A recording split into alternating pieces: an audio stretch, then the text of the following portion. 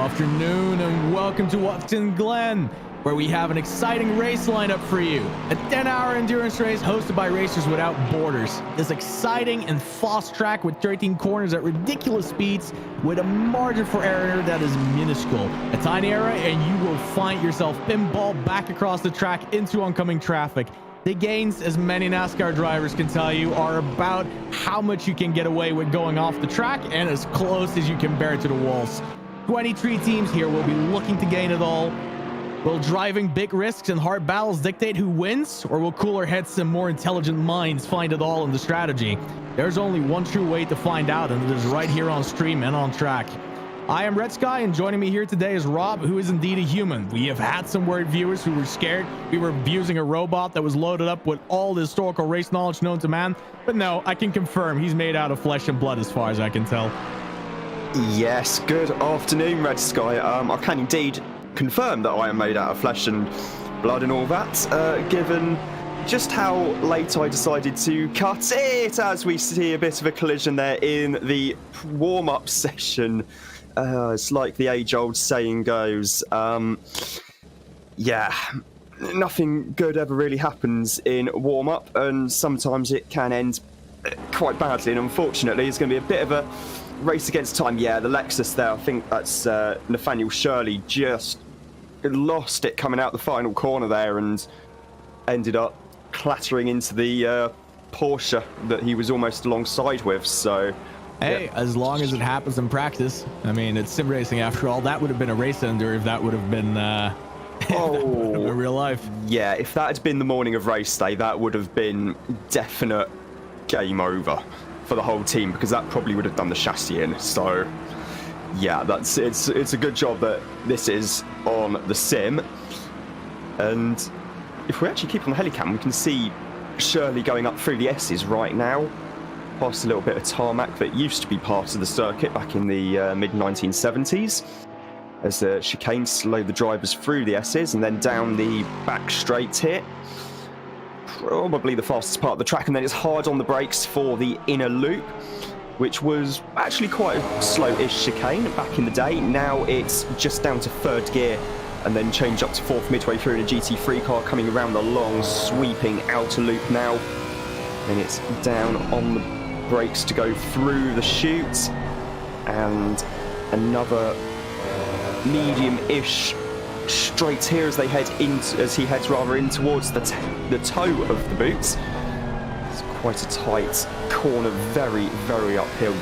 See him working the wheel there, trying to get as much traction as possible. Another medium-ish straight here into the heel of the boot. Another potential overtaking spot, maybe if you're close enough.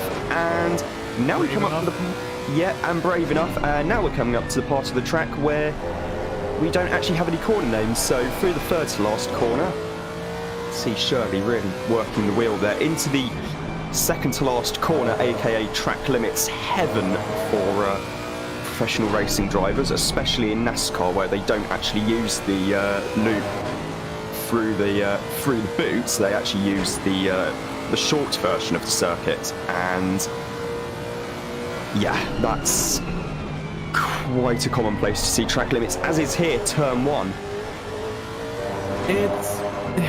It's definitely a tricky track. I mean, there's a lot of people that always have this opinion that it's somewhat similar to Monza in a way, just because of the speed and the fact that it's quite easy to learn the track without too many issues.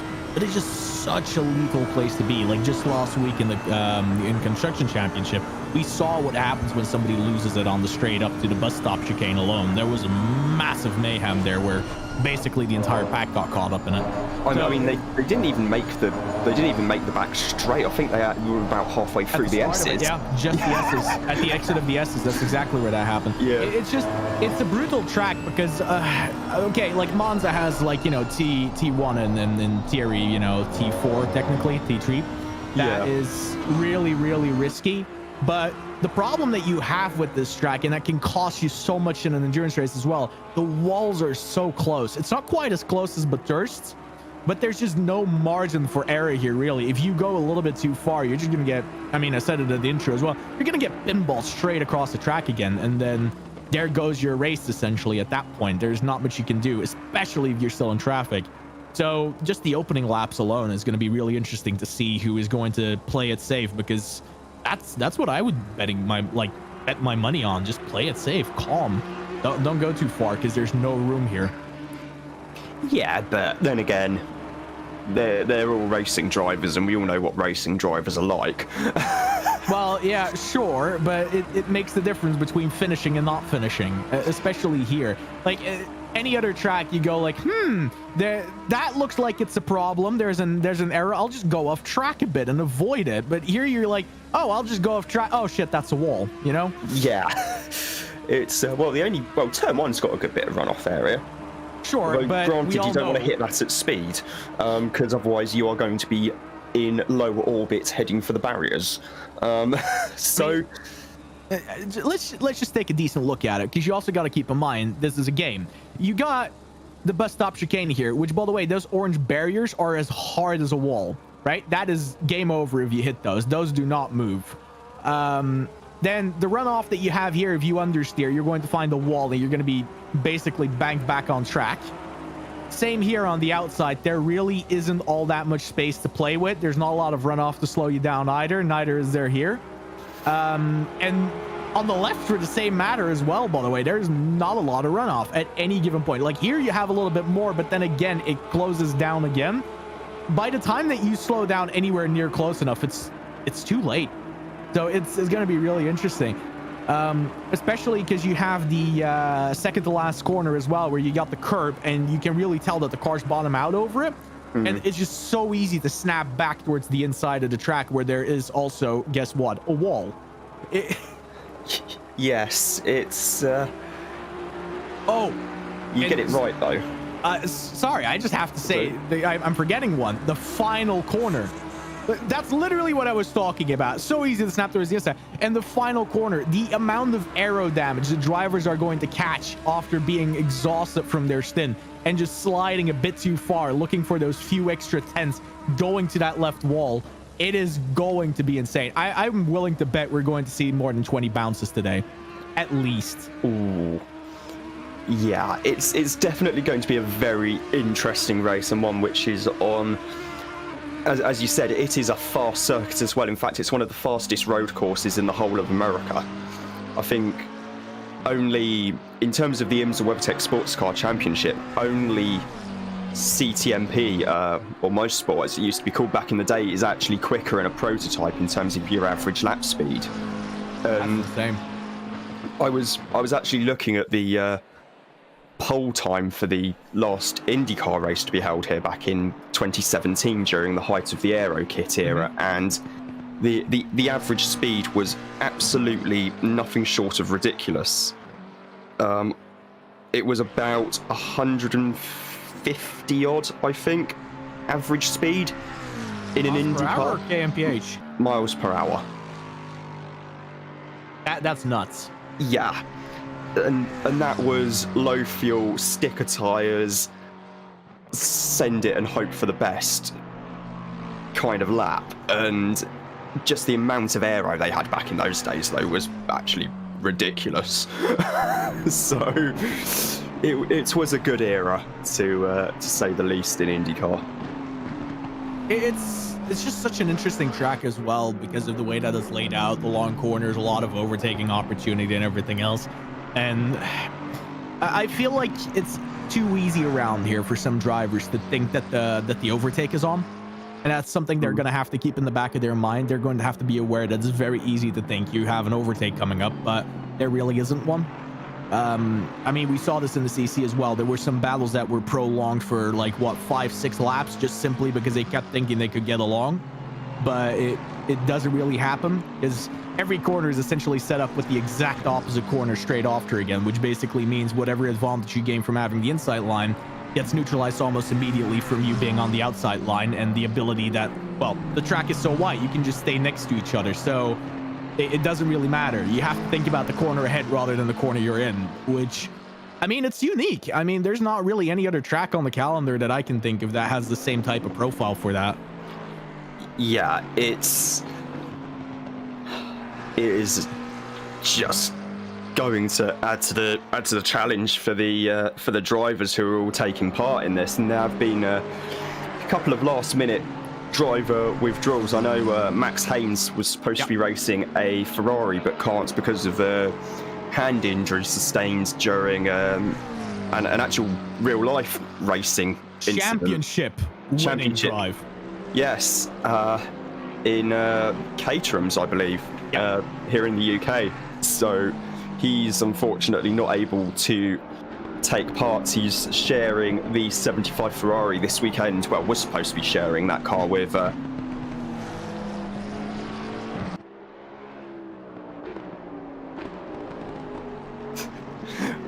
Peter Varga and Wout Vlayen. Yeah, absolutely. I mean, Vlayen as well is not 100% in the tip-top condition that he was when he took P3, I believe it was in the construction championship this week. P4. P4? Well, yeah. the thing is that he got his COVID vaccination, so his arms aren't feeling entirely up to scratch. So it's going to be interesting to see. Like, I'm pretty certain there's a few more drivers that are struggling with a few things, because there was a lot of stuff going on as well with the drivers that were signing in and out.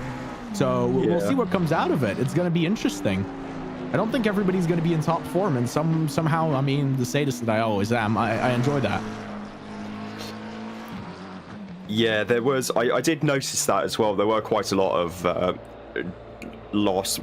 quite late driver changes going on, which is why Crawford Brown is sharing a car with the Chief this weekend, because Ian Mackey was only able to make the first couple of hours, I believe, of the race today, and because Eddie Warden, Crawford's usual co-driver, had to pull out as well.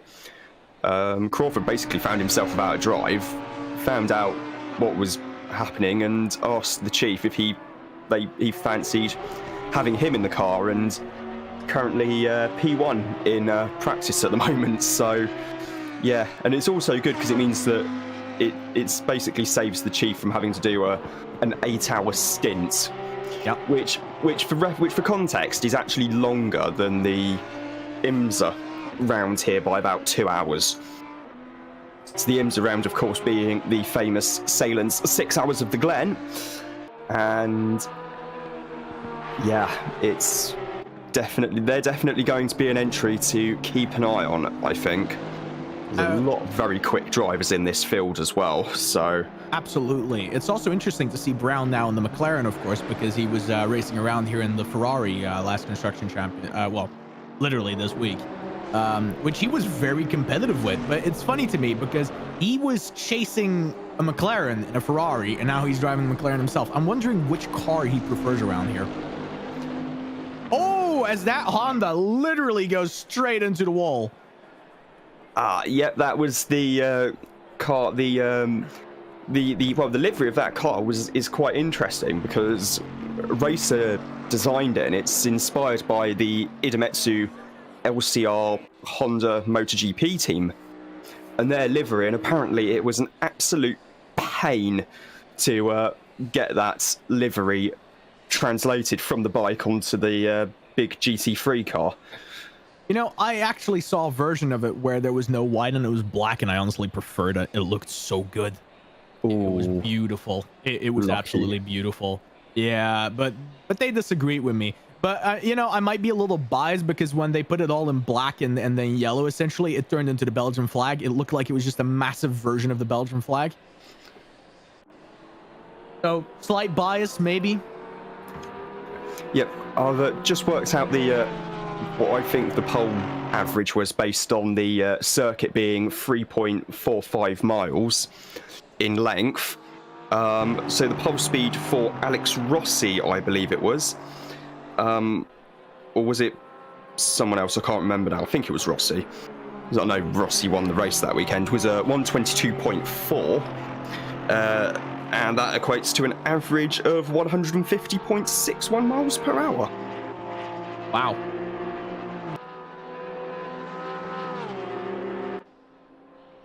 That's incredible. Yes, it's...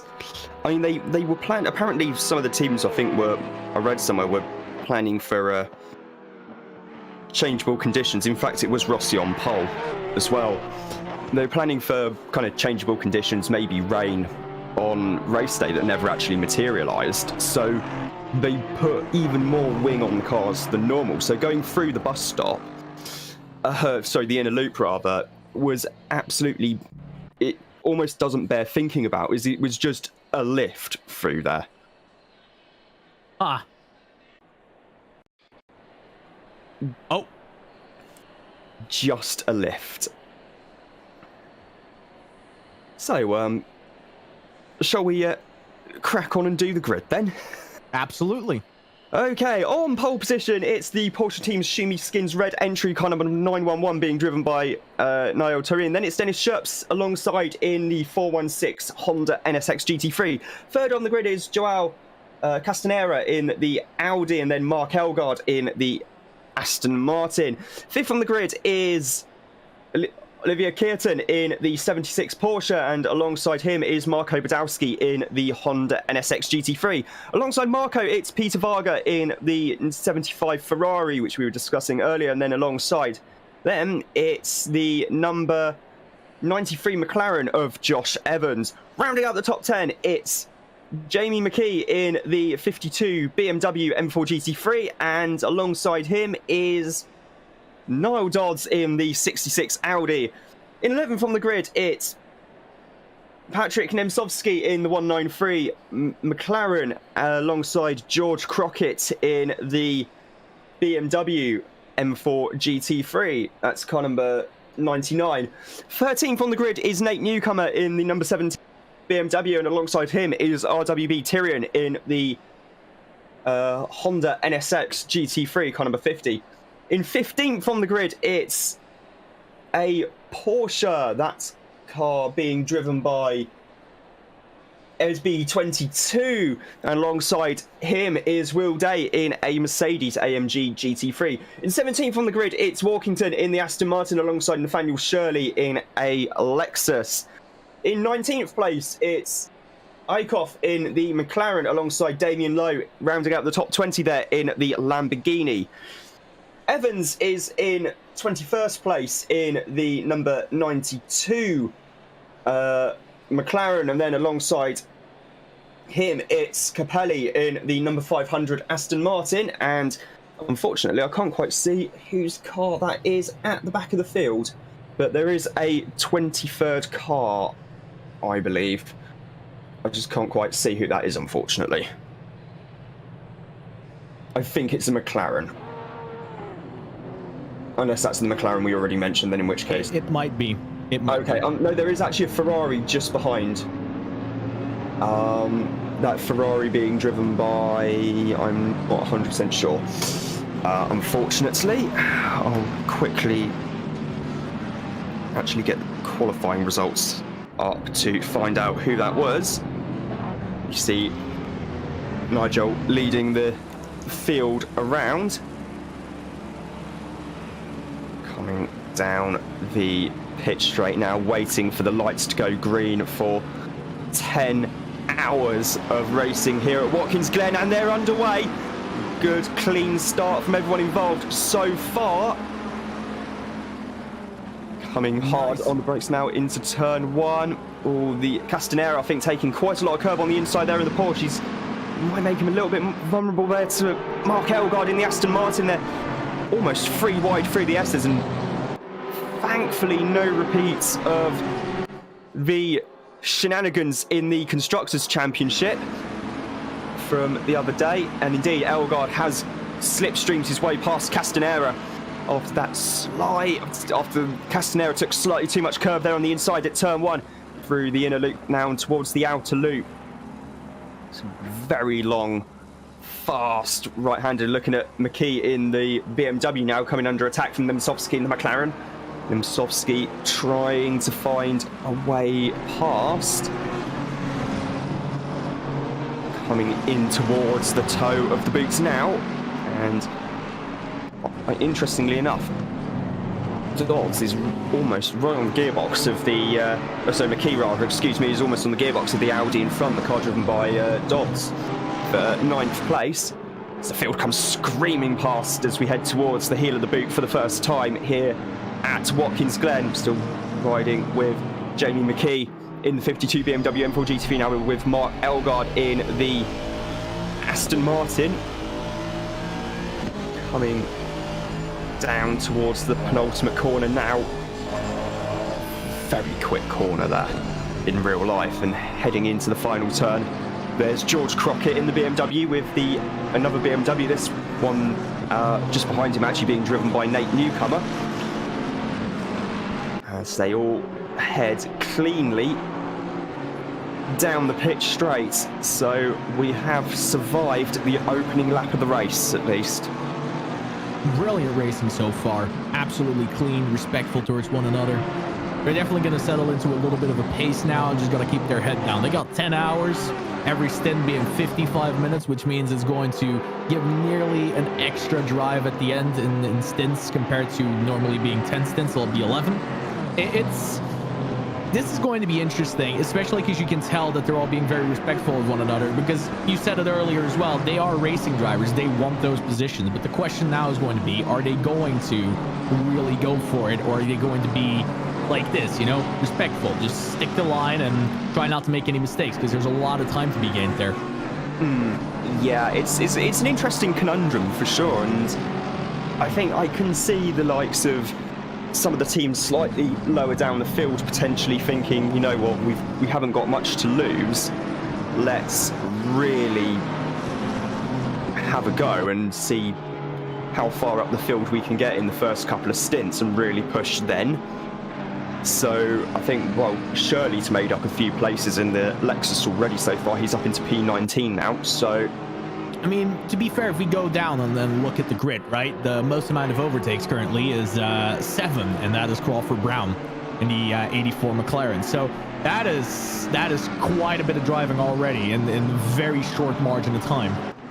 Yeah, it's Crawford though, to be fair. I was not really expecting anything else from him at this point other than just absolutely send it pretty much and just try and get as far up the field as possible, because Crawford and Eddie have already won a round of the Endurance Championship earlier this season.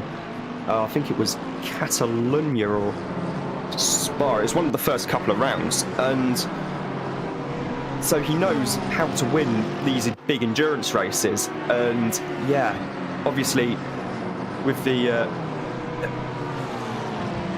qualifying situation, I don't know if he was starting down the field with among the teams who hadn't actually set a representative qualifying run. So the way the qualifying rules work is that each driver has to do a hot stint for a minimum of 5 laps. Very difficult to do that. I can speak from experience. It's not easy to like give everything you got and then not invalidate for 5 straight laps. I mean, don't get me wrong, there are some very fast drivers and very consistent drivers that have absolutely no problem with it, but most drivers around the grid are going to scream a few times before they get it. Yeah, and that's why some of the teams, including the Lamborghini you're looking at, were a bit further down the field, shall we say, because they didn't quite manage to get everyone in time. In fact, the Lamborghini in question had a very late addition to the driver lineup in Dean Banks, making his sim racing comeback for the first time in a good few months, and also the first endurance race he's done in about a year, as Castanera hits the wall quite hard there on the outside of the final corner. He's still going. I think that was Castanera. And yeah, I think so too. I mean, there's bounce number 1, you know, not to be pessimistic, but I did say we're going to see at least 20 bounces, so I got my first one in. First one in, and we're about not even 10 minutes into the race, so... I mean, I know my tracks, and I know the weaknesses in them. I might not be fast on my tracks, but I know my tracks. Well, you're a damn sight faster than I am, I know that much. Well, that's not hard. Well, yeah, true. That's like saying I can park better than my nan. Yeah. 911. Hi, yeah, fire brigade, please. Massive burn occurring. Yeah, thanks.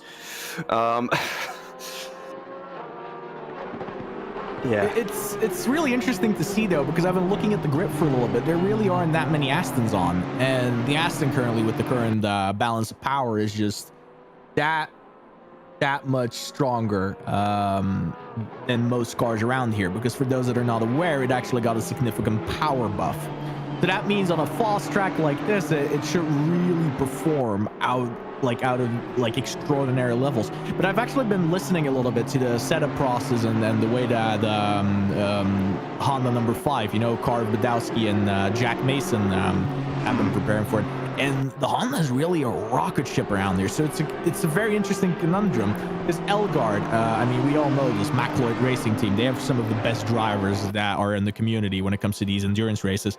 But is that going to be enough combined with the Aston to actually trump the Honda, which is also rapid here? Where's the Aston's power on the straight is going to be enough here? It's so interesting. It is. It's going to be absolutely fascinating to see. And both the Aston Martin and the Honda have had quite a lot of success in real life, actually, in IMSA competition with the likes of Michael Shank before his team moved up into the DPI class, and with Heart of Racing, excuse me, sorry, I nearly called them the wrong team name, as we see Nemtsovsky side by side with McKee. Hard on the brakes now for the inner loop, and Nemtsovsky gets the position in the McLaren. McLaren being a car which really has not seen that much competition in IMSA. It's only really done the sprint races, the shorter 2-hour 40-minute races in America. So yeah, it's a bit of a shame that, as we currently see Crockett in 12th place with Crawford Brown right on his gearbox. That is a losing battle if I've ever seen one. Not that Crockett isn't a great driver, but Brown is just so aggressive on his overtakes. All that he needs is like one sniff of blood, like one little opening, and he will be there in that gap. Yeah, he is going to be... he's having to... Crockett there taking the inside line, a very defensive line there, through the heel of the boot. On the exit now, Brown is on the inside. I thought he was actually going to have a look at trying to squeeze through there, but then I remember this is not a 20-minute Constructors' Championship race. There's still 9 hours and 50 minutes to go, so deciding when to basically send it as hard as possible is going to be absolutely crucial here, especially when trying to get past traffic as well, which is going to happen at some point. Crockett still holding on. Brown, I thought he was going to have a look up the inside there. It's getting closer, so maybe he'll stay in the tow of the BMW. Of course, that BMW is absolutely massive, so it's punching a great big hole in the air, which is just what Crawford is going to want in the McLaren. Which is absolutely minuscule in comparison, and it's hard on the brakes for the inner loop, and job well done there for Crawford Brown. Around the outside, never even mattered. And as we see a Porsche that went off there. That's the 76 of Helmet, who has dropped down. Oh, sorry, Kearton, excuse me, who's dropped down quite a few places. We're going to have a look, see what's happened to Olivier Kearton. Hard on the brakes to the inner loop now. Got away with that relatively scot-free. The only issue he's going to have is that really murdered his tires, and there's still a lot of time left on the stint. Yeah, just a spin. He didn't hit anything, thankfully, but the tires are going to be absolutely... yeah, it's going to be pain the rest of the stint now. To the point where, could it almost be worth actually coming in early and potentially going on to an alternate strategy? Well, it's going to be hard. Like I said, it's a 55-minute stint timer. If you really look at that, that means that you get about 85% of an extra stint on the end, which means you're looking at about 11 stints, right? The problem with that is that if they come in right now, they would be looking at 12 stints rather than 11. That means they need to make up an entire pit stop. So it's really going to come down to whether or not they lose X percentage of their pace, because if they lose, let's say, 10% of their pace per lap, then at this moment I would say yes, the 12th stint is going to save you time in the end. But if they're not and it's closer to like a 5, it's going to be negligible. So you might as well carry on. The only issue you might have, of course, if they did truly flat spot those tires, you're going to lack grip in the corners, and that might make mistakes, you know, more prone to happen, and then you're going to find a wall, and then that's a different story entirely. Yeah, that's a 10 pounds lump hammer, gaffer tape, zip ties, WD-40, and an iPhone torch job. Yes. I mean, that usually fixes most problems in endurance racing, to be fair. I mean, to be fair, I'm more of the opinion that you just need a hammer, but, you know. I mean, that always works rather well. Especially if your door doesn't close. Oh, yes, indeed.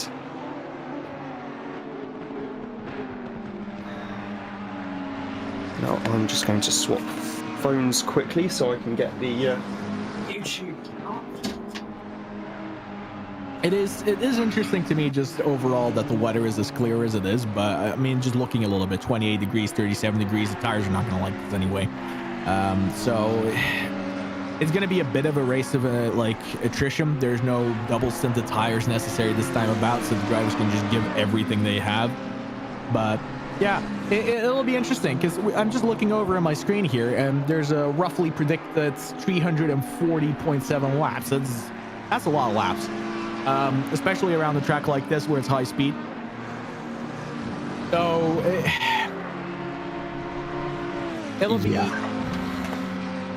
it'll be really interesting just to be able to see what is going on with most drivers, as I'm being alerted that there is a battle for P3 split between 3 cars.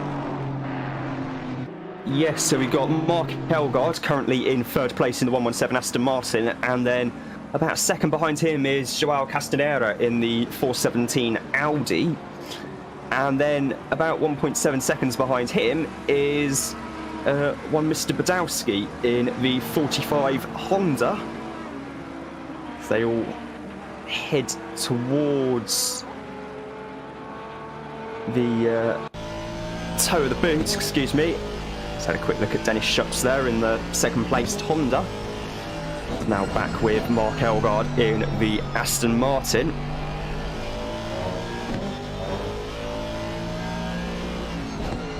Coming into the section of track where there are no corner names, so we may have to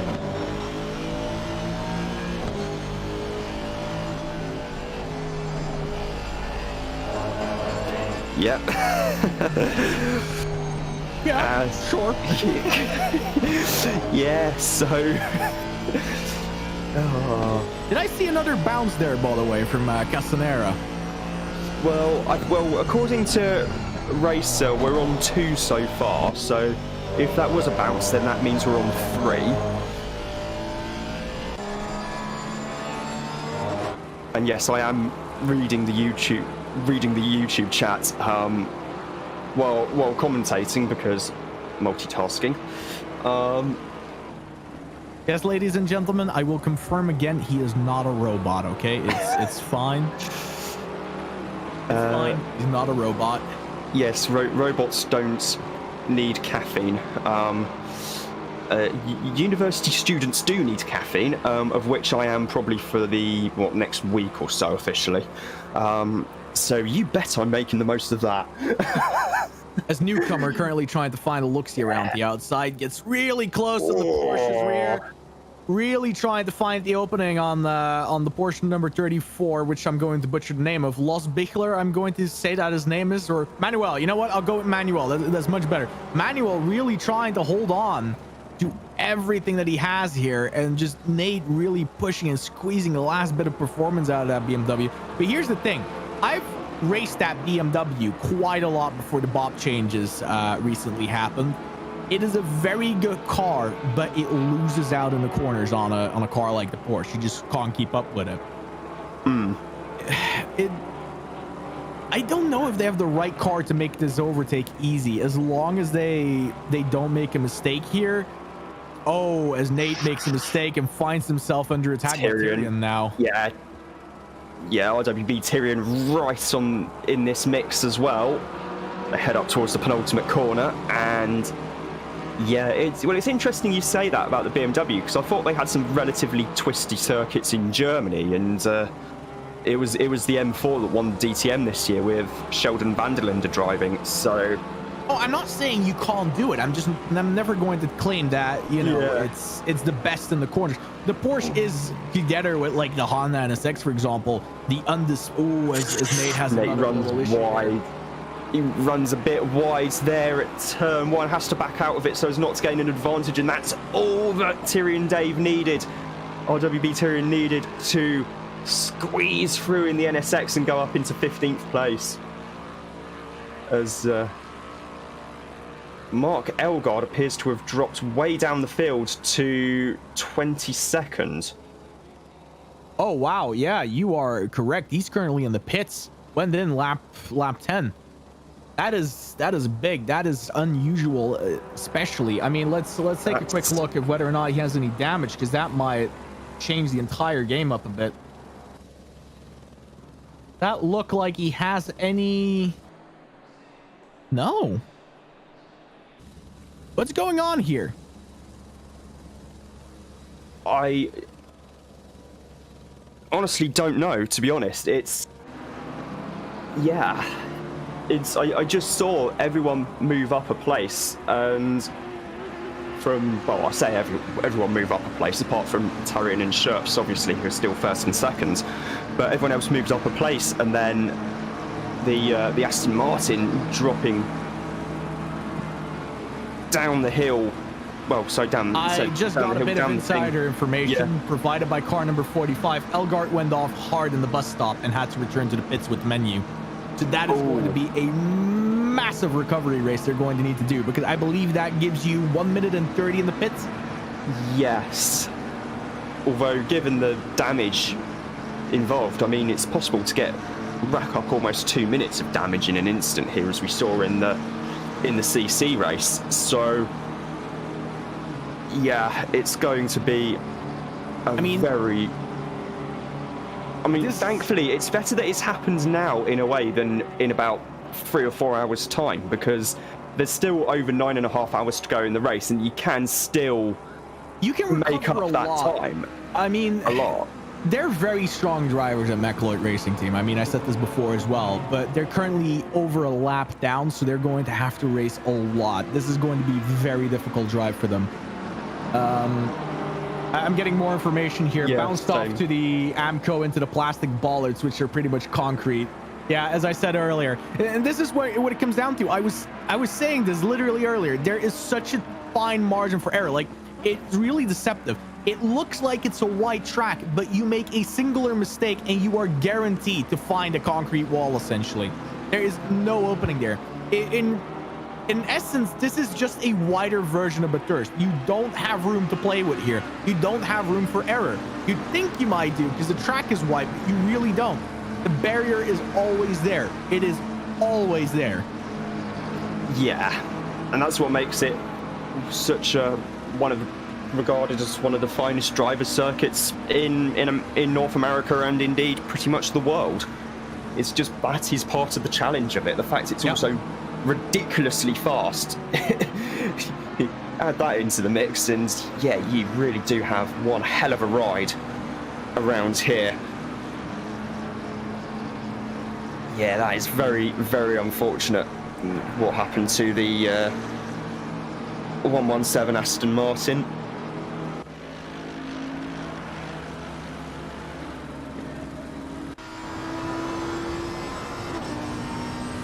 Sadly enough, it's a part of racing. Yeah.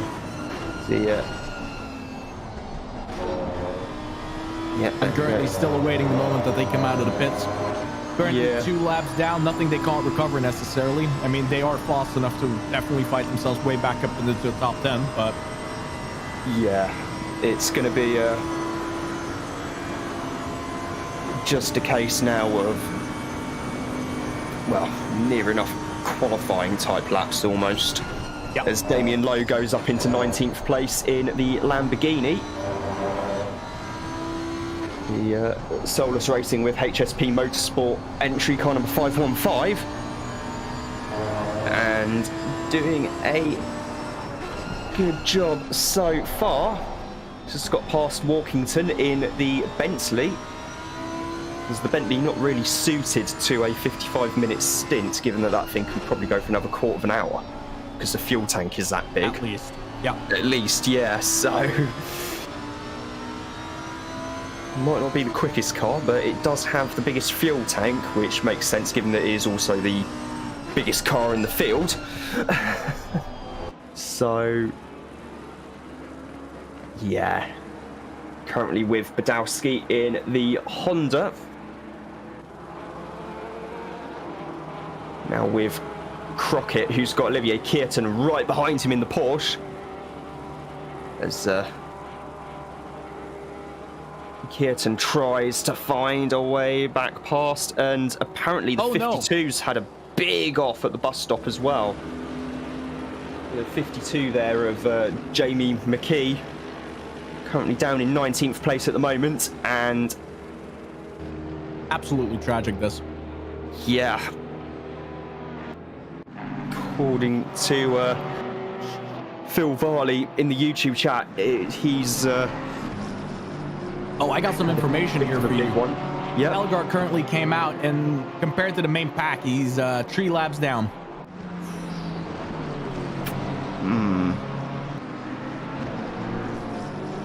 Yeah, that's going to be... I mean, this is the point where you just throw all caution to the wind.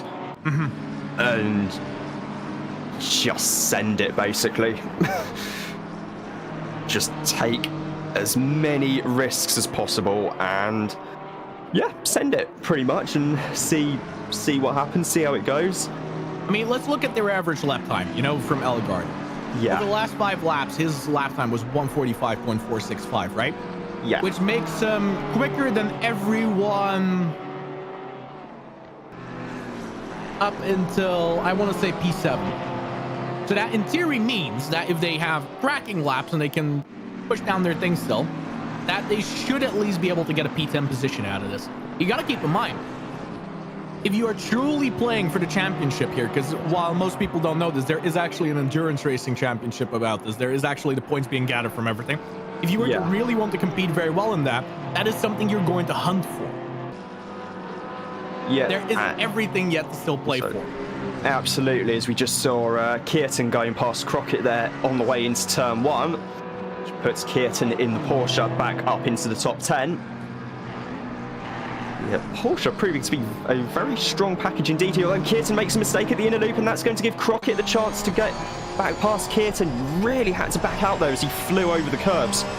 So, yeah, bit of a mistake there from Olivier Kearton in the 76 Porsche, and that means that about, well, 4 corners after losing P10, Crockett finds himself back in P10.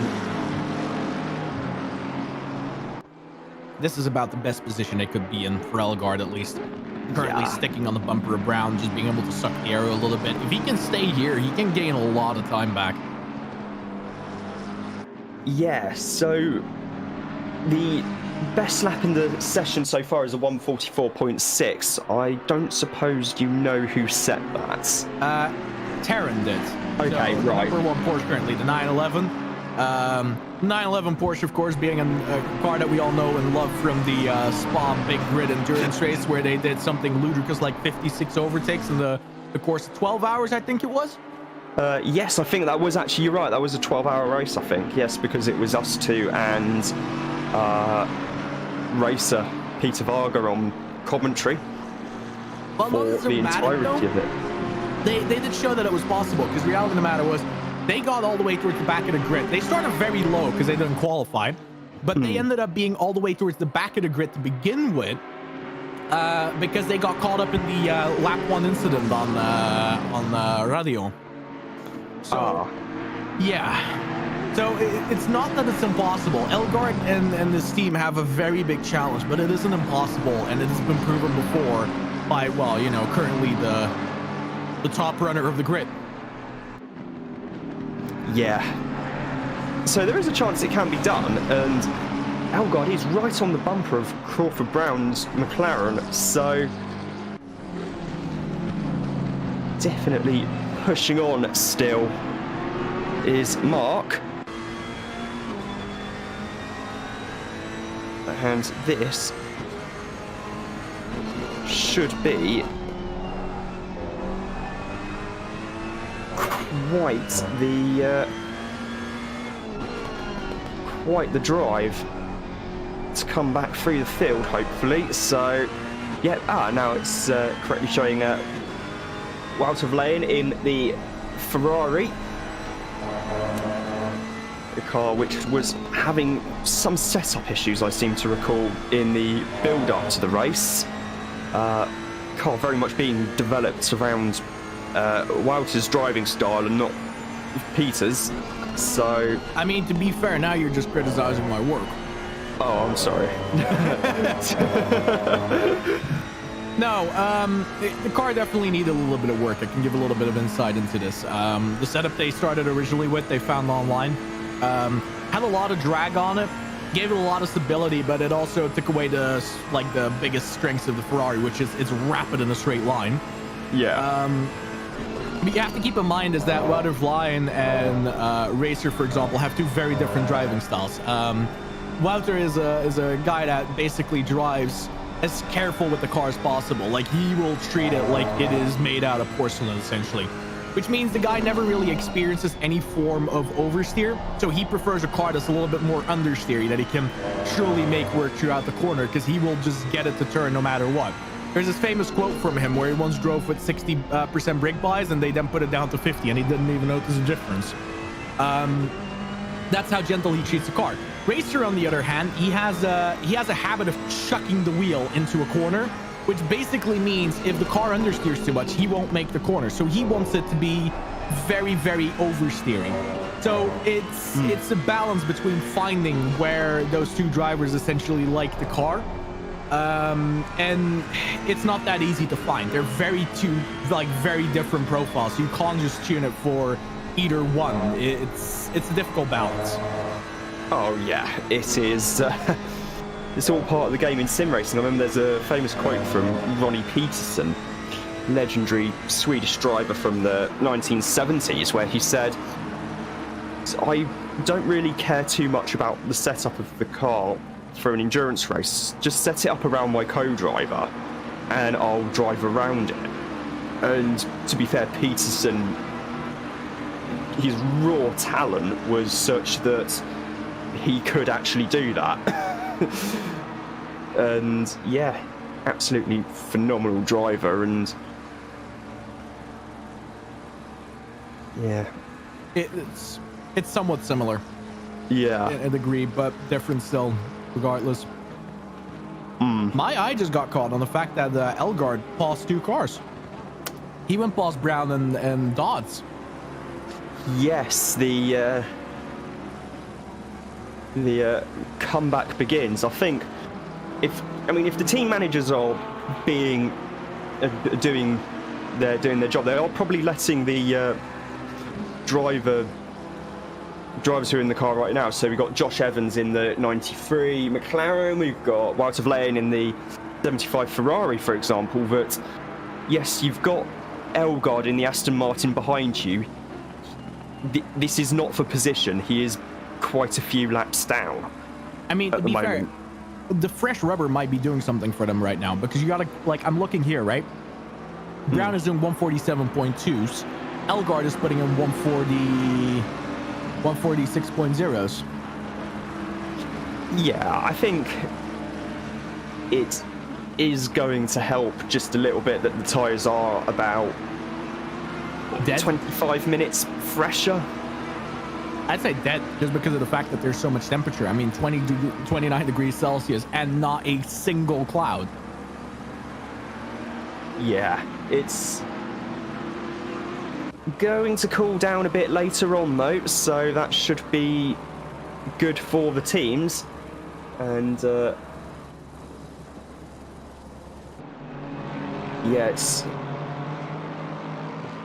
showing Elgard as being a lap behind Jamie McKee in the 52 BMW at the moment.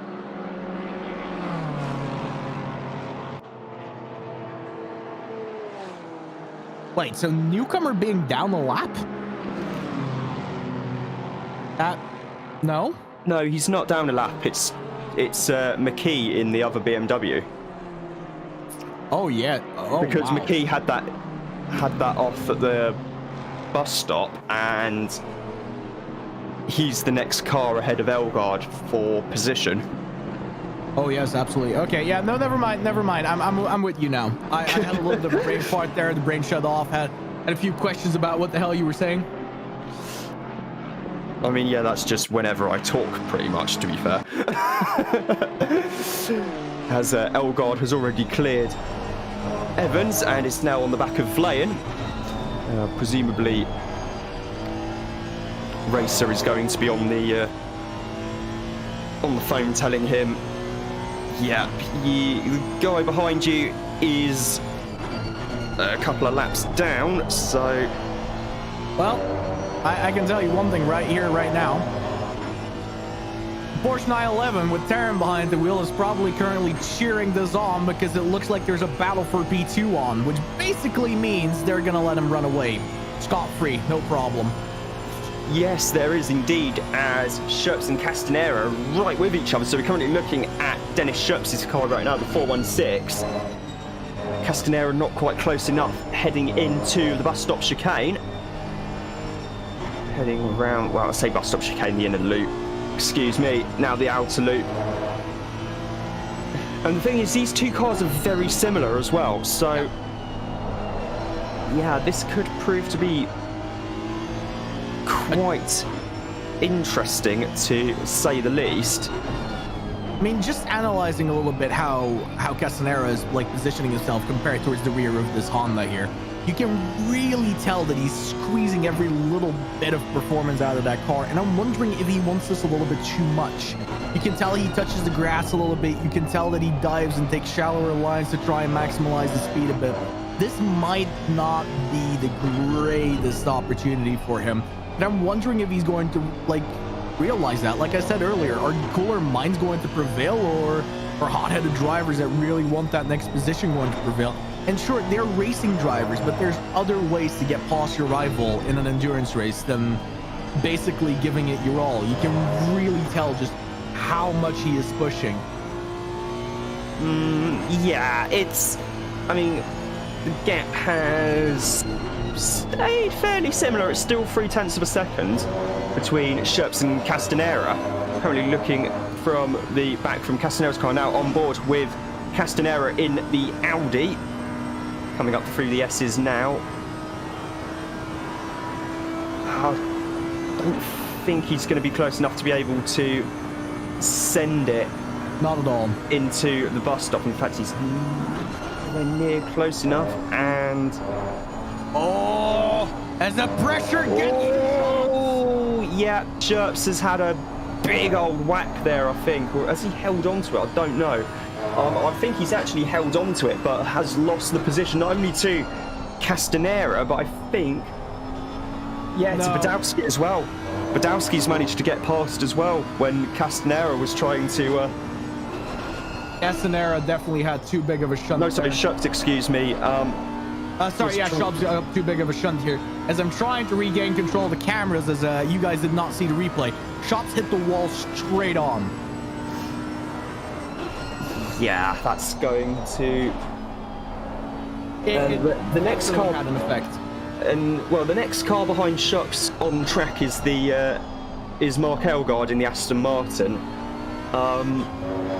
and then it's just going to be a case of picking off Castanera and Tarin, I think, to get the back onto the lead lap, and then in which case it is going to be very much a case of time to really get going on the old qualifying laps, I think. Absolutely heartbreaking to have such an off when you're in that position. I mean, there really is not much you can say about that. As a driver, it breaks you, essentially. and then it just becomes about getting your head down.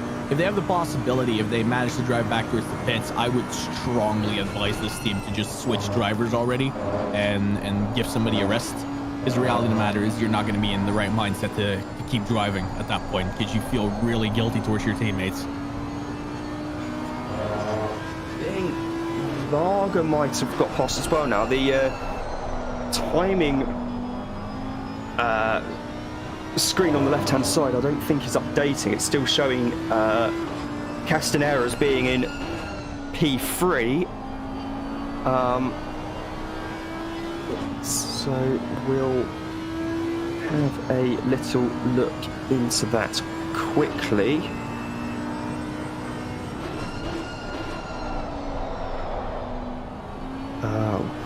Would help if I could find what I was looking for on my laptop.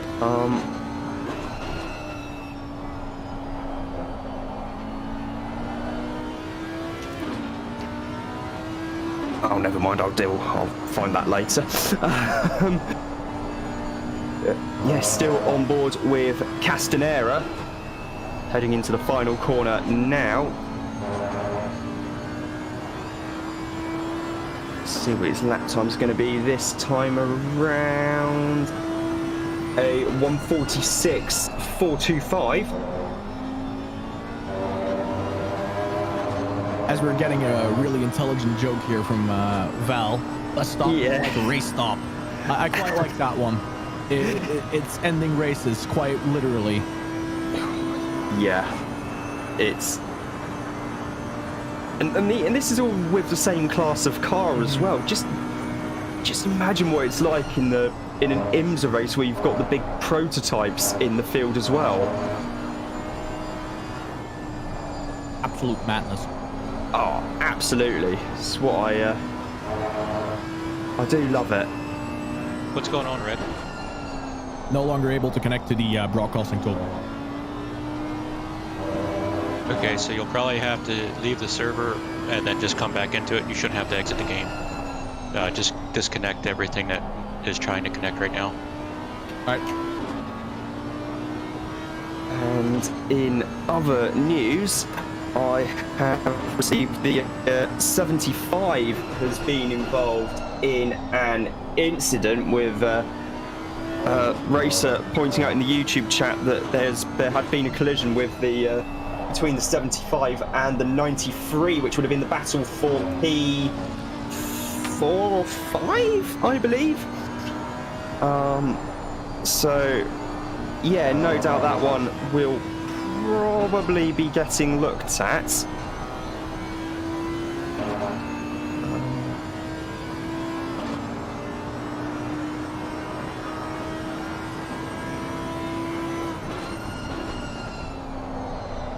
So currently still with Castanera, maybe a little bit wide there through turn 1.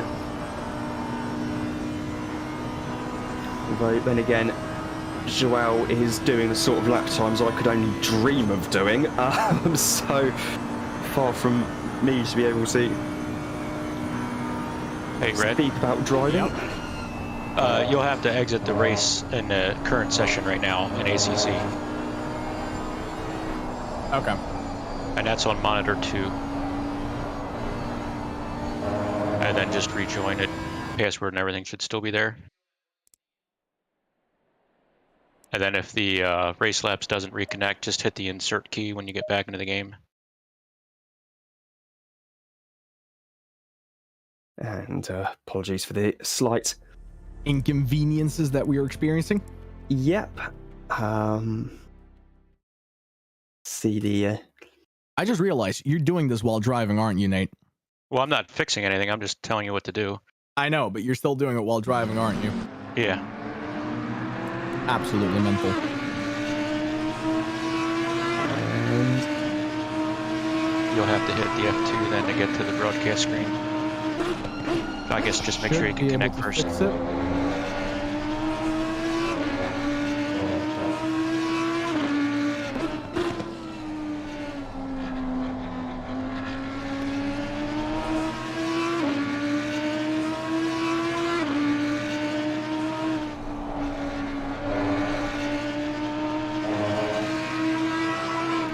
get connected? Looks like I did, although I'm not entirely certain.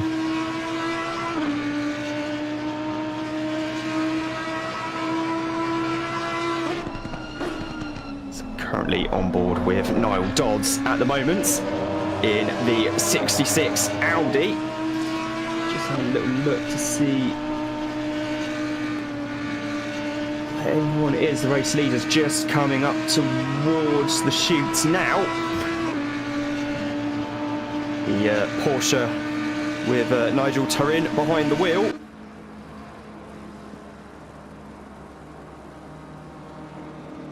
Did the race lab stuff come back up? Yep, we're back up and running. All right, very good, thanks. Yep, All right, there we go. So we are still riding with Niall Dodds in the 6th placed Audi. So there's Crawford Brown now already up into P5. As we also see that the number 4 93 from Evans got a drive-through.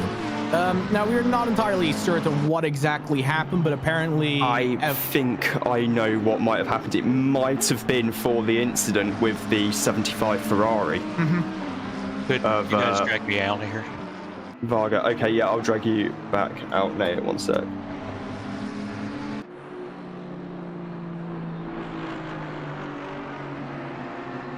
There you go. So, yeah, I think that's what the drive-through penalty may have been for. I am actually going to quickly get that up and actually see what it was for. So, bear with me one sec while I attempt to do things with technology. as I will go and look what actually ended up happening. Yeah. No worries.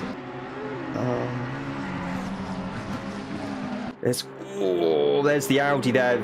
I think Dodds in the Audi. I didn't quite catch the beginning of that, but is just in the 66. Has had a big old moment there going through the S's and was pretty much sideways when I just clicked back onto the yep. Big onto the shunt. stream, and yeah, big old off. Drop down to P8 now in the Audi.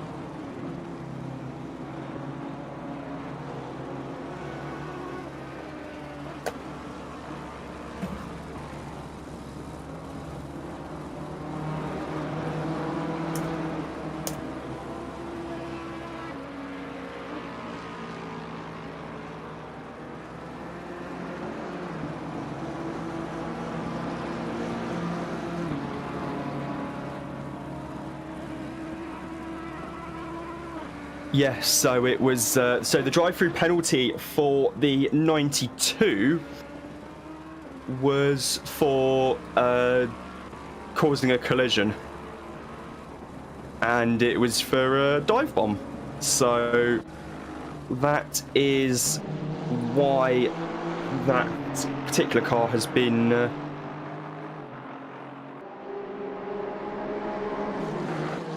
penalised. I'm trying to just get pit wall up. Ah, there we are. All right, let us see how that fared to the entire situation. So, Vlaine currently finds himself in P20. Yeah. I think that's because he may have had to pit for damage repairs, as we have our first visitor of the race into the comms box. Hello, my darlings. Hello, Debug. Oh, how's it going? Rather well. Yep, I managed to actually make it in time for the start of the stream, which was actually some achievement. Oh, good, good. As the 93's just served its drive-through penalty. Yeah, so how has the race been from your team's perspective?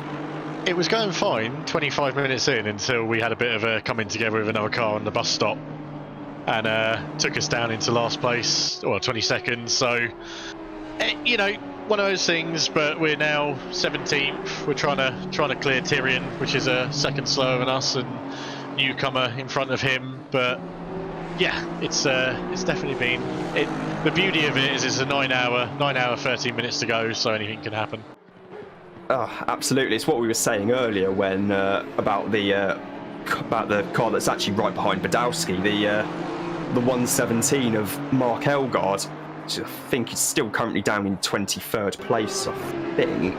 Yeah. Yep. What happened with Elgard? Did he a hardware issue or something? Or? They've lost it at race stop chicane, Oh, okay. as many others have after him. Yeah.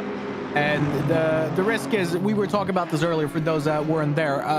The orange barriers at race stop chicane are essentially made out of a special type of concrete that even a tank would not be able to squish.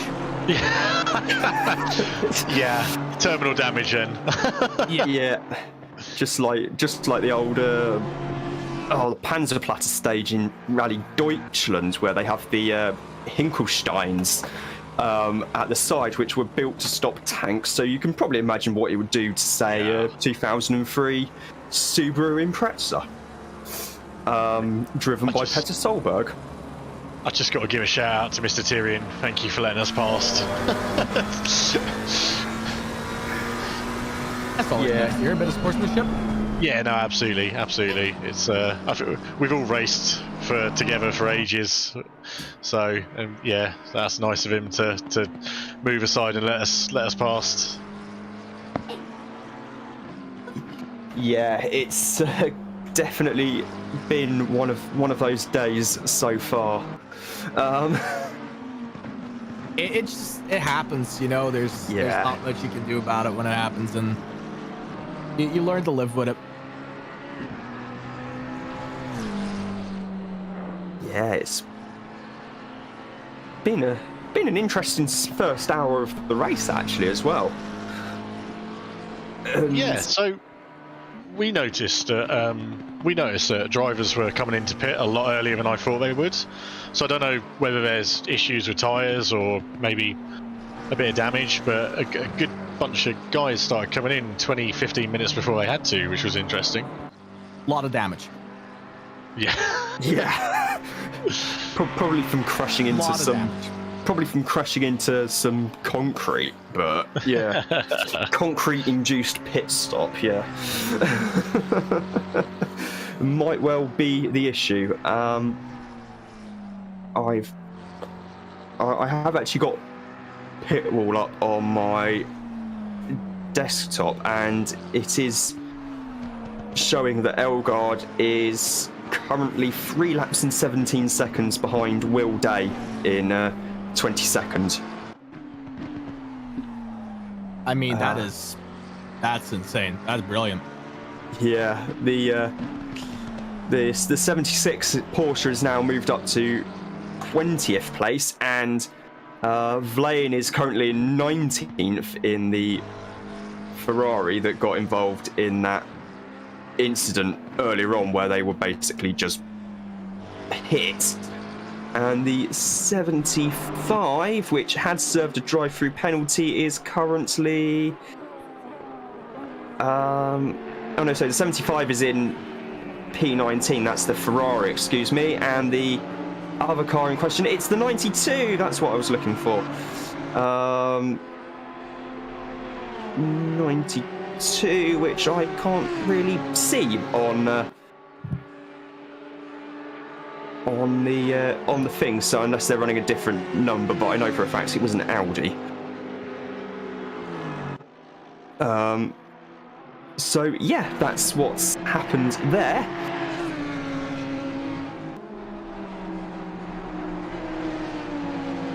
Pitbull just doing pitbull things, excuse me. Yes. Yeah. It's a special type of pain. Yeah, absolutely.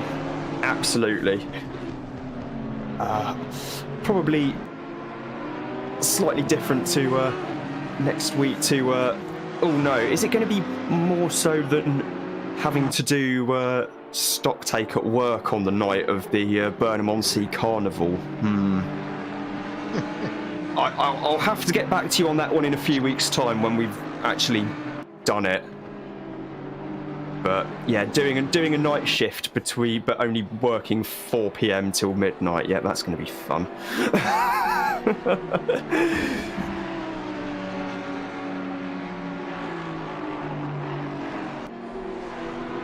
Let's quickly check the YouTube live chat. And apparently the 66, yeah, that was Dodds. We caught that one on screen.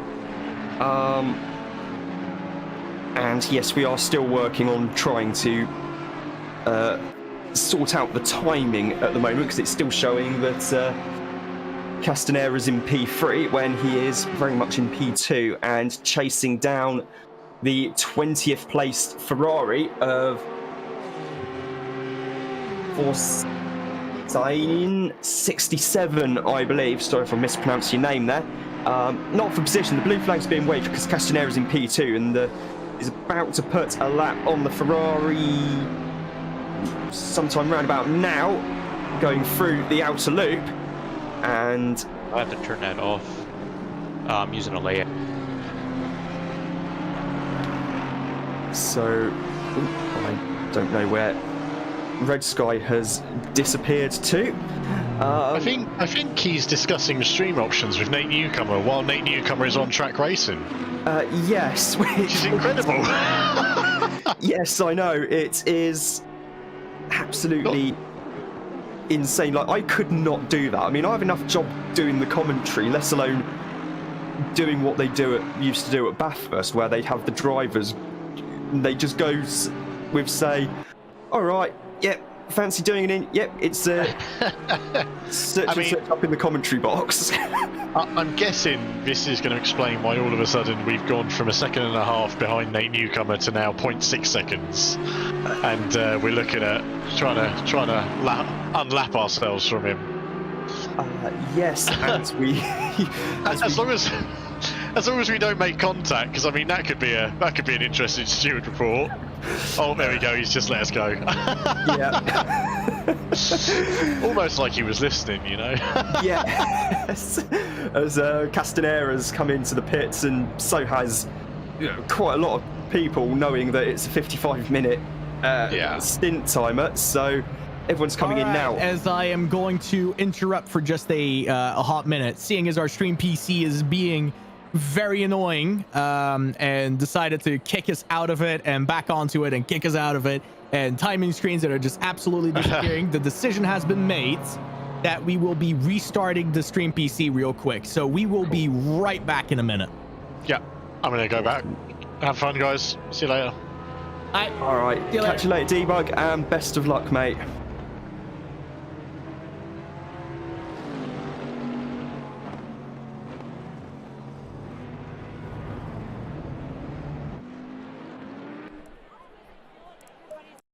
Val, up until the moment that the piece...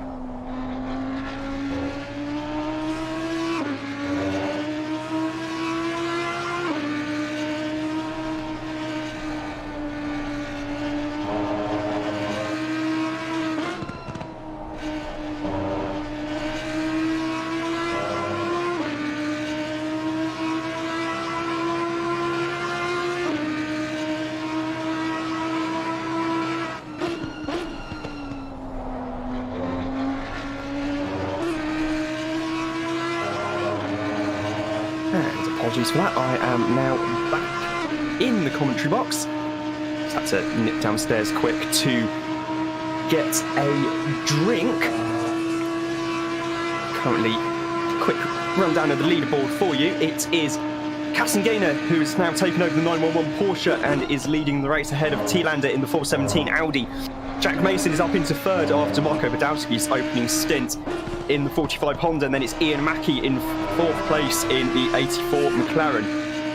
Then we got Shaka in the 193 McLaren, currently in P5. Then we've got Muzzer Forbes, who we are on board with at the moment.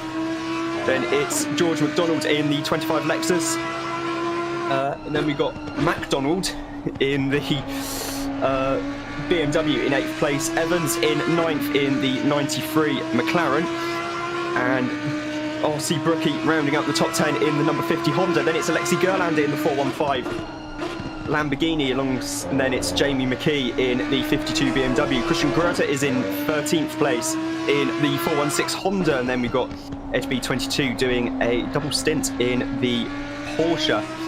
In 15th place it's Walkington in the Bentley ahead of Nate Newcomer in the 97 BMW, and then we've got I think that might be Kearton staying in the 76 Porsche ahead of Will Day, Kirkby, Elkoff. Mark Elgard in 21st place ahead of Peter Varga and Simone Capelli, as Elgard is doing a double stint as he tries to make up some ground.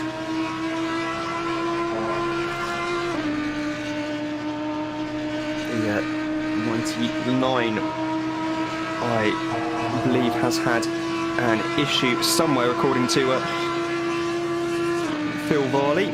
Red Sky saying we are still working on the stream, which I think is why he's not actually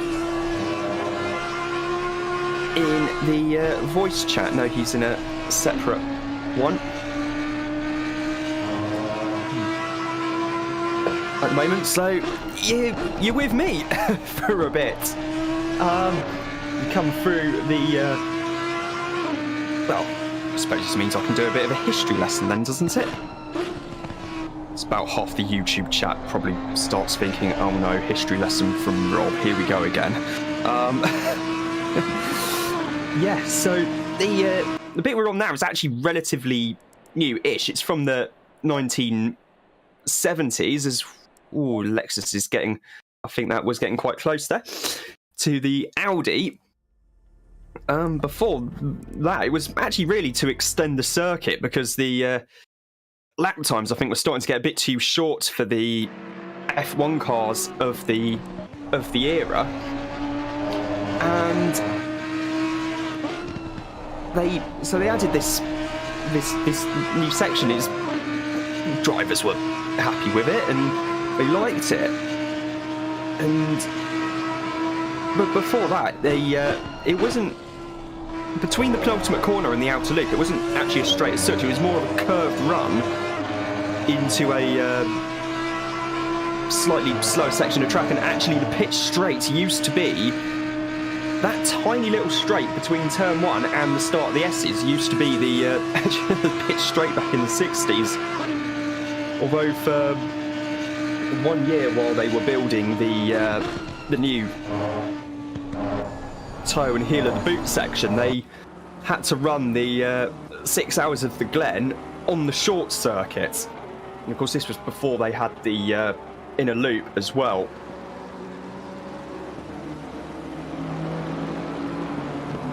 Yes, and these changes to the circuit actually almost bankrupt the place. They had to stop hosting the US Grand Prix here because of the quite simple fact that they didn't have the money to pay Bernie Eccleston for the hosting fees, and as a result, the circuit almost went all together and was saved by Corning, and now it's owned by I think NASCAR actually own the track now, after they brought out ISC. And This is a phenomenal facility, this place. A lot of work's been done here in years, and the powder blue Armco barriers are an iconic feature of the track itself. All right. Not everything is back up and running. We've lost race laps, so we're back to the original UI, but it looks like we finally worked through the issues that the Stream PC was having. So we are back up to live imagery. You no longer need to think of old stories. We're Gucci. Yep. I hope. I lost a lot of data in the progress though, because my race laps as well had to go down a few times, which basically means I lost all the information from the start of the race. But the good news is we're underway again. We're watching again. Yeah. And we have just had a part history lesson, which was, well, me basically.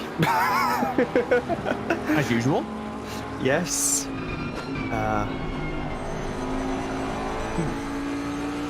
So, always a cover.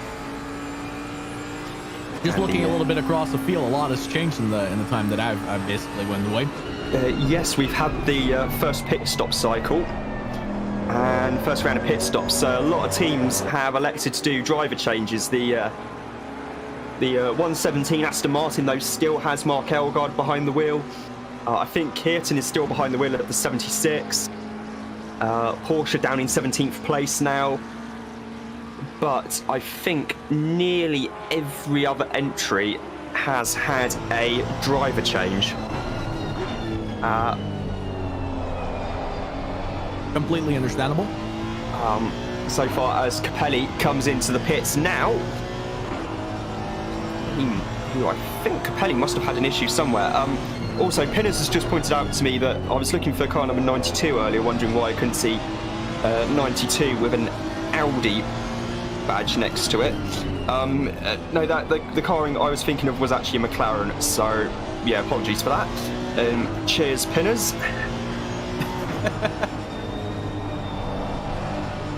You know, I've been having a bit of a decent look right now, just across the field, everything that's been going on.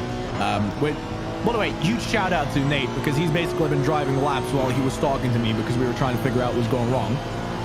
So man's absolutely an insane driver because he held it in 15 and not somehow binned it. Yeah. But if you just go and look, there's been a few switches in positions, especially if you go look down all the way. Vargas now currently in P22. Vlime being the driver that was in there before, having his little accident there, essentially being dive bombed off of the track. Yes. Evans got a drive-through for that, but it seems that they held it relatively well. They're now currently in P9. So it's a big rip, you know. There's not much you can do about it at that point.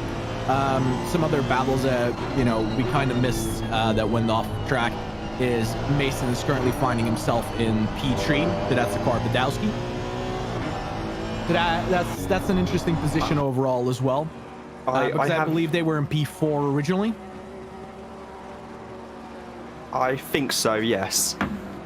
So a bit of a driver change there as well. Because at one point, I believe it was... Oh, I don't want to be wrong. I think it's car number 99. Let's double check. I'll immediately recognize it. Yeah, it was car number 99. Something that the stream might or might not have caught is they got spun around and only narrowly avoided by an Audi.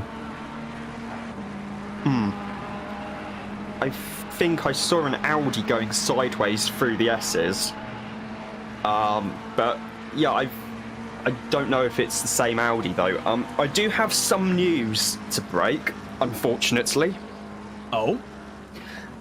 There's a message has been posted in the Discord from Simone Capelli. He said that, I'm sorry, but I have to forfeit. My teammate dropped me just a few hours before the race started. I want to thank all the RWB staff for this event, car number 500. That's rough. Yeah, so unfortunately, I fear the 500 Aston Martin is going to be a retirement from the race. Something else that you might not have caught by reading that out, as unfortunate as well. We just saw car number 75 spin as well. I did just about catch that in my peripheral vision, admittedly, but yeah, I did just about catch the Ferrari going off at the I believe that was either the exit of the inner loop or at the beginning of the outer loop. Outer loop, mid Okay. outer loop. Okay, cheers. Yeah. So, As we currently have EDB22 trying to wait, is this for position or not? It isn't, is it? row racing Porsche, no, that's not for position. No, that's T-Lander in front in the Audi. And T-Lander's currently P2. That is very interesting to see that EDB essentially is more or less keeping up with them. Yeah.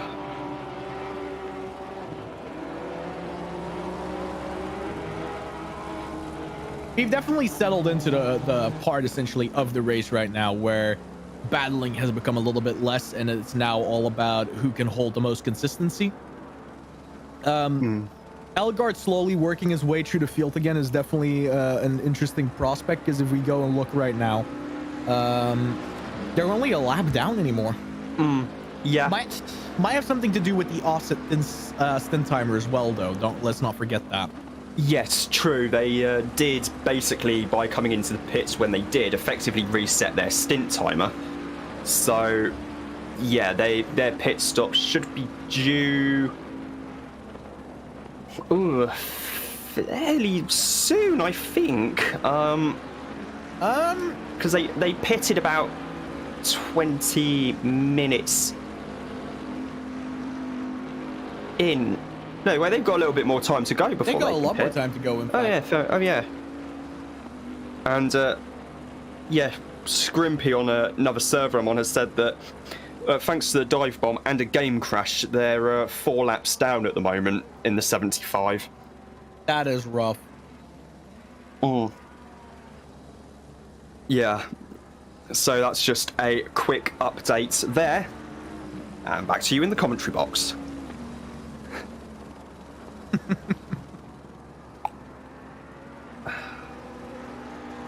I mean... One day we'll make it a real commentary box. One day. Yeah, one day. It's not like we've never discussed the possibility of me packing my suitcase. Well, I say suitcase, it'll probably just be my rucksack. Finding my passport and then heading off to London to somehow get to Belgium. I mean, a flex bus would probably do the job. Oh, It'd yeah. be an interesting prospect, regardless. I mean, yeah. I've told you before. I have a guest room here that you can use for the duration. Oh, cheers. Yeah, I mean, to be fair, I have done the Flixbus from Brussels to London. So I do know what it's like going the other way. It's called getting stuck in traffic, Quite trying often. to go through London, Yep. down the A2. So, although on the plus side, it was quite weird to wake up on the coach and be like, oh wait, I recognise these bits of London because I've been through here enough times on the N53 and the 53. But that might just have been me. So, yeah. Well, meanwhile, Honda number 50, BMW number 52, and the Lambo 515 Yeah, Lando. decided to have a little battle for 11th. Yeah, going quite well so far. McKee, we were chatting to one of his co-drivers, Debug, earlier on in the comms box, and they've recovered very, very well indeed from their incident earlier on. They've got Geerlander, who we're currently riding on board with now in the 515 Lamborghini. Oh, is that McKee going into the pits? Yes, it is. I think so, yeah. Yes, because they had to pit earlier to repair damage. Oh, So that would have reset their brings my stint timer, eye. I think. Elgard is in the pits right now as well. Yes. we're going to get a better view of roughly where they're going to come out and how much progress has been made just in that period of time. Yeah, it's also worth noting that the 515 still have Dean to go in the car, and I know Dean quite well, and he is very quick indeed. So I've heard stories. I've never gotten to witness though. I have witnessed them. I have also witnessed that time Max Haynes rocked up to our quote-unquote mini-league and just casually turned up and went a second a lap quicker than everyone else, and we were like, okay. I mean, that sounds about right. Yeah, pretty much. I was thinking that earlier when we were on the rear wing of that Honda that there was some damage there, but then I thought, no, it has to be dirt. But now I'm looking at it, there really is some damage. Somebody hit the rear of that Honda. Yeah, I don't know. The Honda is car number 50. Yeah, correct. Cheers, let me go here.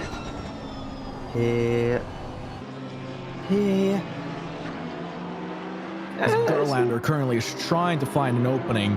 He's going the final 2 corners. There's a lot of opportunity that you have here. If you take this corner just right, you can just get enough of an angle out of it to make a move into turn 1. Gerlander might be close enough right here. There is a real chance for him to do something here. Gap is small. Things better of it. Doesn't do it just yet. Patience is a virtue. He's exercising it. Brookie going a little bit too wide, losing a little bit of pace here. Now we come to the race stop. After we go through the S's, it is a race stopper. It was a very true statement. It's always going to be a true statement. Every chance here for an overtake, or it's going to end. The gamble. Gerlander goes towards the inside. Brookie doesn't seem to be fighting it. Brookie is just going to let it happen. No problem. He says, no, thank you. I don't want to see the orange concrete barrier of death. Yep, and good move there from Gerlander up into 11th place now in the Lamborghini. As I've just noticed that we were talking about debug earlier on, he's actually just got into the 52. And the Aston Martin kind of a 117 now has Costi behind the wheel. So I will have a quick look there for you. Yeah, Brendan Costi in the 117 at the moment. There's still Nicholas Stathis is still yet to go in that car. So that's the update there, and we are now riding with Debug as he's catching Will Day in the Mercedes. Only Mercedes on the grid as far as I can tell as well. Yes, I've driven the previous gen AMG GT in career mode on ACC, single player career mode, and have not got on with that car at all. To the point where I've actually stopped playing the career modes just because the next race is the 6 hours of Paul Ricard, and I don't particularly fancy doing 6 hours of Paul Ricard, let alone 6 hours of Paul Ricard in a car that wants to keep trying to put me in the wall. I mean, the Mercedes is quite good. It was a very powerful car for a very long time. Like most people know, it was the absolute meta of the game. But the thing is that there's a bit of suffering with the Mercedes as of late, where its tire wear is a little disproportional to what you want it to be. So it has really good performance still. It's still a really strong car. But you just have to manage those tires way more than with any other car. You really can't push it as much as it wants to be pushed for pace. Yeah. So it's dropped off the popularity charts essentially just for that reason and that reason alone. But I still am surprised that there aren't more of them. It's a really strong straight line speed car. It really functions well on a track like this, and just the lack of it sort of makes me sad. I mean, it has a beautiful engine note. It's just nice to listen to. Yes, because Mercedes did the right thing and put the old SLS engine in instead of the twin turbo one.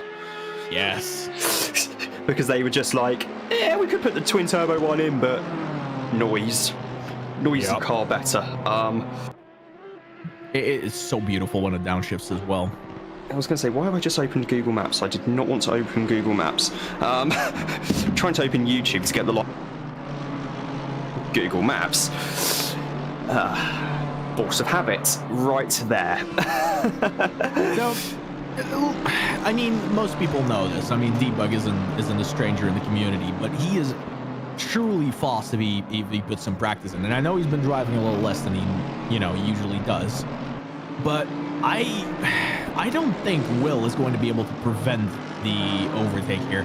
Like, Debug really knows his shit when it comes to overtakes and getting pace out of the car and just overall racecrafting in corners. Now, Debug, of course, also has been known ever since he stopped driving a little bit as much to make a little bit more driver errors, essentially. Not necessarily crashes, but just tiny errors because the consistency has gone a little bit. But still, even in that case, this is an impossible battle, one that the Mercedes team is just going to lose. Yes, the Mercedes is the 69 Seaton Hybrid Investment Trust entry. Yeah, with Martin Schaefer and Felix Fritscher still to come behind the wheel. So they are definitely going to be ones to keep an eye on. Sorry to interrupt you there, but no worries. Here it comes, the classic move. You're getting blue flagged as Debug, and you see the car behind you that's obviously much quicker. What are you gonna do? Well, you're gonna let them pass, you're gonna hang on their bumper, and you're gonna use it for an overtake. Yeah, the thing is though, is that the car in question, about 17th and 18th place. The car in question is McDonald in P8, I believe. So it's I was going to say McDonald isn't close enough just yet for it to really be considered an issue. I mean, he's getting there, don't get me wrong, but he still needs to get a little bit closer, if you know what I mean. Meanwhile, Evans has come into the pits in the number 93 McLaren, coming in from 10th place, so that should put the 515 up into P10. Phil Varley in the YouTube chat saying that the 75 Ferrari looks a real handful, apparently.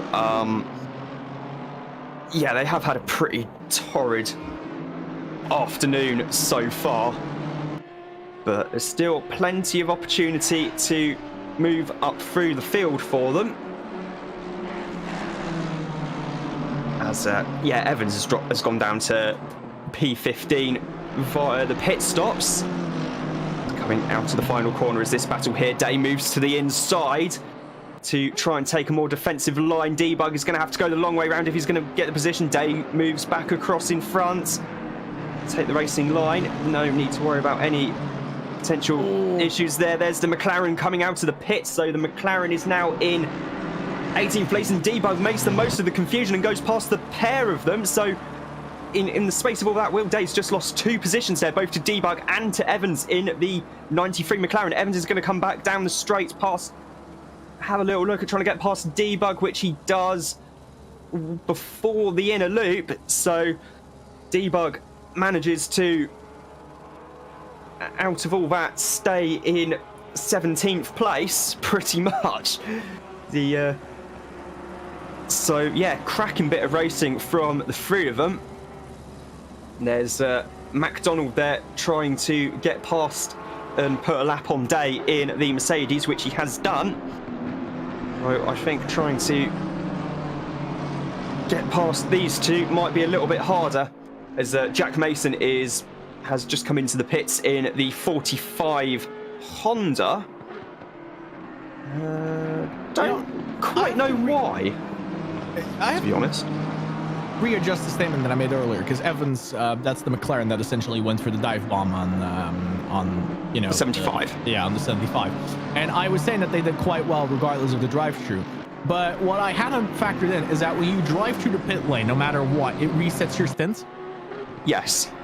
And in this case, they had to come into the pits right around now. So P16 is where they currently are actually at. There is also currently an incident under investigation between the 419 SCB green entry, which is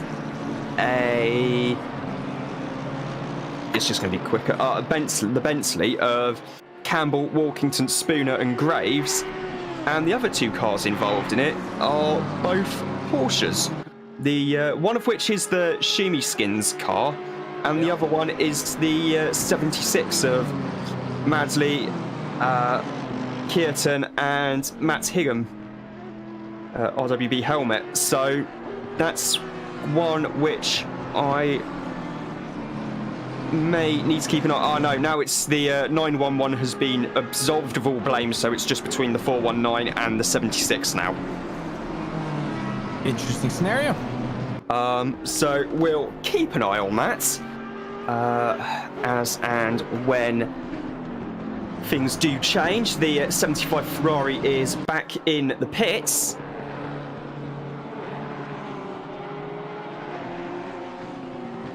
I'm just going to quickly check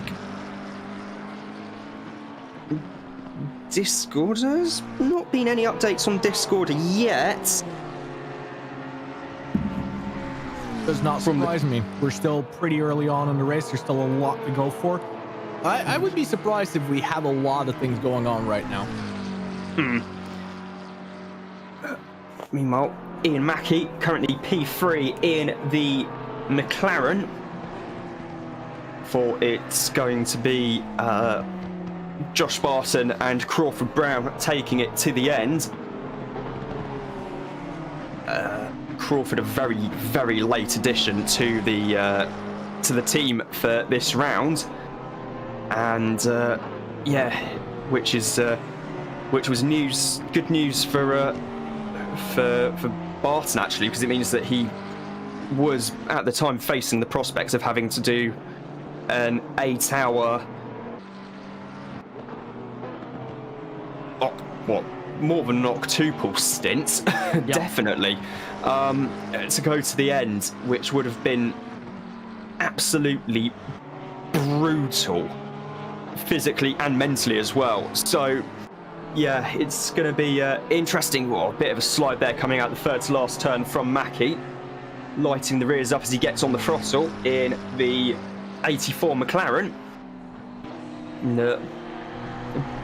Barton has been doing quite well in the Constructors' Championship, actually, this season as well. So, incredibly dominant performance from him. Yeah, Crawford Brown as well, and Mackey has been in the Bentley for the CC. I'm just going to quickly get the results from Watkins Glen up. Yeah, Barton in the first race was P5 at the Glen, and then in the second race ended up finishing P13, although I think he was caught up in the incident. And actually what we were saying about Wouter Vlaen last week, he did come fourth in the first race, but you were right, he did get on the podium in race 2. Oh, there we go. I knew I wasn't wrong. P3 behind Badowski and Adam Kozłowski in the KOTP Mercedes. That's a pretty good drive. Yeah, massively so. And then it was Chafer in 4th and then Crawford Brown in P5, although Crawford did have the slight disadvantage of having 30 kilo of ballast in the car at the time. And the net result of this is that they're all doing rather well in the standings at the moment. So it's going to be a very interesting lineup to keep an eye on, if I may say so myself. Currently looking at Muzzle Forbes in the 66 Audi, currently behind the 69 Mercedes that's going to be getting lapped by the Audi, I was going to say relatively soon, but then again I just remembered the right, and the Mercedes does pull away a bit on that. So Yes, one did unfortunately forget that. That was my bad. No, I've just closed YouTube by accident on my phone. And we're back.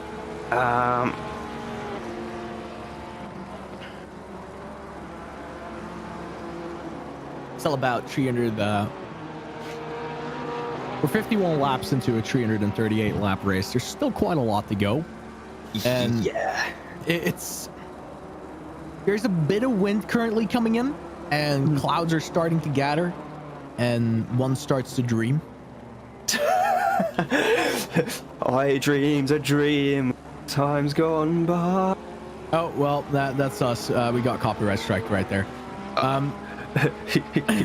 Well, we didn't because I can't sing, so it was out of key, out of time, and out of tune. Thankfully. Okay, very fair. But one starts to dream. You know, will there be rain? Because I've been quite extensively working on the setup of course, the 75. I saw quite a lot of the practice session. I haven't yet on the practice session seen a single indication for rain. And now here comes race day, and there's 3 kilometers an hour wind. There's clouds where there were none earlier. And the sky is starting to look grayer and grayer. Could one possibly foresee rain in the next 8 hours?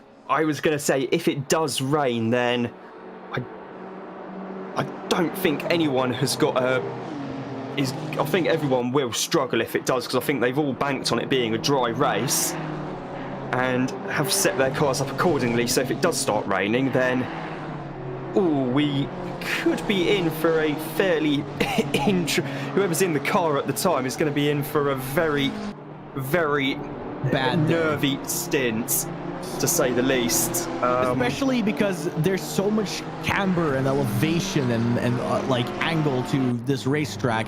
You really need to be on the racing line for the grip. Oh yeah. The problem with it is, if it's wet, you don't want to be on the racing line. I know, and we've actually had the I think a few years ago, the Salem 6 Hours of the Glen was actually cut short early due to weather. In fact, give me a sec. I'm going to have a look to see if I can find which year it was. I think Wayne Taylor Racing's Cadillac won. So it's going back a few years now, because before they ran the Acura, because I think Penske was still running the Acura at the time. 6 Hours of Glen. Of course, the fact that Kassengena and Tarin are leading in a Porsche does bode very well, because Porsche have the most wins here as the manufacturer. Yeah. In 10. Race winners.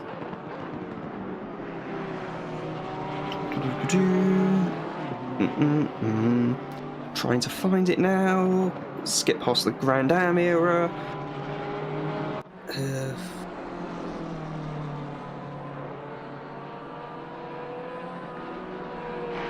Yes, of course it got moved a couple of years back. Was it? Have I completely misremembered it? Our robot is indexing his memory files. Yes, because oh no, wait, the race I was thinking of was Daytona. Never mind. I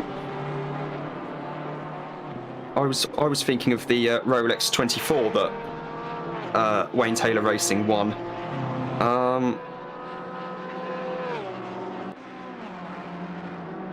I do recall the 6 Hours of the Glen getting red flagged due to rain before.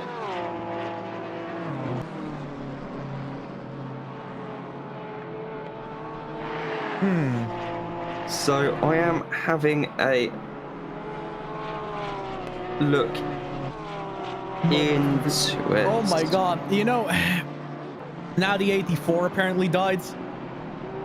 The 84, which car is that? That's the Mackie. That's Ian Mackie in the McLaren. He got a little bit of front damage there, I can see on my end. So may have had a bit of a brush with the wall there as the 34 Porsche of RWB22 comes into the pits. Mackie is going to stay out for another lap.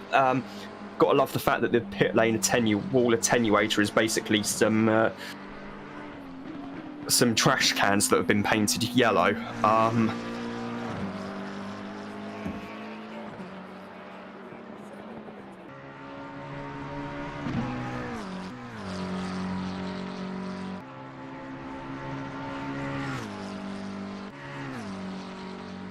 Oh, was it 2017?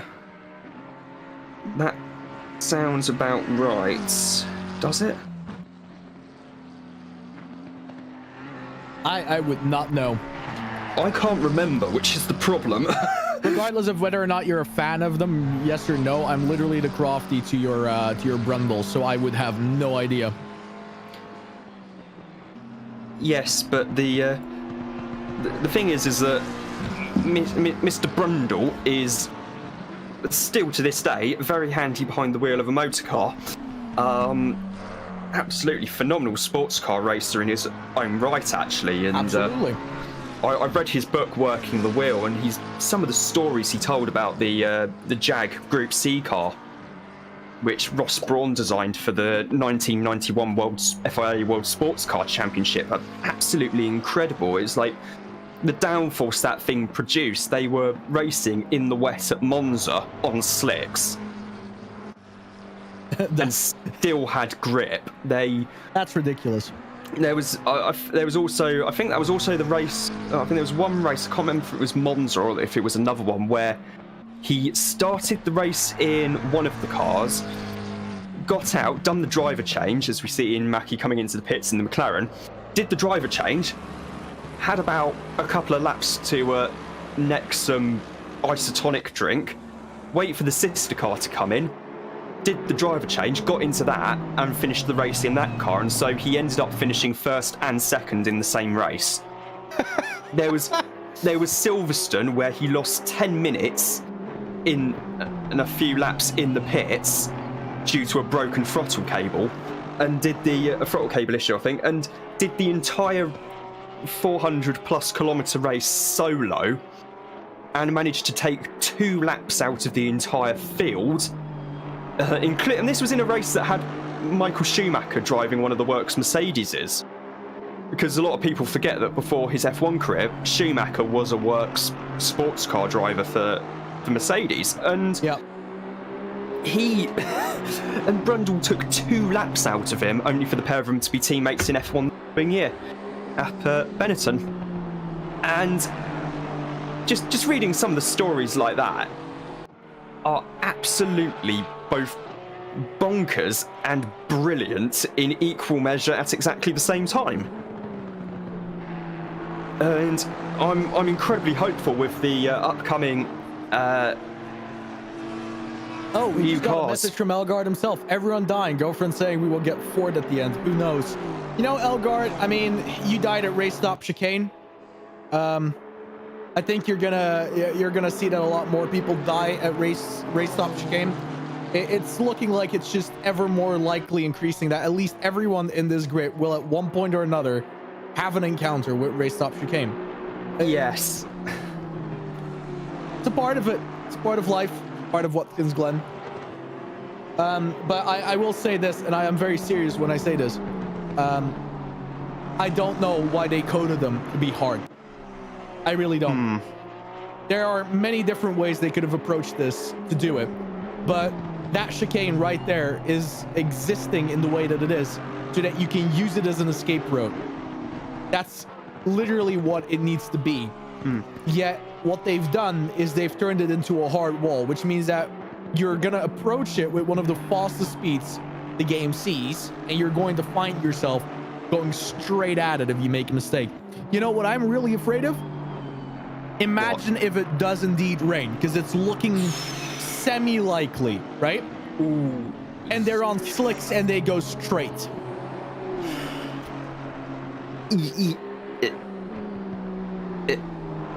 Yeah.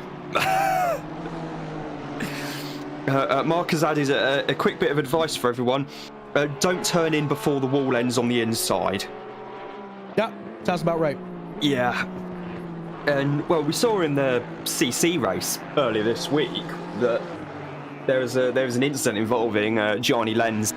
Can't remember who else was, but Lenz ended up going into the wall on the outside at the exit of the inner loop at pretty much full speed, and would have had an accident which, had that happened in real life, would have been written off chassis. So it is a very, very tricky corner, but one which you can actually gain quite a lot of lap time on. But it was like I mentioned earlier, when they put that chicane in the early 90s, it did its job all right at slowing the cars down. Yeah.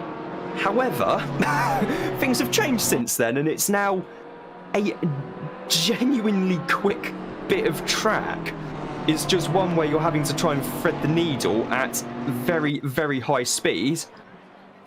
And they actually brought the chicane in because of the lack of runoff at the outer loop, and actually because there'd been, in the space of a couple of months, 2 very, very serious accidents. There was one of which involved Tommy Kendall in the Intrepid IMSA GTP car, where the suspension broke at top speed and heading into the corner, and he had suffered really bad leg injury. He's been able to continue his career as a driver and as a broadcaster since then, but a couple of months later there was an accident in the NASCAR Winston Cup race where JD McDuffie, I think was the name of the driver, was actually killed. And so they had no choice but to put the chicane in to try and slow the cars down, unfortunately. And yeah, so that's how that section of track actually, sadly, came into being. So then, of course, comes the next question that I'm going to ask. In your opinion, do you think they should redesign it? The thing is that they could redesign it a bit to make it a bit more of an overtaking opportunity, potentially, but trying to redesign that in a way that wouldn't screw up the flow of the circuit would be fairly difficult, I think. It is, for a chicane, it is very quick and very flowing, and as a result, it's one which I think drivers actually, dare I say it, think is all right to drive, just because of the speed and the flow of it. So it's kind of 6 of one, half dozen of another, really. Yeah, so that's kind of my 2 cents on it. But it's like they did that at Spa-Francorchamps back in 2007, which is 15 years ago, when they redesigned the bus stop chicane to try and lengthen the pitch straight. And before that, the old bus stop chicane was actually all right. It flowed quite nicely, and you got a good exit out of there onto the curved pitch straight. But what they've done since then is they've quite frankly ruined it. There's just, you got such a nice flow everywhere else at Spa, and then you come to that bloody Mickey Mouse,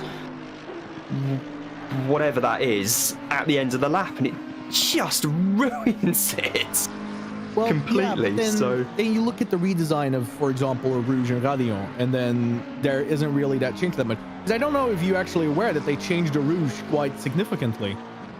Well, yeah, because if you look back at photos from, before our time, definitely. No. I mean, with the recent redesign for Formula One, they did a very massive change that most people don't even talk about. They did it less so for Formula One, more so for the bikes, to be fair. Well, yes. Although they did used to race they did used to have the Belgian Grand Prix up until the late 80s, early 90s at Spa, back when there was no runoff area at Eau Rouge Radion. Yeah, but do you know what they actually changed at Eau Rouge at the bottom of the mountain? In fact, they got rid of the grandstands to make way for some stupid rallycross track. No, there was for years at that point, there was a dip. And you can actually still see it in ACC because it's an old laser scan of it. There was a dip which unsettled every single car that went through there. and it was a massive. Was that debug? No, that was the Mercedes, I think. Yeah, it was the Mercedes. Sorry, Mercedes. wheel day. Sorry. So it was a dip that unsettled almost every single car that went through there. It was always there, right? And it was one of the main reasons why there was so little grip while you were going up the hill, because by the time that you essentially go through the dip, which you needed to take for the line, it completely compressed the suspension. So by the point that you're then going up the hill, your suspension is essentially already compressed, which leaves you with very little turning angle over the entirety of that mountain, right? Which meant that it was very little grip. What they actually did, and most people didn't even notice, is they completely removed the dip. But the dip has been there at this point for like 2 decades. Just completely smoothened it out, and essentially by doing so, raced the tarmac. Basically, nobody talks about it, that it happened, and there's very little mentions in interviews, but they did do it, and it does indeed allow the cars to have more of a change. So it's not that you can't redesign something to make it better. It's definitely possible. And if you look at the bus stop chicane, definitely around here, let's go on board with Evans real quick. If you look at the bus stop chicane, I think if you want to have it the way that it is currently, I think one of the main things you'd have to do is you'd have to flatten the curves. But I always thought the curves at Watkins Glen were pretty flat. Let's take a look at that. Because they're not. I mean, obviously not. Obviously turn one's a bit different, so... But, yeah, you see, they're still relatively flat. I mean, compared to how curves used to be back in the day, they are definitely quite flat. In other news, no, never mind, we already mentioned about the 69. The number 99 BMW has got a drive-through penalty. That's got Matt Hodgson behind the wheel at the moment. Brookie's coming to the pits in the number 50. Kirkby's just coming in the 54 Ferrari. So I think we are getting some... I think it might well be for track limits, yeah. Nate is currently up in 8th at the moment. Which is pit, though. Incredibly impressive. Yeah, I think he is currently in the pits.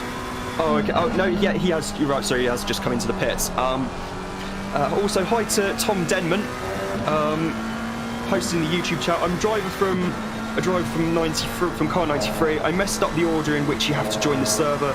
Luckily, my teammate lives in the same house, so we are doing all 10 hours on one sim and swapping drivers in real life. Yes, doing the Araday clan strategy of getting everyone on the same rig. Good to see you tuning in, mate. And Mark Elgar's pointed out that the 69 is quite deadly in a few corners. It goes back to what I was saying earlier about the Mercedes not being potentially the easiest car to drive in game, which is actually kind of ironic because in real life the Mercedes is actually quite popular with the AM drivers because they feel like they get a little bit of warning before it's about to, or hell's about to break loose. So that's just any front engine car really, if you think about it. Yeah, true, although some front engine cars were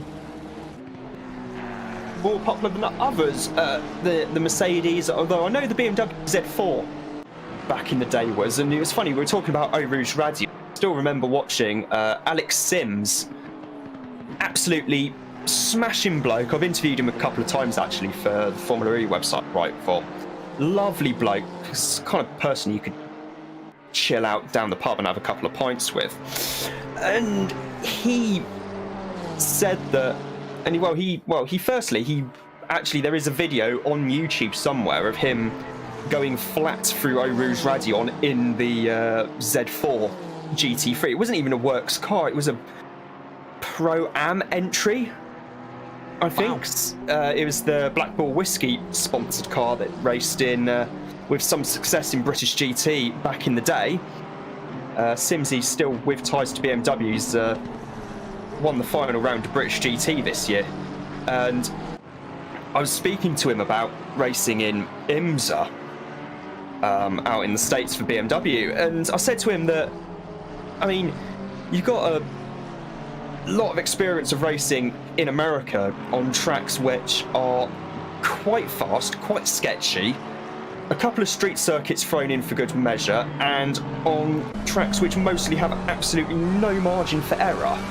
Do you think this could bode well for you in Formula E? And he said, you know what, I haven't actually thought about it like that, but now you mention it, that's actually a really good point. So yeah, he's going to be back in IMSA next year driving for Action Express alongside Pippo Durrani, both of whom now works Cadillac drivers. So Sim's moving over from Corvette, who he's been driving for in the Endurance Cup last year or two. You know, my eye just dropped on the fact that there is a certain German man in a car again. Oh yes, that would be one Mr. Badowski, fellow fan of the best football team in North Rhine-Westphalia. That, of course, being Borussia Mönchengladbach. Sorry to any Dortmund, Schalke, or Köln fans who might be listening. But yes, he is indeed back in the 45 Honda NSX. And just to give a little bit of a reason why I'm so excited for this, he is incredibly close to the 416. It's Honda v Honda. Yup, Honda versus Honda. A car that's still having quite a lot of success out in America, actually, that NSX. Both in... It's done quite well in IMSA and actually won Petit Le Mans in the GTD class. It was the first GT car of any of them, the Gradient Racing NSX, which was more impressive that they beat all the GTD Pro cars despite having a businessman behind the wheel, Till Bechtelsheimer. Well, here's a good question then. Do you think they're going to redesign it? The Honda? Hope not. It's still a quick car, don't get me wrong, and not a lot of people realise that Till Bechtelsheimer's sister is actually an Olympic medalist. Oh, wow. In the for Team GB in the equestrian events. I think that was at London 2012 as well. Laura Bechtelsheimer won, I think it might even have actually been a gold medal. Says someone who went to uni with an Olympic gold medalist. Oh. I want to just point it out just one more time. There's yet again more kilometers an hour of wind, and yet again a little bit more clouds. Yep. Oh boy, oh boy. Badowski up into 6th as well. I think Greta's actually come into the pits in the... Yes, Grot has gone into the pits. Greta's come into the pits in the 416. Mark Elgard said that he thinks the worst cars in this race, based on how they handle the curves and the bus stop, is the McLaren, then the Mercedes, and then the Honda. To which Phil Varley replied saying, well, the Aston looks like it handled the bus stop very well, especially the barriers. Let's dissect that a little bit, because I don't quite agree with it. I actually don't think the McLaren handles it all that bad. I'm willing to put my money on the fact that there's two cars that handle it actually worse than the McLaren, and that's the Ferraris and the Lambo. Yeah. Well, the thing is, the Lamborghini has got the drivers have cycled through in the Lamborghini, so it's now Hugo Gomez behind the wheel. And with all due respect to Damien and to Alexi, they both say that Hugo and Dean are the quicker drivers in the car. Yes.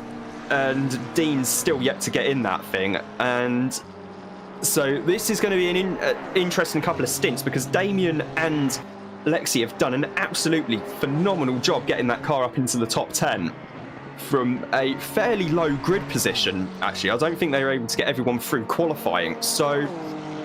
No, that's correct. They didn't manage to get Dean in qualifying, I remember that. Yes, because Dean... That's how last minute Dean's addition to the entry was. So he is going to be absolutely on it. Is that a bit of damage I see on the front of the 45? No. I thought that was damage there. Can you lay off the drugs? We're trying to be professional here. Well, I've only had a cup of tea and a couple of biscuits, mate. And a couple of pain au chocolat. Yeah, you probably spiked it up.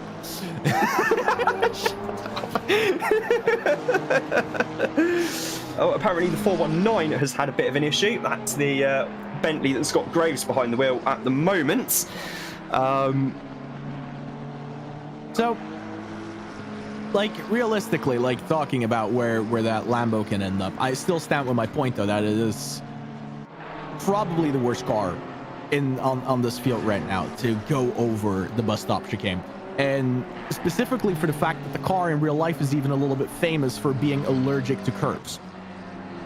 The car is incredibly quick, and it is very, very competitive with basically every other like brand of like GT3 car there. But the thing is the thing never liked curbs. You know, the Audi body kit just sits a little bit too low, and if you raise it a little bit too much, it doesn't perform as well. So you want to have it very low to the ground. But the problem with being very low to the ground is if you touch a curb, you basically are scraping your bodywork against it, or in this case, your body kit. Yeah, it's not ideal. Although the thing is that actually, it's almost like you want a fairly soft suspension setup just for the curbs. But in a way, actually hitting that second curb in the bus stop actually, I think, almost helps to rotate the car a little bit. As I just saw from watching Badowski just then. So it sort of rotates the car a little bit, which in turn sets you up for the extended run as you just turn right for seemingly, well, what is technically two separate corners, but it feels more like one. One corner. Paul Kirkby has just pointed out in YouTube chat that the 419 I think has just died, and it was right in front of him, his team's car on the track. Oh, do I see that correctly? That BMW seems to have a little bit of a lot of front end damage.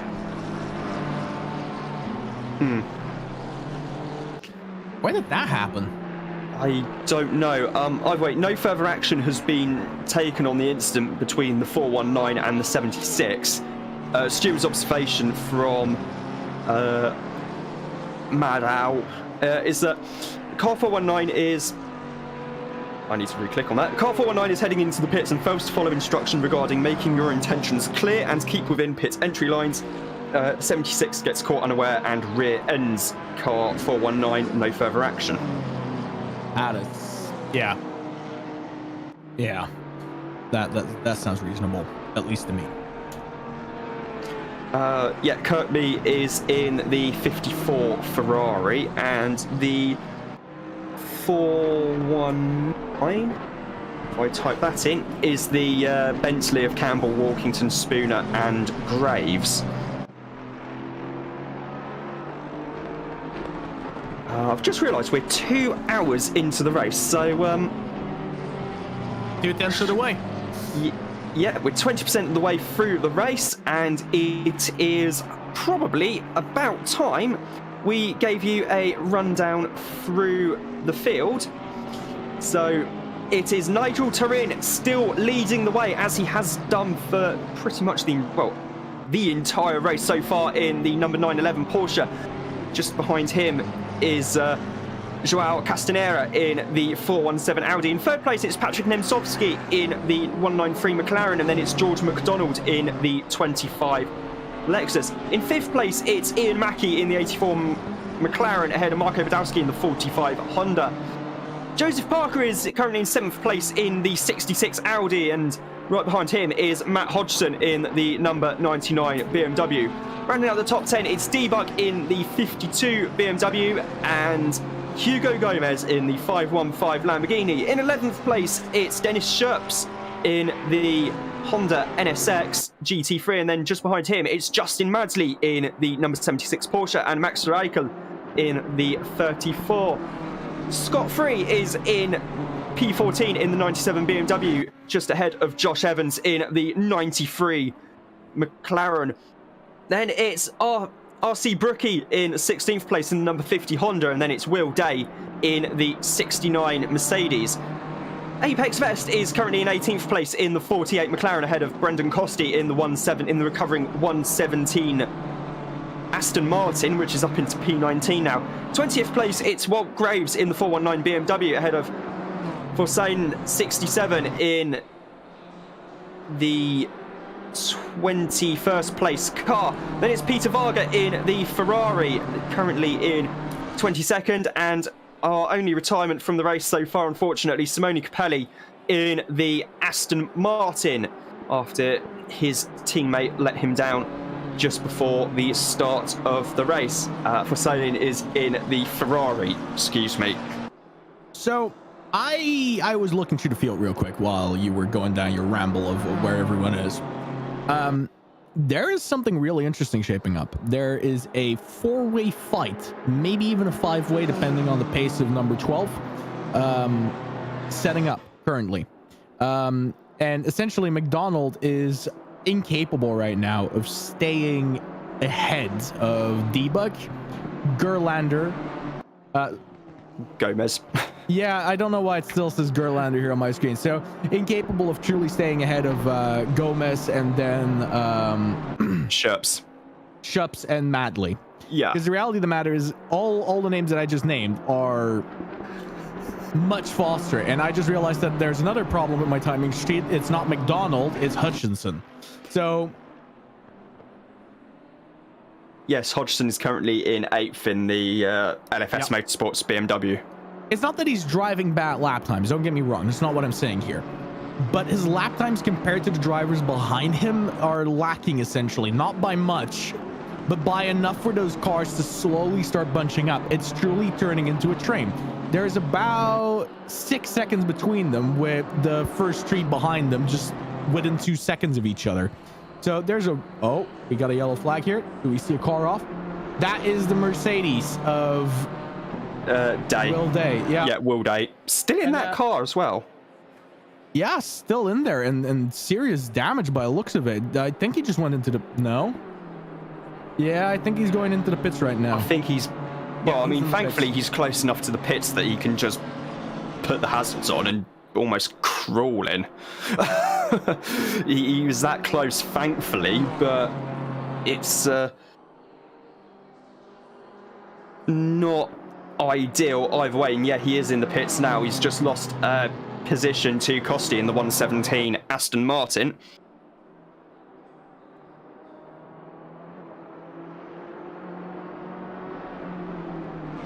Absolutely insane. That was not the type of like damage you want to see from a car. That looks like they would just went straight off, hit the wall.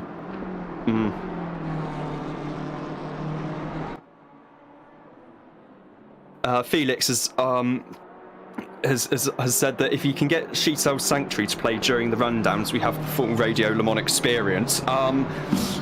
Yeah, I think the YouTube copyright algorithm might have something to say about that. Although, I mean, I could sing it, but it would just be really out of key, really out of tune, really out of time, and by someone who is really out of talent.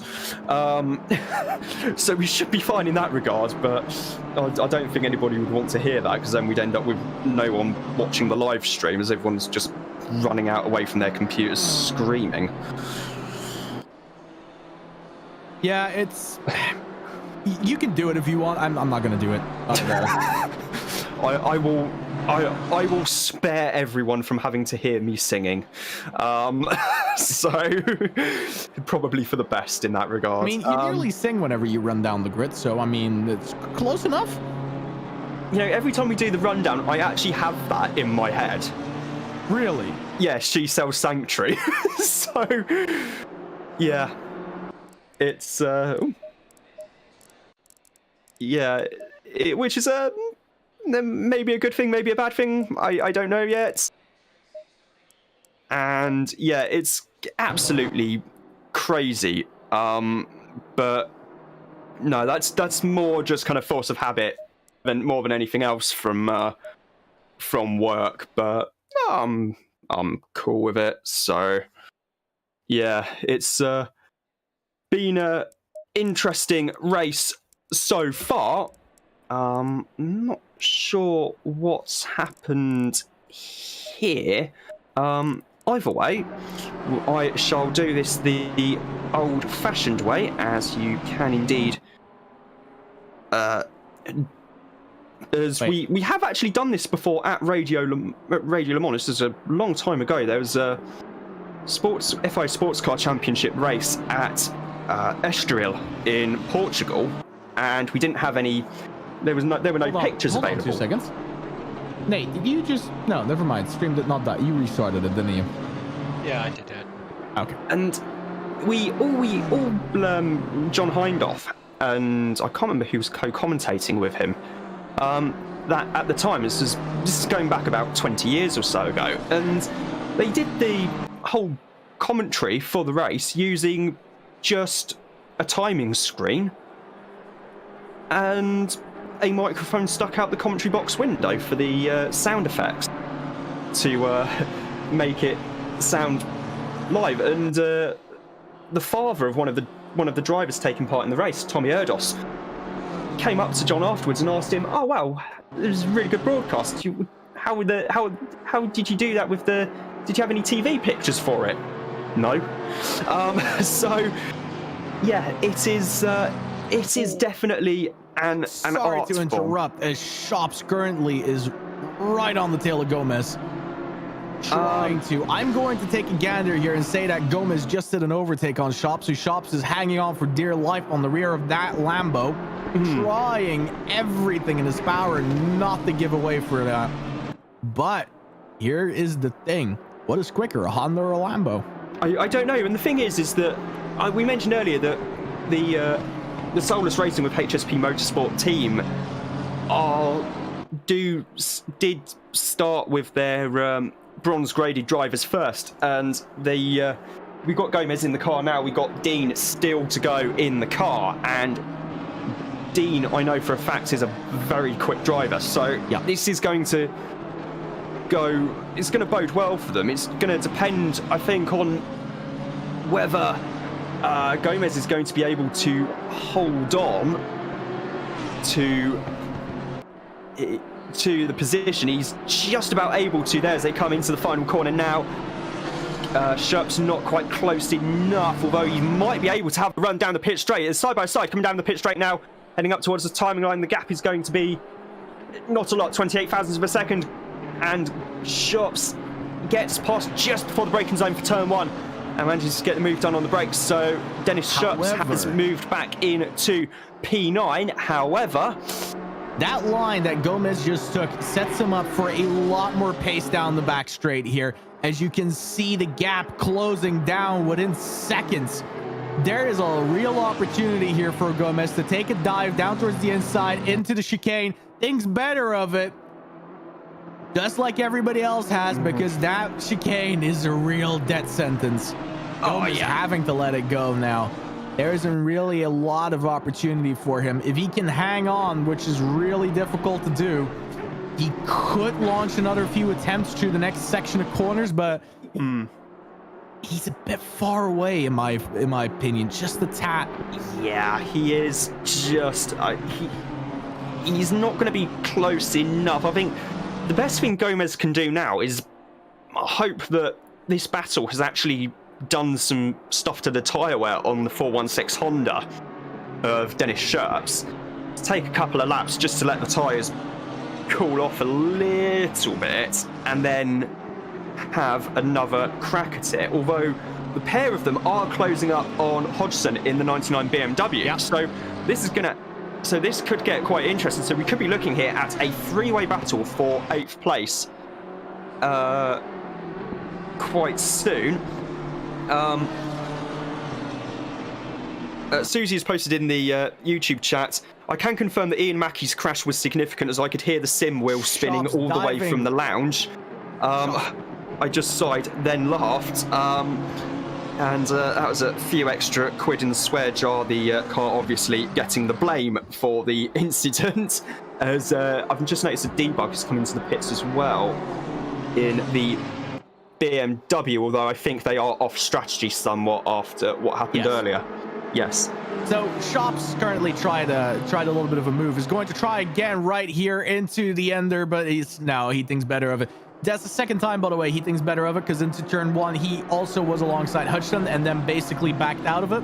There's an opportunity for him here, but he's being very selective with the moment that he's going to choose. And this is perfect for Gomez, who's now closing the gap again. Shops, however, still finding an opening around Hudson in the inside there. Got through at the chute. Yeah. Not a lot to do there. Hudson just going a little bit too deep. Not a lot. Gives a little bit of an opening there. Hudson now trying to retaliate, holding on to it, just not finding that same pace up the little bit of a hill there. Yeah. Not much to do. And this is going to play very nicely into the hands of Gomez in the Lamborghini as well, because Gomez, and there's a bit of a mistake there from Hodgson. I think he just may have been a little bit too deep on the brakes there, and that is all that Gomez needed to get past on the inside at the heel of the boot, as he moves up into 9th place, but gives the wall a proper good clout there, coming out of the third to last corner. Looks like he got away with it as well. Doesn't really look any damage on the side. That's a strong Audi body kit right there. That's reinforced metal right there. That's not carbon fiber. We don't use that stuff at the Lambo factory. We use reinforced metal. Yeah, it was definitely a decent old whack he gave the wall. So I think that it will be interesting to see how long their next pit stop is, in case they need to pit for damage. Yeah, absolutely. Because if they have damage, then it might have just knocked the suspension settings out slightly, and then no doubt Dean is probably at home watching this thinking, okay, good news, we're in the top 10, bad news, my teammates just clouted the wall a little bit. Oh, this could be fun. But no, racing drivers do drive around issues fairly well. I mean, I remember reading an interview Johnny Molam did, in fact, with Anthony Davidson and Sebastian Buemi, and was asking them about the 2014 Le Mans 24 Hours, where the third driver in the car, who was Nico Lapierre, if I remember correctly, had a bit of an off in the rain on slicks, damaged the car. One of the drivers was, I think Davidson, was coming up to the end of his stint in the car, driving around, got on the radio, said to Buemi, yeah, the car's absolutely brilliant, or vice versa. I can't remember which order they were doing the stints in. And the other driver got in the car and immediately hit the radio button and were like, what do you mean the car's in absolutely perfect condition? No, it isn't. It's not doing this, it's not doing that. And it was the year that nobody seemingly wanted to win Le Mans, as they were all kept trying to find new and more interesting ways of throwing it away. Meanwhile, this is the battle for third place between Patrick Nemcovski in the 193 McLaren. He's got George McDonald right behind him in the 25 Lexus. McDonald has been incredibly quick in the Constructors' Championship so far this season. They're coming down into turn 1 now and heading into the corner. McDonald not quite close enough. There's quite a bit of pace through that corner. They're not taking it just right. See, this is a problem. This is something that most people don't even think about. When you're that close to one another, it's sometimes difficult to spot your brake marker. Just misjudged a little bit. Lost massive amounts of opening towards Nemcovski in front. Not much he can do about it. Now, the Lexus is an interesting car because through recent updates, it's no longer the strongest thing on the grid, but we've been proven time and time again that a good driver behind that Lexus can still make up for the flaws that is in that car. Let's think back to Spa, the big grid. Back then, that car was already no longer the best choice for the job, yet they still won with it. Yeah, and the thing with the Lexus, though, is that from experience, the Lexus is a very easy car to drive. It's very benign, very forgiving. Oh, is it now an absolute pain in the arse? Yeah, I used to love driving the Lexus. I no longer enjoy that thing. I want to stay as far away from it as possible. I mean, granted, you have a more up-to-date version of the game on your computer than I do on my PlayStation, because I think Kunos have completely forgotten about it. And so if we ever do get the US track pack, which hopefully by 2024, not that I've got my hopes up that we are getting the track pack by 2024 on console. Yeah, that's going to be That would be quite interesting just to see what the various cars are like. But of course, we've got massive change coming for next year as well. We've got the new Evo 2 for the Huracan. We've got the new 296 GT3, which, my God, that thing looks stunning. And some of the engineering in it is actually pretty bonkers as well. I'm going to We've got the new for Porsche. a second. There's McDonald hangs right on the bumper of Nemcovski. Really close here. Absolute potential to launch it down the inside. Tries the exact same thing. You know, if it doesn't work once, try it again. Nearly manages to hold on towards that bumper. Has a little bit more pace. Probably should have taken a different line, but he's just leveraging the fact that he has a tow here. He leverages the engine. Can he make it before the race stop chicane? Yep, heading. He pulls out of the slipstream, hoping he's going to be able to get alongside for the braking zone, and just about gets it done. Is he going to be able to get the thing hauled up in time? Yes, he does. And that means that McDonald has moved up to third place in the 25 Lexus. However, it's not over yet. As you can tell, that Lexus had a bad exit over the last curve. Nemcovski back on the bumper. Straight there is all the pace he needs. Tiny gap. If he risks it, he could dive it. The question is, does he have the cojones to do so? I'd imagine so. There's something I noticed in the YouTube chat by Paul Kirkby saying that he only just made it in before the end of his stint timer. When I say only just, there was 5 seconds left on the stint timer when he came into the pits to hand over the 54 Ferrari. So that was... couldn't have timed that one much better, mate. I mean, there's like the professional racing teams who would do many things for the stint timer to be like that, as the XRL McLaren gets out of the way there. That's got Vest behind the wheel at the moment. This battle for third and fourth. They've got Hodgson just in front of them in the 10th place BMW. Oh, Nemcovski has a much better exit there. You can see him closing the gap literally visibly for the eye. Thing though is he's not that close enough that he can do the same thing that McDonald pulled on him earlier, so he's probably going to try to get the best exit he can out of the S's, which he does. You can see that McDonald runs wide twice. That means Nemcovski is going to have a better exit. He is definitely within slipstream range. However, McDonald is using the car in front of Hudson to make it work for him. The question here is how Hudson is going to basically let McDonald pause, because if he doesn't negotiate it properly, Nemcovski is right back into the position. McDonald going really close on that apex line, bumps the car a little bit. You can see that it was unsettled. Again, not the best exit here. Still a little bit quicker, but not as quick as he's going to want to be. Hudson still not letting McDonald pause. Really should have already here. This point, yeah, there it comes. But yeah, Nemcovski is right back where he wanted to be. Hudson is closing that off though. Now Nemcovski is going to get the disadvantage here. Not the apex he wants. Thought he could go around the outside. Wasn't allowed. But Nemcovski does have a bit of an advantage down the straight because the BMW is absolutely huge. Hodgson just getting out of the way there, braking a little bit earlier to let Nemcovski through, but down the first part of the straight, Nemcovski would have actually had a pretty decent slipstream there from the BMW, given just the sheer size of the hole that thing is punching through the air. Meanwhile, we've got RC Brooksy here in the Honda battling with John D. This is the battle for 14th place. And then just behind them, it's Costi on track. Well, on track just behind them, sorry, it's Costi in the 117. The 117 Aston Martin that is very heavily delayed from earlier on. And this is going to be getting pretty tasty, I think. That Aston Martin is very rapid indeed and trying to find a way to unlap themselves from this battle here. But this is a battle for position.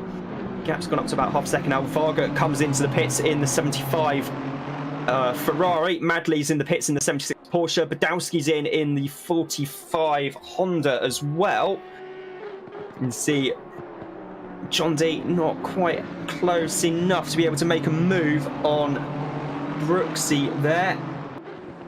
Of course, the fact the Aston Martin is right behind them almost looks like Costi is actually pushing the the BMW along. Such is the how quick that Aston Martin is. Although they have closed up the three of them big time. The gap is now not a lot. It's visibly closer. So Brooksy, it's going to depend on the exit he gets here. And I think, has John D done enough to get a good exit? I don't know. He has. He's flags. alongside, has the opening here. Yellow Backs flags out because of it, though. Yeah, yellow flag is because the 500 had come back out of the pits with Capelli behind the wheel. 42 laps down and has had an off at the outer loop. Rejoined. John D goes past Brooksy there, and there's Costi, following them through as well as they head up towards the race stop chicane. And hard on the brakes now, so Brooksy down to 15th place, John D up into 14th, and Costi wanting to try and get his position back. Apparently Ian Mackey's just had another moment somewhere on track in the 84, because Susie has said, I think Ian has had another moment, I hear noises. So I'm guessing something has happened to the 84 McLaren. Not sure what just yet. And Costi still not able to find a way past the BMW of John D. John D doing a very good job there, actually. Indeed, as we look at Jack Mason in the 45 Honda, or Acura as it would be here in America, running the LCR Idemitsu Racing livery, which was an absolute pain in the arse to put onto to transfer from bike to car. And we can, if I just drag him in here, speak to the designer of that livery, as Racer has joined us in the commentary box. You right, mate? Man is in pain. You can hear already, just from the silence. Mentally or physically? How about both? Yeah, both. No. Yes, we were just. I have to drive a car that is not up to my driving style, and I have to relearn 10 years of driving style. Well, yeah, not fun. Yeah, and we're just actually admiring your handiwork on the 45 Honda at the moment as well.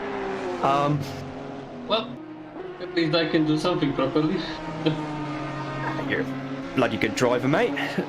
So, as apparently the 97 is the latest car to have had an incident somewhere. That's the BMW with Scott Free behind the wheel. Out of the bus stop. The race stop chicane, yes. Yeah. It has been renamed. There has been a lot of incidents in that corner, and at this point we refer to it as the race stop chicane. As long as you don't brake on the grass and hit the... What is it? The green barriers that are made of obsidian, apparently. I mean, to be fair, a lot of people have found that barrier, and a lot of people have learned that you need... Well, even a tank wouldn't do it. At this point, I'm considering that nuclear devices wouldn't even take it down. As we see Mason hang on the bumper of Parker, everything to play for, trying to move back into that P6. Seems like he has the opportunity. Decent angle that he came out with there. Pace in the corner, hits the apex perfectly, lines it up. Is he going to try to do the overtake into turn one? Looks like he might be able to, but I would gander that it would be smarter to just leave it to the back straight. Looks like he thinks so too. Follows it true, has a perfect line. Little wide maybe, but takes some speed true. Parker can't shake this Honda. Tiny little Honda. Perfect in that aero profile of the Audi. All the speed he needs. Is it going to be enough though to make the overtake happen? The Audi is a fast car in the straight. Doesn't look like Mason has the speed, does he? Sticks close. No, has to back out of it. Yeah, does back out quite quickly indeed. Good job he backs out when he did, because otherwise that could have been a pretty big off and would have made a right mess of that Honda. Tries it again down the inside though. Doesn't quite get along. That move does not work out. Yeah, very close as they come out of the chute and heading towards the toe of the boot now. very steeply uphill, right into the slipstream of that Audi, trying to get the position on the run up the hill towards the heel of the boot. Heading up towards the heel of the boot now. It's not going to be close enough. He's going to have to really send it on the brakes, but again, not quite able to do so. It almost seems like the mid-corner speed of the Honda is a bit quicker mid-corner than what the Audi is. But the Audi seems to be just equal on pace on the straights, which basically makes it impossible. And Mason nearly loses it, manages to catch it. Oh, just about. Yeah, that's Anybody one for that's the highlights driven reel. that car before will tell you that that is near impossible to catch. Yeah, that was. Yeah, that's. The chunk of the curb that he took out there. Yeah, I think that's. I think we're going to be seeing the names Jay Mason on the plane to Qatar later this year for the World Cup at this rate. All right, here we are again. Save. Here we are again. Even though he nearly lost it, he's right on that tail. Is he going to get enough of a toe this time to try and get alongside and dive it towards the inside? Is he going to be brave enough this time about? He had the opportunity last time, but he did think better of it. Look at that Audi just pull away when he gets out of the slipstream. However, this time he dives it. Parker takes a wider line. He's going to get more pace through, maybe? No, Mason completes the move. That's it. I thought he pulled out of the slipstream a little bit too early. I thought so too. As well. I was just looking at where he pulled out at the beginning of the back straight. I was thinking, no, Jack, you pulled out too early. He runs a little bit wider there. That's what she said. At the chute. Yes, indeed. I can hear in the back of my head the Badowski and in the headset of Mason just going like, later, brake later, and he just brakes later. I don't think he just brakes later, but the Audi of Parker just sees him like, okay, go on. I don't have nerves for this shit. Yeah, pretty much. Yeah, it's been. It was a very, very good lap there from Mason, especially managing to hold it coming out of, well, this corner here. No shenanigans there this time around, thankfully. And that battle has actually brought Dennis Sherps back into the mix in the other Honda NSX, the 416. So as if having one NSX glued to his rear bumper wasn't enough of a problem, Parker's got another one to contend with in the form of Sherps in the bouncing ingot racing car. Sherp's going to send it on the brakes down in the inside into turn one and gets the move done rather quickly indeed. However, look at that Audi with the extra pace that it has. It might actually be able to strike back here on the straight because that Honda did not get the best of lines. I don't know what setup obviously each team's running, but I think the 416 team right now are just trying to get as far back up the field as possible because they were right up at the sharp end earlier on, but still they had a bit of an incident somewhere. So yeah, I think they are in a good position at the moment. The 515 has pitted and Dean Banks is now behind the wheel, so here we go. Time to go fast. Yes, time to go very fast. We can see him climb up a few positions, maybe even towards the top 10.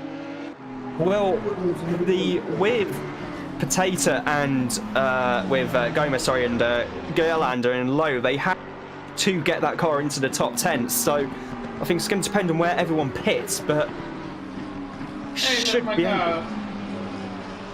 be able to get into the top 10, I reckon. Another livery designed by yourself, Racer. The orange and black Lamborghini, and your car there is in the background as well with Wouter Vlayen behind the wheel at the moment. And that Lamborghini, that was pain to make. It looks good though. Yeah. It's the first time I might actually want to drive the Audi body kit. the Volkswagen Audi Group parts sharing special. There's nothing Italian in the Lamborghini. Nothing. In fact, I'll actually tell you a story. So I don't have a car, right? So every so often I yoink somebody's car, right? And my fiance's grandma lives relatively close, so I regularly yoink her car. Now she bought an Audi A3, yeah, A3. You know, that's not That's not top of the line specs, right? That's just an Audi A3. That's a city car, yeah? In 2017. So you'd expect it to look quite okay because it's still an Audi, right? It has standards. So I like the interior. I'm not going to say that it's the greatest build quality in the world, but I like the interior. It drives well. It does what it needs to do very well, right? So 2 weeks ago, I saw a video of the interior of a Lamborghini Huracan, right? And it was a guy, basically, it's these new type of videos where they're basically making shorts of pulling on every single part in the car, right? To see what the build quality is like. And me, of course, I go, okay, well, I want to watch this. And I just go, that button's in the A3. That button's in the A3. That is exactly the same as the A3. That is the same in the A3. That's the same in the A3. That is the same in the A3. Because if you look at it and see the A3 has so much common with the Lamborghini. You have buttons from Lamborghini in that car. It's a proper sports car. Yeah, and well, it's like the MG SV from back in the day. I think the door handles on that were from a Fiat Punto. Yeah, but if you look at the Lamborghini now, as they are, like, look at them. All reliable and stuff. Lamborghini does at least actually have money, though. Unlike MG back in the 2000s, where they had about 20 quid, a couple of shirt buttons, and a pack of cigarettes. So it was about the budget that thing was developed on. If you look at Lamborghini in 2000s, they did not have much money at all. Oh no, until they were brought out by Audi. Yeah. VAG Volkswagen Audi Group. By Volkswagen, they finally started making money because that's what the Volkswagen knows how to do. Yes, and even if the Urus, which is the big SUV they make, is literally an Audi SQ8 with a body kit, which I have had the misfortune of seeing a few of those in central London, and I can confirm it looks absolutely hideous in person. What colors were yours in? Because I must admit that I've seen one in Lambo yellow, and that actually looks really good. Although, to be fair, I must admit that it was at night, so, you know... Well, by the words of a certain black man, I don't know who it was, there are lots of tasteless rich dudes who just wanna show off to their friends. Yeah, it's very much so. It's one of those cars which you just look at and you think, yeah, no. I don't know if I would buy it, though. That is an honest opinion. I don't know if I would buy it. Have you seen the Purosangue, though? Oh, the new Ferrari? Oh, yeah. Ugh. So we have a Ferrari dealer in the New Forest, Meridian Modena, and in there you do see some pretty tasty stuff. I mean, last time I was there, they had two SF90s, 430 Scuderia 16M, which was the convertible version, a Ferrari F2002 show car. Sadly, didn't have the engine in it. Yeah, shame. And the usual plethora of 488s, 458s. I think they had a couple of F8s there as well. The whole lot. And it is basically a mini tourist attraction in Lyndhurst in the New Forest. Where That explains the traffic jams around there. No, it's because there's one tiny road going through the whole place, and the road network is in no way, shape or form vaguely even able to cope with the amount of cars there. Says source, I used to live about an hour and a bit's drive away from there, so it's not great, but at the same time it's going to be interesting when that car does arrive there to see what it's going to be like. Meanwhile, Felix Fritscher is in the 69 Seaton Hybrid Investment Trust Mercedes, running in the Golf livery, I've noticed, although that is definitely a Golf logo on the bonnet of that car. Have you seen the roof? I have not seen the roof yet. No. Let's see. What's on the roof? I don't think the camera angle picks it up, unfortunately. It's a dirty picture, isn't it? It's something. Haven't quite seen yet. but Is my Oh. really better? oh, big off there from Felix. Felix probably hoping that wasn't caught on camera. It was. Felix, no, that was not so right. No, Felix, no, that was not right. Is this microphone better than my other microphone? Or should I No, it's not better. Sadly, Chris, I can only hear something.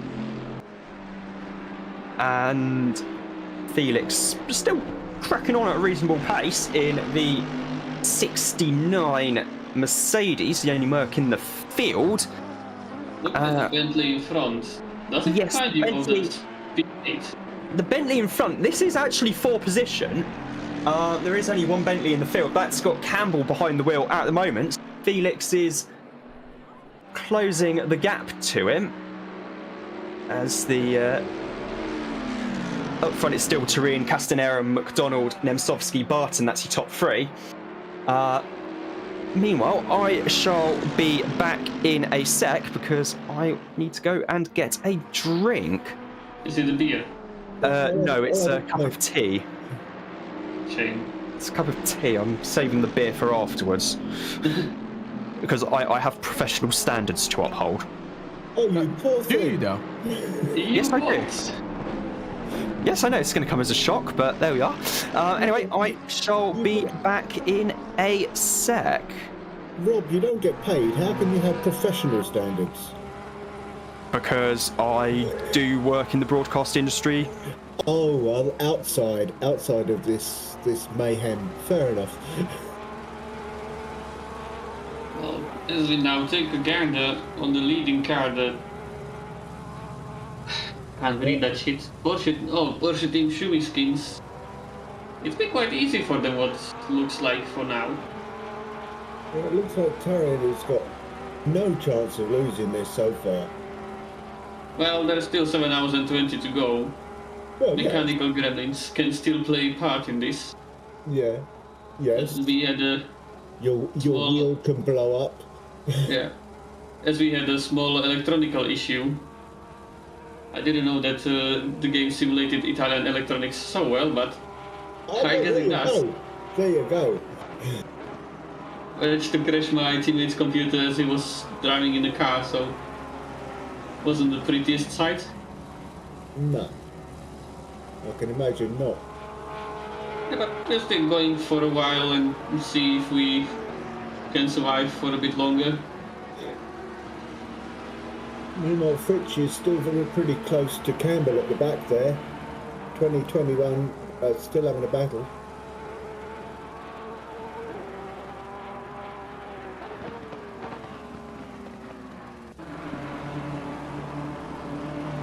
Amazing how quiet it goes when Rob goes off for a cuppa.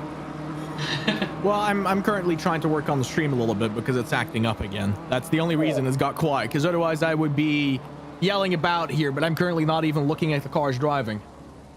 Has the machine gained sentience again? Yes, sadly enough. That damn Google AI getting in the way of everything again. I feel like we are not gonna cause an apocalypse of AI by making one that is super intelligent. It will be just fucking a rogue toaster that's gonna kill us all. That sounds fun. Hey, before you kill me, can you do me a round of crumpets, please? Wait, as British as it gets. Yeah. Crumpets or tea cakes, one or the other. Still on screen we see Brendan Costi. I'm not sure if this is probably not for a position with the Audi behind him, but the McLaren driver taken off from his teammates after unfortunate error that happened to them. Yeah, I mean on the timing sheet Nate is behind him, but on track I don't think it is Nate. His next target will be the number 34 Porsche of EDD.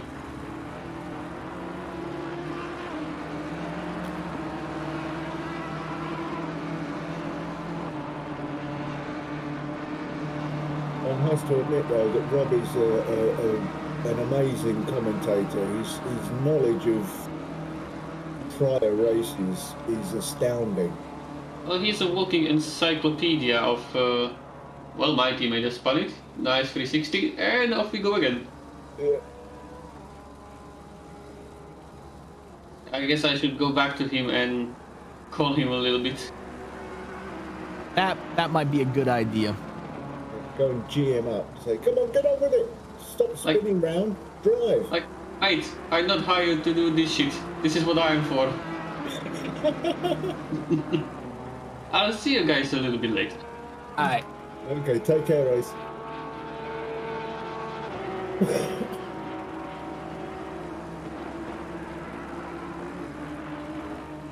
Yeah, that was a nice visit from a very talented man. He certainly knows how to work hard on car liveries as well as drive well.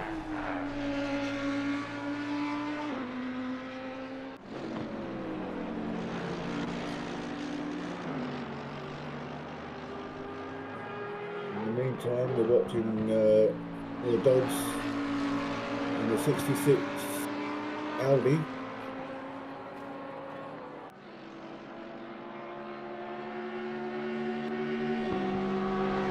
Just overtaking the back marker there. Looks of things. Maybe for position because he's fighting back. 66.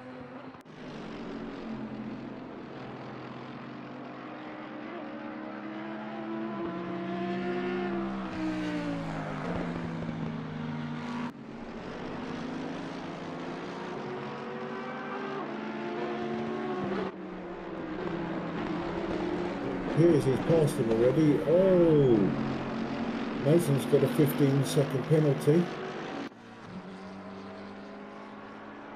That's going to be a rough one.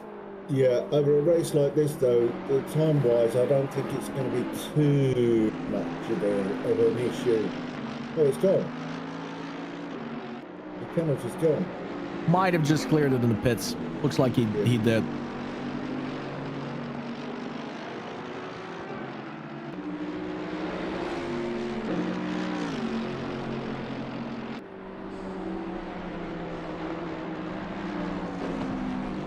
Forward battle going on here.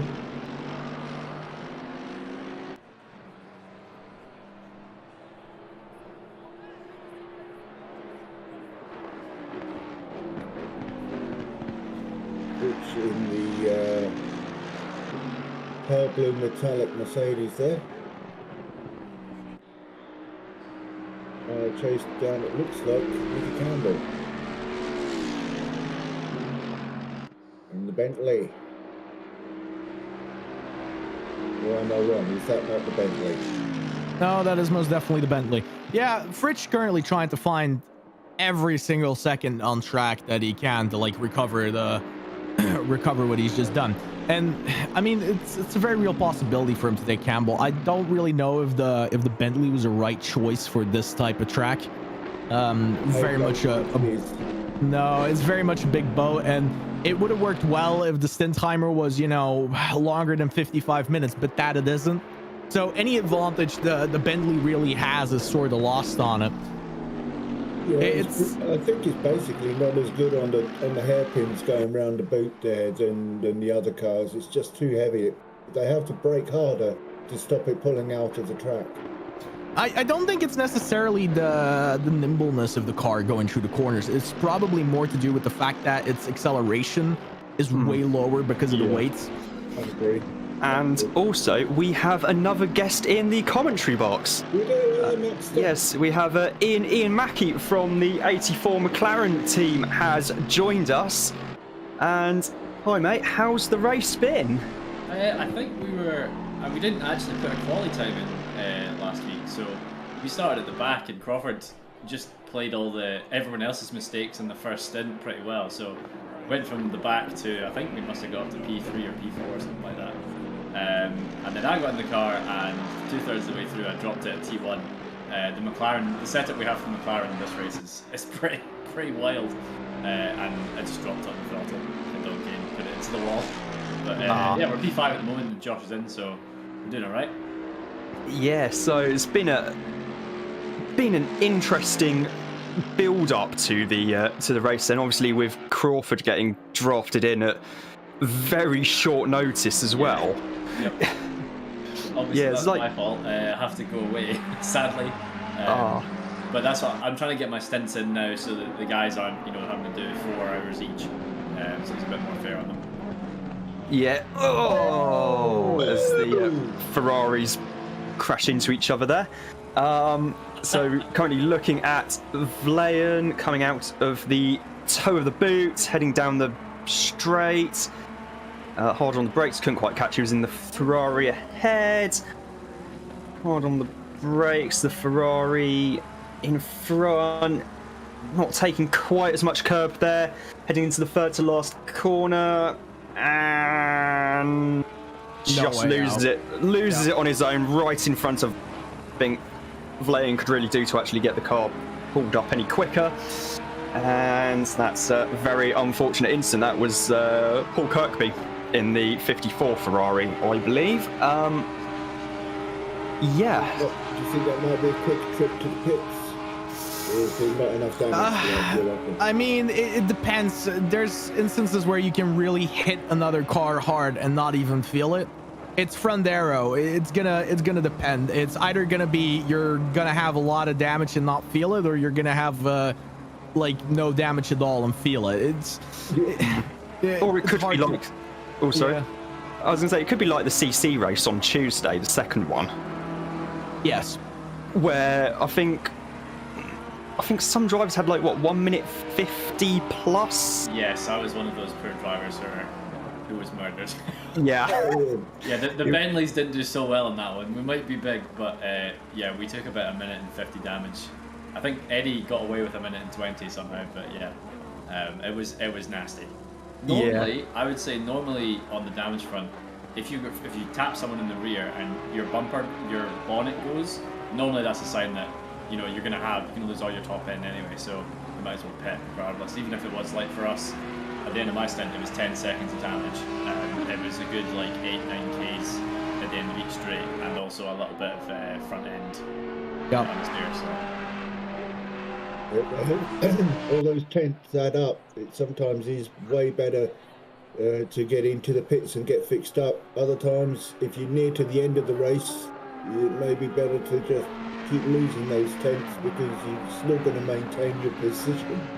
Absolutely, and certainly it affects different cars in other ways. So, for example, the Bentley with aero damage isn't so bad. It kind of keeps trucking on because it's such a big girl. Whereas the McLaren relies so heavily on the front end aero. Once it's gone, the pace is gone. So most of the time, it's just worth to get it boxed and get it fixed. Yes, I think I remember watching a video where Chris Harris was comparing the McLaren Senna to his actual GT3 McLaren he was racing at the time. Well, I think that was actually the 650S, to be fair, so it wasn't a fair comparison as such, but the 650S, I think that was one of the problems a lot of the AM drivers had, was that it was very on the front end. Yeah. So, yeah, and I think they have rectified that a bit for the 720, and presumably for whatever's going to be replacing the 720S a few years down the line. Well, we're getting an Evo 2 pack for the McLaren, not an ACC yet, but certainly in real world. That comes next season. Who knows what's going to replace the 720S long term? Yeah, I mean, if it even will. I don't want to be this guy, but it's not like McLaren as a company is doing too hot still. I mean, I know they worked through their issues, but I mean, I've been looking. I was talking about this earlier. I've been looking at a lot of build quality of cars lately, just because algorithms have decided that is what I'm into now. The McLarens, I mean, for the price they cost, their doors don't even align. Just to give you an idea. Yeah. I drove a 650S on track day, and it was like that. Half the panels didn't fit, where you could get your finger between half the panel gaps, which isn't really that good. or the panels that grind one another when you fucking close the door. I mean, I don't know about you, but when I put fucking plus 100K in a car and I just scratch my own paint by closing one of my doors, I go straight back to the dealership and go, no. Yes, this is going back, please. Yeah. Or I want my money back. Yeah. It reminds me of that Ken Miles bit of the story of in the Le Mans film, when he can't get the flaming door shut and they have to smack it with a mallet. Oh yes, I remember. Oh, that's mad, isn't it? Yep. Yeah. Like 200 plus with a door that's not closed properly. Yeah. I mean, the amount of times where you just see in an endurance race drivers having to actually try and close the door because it's just suddenly started to come open at some stupid speed. Yeah. Body Twist, I think, does that sort of stuff on those kind of cars. And there's something that a lot of people don't think about is there isn't really any air conditioning in these cars. There's nothing that really stops it. The engine, the clutch, the drivetrain, it's all pretty exposed. There's not a lot of insulation towards it to like save weight. And what that causes is sometimes the inside of the car can get incredibly hot, right? Yeah. Incredibly hot. And metal likes to warp underneath heat. But if it's cold outside, guess what? The inside is expanding and the outside is shrinking. And that's going to cause your door to pop open because suddenly your lock is no longer in the same place. Yeah, it reminds me of the 2005 Le Mans 24 Hour. Okay, everyone in the prototypes, yeah, it was perfectly fine for them. Just have the visor open a crack, get on with it. Yeah. But in the GT classes, of course, you've got the big bangers as they were back then, the big 6-litre, 7-litre Corvettes, Aston Martins and all that. And the cockpit temperatures were getting on for about 70, 80 degrees in car.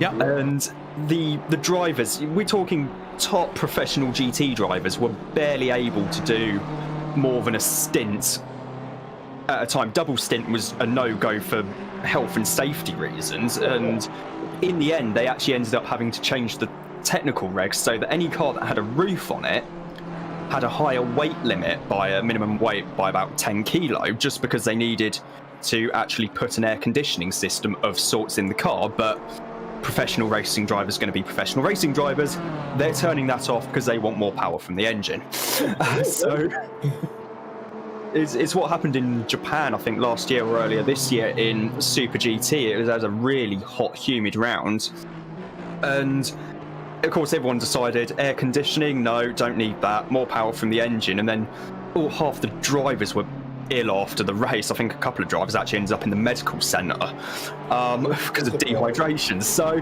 it's kind of goes both ways, I think. So I mean, you really can't underestimate that.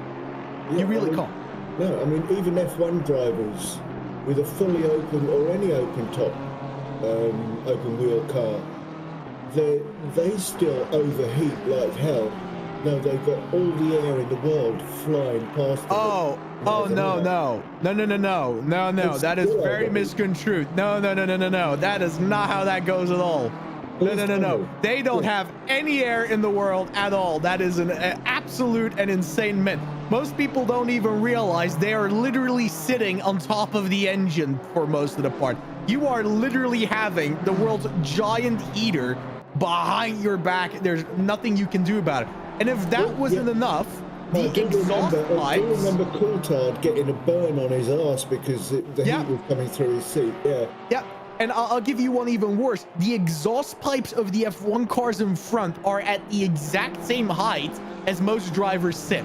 So that means if you're following another car, not only are you getting literally burning hot air blown into your face, you're also sitting on hot air. They don't have any cooling in that thing at all. The only time it gets remotely cold and then it gets too cold is when it pours out of the sky. Right. That's it. So these guys don't bother with saunas because as soon as they get in a car, well, to be fair, in Singapore, for example, there's stories of F1 drivers like losing up to 8 kilos in just in the race time. Oh hell yeah! And that's all water. Yeah. Water all sweated out. Unbelievable. Yeah, and also When they get out the car, it looks like they've wet themselves, but they haven't. It's all sweat. Yeah. Also, Susie has asked in the YouTube live chat what the other incident was when she heard the noises. Thanks, concerned girlfriend. I'm not sure which other instances it was, to be honest. There was, I think you guys caught it on stream. Crawford was up behind, I'm not sure who it was, and he must have had nose overlap or something, and whoever it was drove across his front end and pretty much took him out. Nearly took him out, I think. I missed that. I was too busy trying to get tire pressures. Yeah. All right. Okay. It's caught on stream. I'm not sure. Afternoon, debug.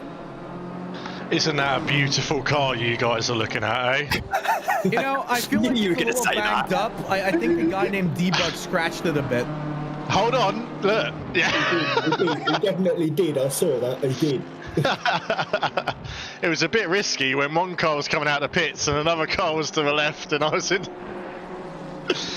Oh, You don't jeez. want, like, there's too much paint on here, some weight saving methods. I'm just gonna scratch it. Mate, when I pitted, 30-second pit, no damage. If it works, it works. Oh dear. How are you all doing anyway? Relatively well. Every so often I have to wrestle the bull called the streaming PC. It doesn't play nice today. I don't really know what it is. We've done this a billion times, me and Rob, but the day it's decided it doesn't always want my inputs. So I've been limiting myself in the amount of camera angle changes that I do, because that's where it goes wrong.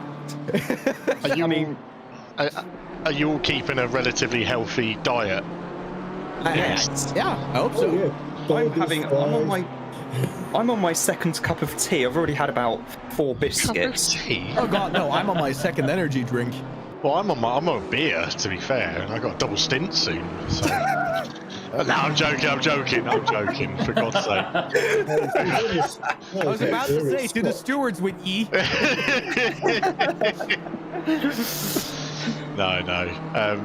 No, Jamie's about to do double stint, take over from John. Yeah, he's done a really good job, to be fair. In all honesty, though, right now, just for everyone that's watching, the field has been pretty much neutralized. Every single potential battle is seconds away from each other. So it's going to be going through the motions for a while. And I just realized that I'm getting more heartbreak as the clouds have now turned to less and the wind has turned up again. Where is the rain I so badly desire? We're dying for rain. Yeah, the the drivers are all a BMW. little overheating in their car cockpits and the doors are starting to like expand too much. We need some rain to cool them down. Where is that rain?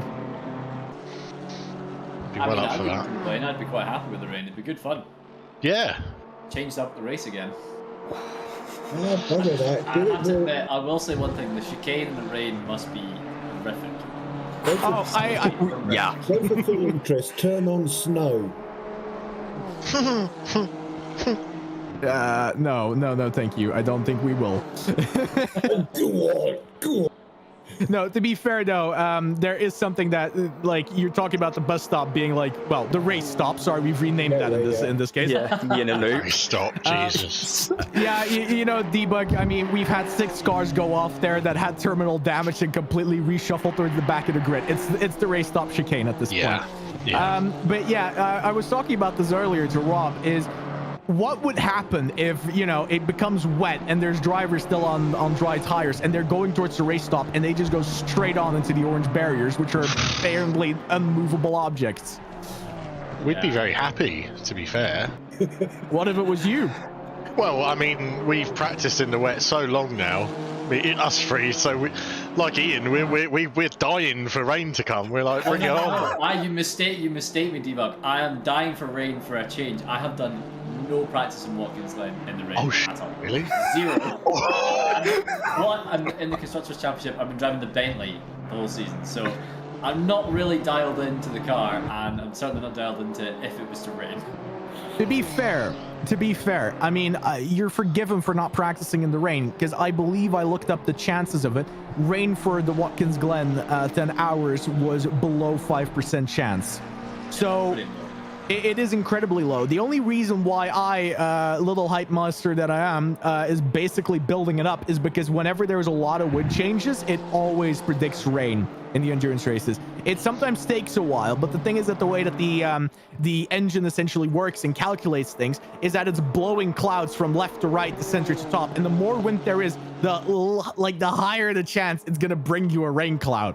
And even if it's just 10 minutes, a splash and dash, that's all I want to see. You know what I mean? Oh yeah. Well, Yeah, that's where the fun is. Oh, yeah, absolutely. From what we found, like 10 minutes of rain is enough to make chaos in the practice servers. So, yeah. Yep.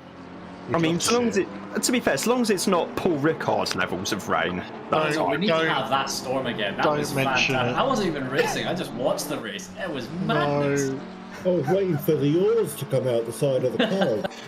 That it's taken Jamie McKee that long to get back in a car after Paul Ricard, so just don't bring it up. 2 years? He was psychologically damaged, that poor bloke. Oh dear. For those that are unaware about the inside joke, RWB had a Paul Ricard race where You see.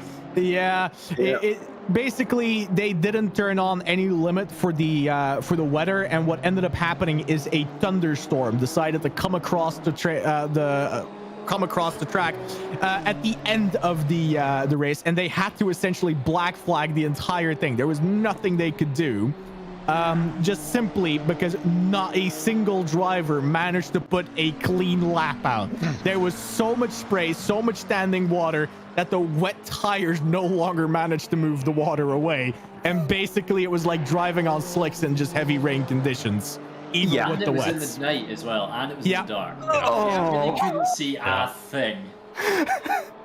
And it's also worth noting they black flagged the race a minute or two after I hit a car sideways on the back straight at 160 miles per hour. He was literally, bless his heart, there was nothing he could do about it. He'd lost control and he was literally sideways. And the mist and rain was so thick, it literally was like 0.2 of a second. 1 minute he was there, then 1 minute he wasn't there, then he was, and it was like game over. Yeah, and Paul Ricard being Paul Ricard, with that amount of mist and the fact that there's no real physical identifications of where the track is going, I mean, you can start counting yourself. It becomes Suzuka levels of Formula One trust, and I see a blinking light, let's follow it and hope they have the right line. Yeah. Imagine the same weather at Kota. Oh. No thanks. Yeah, there's absolutely no size to the roads there. It's all just paint. Yeah. And Phil Varley has said that, yes, it was Debug was following me at the time when he crashed. I mean, we're laughing about this right now, but anyone that's driving a direct drive wheel in those conditions is actually at serious risk for physical harm. Yeah. We weren't laughing about it on the night, though. I don't think anybody was laughing about it on the night, except the commentators. They were just sitting there like, this is what we need for the YouTube channel. Meanwhile, every single driver's swear jar was filling rapidly. Yeah. Oh, that was before I even started doing commentary on CC. Yep. That's how long ago it was. I don't even think the CC was a thing back then yet at that point. No, I don't think it was. Oh, I may have to dig this one out on YouTube to post race with a couple of beers. Yep, the only black flagged race to ever have existed in the entire RWB space. And it will probably forever remain the only one because those weather conditions have been permanently turned off. It's impossible to get them. I actually nearly fell out of my chair a little while ago when I don't remember what it was. There was a race in recent history where it ended up turning into like heavy rain, and the heavy rain is essentially the stage right before the thunderstorm. So if you get that, that's supposed to be the transition to it. And we had like 5 minutes of it, and I was literally just sitting there like, did somebody fuck up with the settings? Did somebody misput something? Because this is not supposed to happen. Oh, those were good times. Oh, John D is coming in for his pit stop. Ooh. Yeah. Oh, Coming in the from- stop and go is incoming. He's gonna go too quick into the pit lane. Just kidding. I need to tease you a little Jesus. bit. No, it's Matt not Jack Bellini as Alexander well. or anything, is it? Like No. Mr. 166. Oh, God, nothing is ever going to top that. Ever. Remind us. Yes, so basically, Jack Alexander was coming into the pits at Catalonia for the final time, I think. He was coming in and was not paying too much attention to what he was doing, because he was actually trying to set tyre pressures or something like that. Forgot to change down into first gear for the pit lane speed limiter, kept his foot in, and then had a really big oh shit moment and realised that he was going over 100 mile an hour through the pit lane speed line, which is basically instant disqualification. So he had to sit in the pits for about 2 laps while we undisqualified him and got him back on the circuit. But I remember commentating on that. It was actually quite amusing when we found out the reason. Oh, jeez. Mr. Jamie McKee's just come out of the pits 0.3 seconds in front of a Porsche number car 34. That's ED 22, so that means he's out in 13th position, which is fantastic for us, because 20 minutes into the race we were in 23rd position. So yes, 23rd position, unfortunately being held by Simone Capelli, on the grounds that his teammate let him down 2 hours before the race, and clearly not wanting to do the entirety of the 10 hours solo, and has decided that it's probably best just to do the stint and unfortunately park it up. Shame. I wonder how Josh is getting on now in my car. Josh is currently P5 at the moment. fantastic. He's not dropped it in, that's good. And I mean, well, it's funny you mentioned earlier, Ian, that you were driving the Bentley in CC. I mean, it's not like Josh was driving a mid-engine car either, because he was in the BMW and Crawford was in the Ferrari. So, Although some would argue that the BMW does drive not that dissimilar to the mid-engine car.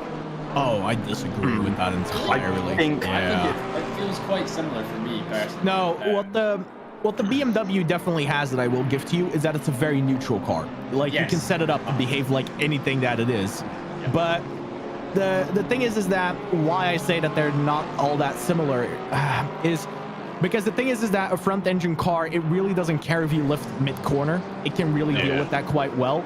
Yeah. But any of the mid-engine cars around the track, if you lift mid-corner, that car will go sideways off the track and it will never come back. But the BMW doesn't have that. But other than that, yeah, it has the same level of turn, and if you set it up for it, or it has the same level of understeer as a front-engine car. But You can use that to your advantage with mid-engine sometimes into the corner. Yep. But because what I found, because this is the first time I've driven the BMW doing this practice up to this, and I have to brake a lot earlier with a BMW than I can on the mid-engine cars, just because it just seems to be a bit of a boat if you don't get it right. Yeah, seems fair. yeah.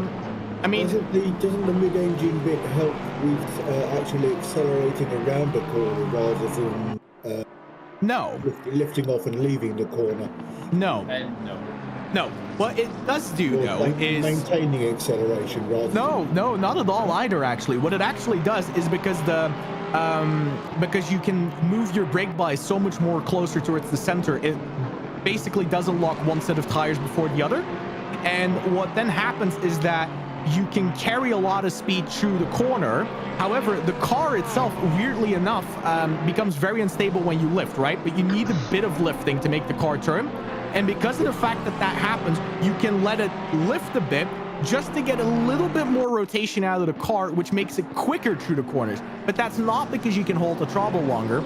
And that's also not because you carry more speed into it. It's just more balanced. However, there is a reason why a lot of racing drivers, IRL, don't like driving mid-engine cars. And that's because if it goes, it goes. There's no catching it. There is no catching it, not in a million years. If it goes, it goes. And that's the difference with a front engine car, is because the weight at the front, you have weight on your steering wheels, right? You know, the wheels that turn, they're gonna always be pointing the right way, and you can just switch them about and the weight will be there. But with a mid-engine car, it straight up flies. I don't know if anyone, man, what is the dude's name again? The guy that drives around the Nordschleife. That has Misha? Yeah, Misha Jaredin, yeah. Yeah, I don't know if anybody actually ever looked at the video where his Porsche GT4 Cayman got crashed by a guy that hired his company, where he was sitting in the car. Because most people don't realize, but the GT4 Cayman is actually a mid-engine car, right? And the dude was driving around relatively quickly, and you noticed that he was an amateur, but he had a decent understanding of what was happening. And during a fast left-hander on the Nordschleife, the man basically had a little bit of a panic and decided to lift mid-corner. And the thing just went. And it was completely total loss. But Misha said as well, like, as soon as he heard the lift, he knew what was going to happen. There was nothing you could do to stop that. And that is also one of the reasons why I don't like racing mid-engine cars. You can't catch your mistake. You can drive so close on the limit. You can get so much space out of it. And then 1 millisecond of making the wrong decision, just like the wrong idea, and race done. Yeah, it is an interesting one. I mean, I was going to say fast left hand, to quote Martin Haven during a WTCR commentary when Santi Arruccia binned it a few years ago in the sign in the Lincoln Co. I think it was at the Nordschleife, and he said over the radio to his team, "Yeah, I crashed at the fast left-hander," and to which Martin replied straight away with, "Yeah, fast left-hander doesn't really narrow it down around here." I mean, the corner in question was Schwedenkreuz, but yeah. I have to go, boys and girls. But cheers for cheers for the comms. I'll be back in a bit. No worries. Have a good one, mate. Cheers. Cheers. We've got more stuff on the YouTube. Susie has said that I feel like you need to arrange a race as a one-off, and you just lucky dip the weather conditions, let the carnage unfold. I think quite a lot of drivers might be up for that.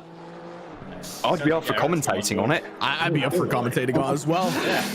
You guys may drive it, I don't care, but I'll commentate, okay? Like, I'll be here with Rob. I'll do the camera work. I'll tell you what, Rez, get yourself in your rig, get mics up, and we'll have you Bathurst style back in the 90s, commentating, and I'll interview you while you're driving. You know what? I'm somewhat down for that. The problem is I no longer have a rig. I was supposed to be in the 75 Ferrari right now, and I'm not. Mark Ridge. My poor T300 decided that force feedback was no longer a thing that was on its options sheet. That's not ideal, mate. Damien has posted in the YouTube chat, just chilling with the stream while creating multiple racing formats for autumn winter to test. What format ideas would you like to see comms team go wild? Racer I should had has said 50-minute main race and 10-minute sprint. That will decide the grid for next week's race. Ooh, I'll do you one better. 1 lap race that decides the grid for next week at the end of like an hour. 1 lap race. And you carry your damage with you. If only that was possible. Another one, I mean, we heard it earlier. Weather settings absolutely extreme. So basically randomized. We roll a dice for every single setting on the weather thing. Oh, that means you need a D&D spec dice with like 20 sides though. Oh, but that's no problem. I don't know if you know this. If you go into Google and you type roll D20, it will give you a D20 dice. Oh, nice. If you do roll D100, it'll give you a 100-sided dice. That's mad. So that's our random number generator sorted then. Schaefer is... Just thought, with a D20, you could do a 40-lap race and it changes every 2 laps. The weather changes every 2 laps. Oh, but you can't set that though. There's so many things we could have done. I mean, the CC this time around, it actually had the idea that we would give 100 kilos of ballast to P1 of the first race. The only problem is that, well, technically the settings say that you can do so. They capped it at 30 because there was too much custom BOP going about in things, and they didn't really want that. They wanted a more equal sim. But damn it if I still don't want to give P1 of race 1 like 100 kilos. Why not do it? I don't know if it's possible in ACC in the server. Not anymore. Not anymore. Reverse grid. No, you can't do that either. You'd have to stop the server, make a custom grid list, and then upload it again. I mean, so technically it's possible, but you know, then everybody has to like have 15 minutes of patience just to like get it done. 15 minutes to completely redo your car setup for starting at the back. That sounds long enough. Yes. Martin Chafer has suggested random weather only in the Maserati GT4, but then again, I think Martin is a little bit of a sadist in that regard. That's a recipe for absolute complete and utter carnage. Great for you guys. Yeah. I mean, it sounds great and all that, but yeah, it is a pain in the arse to drive. I have an idea. No. Red team versus yellow team. The Lambo Cup car versus the Ferrari Cup car. The entire grid split in 2 different teams. Well, that does sound good. I mean, we saw how insane the Super Trofeo was at Monza the last time we were at Monza. Yeah. It was quite impressive how fast that thing was. And who was it? Elgard managed to get up to P6 or P7 or something like that? Yeah. It was Elgard and Varley, I think, in the car. Any chance we could do a Halo tribute and do Reds versus Blues? But who would be the Blues? The M2 TCX car? Yeah. Yeah, but the M2 is so slow. McLaren's blue, isn't it? It's in its true format. Long time ago. Yeah. Ooh. Phil's come up with a good suggestion in the YouTube chat. Porsche race, GT3, GT4 Super Cup multi-class, followed by a BMW race for the GT3, GT4 and the TCX car. That sounds interesting. That sounds brilliant. Porsche one in particular would be very, very interesting. And again with rolling weather. Yeah. Oh God. On that note, chaps, I need to go back. I need to get back into the car, I think. Well, we're looking forward to hearing more reports about you swearing in that case. No problem. That happens regularly. I am Scottish. It's not really my fault. It's part of the genes. Of course it is. Born and bred with it. Yep. Ask Billy Connolly. He can't speak without swearing. That one. Nope. Half of us can't either. Ooh, as currently my eye just dropped that they finally caught up. Tyrion trying to get around Vest, looking on the inside towards race stop chicane. Is he going to take the gamble?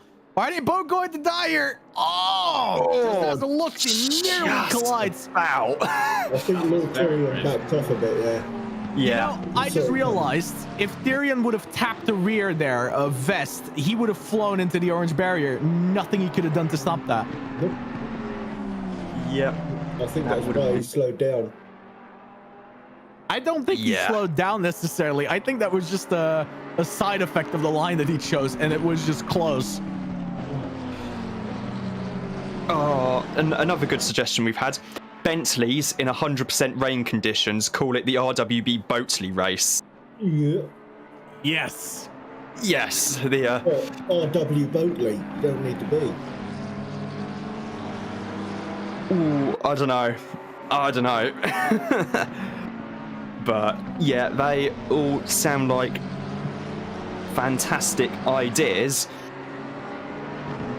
I mean, a 1-lap sprint race with thunderstorm conditions in January at Zolder. I have tried driving Zolder in those sorts of weather conditions. It's undrivable. I just saw another shunt. I think that's number 6 now.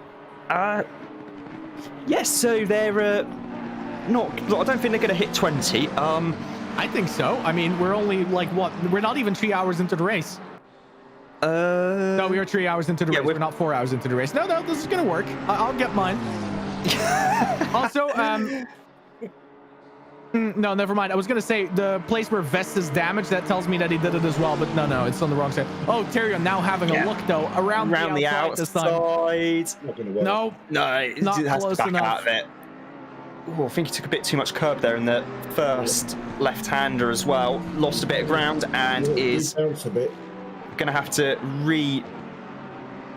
try and catch up again. Meanwhile, there's the Varga in the 75 Ferrari just in the background. That's not for position, by the way. He's down in 20 seconds. 6 laps off the lead. Seven, sorry. Yeah, Castangena and Tarin currently completed, just started, I think, lap 113. So heading down the hill towards the heel of the boot and down to probably second gear for that corner, and then back out of there and into the no-name section of track where you can just about see the escape road bit there. That's the chute, which the short circuit version, which NASCAR uses predominantly, although back in the day they did also used to use it for the Grand Am Rolex Sports Car Championship back when that was still a thing during the split years between that and the American Le Mans Series. The Rolex Sports Car Championship being the effectively the main support race for the Nextel Cup and the Sprint Cup here at the Glen. Rob, wasn't the Glen where Ken Miles had to win to be able to get into the Le Mans race? I have absolutely no idea because I've never watched that film. Oh, it's a shame. I highly recommend it. It's a very, very good film. I can't watch films like that because otherwise I am going to be that person who points out, no, that's not factually correct. You'd be surprised. Give it a go, please. And meanwhile, Tyrion Dave has closed right back up to Apex Vest in the XRL East TSR XRL red entry. Vest going a bit wide there on the way into the chute. That's going to be good news for Tyrion Dave. It looks as if the NSX is the quicker car at the moment. They've got a bit of traffic in front of them. That's Kirkby in the Ferrari.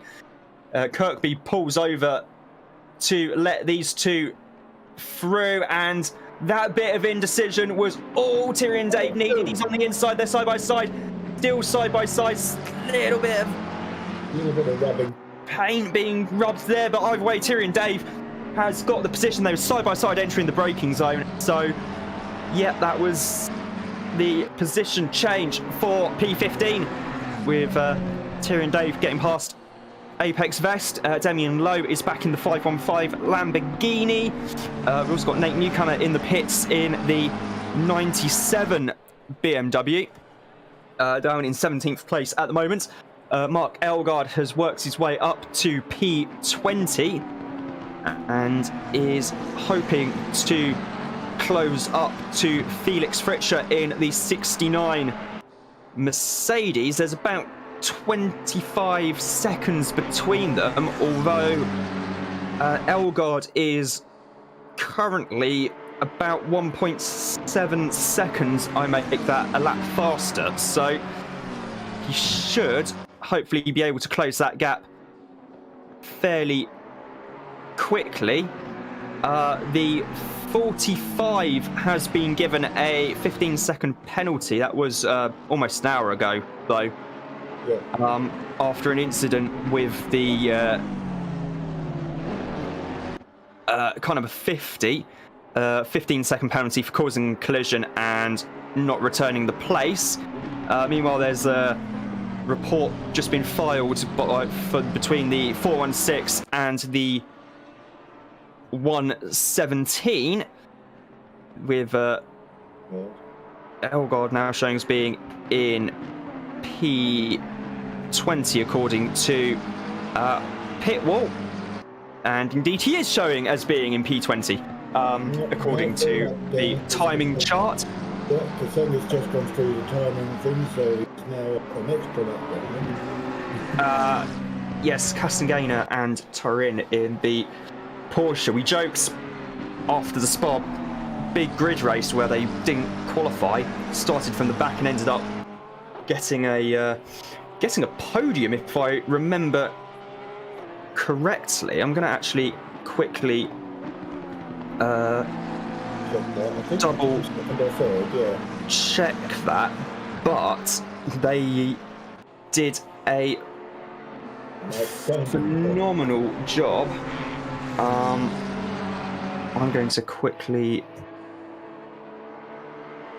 search through that. That was round 3, so it's going to be on page here. That's an odd number, page here. No, not that page. Oh, I need to go back. Never mind. Here. The big grid Spa 9 hours, where they finished P8 in the end, despite not qualifying, and that was out of a field of 67 entries. So, jokes at the time that 49 places improvement. That's astounding.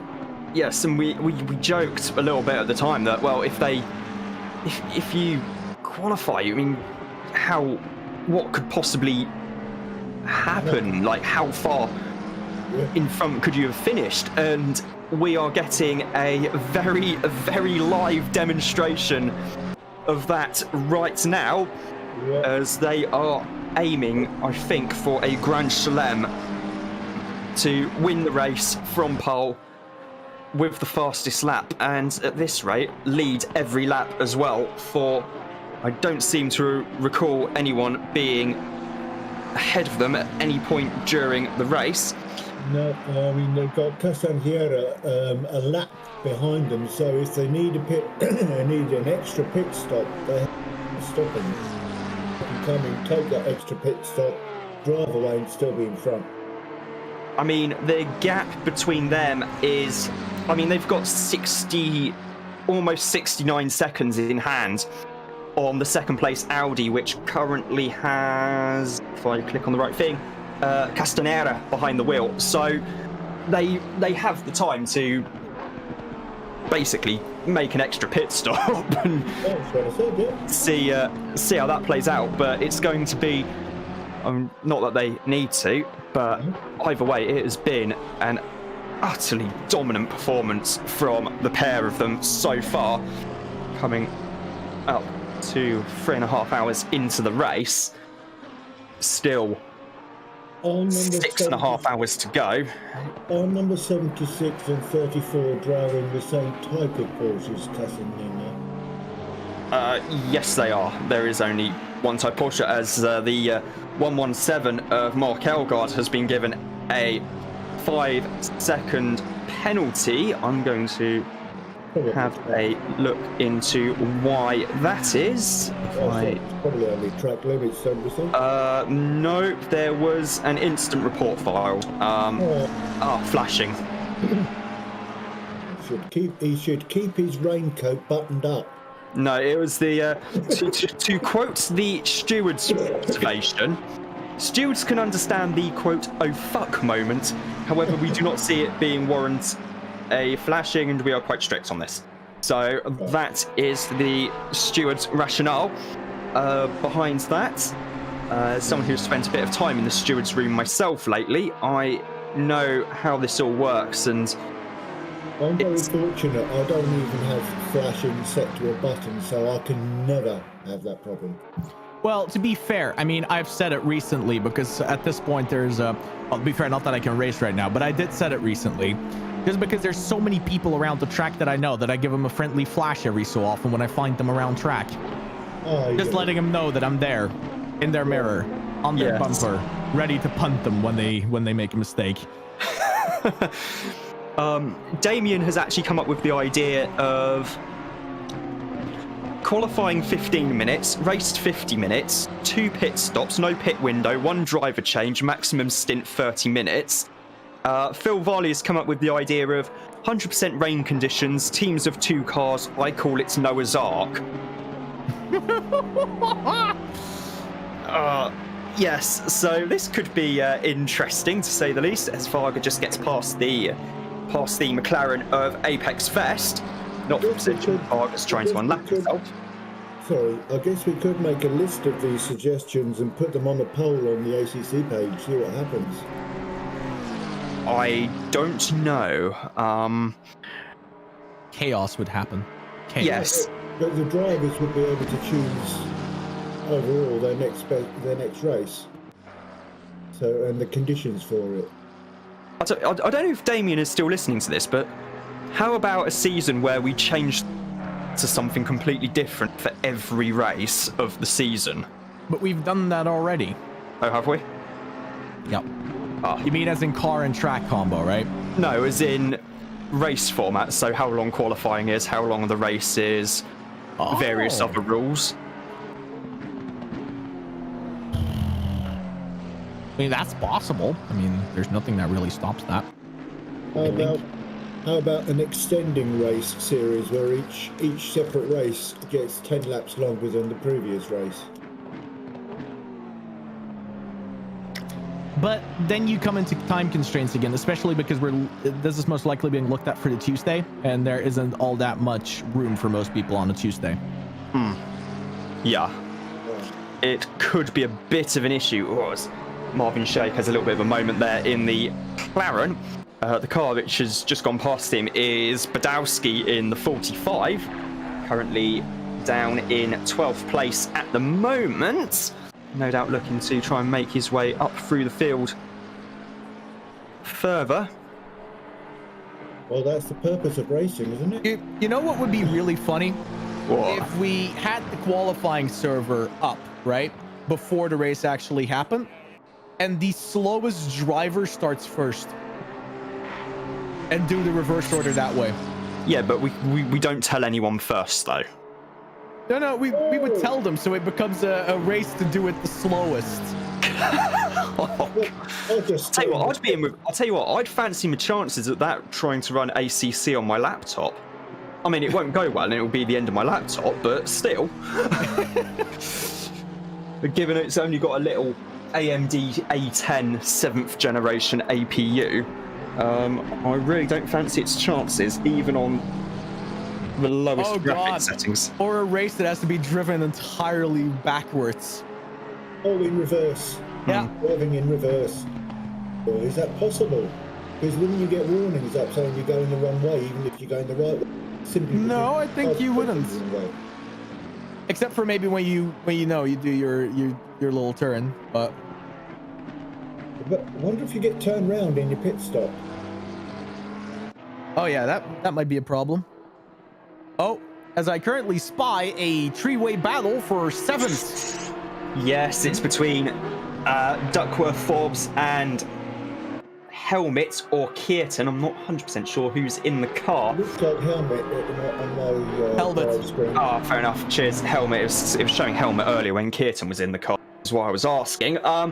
Yeah, battle for P7. The Germany's quickest GT3 cars. The BMW M4, the Audi R8, LMS Evo 2, and the Porsche, and the soon-to-be obsolete Porsche 911 GT3R. 991.2, because the 992 is coming for next year, which is going to be very interesting indeed. It's the end of an era. Yeah. Although one thing I would like to see is that we get the likes of Hockenheim and Mangy Core added to ACC because of the Sprint Cup. Yes. And Valencia as well. Although I don't think anyone would like to race Valencia too often, but there's more debate going on in the as Duckworth comes into the pit. So that's now Forbes versus Helmet for P7 as it is now, and Forbes still holding on in the Audi. The Porsche right behind there, coming out of turn 1.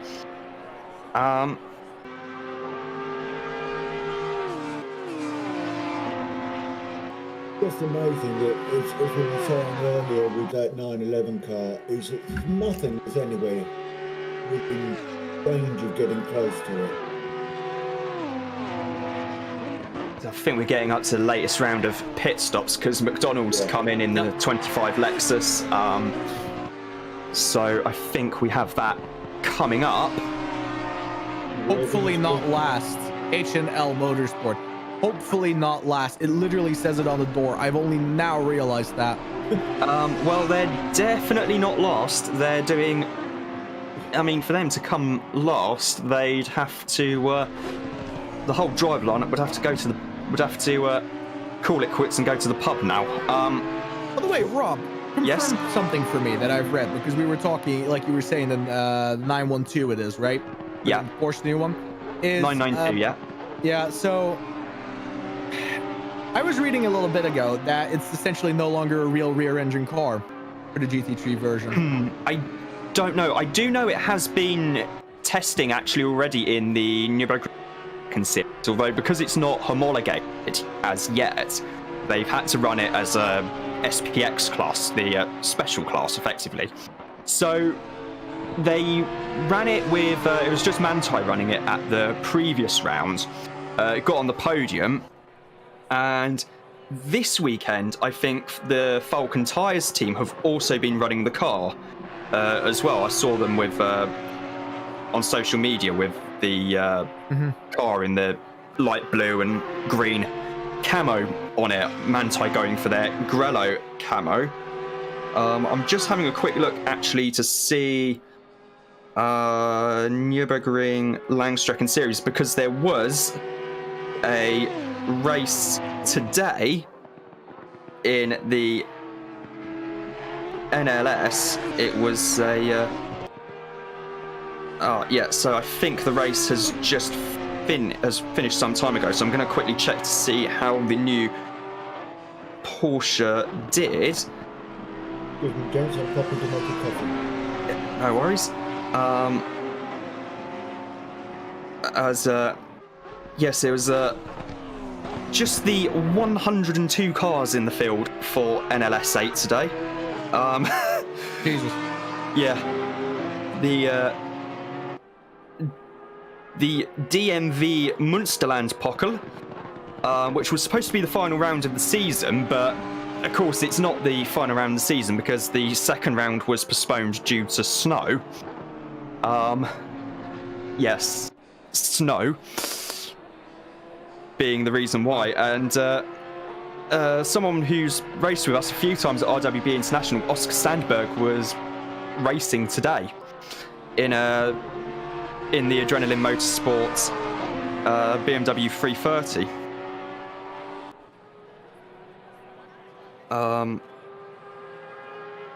I need to have a look to see what happened. Oh no, that's round one. I don't want the round one results. I want the... no, apparently it was only a preview for today's race. There isn't actually a race report up on the series website yet, although I do know that the race was today.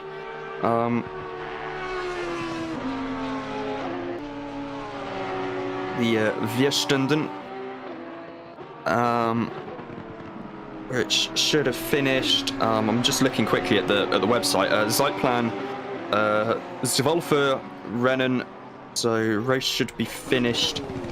Okay, so the race should have finished about 50 minutes ago, to be fair. So we might be waiting a little while. So I think we'll have to get back to you on that. Yeah, no, I'm wrong, essentially. I don't remember where I read it, but wherever I read it was wrong information. Because essentially it was this thing about the fact that the engine of the 992 essentially was placed so far forward compared to where it was previously, that the car would behave more like a mid-engine. And a lot of people were very convinced about that because the Cayman is a mid-engine car. And so was the GTE. The RSR GTE was deliberately mid-engined, just so they could fit a much bigger diffuser on the back of it to be more like Ferrari and Ford and everyone else, because when they first built it after the relaxing of the rules in the GTE class. They put a much bigger wing on the back of the car, which was great, apart from the fact that it also led to a fantastic amount of aerodynamic drag, which is absolutely just what you want at Le Mans, to have virtually no straight line speed. So in the end, they decided that, well, actually, we're just going to go for broke and build a proper mid-engine car because, yeah, we can. Yeah, I mean, it makes me happy because, oh, what just happened with helmet there? Car went straight.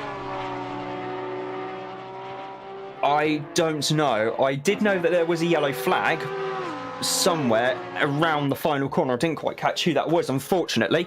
Currently looking at the Porsche now. Heading down the back straight. And hard on the brakes for the race stop chicane.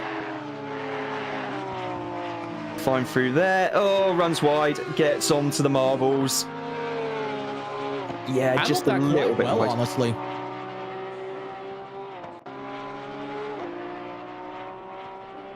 Oh, sorry about that.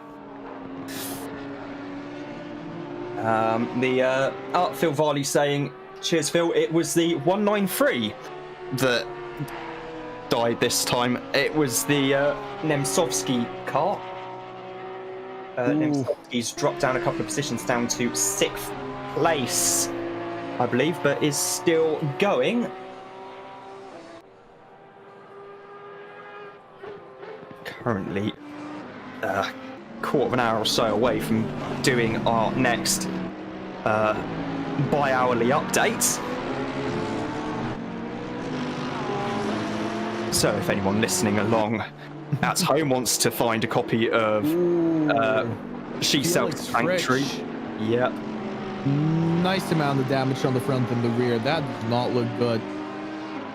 No, it does not indeed. Like to clarify, if anybody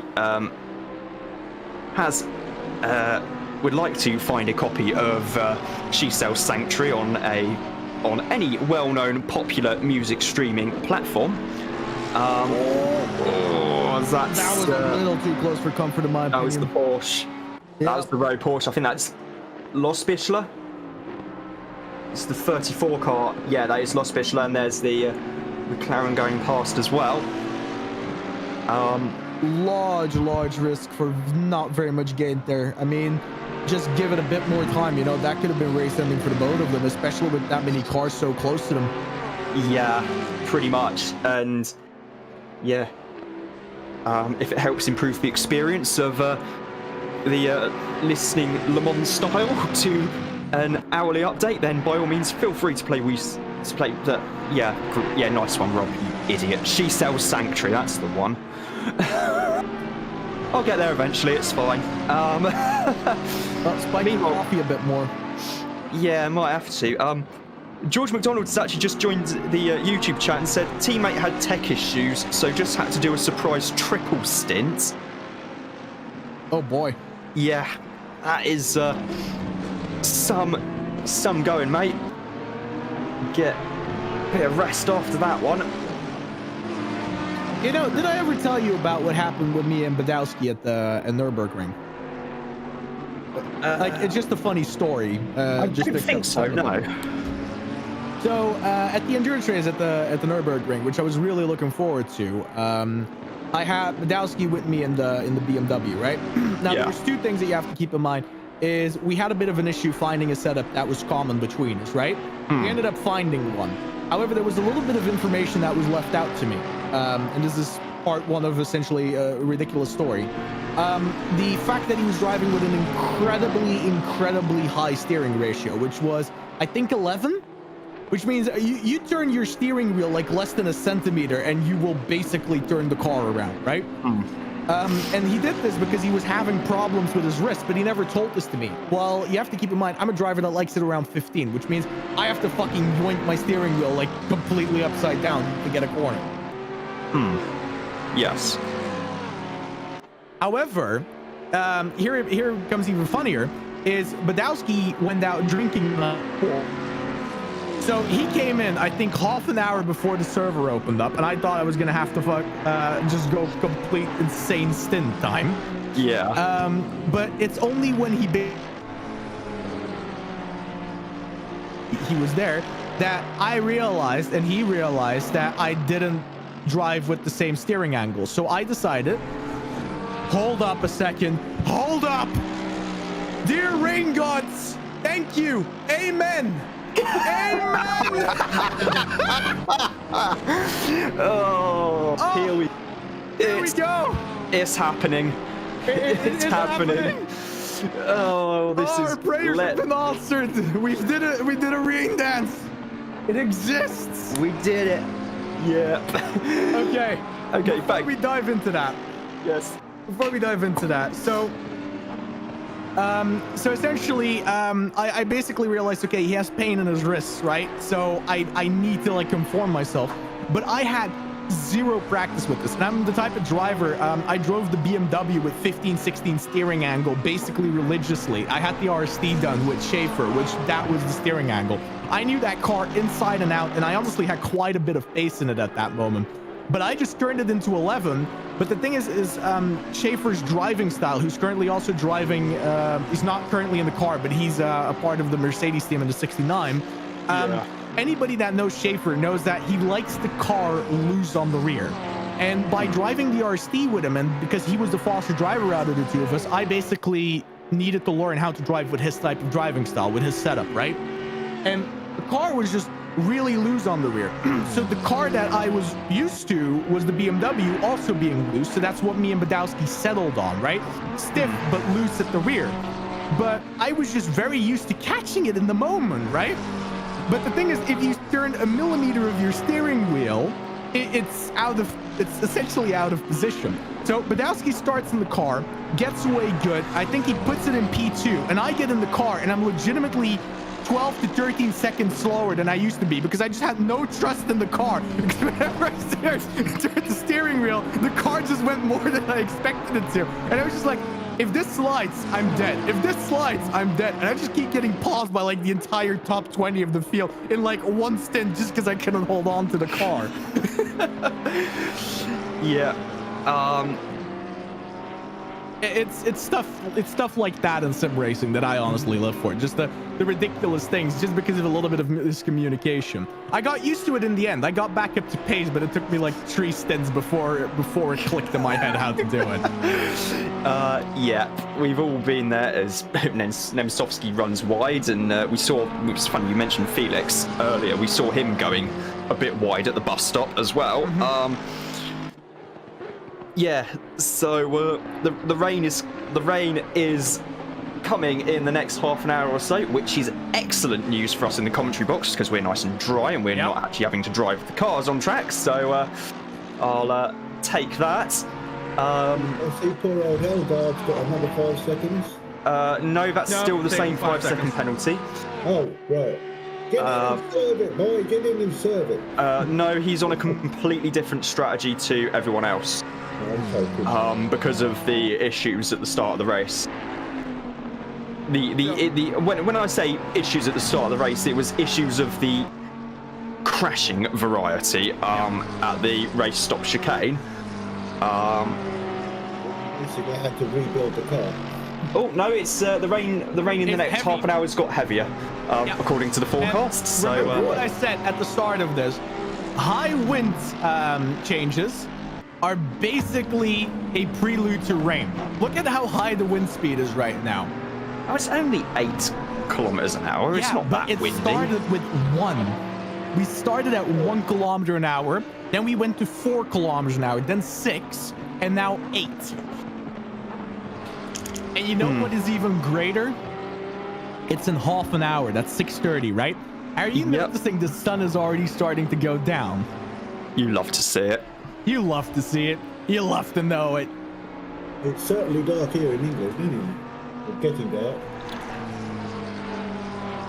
This is going to go not the way most people do. Now here I'm thinking, if you're Elgard right now, you know, with the 117 team, McLeod Racing, is this a moment where you just like clapping your hands and you start rubbing him and you start laughing like an evil villain and you just go like, this is my chance. or not? What do you think? Well, I don't know. With those cars being heavier on the front than some other cars, they might do better in the rain. Well, to be fair, the Porsche is, in my opinion, one of the best wet cars out there up until a certain degree. They tend to skip across the water and not let it bother them.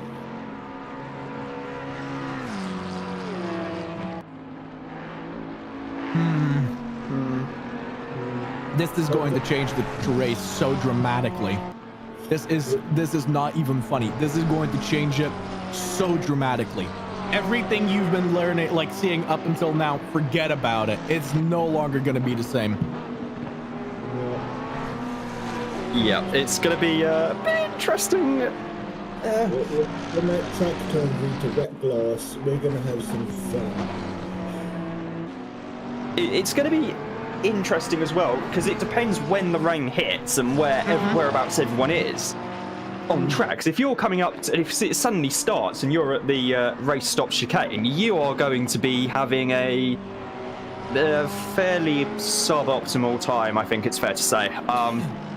Well, anything after the start-finish line is going to be a pain in the butt, or at least before the pit lane entrance. To be fair, and this is something that does need to be said. If you are an intelligent driver, you will know what to do. When rain hits, what do you do, Rob?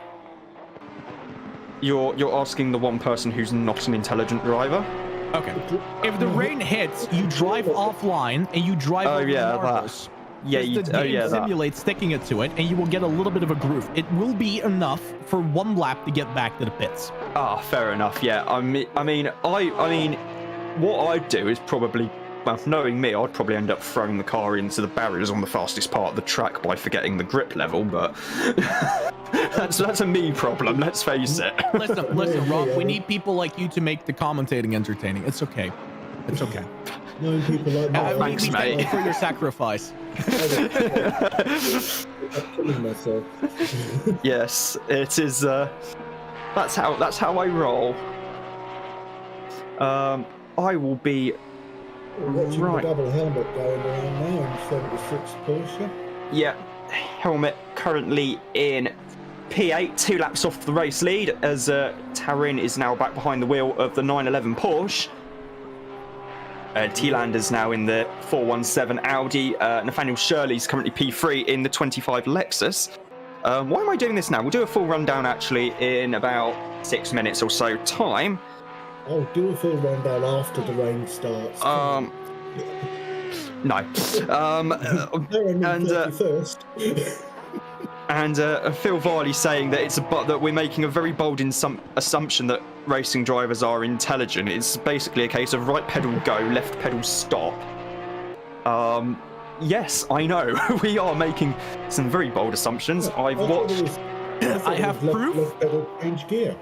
I have proof that there's some very intelligent racing drivers. Shula, man, is a setup master. Crawford Brown knows his setups very well as well. There's quite a few along the track that are actually really intelligent with their setup stuff because they basically studied it. Well, yes, and I was not in this race. Marco Badowski is another one that's superb at setting up. Badowski's currently in P10. No. Badowski is not. Here's a little secret. Badowski is not superb at setting cars up. Right, Badowski is very good at finding other people's setups online and basically enjoying them and being fast with them. Fair enough. That's what I would do. I can't set up a car to save my life. I've got no idea what I'm doing. I just leave on the default setup and hope for the best. Pretty much. That's why I'm so slow. Partially. Well, partially set up, partially skill issue, basically, but... I might fiddle with the gearings and tyre pressures a little, but that's about all. I have no idea about how setting the aero works. Balance.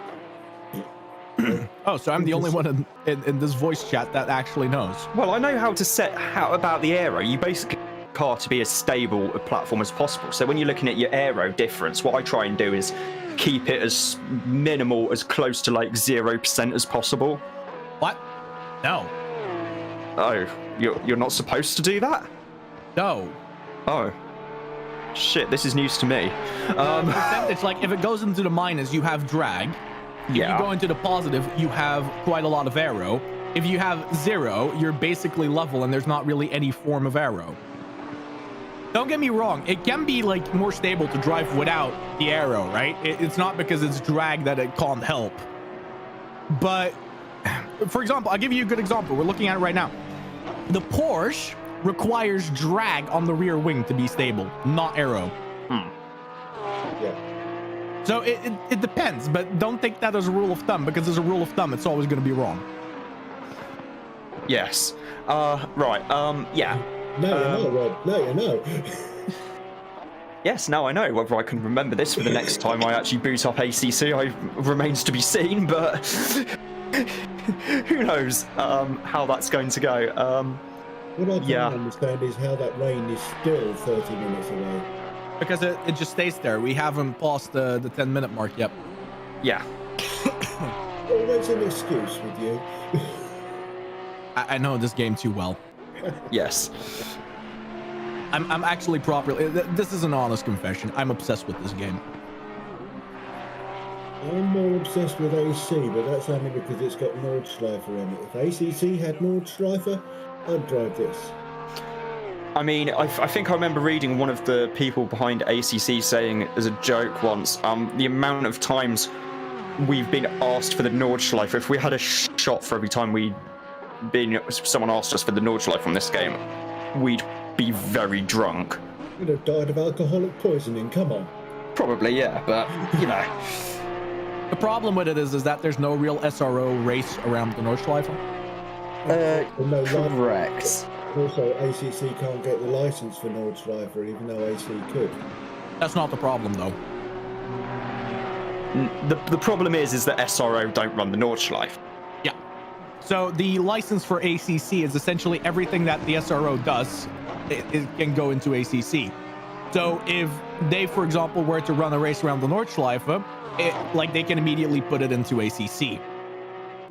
The issue isn't that they can't get the license. The issue is that the license they currently have and the agreement with SRO, which is essentially that they will make the GT sports class and everything that is in the SRO thing, their, like esports game.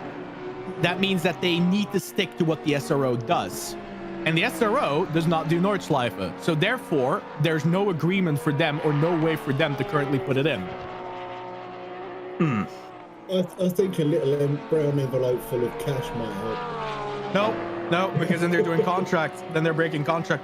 And let's be real, Kunos is getting a lot of money from ACC. I mean, proportionally, you know what I mean? It's not, sim racing isn't the be all and end all of the money world, you know what I mean? But proportionally, they get quite a lot out of ACC. Yeah, and I guess AC is more for the modders. Yeah, absolutely. Which is good for us people who like a fun race in different places with cars that would never go there. Which is also why I'm so hyped for AC2, you know? Yeah, I think it's a brilliant platform, I really do. But anyway, back to this race. Back to this race, we have 6 hours remaining here at Watkins Glen International. It's time for another bi-hourly update. And if you want to play We Sell Sanctuary, yeah, no, that's the one, not it, sorry. She Sells Sanctuary, excuse me. How many more times am I going to mess this up during the race? Feel free to. But anyway, Nigel Turin is leading in the 911 Porsche on 133 laps, and just behind him is Kalle Tierlander in the 417 Audi. Then it's Nathaniel Shirley in the 25 Lexus ahead of Ian Mackey in the 84 McLaren. In 5th place, it's Patrick Nemtsovsky in the 193 McLaren ahead of Dennis Scherps in the 416 Honda NSX. Mazza Forbes is in 7th place in the 66 Audi ahead of Helmut in the 76 Porsche. Then it's Marko Badowski in the 45 Honda and Jamie McKee rounding out the top 10 in the 52 BMW M4 GT3. Then it's Lee Duckworth in 11th place in the 99 BMW ahead of Josh Evans in the 93 McLaren. Damien Lowe is in 13th place in the 515 Lamborghini ahead of RC Brookie in the 50 Honda. Manuel Lospischler is in 15th place in the 34 Porsche, just ahead of James Hu in the It's 48 McLaren. Then it's scot-free in the 97 BMW in 17th place ahead of Jason Spooner, in the 419 Bentley. Mark Elgard is up into 19th place in the 117 Aston Martin. And Felix Fritscher is rounding out the top 10 in the 69 Mercedes. Peter Varga is in 21st place, now down to 22nd place in the Ferrari because of pit stops, as Forsanin has 67 has moved up to 21st due to the pit stops. I should add that Fritscher has now gone ahead of Elgard for 19th. And rounding out the field, it's Simone Capelli, who has unfortunately retired from this afternoon's race. That's the how the field stands with 4 hours completed and with rain on the way here at Watkins Glen International. I'm going to quickly nip downstairs after that and get a drink quickly. I shall be right back. And I'm playing Shooter Sanctuary by the Colts on Amazon Music as we are watching. Other music streaming platforms are available. No, they're not. Yeah, they are. No. They are. I'm just trying to figure out which of the teams have a wet strategy ready. And it's intriguing because I don't think most of them do. Which would mean they're going to have to be guessing their entire wet pressures. Also, the track was quite hot, which means to run the right temperatures, you're going to need your brake ducts very much open. None of them are going to be running brake street. If this rain is heavy enough, they're all going to have cold tires, cold brakes, and very less than optimal settings for everything. Yeah, and everybody on brake too. Yeah, most likely.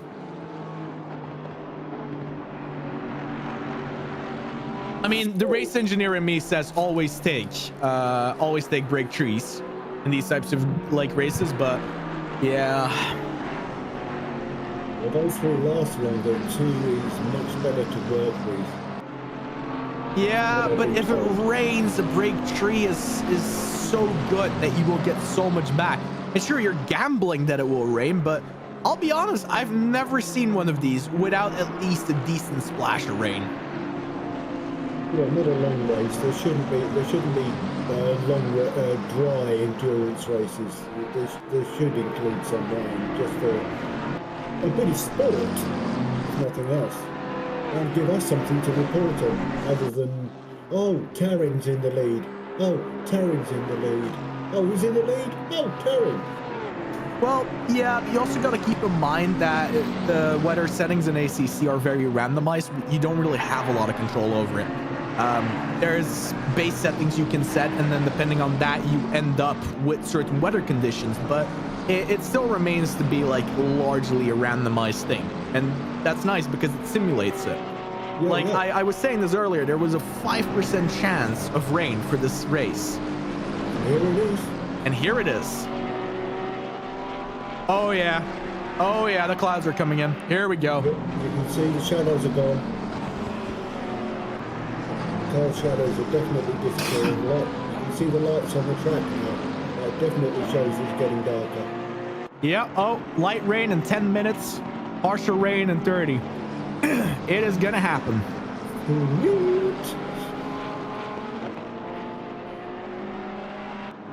I don't think it's gonna go away anymore either. I think we're gonna be for the remaining 6 hours in the wet.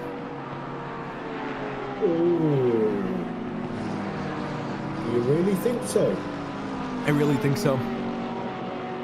Oh my days. So over half the racing wet. Or about half the racing wet. Ooh.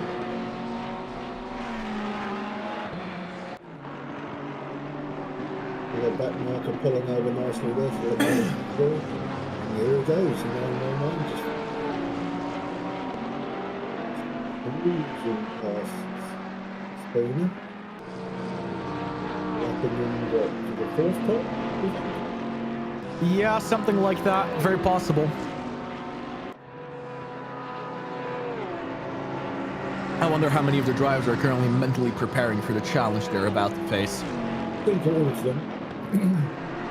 This is not an easy transition, people. This is about as hard as it gets.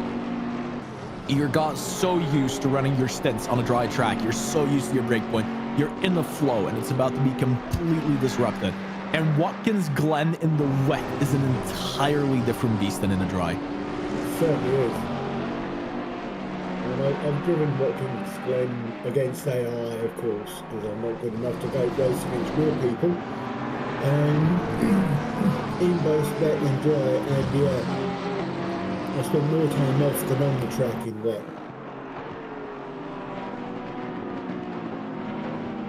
I reckon it's about 5 more minutes before the first drips of rain start happening. Yeah, can't be far off. And everything that is possible, like everything is possible. An entire reshuffle of the grid is possible with these conditions.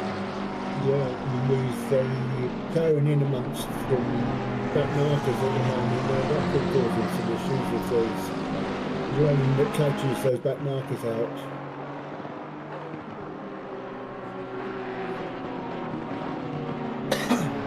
So we don't want that, do we? Yeah, so here's the thing, right? Is some of these drivers they're going to be willing to bet that it's not going to last longer than 30 minutes, right?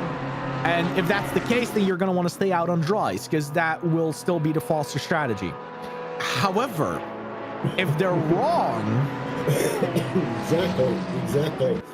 So they're sitting in their cars, possibly listening to comms and thinking, shut up, Red, we don't want rain for the rest of the race. It's going to come down to it. Some of them are going to gamble that the rain is going to continue, which is what I think is a more likely option. And then some of them are going to gamble that I'm wrong. And they're going to gamble that staying out on dries is the better solution here. But I honestly don't think the rain is going to go away. There is too much wind. Even if it's only up for another hour or two, they would definitely have to come in. If it's an hour or two, they would have to come in. If it's half an hour, it would be better to stay out and brace the weather with the dries. Yeah, they'll have to keep their eye on that weather ticker at the top there and see what's coming up, same as the rest of us. Well, the thing is, every single time that ticker basically changes, right? It recalculates the simulation. So the reality of the matter is that when it switches from 10 to 30, right? That it may still change. So it's not certain that you get light rain in 10 minutes. It's not certain that you get heavy rain in 30 minutes, right? So every single time that happens, so you can still gamble against what you're seeing in the weather ticker. Very different to farming the simulator, because when that says rain, is rain. Exactly. But here it's simulation based. That what you see up there is just the most likely option. It's not necessarily the actual option. Oh, the lights of the cars are going on. A lot more on. Earlier, but yeah, you can see them actually switching on rather than just being the side lights. It is going to become dark, and as darkness falls over Watkins Glen, rain will basically grace them. I'm still not seeing any real windscreen wipers go left or right, so it's still not dripping. There's still no change in it. Oh, we are looking at heavy rain. We are looking at heavy rain. Well, that's got a plus sign, brother. Yes, which means a higher rain increase is likely after the 30-minute ticker, which means we are looking at heavy rain and a very likely possibility that this will be wet for the remainder of the race. And until far into the darkness, there will be wet weather. This is worst case scenario. It makes me want to play Thunderstorm right now. This is worst case scenario for the teams. Very few of them will have actually prepared for wet weather because there was no wet weather on the practice server. There was no indication. Hot, steamy, sunny weather. That was the news that everybody had. But that's no longer the case. We are only, 4 hours and a little into this race, and it has decided it will be a wet endurance race. All these cars set up are basically as low to the ground as possible. They have every inch of performance squeezed out of them by having lower ride heights. If there's any wet puddles, they will be caught on it. Their driving style is going to have to drastically change, and they're going to have to change the habits they build up over their stints right now. And there is very little that they can do to change anything that is about to happen. So what can you do in this situation? You can change your engine map. The Porsche is quite good with that. It has very lot of options for wet racing. Your brake bias, you're going to want to change that as well. Your TC and ABS will differ as well. But that's about it. They can't go in and change their aero. They can't go in and change their brake path. They can't close their brake ducts. This is going to be hell on earth. The performance of their car... And they can't change their ride height either. No, the performance of their car is essentially more or less locked in, which means, I said it earlier, they needed very open brake ducts to keep the brakes cool. They needed very open brake ducts to keep the tire temperatures in the right optimum range. And now they're going to get punished for doing that. No, they don't need it at all. Now they don't need it at all. They're going to want to have it close. It's going to cool off rapidly. They're not going to be able to keep any temperature in those tires. They're not going to be able to do anything about this. And what this is going to create is, when you have cold tires, they become nervous. They're going to grip up on moments you don't expect. And in wet weather, that's not what you want.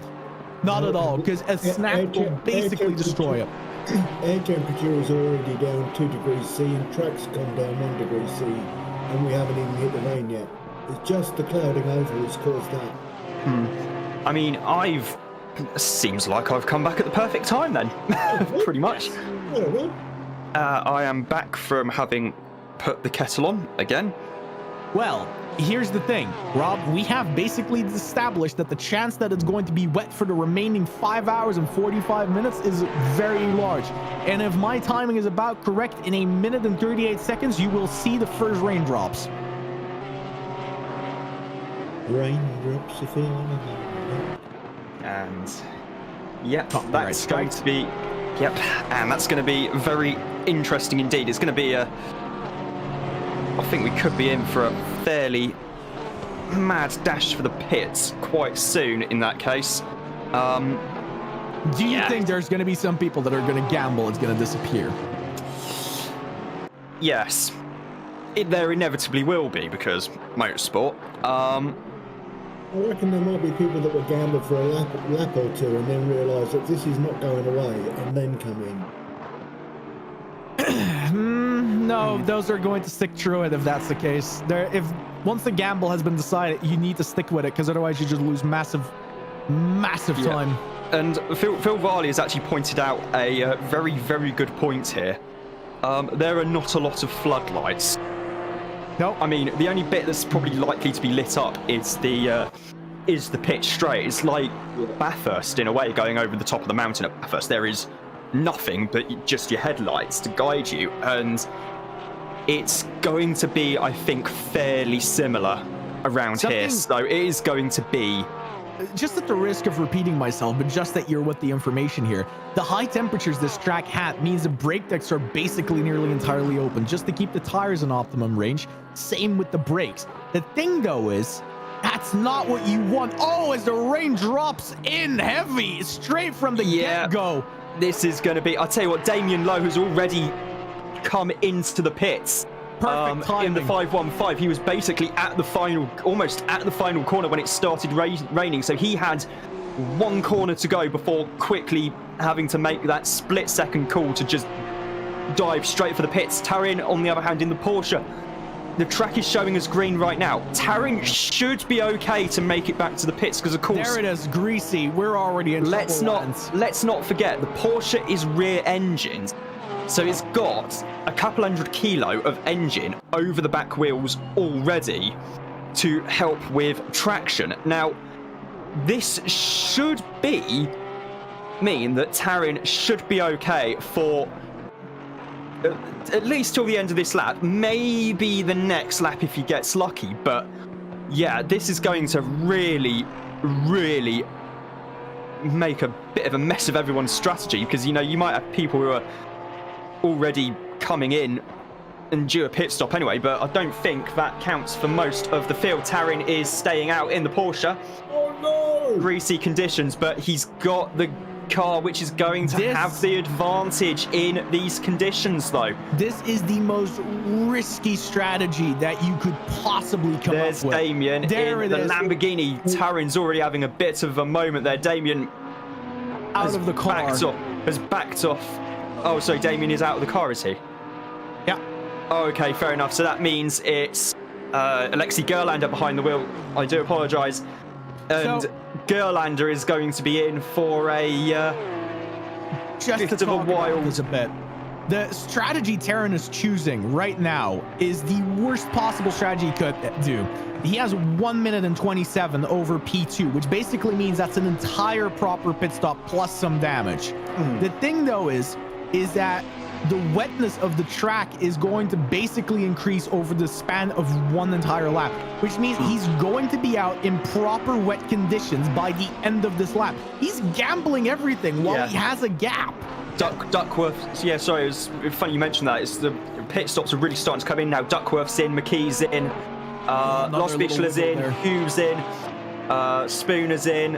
I was going to say Capelli's in, but unfortunately he's been in for a wee while now. And the 66 is apparently risking it a bit as well. So, yeah, I think he's going on the fact that, well, the conditions are still manageable. There it is. It's going to be, it's now showing as damp. So it's going to be interesting to see. Does the Porsche come in? He's sticking low, sticking low, sticking low. He's staying low, and in fact, he's coming in now. Nigel is, along with just about everyone else. Yeah, he basically felt it. It's exactly what I say. I mean, there was no reason for that extra lap. You're not going to gain any of that extra time. Yeah, but there is, though. Because the thing is, if you go onto wets too early, you're going to screw your tyres up. That is the tread blocks very move. minimal. That is very minimal in ACC. Yeah, but still, the tyres are Pirelli, and the Pirelli tyres, as we all know, are nowhere near as good as the Michelins they usually run in the, among other series, International GT Open and the IMSA WeatherTech Sports Car Championship. Well, yeah, but you also got to keep in mind is that it's going to be heavy rain. The track is going to be very wet, right? And the wetter it gets and the more it rains, the harder it is to get temperature into it. Getting on those wet tires a little earlier, getting some temperature into them is actually crucial. The guys that came in now, like just when it was still greasy, they got way much more temperature in their tires than these guys are going to get for the next 4 laps. It was perfect timing to immediately dash into it. And sure, you lose a little bit more performance out of the tire, but your tire is way better up to temperature. I was going to say, Tielander basically made the wrong choice. I mean, I was going to say, Tielander hasn't come into the pits yet, but then again, he was a minute and a bit behind Tarin at the time. I'll have a look to see if so the 417's not even at the penultimate corner yet. Such was the gap, and I'm keeping an eye on it on the tracker now. Do you know who made the right choice of car today? Who? The Bentley. Anyone with a Porsche? Ooh. We might not have talked about them very much because they have been running very low, but I reckon the Bentley is going to fare just fine in these conditions, even if it's not set up properly. T-Lander's in. T-Lander's in the pits, so is Mackie in the 84. Apparently the 69 is still on slicks as Forbes gets a drive-through penalty. Might be for track limits. It's car number 66. Yeah, that's going to be for track limits. Nothing's showing up in the stewards' reports. So the 69, which currently still has Felix Fritsch behind the wheel, is on slicks at the moment, and they're trying Bentley, to enter stints.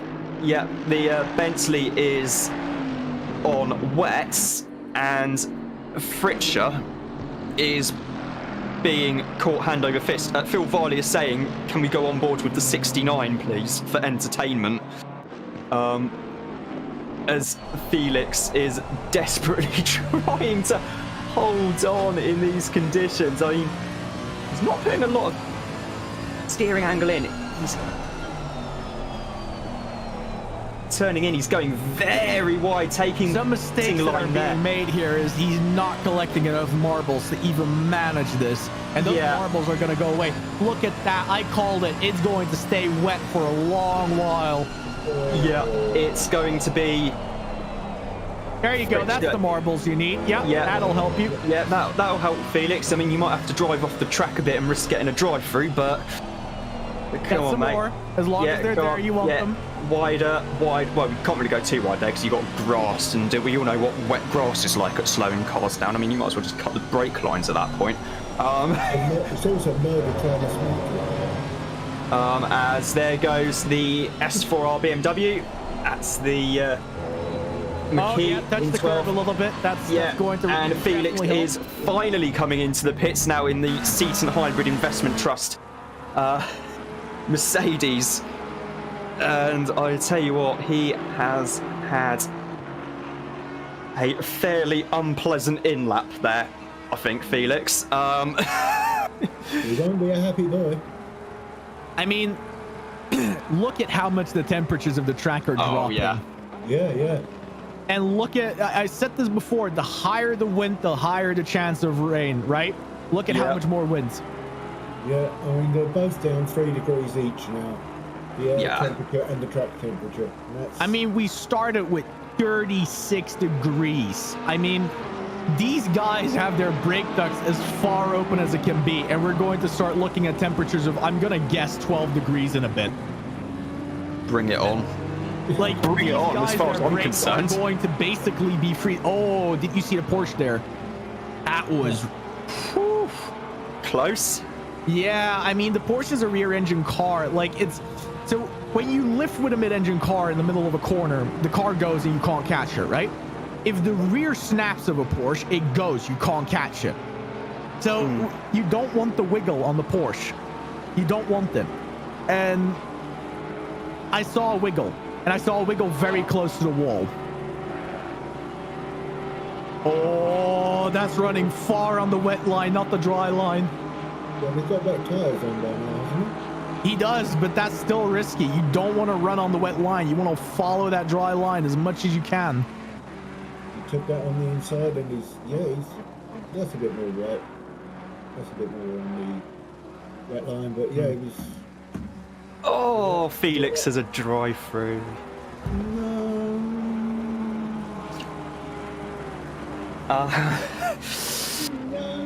Yes, and Damien said it was right at the very end of stint as well, so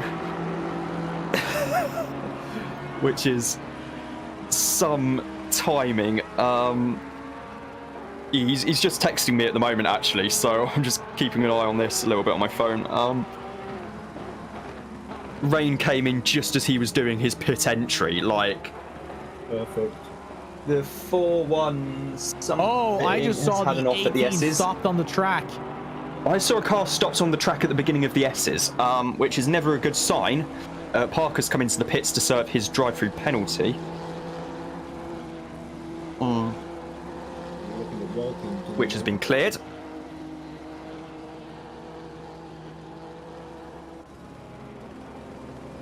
So he has to clear his. Yeah, oh, so it's Day in the Mercedes now, instead of Felix. Oh, just look at how slippery the track has gotten. Yeah, the track is now wet. It's going to get heavier in the next 10 minutes, and then it's going to ease up a bit, but yeah, this is proper weather conditions. Did you see that snap from the McLaren close to the wall? Yes, that was a bit of a interesting moment there for... A bit of a trouser filler. That was from who there in the 48. There's so little you can do in these conditions. I said it earlier, and I'm going to keep saying it. Their brake ducts are so far open. They're all driving brakes too, most likely. They don't have any warmth in those tires and those brakes. None. Zero.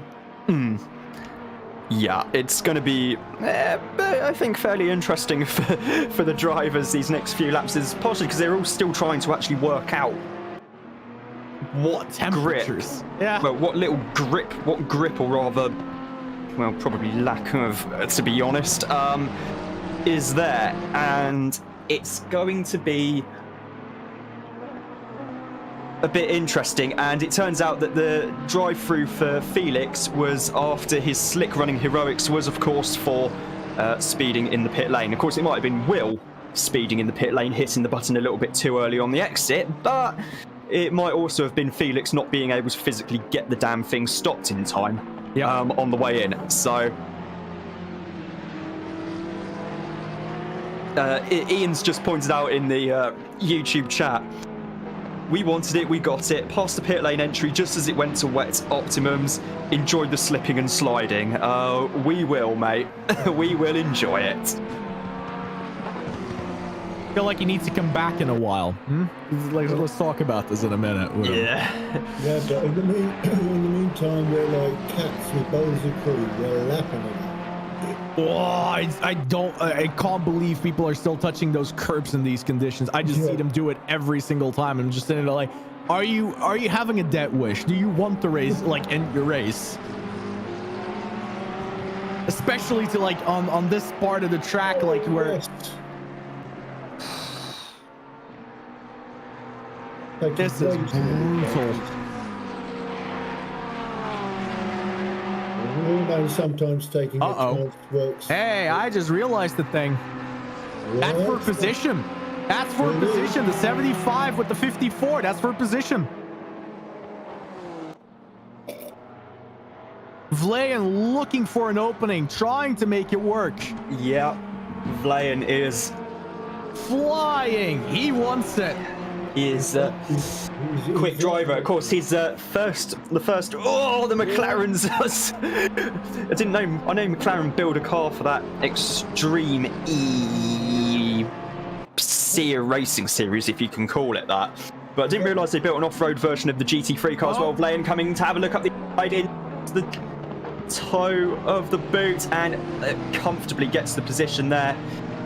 No issues at all. No issues whatsoever. Vlayan very, very quick in these conditions, actually. The first race he did with RWB International, he was an endurance race, most of which was in the wet at Spa, and came P2 in the end. Okay, we need to take a decent look at this. Let's go down the grip for a bit, right?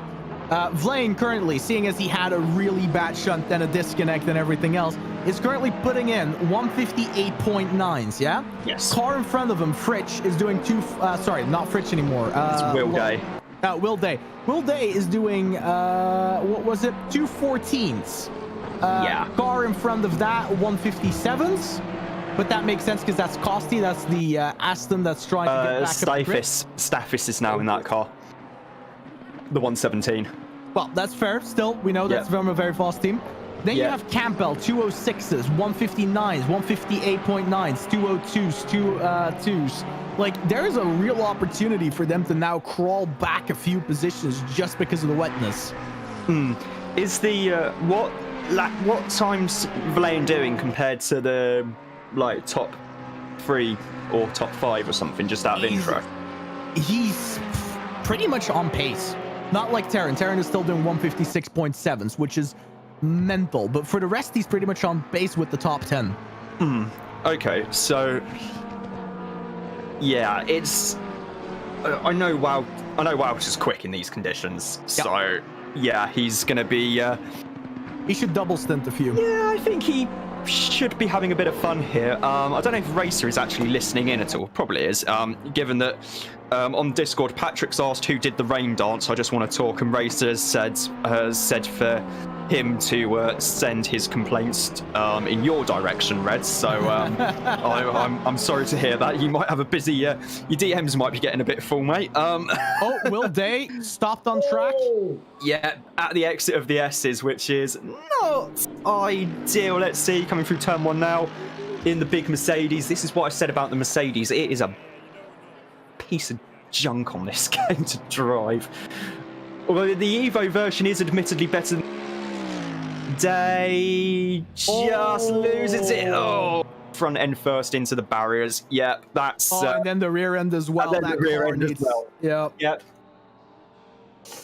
That car needs proper maintenance.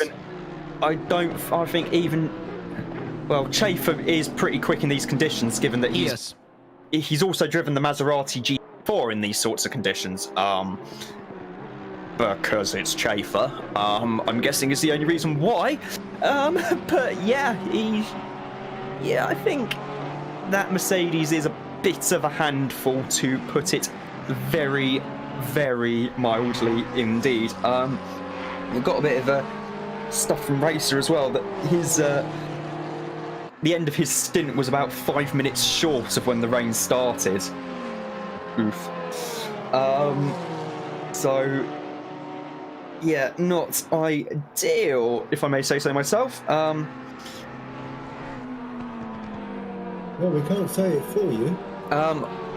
Also, Ian said he will come back and give us a ish UK time PM.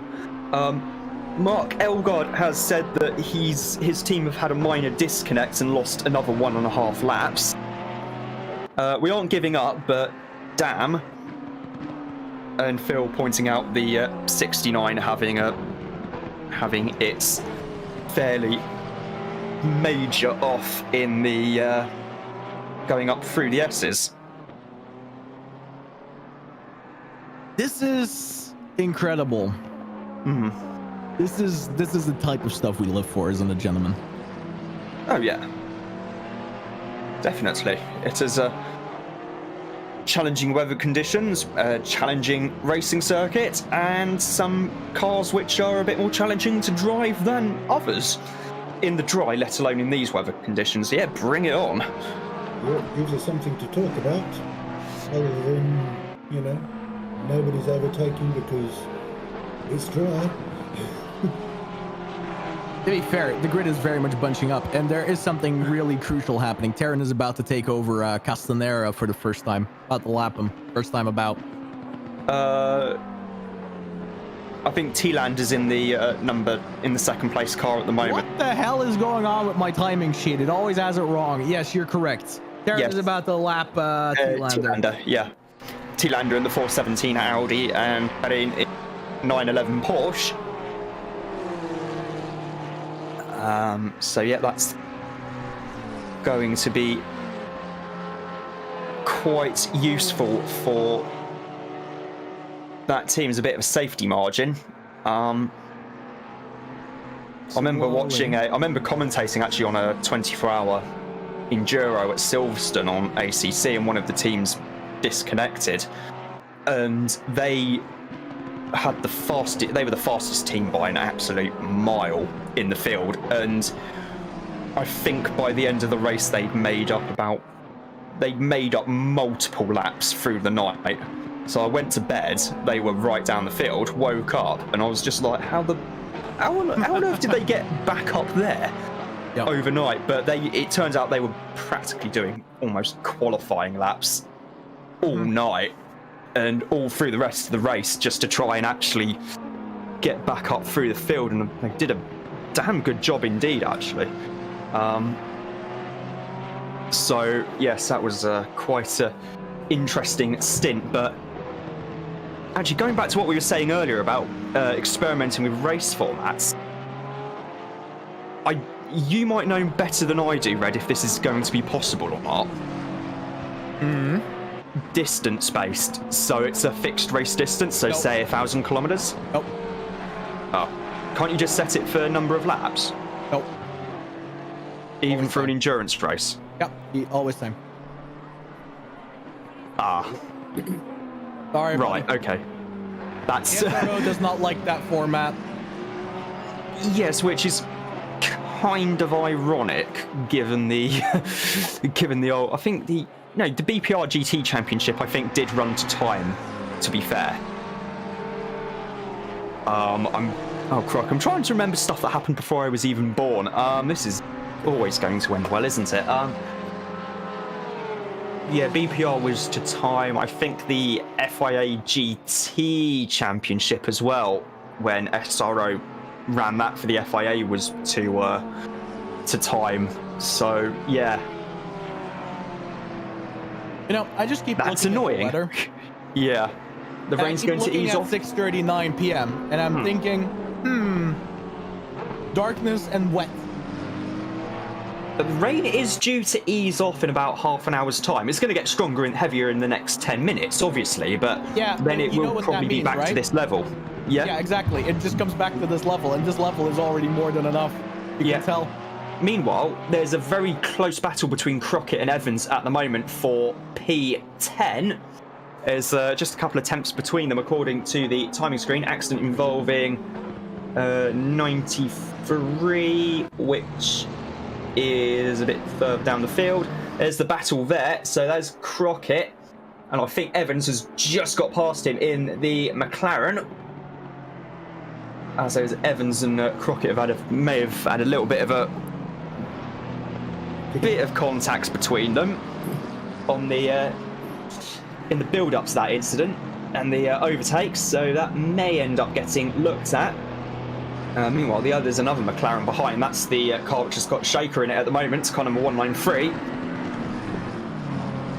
Shaker is not actually fighting Crockett for position, I should add. He is trying to put the 99 BMW a lap down. There's snap right Crockett. there. Yeah, I think Crockett was also trying to get out of the way of the 193 as well, but Shaker hasn't got past. Crockett is still just ahead of him. Shaker's going a bit more to the outside compared to the BMW. Heading up through the S's now. Easy flat in the dry. Not sure in the wet if it's flat out or not. Right, that's answered that then.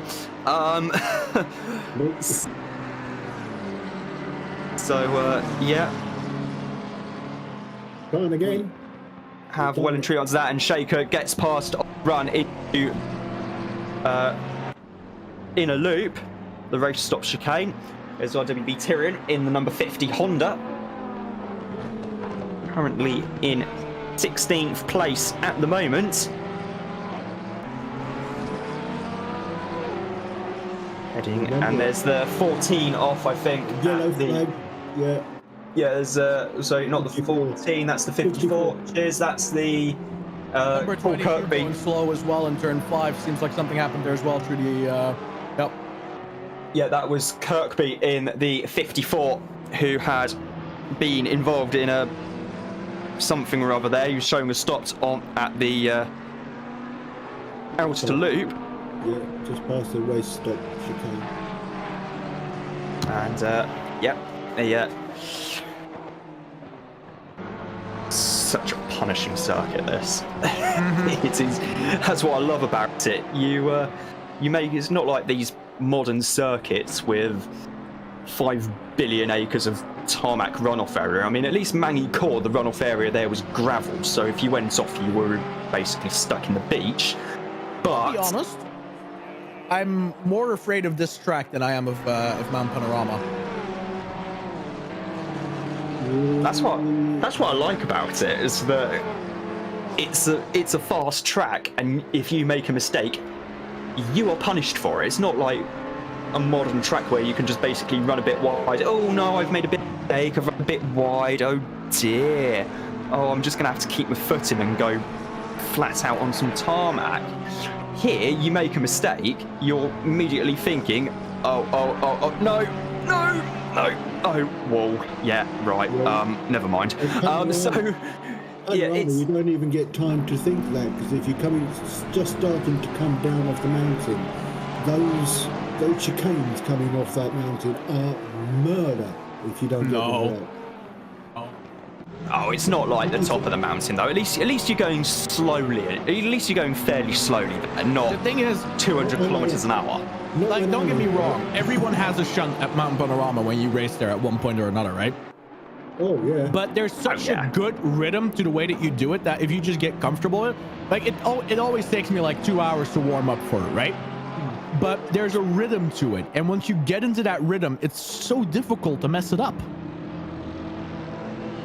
Yeah, it's having the ability to get straight into that rhythm. That's what marks out the best from the average. And the thing with Watkins Glen is, the reason I fear it more is those walls are always there, right? but the track is so wide, it inspires you to push. There's confidence there. I've never seen someone go on top of the mountain and go like, I'm gonna give it my all, because you know that the wall is there. You're afraid of it. But Watkins Glen, you're like, oh, the wall is like a mile away. But the problem is it's false. Because the speed you're going at, and with the cars that we're driving, you can't just lift, because lifting can actually cause the instability in the car. Your entry line is just as depending on what's your entry line basically already dictates what's going to happen. There is no level of adjustment you can do. If you take your corner wrong, you will hit the wall exactly the same as Bathurst. The thing is, though, it doesn't feel that way when you enter that corner. And it just gives false confidence, in my opinion. Like, let's count back how many people have hit the walls. Well, in this race. Yeah. How many have hit the walls even without the web? And apart from Nigel Talon, all of them. That's my point. It's the same scenario. You can't avoid the walls here. You just feel like you can. Yeah, and Ian has said in the YouTube chat, looking forward to Bathurst in CC. Maybe we get similar conditions. No chance to even think, oh no, wall.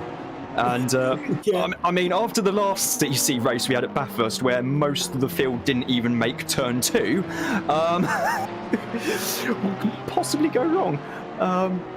Yeah, that was certainly one of the more interesting races I commentated on, as 2/3 of the Porsche team and 3/4 of the Nissan team fighting for the Constructors' Championship got wiped out in the incident. Yeah, that was definitely an interesting couple of minutes. That still riding with RWB Tyrion at the moment, who is still hunting for that Porsche in front of him. Yes, the Porsche of Losbichler, Manuel Losbichler, car number 34. There's just under a second in it between them now. There's Olivier Kierton in the number 76 Porsche, heading out of the outer loop now and down towards the chute. The car behind him is actually Jack Parker in the I think it's Jack Parker.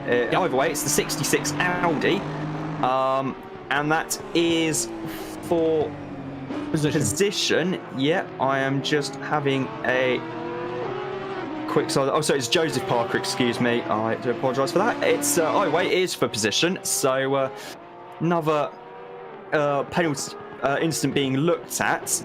The 99 and the 92 are the cars involved. Down the back again. Yeah, the 99. Well, the 99 is Crockett in the BMW in 11th place, and the 92 is, if I go here, Past 23. the 92 is the Evans Denman McLaren, Which is where? which is Oh, I see, 10. yeah. So instant between 10th and 11th. 93. I thought it was 92, you said. That's what it said on the steward's report. I think they've someone's got that a little bit wrong, but either way, it's I think we did actually see that incident on the stream, to be fair, so that's definitely going to be getting looked at. The wind just increased. Excellent. Oh, yes. Just a little, but it's enough. More rain. You love to see it. You know, I don't think I've ever said that we were gonna have rain and have been wrong. And the 97 apparently has had a bit of an off somewhere. Nate Newcomer behind the wheel. Down in 17th place at the moment in the BMW M4 GT3. That spray is so thick at this point. Like, just driving close to one another must be an absolute hell right now. Yeah. I'm wondering if it's as bad in this as it is in IRL. IRL is worse. Yeah. I thought so, yeah. I mean, I remember Spa a couple of years back where they had to red flag the race overnight because everyone was aquaplaning, and that was back in 2019 actually, and they were even behind the safety car speeds. The drivers were all still aquaplaning. Meanwhile, Tyrion, Dave, has closed up to the back of Los Fischler, and he's actually past Los Fischler. There's the battle for 14th place. Los Fischler is going to have a little look around the outside, I think. Not quite close enough, I don't think, there. So, however, it has turned into a three-way battle as Hugh now has brought himself into the contention as well. yes, in the McLaren, which means we got 2 mid-engine cars, 1 rear-engine car. And I think this could get quite interesting. It's coming up to the final corner now. I'll do the sound effects. Meow, whoa, meow. There are already sound effects on the YouTube stream. Yeah. But they get a conversation. Yes. Oh, Los Fischler. Los Fischler has it. I think that was not intentional. Lost it on the brakes and had to bail out there somehow. So he's lost the position to Hugh in the 48 McLaren, but how he kept that thing out the wall, I do not know. Meanwhile, there's a car stopped at the exit of the chute. Is that 69? Felix again, that's the Mercedes. That's Who's driving that Mercedes? thing? It's not Felix. That's no, Will. That's Will Day. Yeah. I think I think Felix and Will are doing all the driving now because Chafer, I think he might still be at work. Yeah. He might not actually be home from work yet, so that's why Will and Felix are doing the driving, and I don't know what Chafer's reaction is going to be when he sees the car in 20th place. It's going to be, what the fuck have you been doing? Oh, now it becomes interesting. It's going to dry out again. Oh. Question is, will it rain once more or not? Well, Probably. Hopefully. Maybe. Definitely, probably, maybe. Yeah, there we go. That's my answer to that. Let's run a book on it in the YouTube chat channel.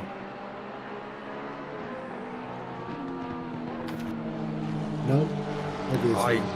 I think it's gonna go dry for half an hour, and then it's gonna rain again. That's my prediction. I agree, because that wind temperature's not coming down. The temperature is still falling. Yeah, I agree. It's going to stay wet, or become wet again, I should say.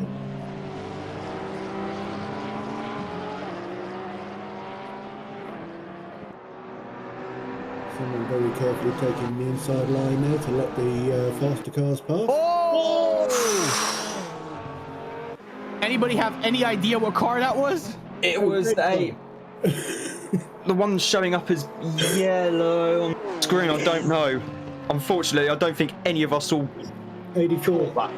It was yellow. It's 84. 34. Okay, we're going to have a look now from the 34. We're looking at Los Fischler in the Row Racing Porsche. No, I'm wrong. It's the McLaren that was just ahead of him. Oh. I have no idea if there was damage there at all, but that looked heavy. That was a bit of a moment behind it as well. Lucky. Major oversteer moment. Yeah. Pure luck.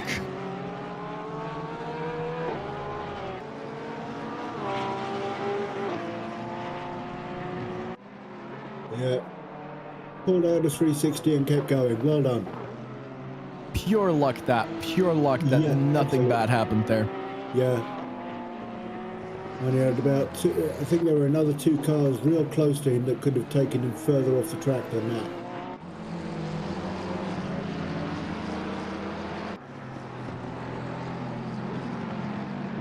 So, more interest and more interest. Yeah. Interesting and interesting. If those are words. Currently looking at Dennis Sherps in the 416 Honda for a P5. Yeah, with Shaka. There's a few cars on the lead on the same lap for P5. Actually, you got Shaka, Sherps, Badowski's about 25 seconds behind this group. Okay. I don't know where Keaton is in relation to them, but either way, in fact, he might be a bit further back, I think. But either way, this is going quite well for all the teams in question. We're also about to reach the halfway point in laps, just letting you all know. Yeah. About to reach the halfway point in time. Why does the spray coming off the back of these cars looks like it's being puffed out of a steam engine? Because the spray is actually less on the spectator view than actually in the car view. Yeah. So still. Helps with frame rate, I guess. No, it just has something to do with the spectating. If you're actually driving it yourself, then it looks entirely different. We could go on board, but it would still not show the same amount of spray. Yeah, I understand. Yeah.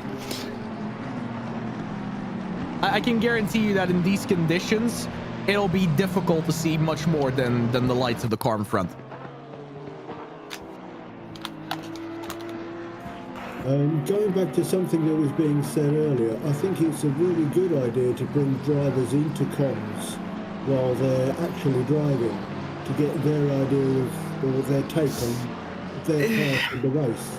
It's a double-edged sword, because the reality of the matter is you don't want to break their concentration. Yeah. Breaking their concentration can cost them so much. I understand. If not, just when they're ready to pop into comms, they can. Yeah, but how? You're driving. You can't move your mouse and click a channel. Well, okay. You know what that means? What? I'm a fucking idiot.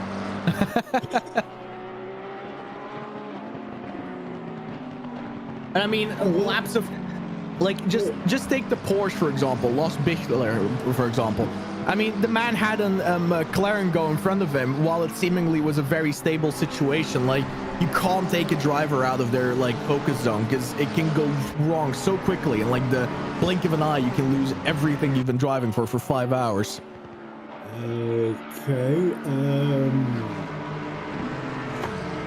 Just wondering if there's any other ways of bringing drivers in. Not really. The only reason I'm even slightly interested in doing it is because I had a mini streaming career and I got quite good at multitasking because of it. So I drive while listening to music at very loud volumes. I don't really know how, but it happens, and I can also read chat and drive at the same time. So I reckon I can talk and drive at the same time. Well, I can't do the chat and drive, but I can do the listening to music and drive. I do that quite a bit. I just listen to the sound of the engine. Oh, I have both on. I like to listen to the Pink Floyd, and I like to listen to the race engine looking out of control. There's a quite funny story when Audi were first testing the R10 TDI at Sebring, and it completely freaked out the drivers, because the drivers, McNish, Capello, Piero, all used to hearing the sound of the engine note to be able to tell how fast they were going, and it also freaked out the engineers because they just heard the car going over the concrete, and all the engineers were absolutely terrified, thinking, hold on, what's breaking on the car? What's broken on the car? Yeah. Not actually realising that, no, it was just that quiet. You could really clearly hear the car going over the concrete, over the curbs and all that. Something that's also very common in Formula E as well, because obviously electric cars, you don't have the noise. So in that regard, it's a bit interesting, but it's like the Dr. Ulrich Beretsky, the head of the Audi engine program for during their Le Mans program. They it said has that now Yeah. Sorry for interrupting. No worries. Become a three-way battle between Barton, Nemtsovsky, and Shops.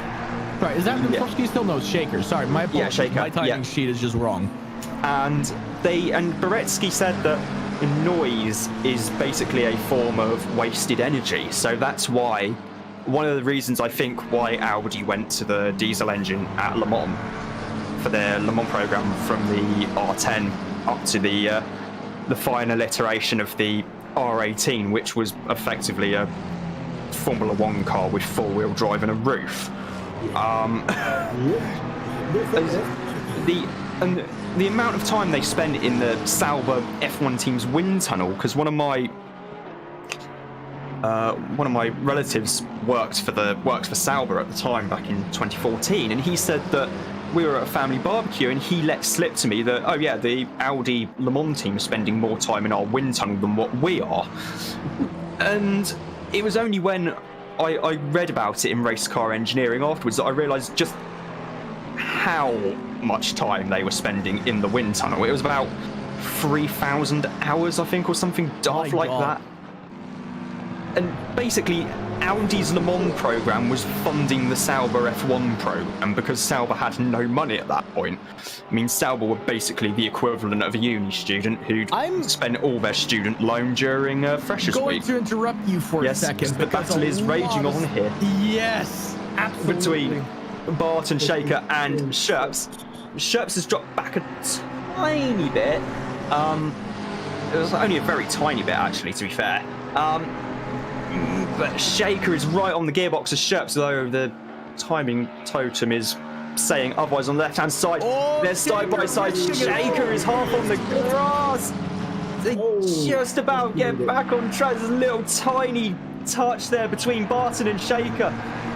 Barton was very much on the racing line there, I should add. Shaker was trying. I mean, there was just about enough room in that. There's just about enough room in the braking zone. I don't think replay just yet because I think. Oh no, that was the a different McLaren. Sorry, that was the 93. I think just getting past the unlapping itself on Sherps in the NSX. I don't know if that move was entirely legal. That was taking a lot. It was. I'd say they were borderline. Well. Yeah, it's pretty borderline. I'd say. So that was a lot of risk for what, a single position. Yeah, I mean, but it's driving P4 4 and 5th. I mean, what was that? I mean, there's ballsy, and then there's that. In my opinion, that was 2 stripes too far in an endurance race. That was no respect for your own time and someone else's. Yeah, should not be driving on the grass trying to overtake. I mean, if it happens because you get squeezed a little bit, but he went for a gap that was not there. It did not exist. True. And then he had to rub him more towards the inside line just to be able to brake. Just get some track back so he could brake. Because if he tried to brake while he was still half on the grass, he would have spun out, no doubt. I should add, going to what we were saying earlier about the spray, Mark's posted something on the Discord, Mark Elgard, about what the visibility is like from on board and when behind another car, and you really cannot see much at all. Told you. Just spray, you can... Oh, Shaker looking again, not really finding the line through there. Evans now straight on his gearbox, not for position, just trying to unlap himself. Oh, and Evans spins him, hits him as well. Sherps has clattered the McLaren a bit there. Yeah, that's probably going to be getting looked at, I can say, with... It's his fault. I don't think he had anywhere to go. Some degree of certainty. Well, either way, it's probably going to be given the fact he was caught on stream, there is every chance that it will be looked at. That could be looked at. That was definitely Evans giving a slide tap Shaker, like destabilizing the rear, and then Shops just had nowhere to go. There's no way Shops could have seen that coming with the spray in front of him. No chance. The irony being, of course, that Evans wasn't even really involved in that battle, because he's further lap behind this, like he was merely trying to unlap himself, and made quite the mess of it. Shaker is going to have a lot of damage on that car from that impact. Same with Shops. Of course, Barton is going to be, cheering in his chair because this means he's essentially safe, because Shaker's going to have aero damage, Shops is going to have heavy aero damage. He no longer needs to worry. He just needs to be consistent now, and he'll be fine. I would not be surprised if Shaker comes in this lap. No, he's going to risk it. Going to try to figure it out. Yeah, and hopefully it's Phil, not as bad as we thought. Phil Varley in the Phil Varley in the YouTube chat has just said, "Oh dear, ... Oh dear, indeed. Yep, and given that he's currently in the steward's office at the moment, he's not racing today. Oh, the 22. I see a spin. Where? That's Paul Kirkby in the 54, coming through the final part of the S's. Looks okay. Coming up to the race stop chicane. A lot of curb on the inside, and unsettles the car, and just what Felix did earlier. Felix Fritscher in the 69 Mercedes. Well. Yeah, he hit the thing is he hit the right bit of the curbs in order to actually send him into the runoff area there. Yep. Effectively. So It's cost him a lot of time. yes, in the VistaJet liveried car, VistaJet being one of the company of Thomas Fleur, Swiss businessman, billionaire, racing in the FIA World Endurance Championship in the Ferrari, in a GTE spec version of that Ferrari, and VistaJet, I believe, are also the official private jet supplier for the Ferrari Grand Prix team. Oh, nice. Because of Fleur's ties to the mark through his exploits in sports car and endurance racing in various championships. Quick driver as well. And of course going to be getting a lot more works attention next year, given that the upcoming 8 Hours of Bahrain is going to be the last race of the GTE Pro class, and Corvette have made a real statement of intent for next year by bringing in Ben Keating, the very highly respected fan favourite businessman from Texas, who took part in the Rolex 24 this year in a DPI, very nearly ended up winning, and was set a best lap that was actually quicker than that of 7-time NASCAR champion Jimmy Johnson.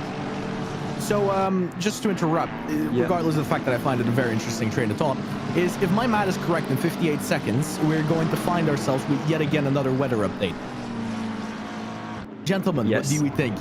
Gonna go dry, back to wet, immediately back to wet, and only a very short dry patch of 10 minutes? What will it be? I don't know. It will be climatic. Climactic? I just saw Mercedes go very wide. That's the there's only know Mercedes in the field, so it's the 69. Ben Keating, it's been confirmed, will be sharing with Nicky Katzberg, and a silver graded driver who is yet to be confirmed, but very, very clear statement of intent there from Corvette Racing. It's nice that the Americans have started building race cars that can turn corners. Because they used to be extremely good on the straights, but trying to get around a corner... That's bollocks, quite honestly, because they've been doing that for years. Yeah, well, I'm just but I'm a lot older than you, Rob. So. Yeah, I know, true. The Works Corvette program back in the mid 2000s, I think 2 years in a row, one of the Works Corvettes came 4th overall at Le Mans. That's pretty good. Beat all of the LMP2 cars. The LMP2 cars were hilariously fragile, and the Corvette was basically this tank which was built to withstand racing in the American Le Mans series, but still. The engines had a pig iron, so it's going to last. Yeah, but you also have to keep in mind, like, just look back at all of the Ford GTs, you know what I mean? Like, the first Ford GT was such an aero-dependent car. That thing could take corners at, well, in comparison back then, that was an F1 car just going up against a muscle car from Ferrari. Yeah, you're talking about 67, 66. Yeah. Yeah. So, I mean, the Americans have been building, you know, cornering cars for literal decades now, no matter how old you are, unless you're really, really that old. That's thanks to Mr. Shelby and Mr. Miles. Especially Mr. Miles with his development work on that car. Well, I mean, you've also got the Eagle GTP that ran in the IMSA Championship back in '93, where they won every race they entered. Dan Gurney worked on the aero of that. It was his team, his company, and the downforce figures on this thing were absolutely comedically high. The engine was a little 2 and a bit litre 4-cylinder turbo Toyota engine that spent more time trying to blow up dynos, and I have noticed the weather as well, and it was absolutely devastatingly quick on twisty circuits, and I think to this day still holds a couple of lap records. I know it does at Lime Rock Park in Connecticut, but yeah, it is. That's another very good example. The weather forecast, I can confirm, is that it's due to dry up a bit in the next half an hour or so. So, I can see Sharp's getting closer and closer to Barton. Absolutely, but I'm going to ask the crucial question. It's going to dry up. Do we go to dry tires? Do we stay on wet tires? Are we going to risk it that it's going to become wet again? What is the plan? What are the drivers going to do? Well, it's freezing. Have you realized, here it comes, the magic point, their stint time is ending. Yes. Right roughly around that period of time. They have to lock in their choice. Because if they switch to dries and it actually dries out, they will be faster. But if they stay on wets and it becomes wet again, it's going to happen. So essentially, now it's the... as Barton and Shops collide, and Barton gets a massive shunt from that. Big hit there. And not his fault by the look of it. There's that's the other McLaren getting out of the way there. That's Hugh. Barton is still in the middle of the track there. Let's see, going up on the replay, coming out of the toe of the boot. Sherps trying to get alongside Barton there. Oh, yeah, just turns Barton into the wall. Was that nose first? I'll tell you what, how...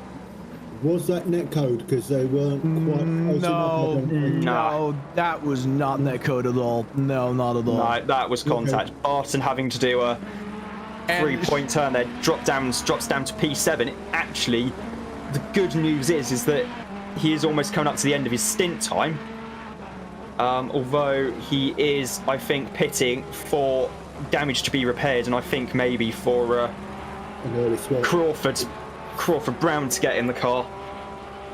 I think that would be a wise decision if they do that, as they're doing that. I will tell you that. I'll tell you this though. That is going to get looked at by the stewards, and that's going to be punished harshly. Yes. Because the reality of the matter is this is the same thing we had earlier. That was a dangerous gap to go for. There's no reason for you to do that. It's not a smart place to put your car. And it was room on the other side. He could have gone for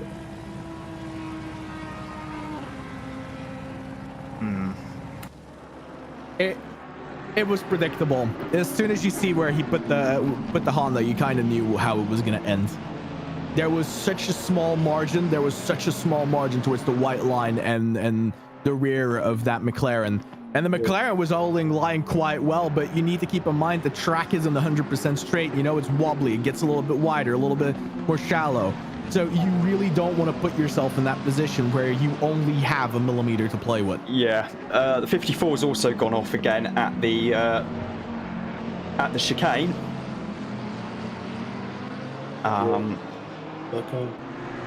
Back on track again now. The Ferrari proving to be... Closing up on Shaker. Yeah, the Ferrari proving to be a bit of a handful around here, no matter what the weather conditions. In fact, he's got Los Bichlet in, Walkerton in, Hugh in. Gomez is already in the 515, so they've already made their pit stop. Gerlander getting out the car, Gomez getting in. Dean getting in about just under an hour's time for his second run in the car. Crawford Brown's now out. Yeah, as I called, Crawford Brown getting in. Wind speed increasing again? Yep. Yes, indeed.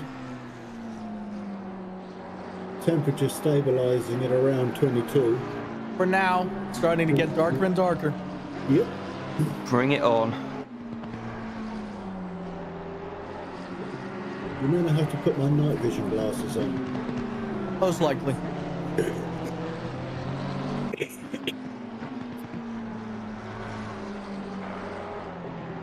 You know what? I'm really enjoying watching Badowski chase down Shaker here. Yeah, it's getting closer and closer. Badowski is just one of those drivers, you know, that really understands how to take a car and get past another car. It's nearly uncanny. I mean, he has this YouTube channel where he basically has videos where he goes from all the way of the back of the grid up until like P10. Yeah, I know a few other drivers like him, but yeah, it's very rare to see that kind of talent. Especially in a car with stolen setups. He's just very good at driving what he's given. Yeah.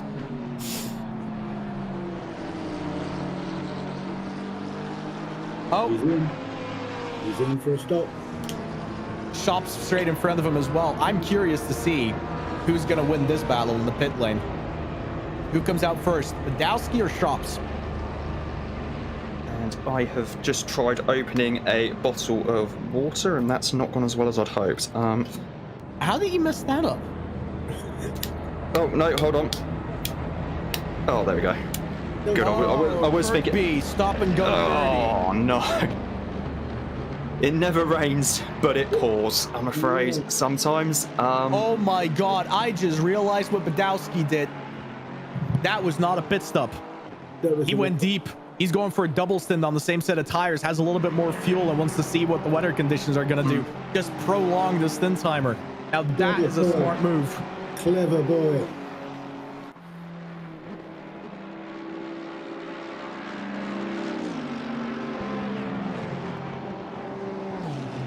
A little bit of a splash and dash there.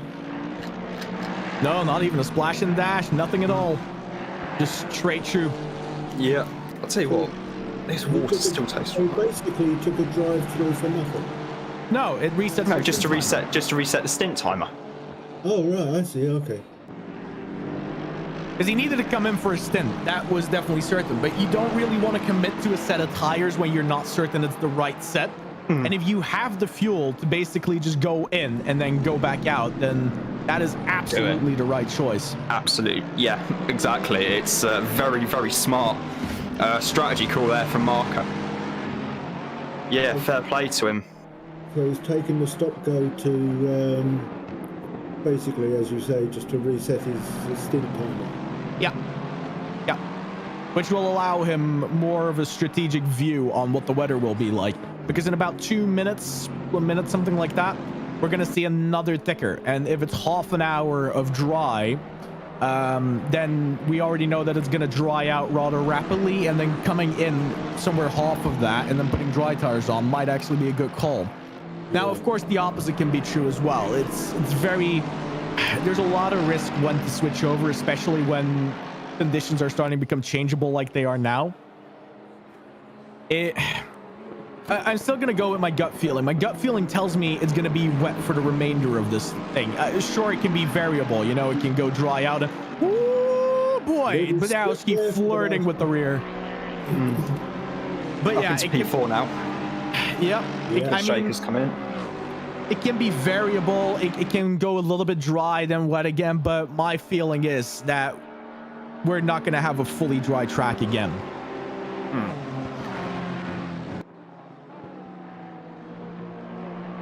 Yeah, Badowski really pushing on the in his NSX. Wow.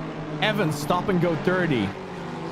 Yeah, the 54 of Fortnane is currently, in as well, serving that team's stop and go penalty. So he'll be out shortly, and it's showing that it's been cleared, which is excellent news.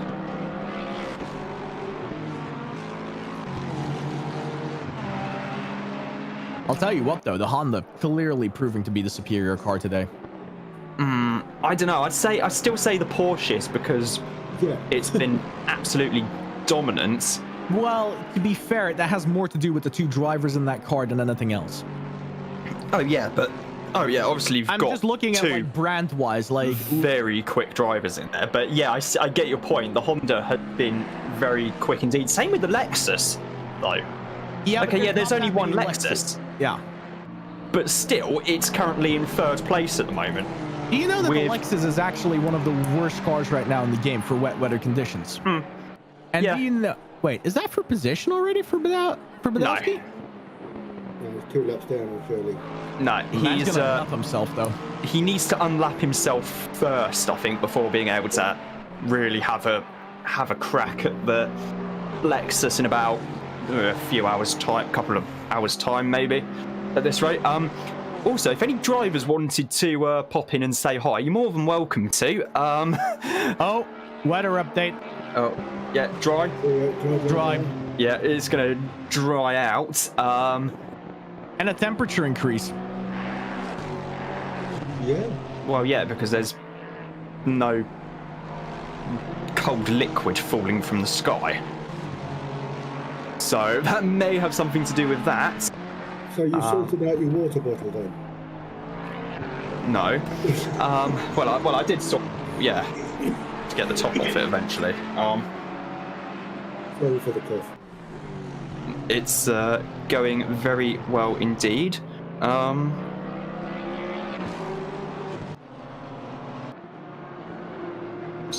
Discord was being slightly confusing there for a moment. Ooh, D-Buck put a few scratches on the front of his car.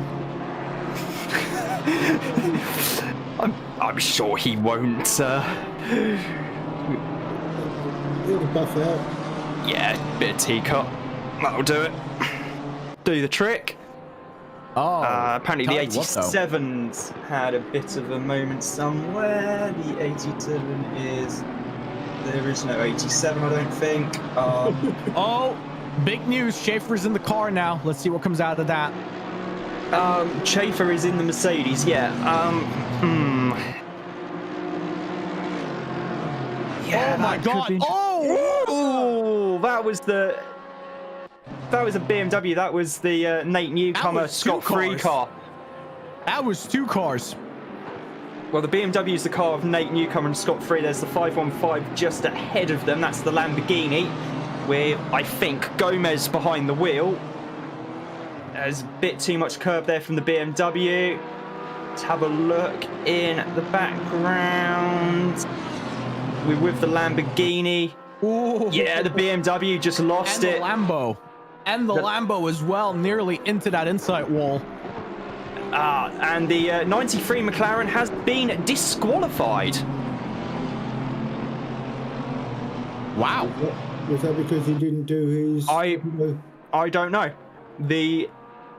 Either way, the car has been disqualified, so yeah, and I was correct, that was Gomez in the 515 Lamborghini. Yellow flags are waving. I'm going to have a look at the stewards' reports here. Say 93, so that was 30-second stop and go penalty.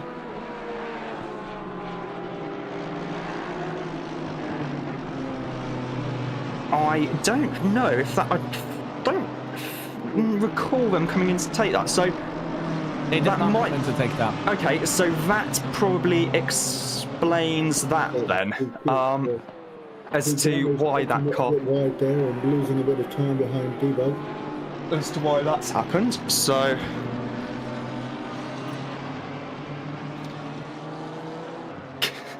Racer is literally begging Phil in the YouTube chat for info on what's happening. Watch the stream, dude.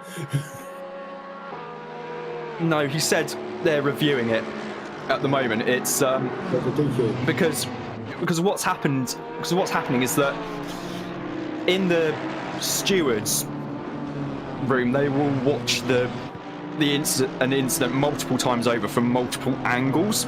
Yeah. I know this. I have been in the steward's room before.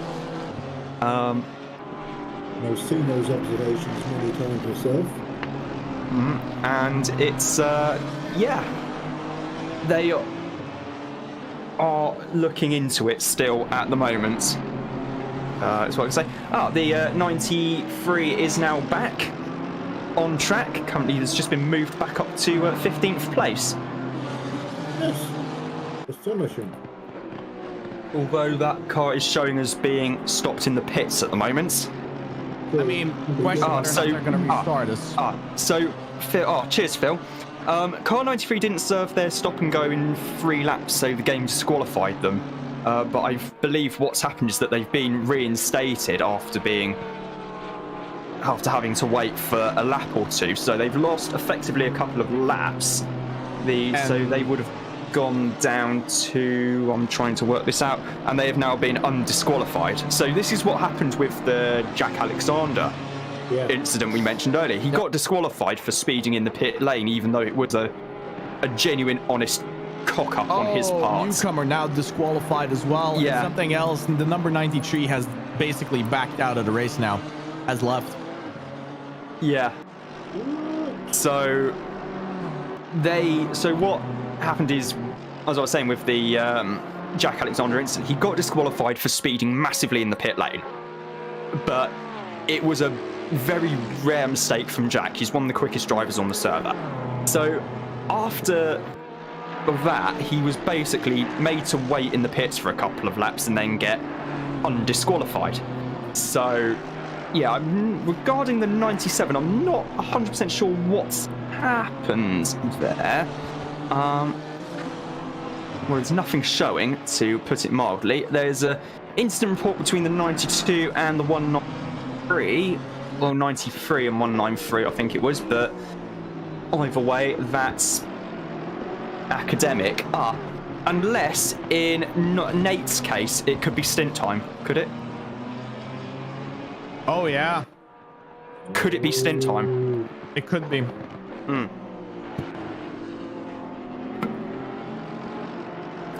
Paul Kirby in the YouTube chat is saying not pitting with damaged car.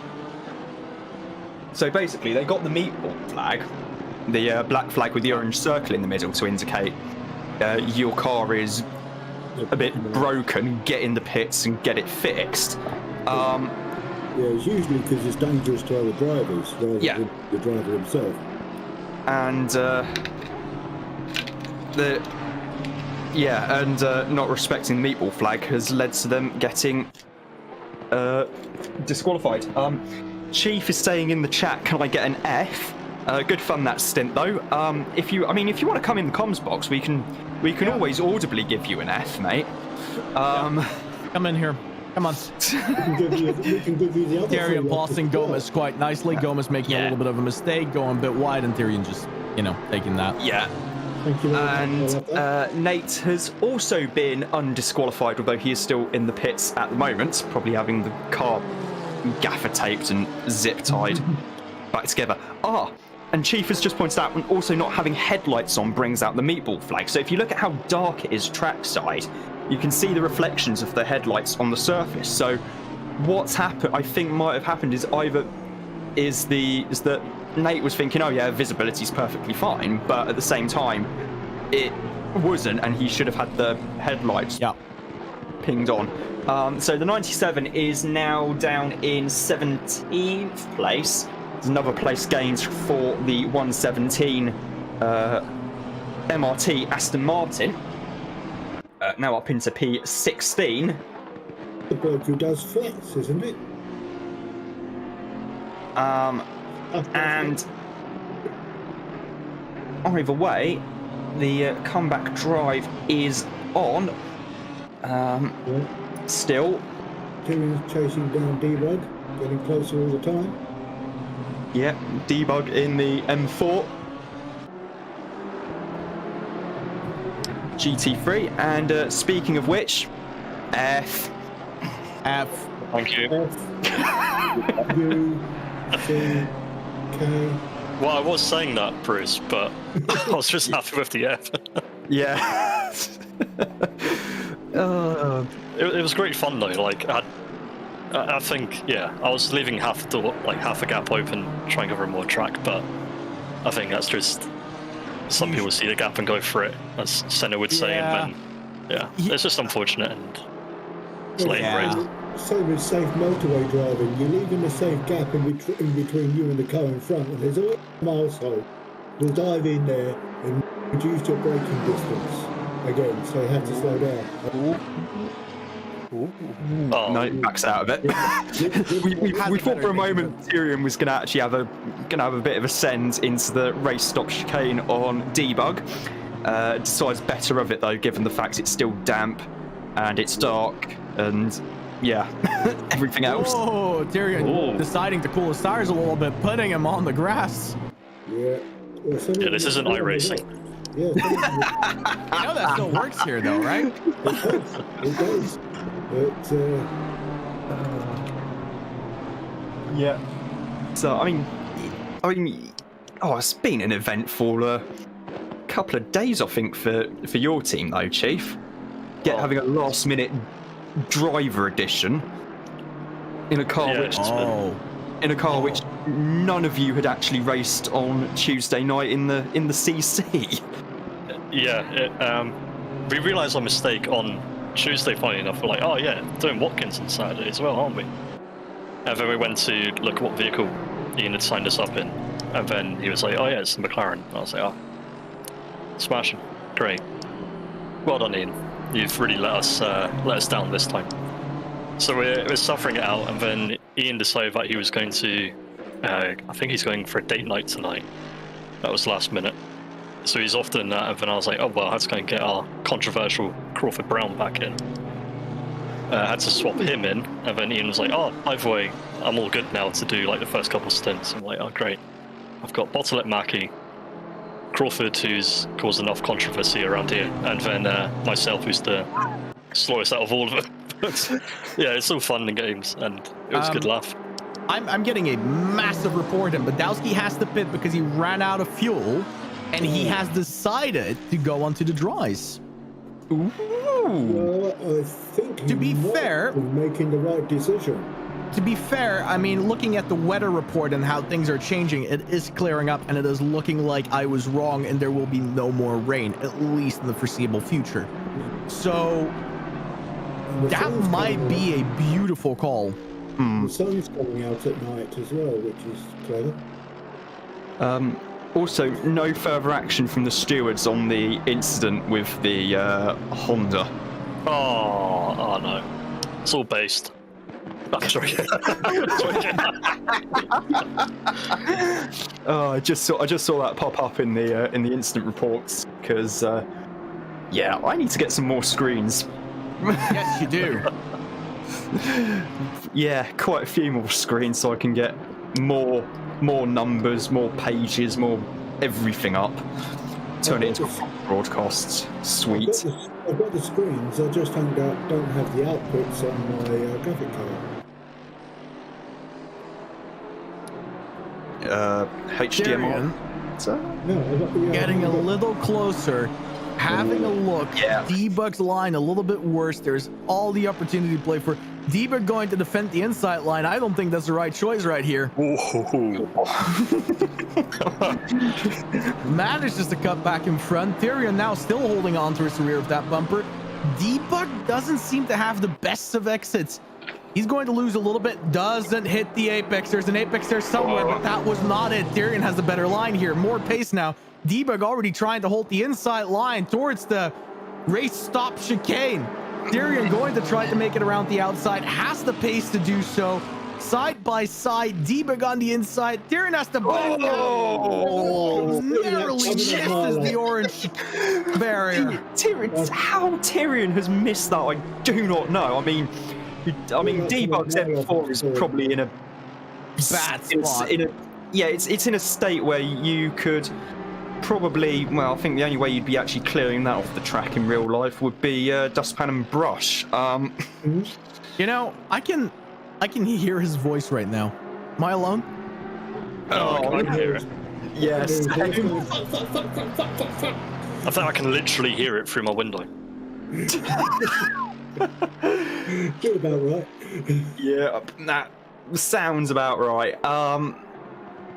I think someone's just disconnected and reconnected briefly by the looks of things. Maybe. Meanwhile, It's the 515 goes a little bit wide there. meanwhile, the 911 car of Casanenga is now 2 laps ahead of Shirley instead of 1 lap. Let's see how the dry tires are faring. Yeah, because we've got at least 30 minutes of those, if not longer. Mason in the car instead of Badowski with the dries. Yeah, so they did I think they just do a driver swap there Yeah. at the stop. So yeah, all fine. I mean, Mason is very good at these types of conditions.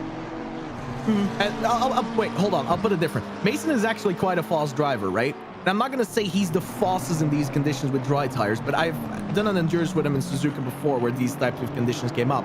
And while Mason might not be the quickest in it, he is very consistent and safe with dry tires in the wet. And that counts for something. What's his first name? Jack. Jack. Jack. Oh, that's a shame. What are you thinking, James Mason? Yes. Yes, my dear. Mason currently being called up by Brown, though. Yeah. Oh, go on, Crawford. To be fair, though, these two cars are not on the same strategy, and in reality, Mason doesn't even need to race the man, as he's still ahead of him. Yeah. Yeah, but Crawford is Going to take the sufficiently position quick anyway. enough that he's gonna have a real go, if not into turn 1, into the inner loop. For those that are unaware, the 45 Honda had to pit because of fuel concerns. And that basically means they're halfway, they had to stop halfway through a stint, while Brown is still more or less on a normal stint timer, which means these two cars are competing, but not necessarily for track position by conceding this position. Brown is going to come in somewhere in the next 26 minutes. Yeah, it's gonna be interesting to see. What was the controversial part of Crawford Brown then? Well, let me be real here. We should probably not talk about those types of things on stream, because that feels more like smack talk or anything else. Yeah. Okay, fair enough. Can I find out about that after the race, please? All I'll say is for me. Crawford can be a tricky person. But yeah, like, what happened, and Yeah, so it's up to... So Yeah. Crawford Brown is Ken Miles. No. He's not that kind of difficult. He doesn't dump the spanner on you. No, I'd call Crawford a spanner, but I wouldn't say throw. Oh, I see. But yeah, no, it's been properly good racing tonight. I am curious about Jack Mason's call to go on to dries, though. Especially given that it's evening and the track takes longer to dry up. Well, I'll give you the scoop, right? Because you are unaware, you're not necessarily in a perfect thing, and there's nothing that you can really do to change this.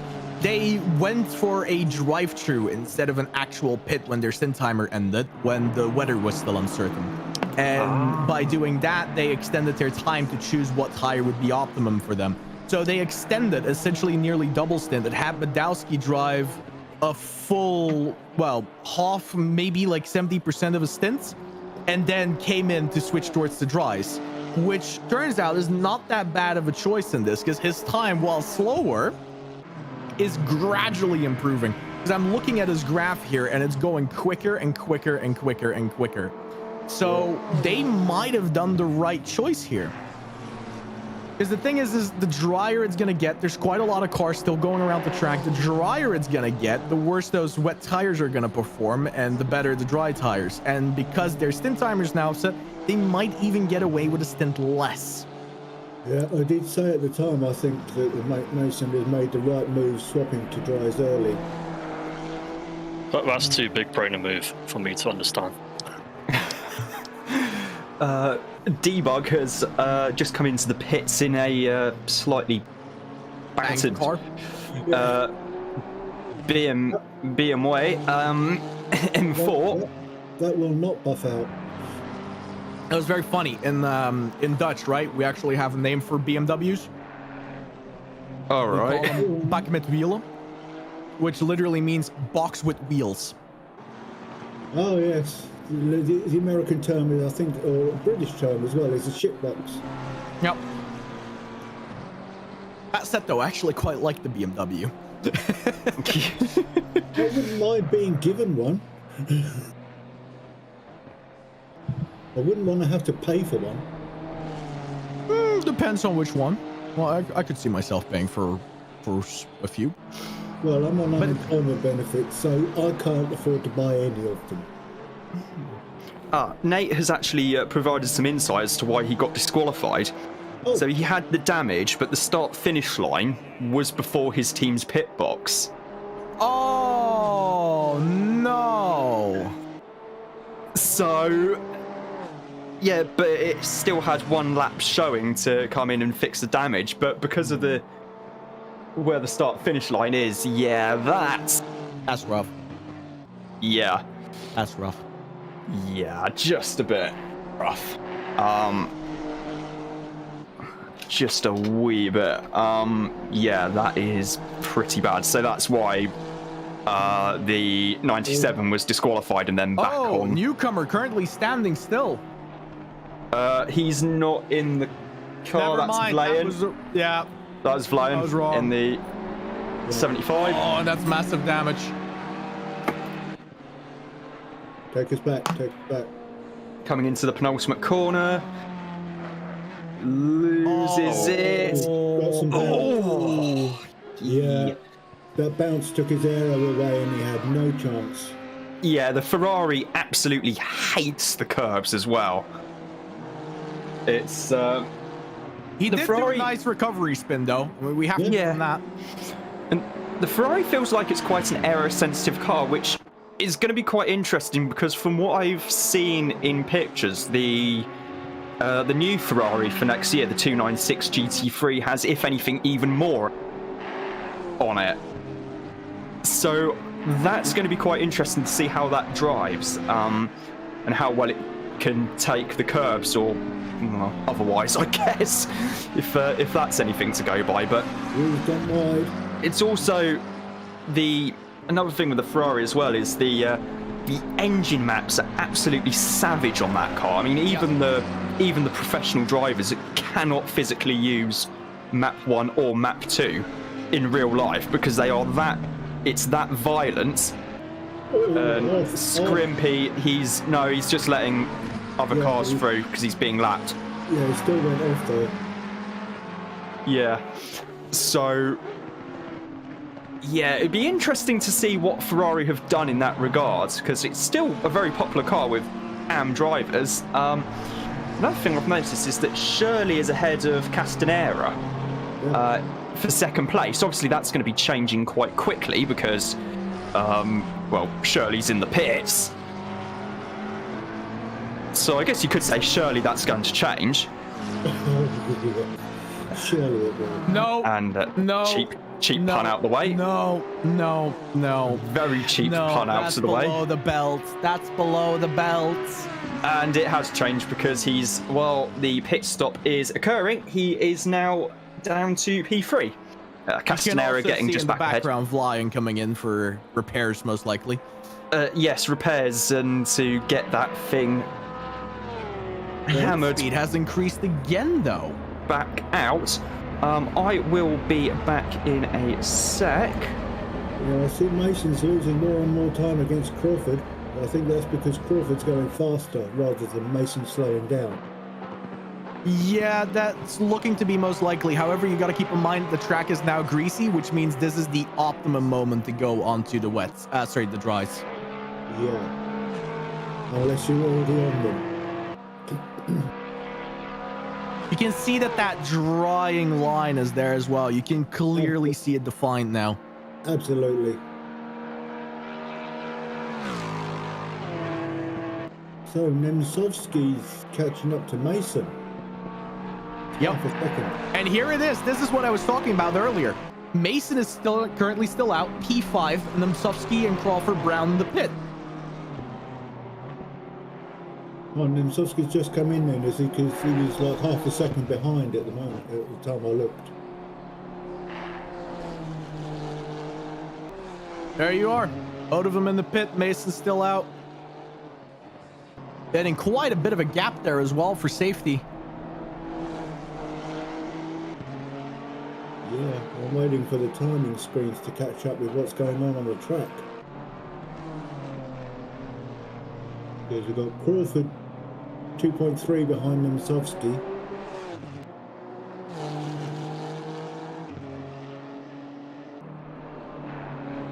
Crockett's just lost out to Dodds by the look of things. 66 overtaking the 99 there. So yeah, I mean, about a quarter of a track. That's what Mason has on Brown.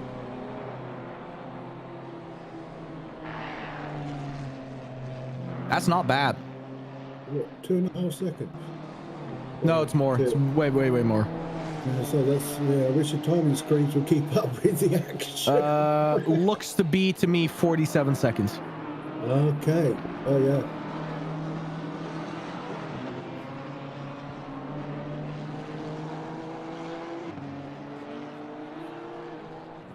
And as Yeah, we hit the front it's a there, gap. There's still 2 laps between P1 and P2. That 911 car, those drivers are just wringing every ounce out of that car.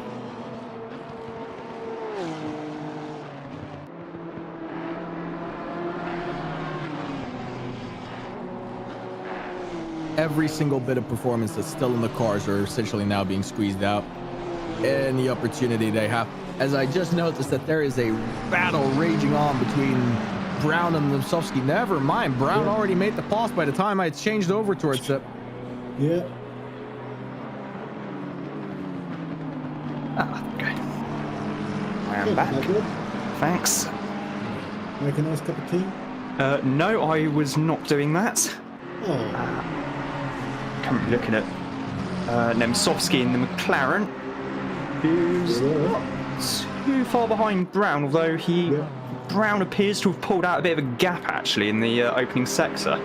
That's what Red and I were just talking about, is the Nemtsovsky-Brown battle. Oh, right, okay. I missed it. Well, of course you did. We were doing something else. Yes. The Brits know how to be polite and not say you've just gone for a piss. Castanera is in the pits in the leading car, kind of a 911. He's got plenty of time for a pit stop.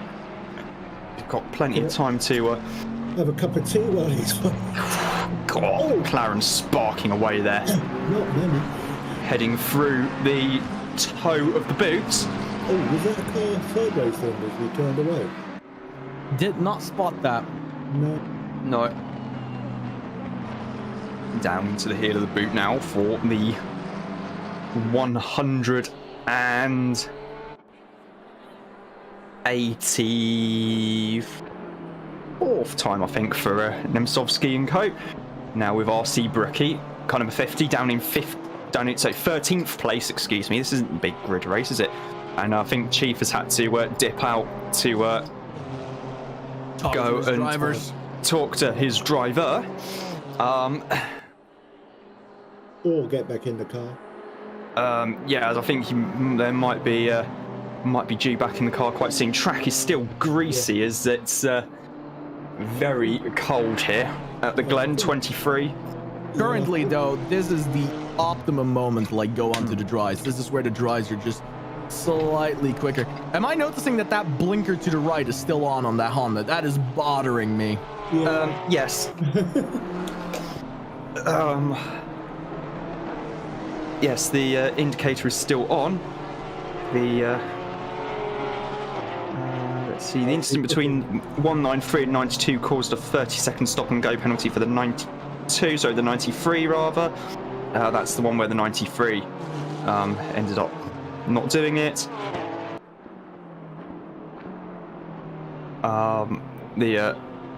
The sky and this in here is looking really moody at the moment, isn't it? No, it's improving slowly. Although the weather map, timer, 30 minutes still says the same, it's still looking bitty in the sky. Meanwhile, a couple more stewards reports. Sorry, there's one between the 50 and the 53 on lap 177, and there's one on at lap 184 between the 84 and the 117, which are currently getting looked at the moment. So no doubt that will be getting sorted out. Yeah, we're watching Curtin make his moves on RC Brookie at the moment, trying to get closer and closer, and he is. I have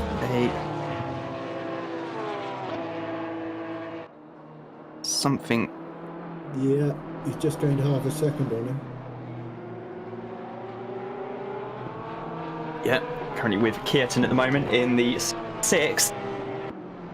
Kierton closing up to the back of the 50, driven by RC Brookie.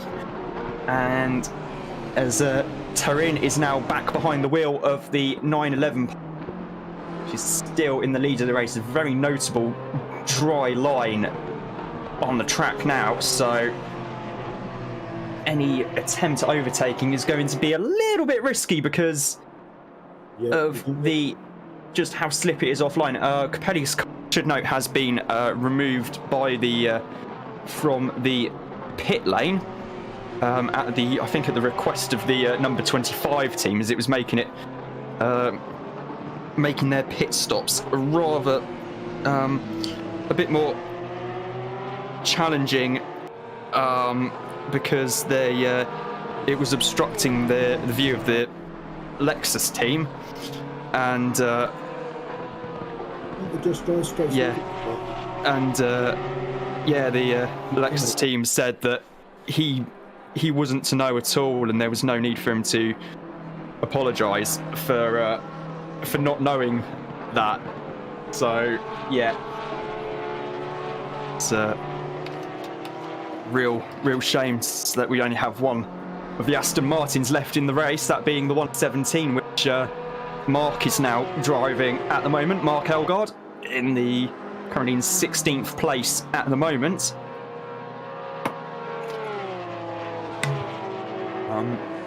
Actually, having a look at the live timing, I think the 93 has been undisqualified, and then has withdrawn from the race. Yeah, it's ahead of Italy. Probably, yeah. It's not going to go down too well, I don't think. Yes, still with Kierton as because I mean that was over their disqualification for 93, and they, instead of deciding to carry on 2 laps down, they thought, no, we're not playing. Is what it seems like. Is what it seems like. I can't guarantee that was. Yeah.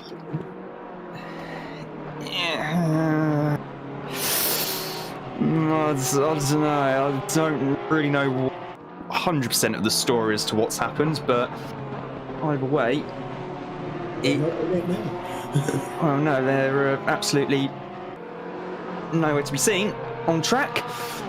Graves is in the Bentley. I think there might be a drive change going on there, like Dean Honda, which Dennis Sherps has brought into the pits from 4th place. Well, 4th place at the time. I don't think he's going to be in 4th anymore. No, pit stops put Mason in front of him.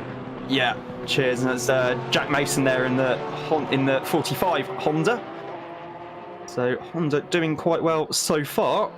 Despite the fact that in 4th, they're 3 laps down. Which is astonishing in any race. I mean, the dominance of the 911 team has been incredible to see. And as Kearton backs off a bit there to let Nigel Turin take the racing line, the inner loop, heading around the outer loop now, and Turin and Casangena pulling off an incredible drive so far.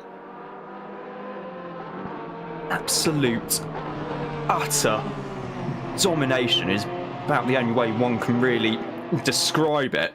Yep. And it has just been incredible to witness. Casangena, I think, is actually running on a new sim rig properly for the first time, first endurance race as well. So he is, I think he is very, very comfortable in new environment, and proving it was Kearton now is showing on the bumper of debug. Yeah, Kearton's right on there. I think. I don't know if it's because debug backed off a bit because the leader was coming through, but either way, Kearton's Here got. comes a risky dive. Kearton's and debug are side by side coming down the pitch straight. Kearton moving back into the slipstream of the BMW, not going to be able to get the job done into turn 1. Meanwhile, RC Brookie's been given a 15-second time penalty for something as Kearton runs very wide there coming out of turn 1. The 15-second penalty was for causing a collision. We'll get back to that in a sec. Just going to finish watching this little battle here between Kearton and Debug. Coming out of the second part of the S's now, heading down towards the inner loop, or the race stop chicane as we've been calling it all race, due to the amount of people who've crashed there. And believe you me, some big names have crashed there in this race so far. Coming into the outer loop now, Kearton still right on the gearbox because of Debug's car. Debug is going to have the inside line for the shoot. Kearton going to have to go the long way round in the Porsche. Porsche having incredible traction in these conditions, not quite able to get the job done, but he's going to have the inside line for the toe of the boot. Kearton hard on the brakes, Debug hard on the brakes. Kearton gets up the inside, and that is going to be Olivia Kearton moving up into 12th place, already well clear of Debug in the 52 BMW. Going back to what I was saying about the number 50, it was actually a self-report by Tyrion Dave for the incident at the bus stop chicane. Yeah, so fair play to the team for admitting that they had kind of messed up a bit, and very, very sporting of them indeed. Track has finally turned green, but there's still a few puddles around, but yeah, the dry tire is definitely the better tire at this point. Oh yeah. Something else that has definitely caught my eye just now is Mason has moved himself up into P4. Yeah. They're on the right strategy, those two. I did think that Crawford was. I thought that Mason was slowing down against Brown, but I don't know. Did something happen? Brown had to pit. They were on different pitting time. Oh, Kearton! Oh! Oh! Nearly! Oh! That did it. Just to the pit. Clips the wall there on the inside. We're going to have another look at that. Sorry, mate. We are having another look at that. I'm currently on board with the Porsche now, 5th gear. Up into 6th gear. down the back straight, braking hard just after the 300, loses it on the curb, corrects it, holds it, thinks he's got it, corrects it again. I mean, he may have just overcorrected it ever so slightly, but only by the tiniest amount, I must say. And that where's the race gone?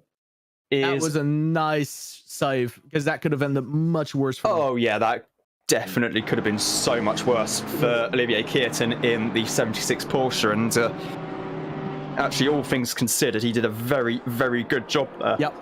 Especially because I was talking about this earlier, the weight of the Porsche is all the way at the rear. As soon as that thing starts going, there's very little you can do to hold him. And in reality, what he did was hold it. Oh, here he goes again, though. Oh, never mind. Beautiful drift. Beautiful drift. Yeah. Absolute applause. That was actually very nice. Oh, I think something is wrong with that car. Maybe with his actual physical equipment? I don't know. Or maybe he just had a bit of a confidence loss. Hasn't recovered entirely yet from the adrenaline. Oh, he's lost FF.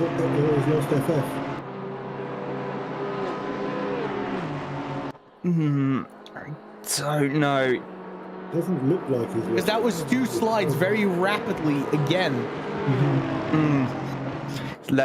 Just letting Mark Elgard through into the chicane. Sparks being thrown into the air here at the Glen. Part of me just cries for the battle that could have been, you know? McLeod Racing against Jimmy Skins Racing. Yeah, that would have been quite something to witness, and they are still pounding round relentlessly. 4 hours to go. Coming up to 4 hours to go, which means we should be due for another bi-hourly update relatively soon. It stops, no? No, we'll be doing the updates in a bit, and then if we look at Martin Chafer in the 69 Mercedes of the Seaton Hybrid Investment Trust. His bonnet's up.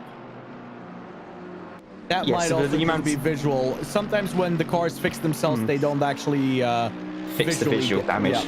Yeah, because that car has been in the walls a fair bit during this race so far. You know what? I will say this. It's impressive that with the amount of times this car has hit walls, it's not last.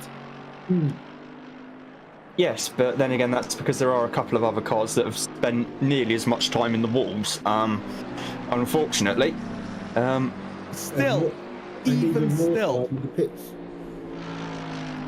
Sorry. Moving still. And keeping an eye on the battle. There's actually a battle going on for P19 at the moment. And Spooner, the gap's just gone down to half a second now. As they cross the start-finish line, Varga in the Ferrari and Spooner in the Bentley. I know Varga's quite a quick driver, and Spooner is also very quick as well. So heading into the inner loop, not quite going to be able to get the job done there. It's still 0.4 of a second between them. So we are 6 hours into the race here at Watkins Glen International, the length of the infamous Salem 6 hours of the Glen, and it is time for a bi-hourly update here in the Watkins Glen 10 hours. She's so sanctuary. Or at least it will be once pit walls sorted itself out. There we go. So it's Nigel Turin in first base, still in the number 911 Porsche, ahead of Joao Stanera in the 417 Audi.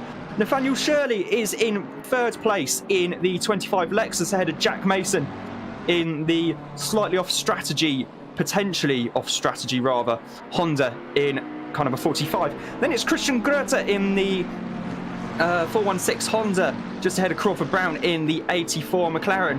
Then it's Patrick Nemcovsky in the number 193 McLaren in 7th place ahead of Muzza Forbes in the 66 Audi. Duncan McDonald is in 9th place now, according to Pit Wall, in the number 99 BMW, just ahead of Olivier Kierton in the Porsche, kind of 76. In 11th place, it's Max Reichel in the 34 Porsche, ahead of Hugo Gomez in the 515 Lamborghini. Debug is in 13th in the 52 BMW, ahead of RC Brookie in the number 50 Honda. Then it's Apex Vest in 15th place in the 48 McLaren, ahead of Mark Elgard in 16th in the 117 Aston Martin. Scott Free is in 17th place in the number 97 BMW, ahead of Martin Schaefer in the 69 McLaren. Then it's Peter Varga and Jason Spooner rounding out the top 20 in the Ferrari car number 75 and the Bentley 419 respectively. Still no change of position there so far, although they are very close on track. Then it's Josh Evans in the 93. First of all, it's Forsen in 67, excuse me, in the other Ferrari, and then it's Josh Evans in the 93, which is out of the race, and Simone Capelli, who was out of the race a good few hours ago now, after his co-driver unfortunately let him down a couple of hours before the race start. So that is how things stand here at Watkins Glen, and we have just under 4 hours to go. Wow. And the excitement level hasn't dropped at all from the very start of this race. Varga, I've noticed that Varga has pulled a bit of a gap over the Bentley. So here's the thing, right? It just became fast. Track is improving. Yep. It won't be long before rubber levels go back to optimum. So I think it's the perfect time to pull in some more rain. Somebody want to do another rain dance? Yeah, it would be. I mean, I don't think that. I don't know what the drivers would say about it, but from the relative comfort, the commentary box, I'd be up for it. Yeah, right.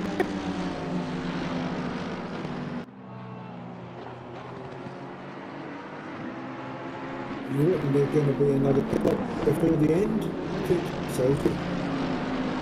At least tires, if not gas. Oh yeah, absolutely. I mean, we got 4 hours left. They need tires about every hour at least. Well, that'll give you a chance to get all 15 seconds.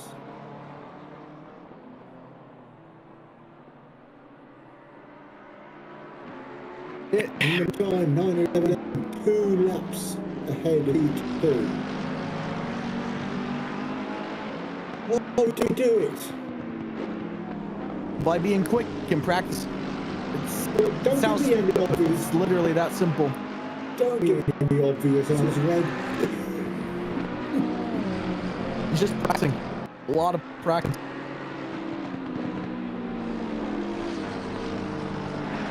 Got to explain what Martin Hardplay is improving over by racing.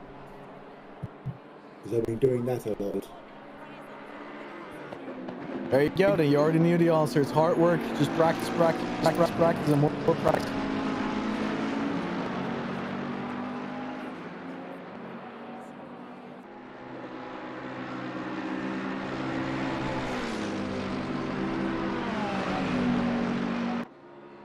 Looks like Shirley's got 2 laps over Keith as well.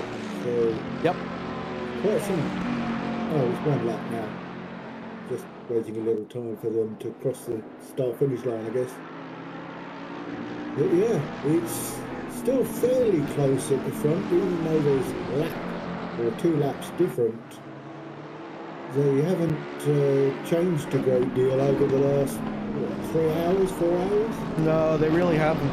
It's been very stable so far and basically all throughout, and I think this is more or less just going to be the fact of life. It's going to stay stable unless people still make mistakes. I mean, 4 hours is still a long time, you know? Oh, hell yeah. Oh, Spooner, literally as I said that, commentator's curse. What went wide?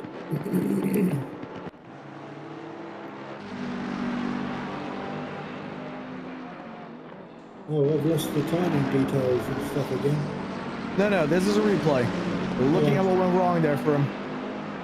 Oh, that's better. You're just in time to see Spooner almost murder his own race. Okay.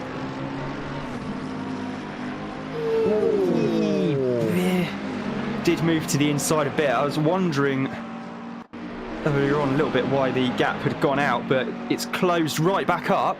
I've just actually had to go and find a cushion quickly for my chair, which is why I just muted myself for a bit. But yeah, it's that could have been a whole lot worse than it was. Certainly could have. Just a little further along the vehicle, hitting that corner, and that would have just spun him out completely. There is a battle going on that we simply cannot ignore at this point. Brown and Greta. Yeah. Yeah, this is the battle for P5. And also why I think the Chief may have quickly dipped out the commentary box because he had to get back to his team for this. Going Brown very on the bumper of Grotto. Yep. Crawford Brown sending it up the inside and making it look absolutely easy. Grotto having the faster exit, staying on that bumper. Elgard now coming into the game as well.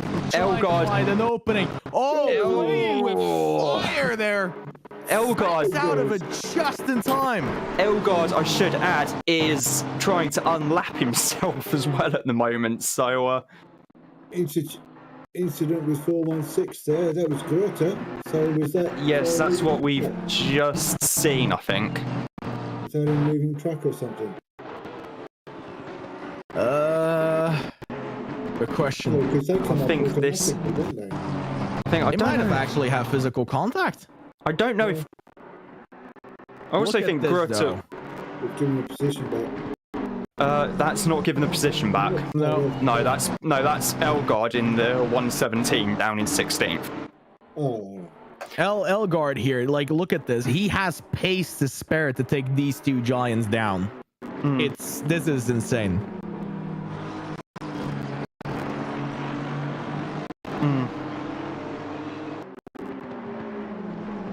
Yeah, it's Elgard is definitely on a bit of a charge at the moment, trying to get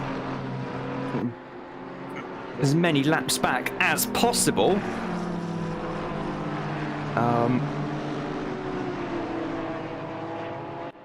So yeah, definitely doing the best he can given the circumstances, but God, this is going to be one of those what could have beens like I had earlier in the year with the 911 Porsche at Spa in the big grid race.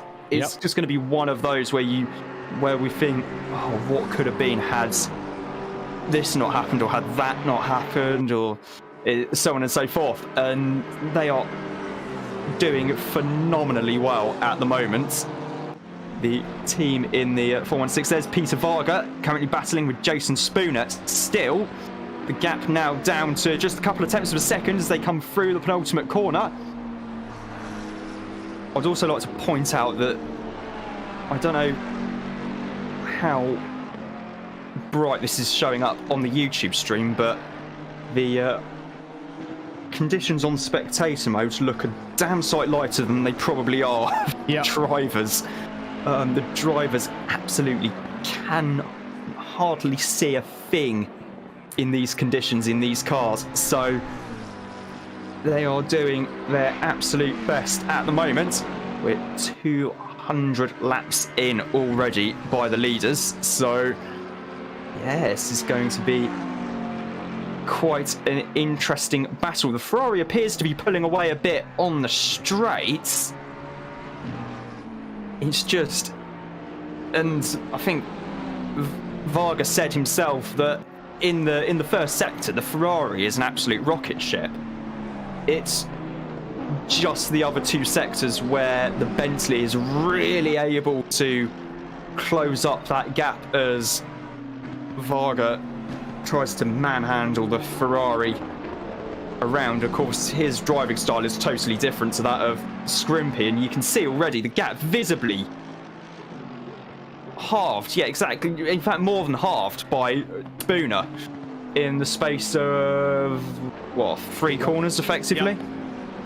So, also, something very important to note here is that Varga is on a different stint strategy than Spooner. So yes, fighting too harshly here is not actually in the best interest of Varga, because that's just going to cost him time. Yeah, it's... I don't know. I think if you can gain a position on track, then have a crack at it.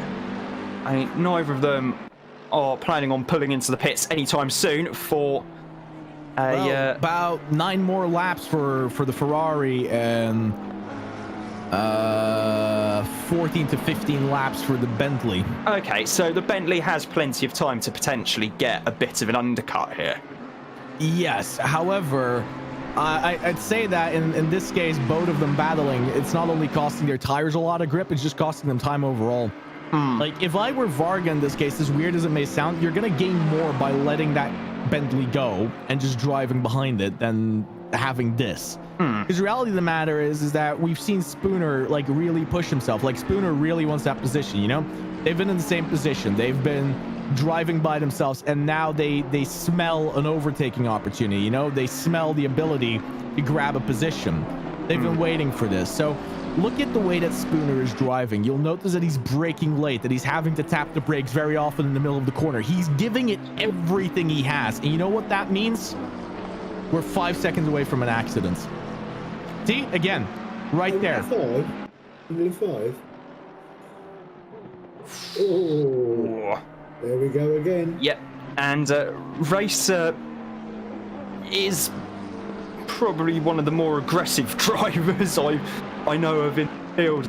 So, yeah, this could either end very well, or it's going to end up with 2 cars in the wall, sadly. There is no other way around it. Unless they involve common sense. Yes, but racing drivers don't really have common sense, though, do they? Yeah, Varga doing it again. It's Spooner rather doing it again.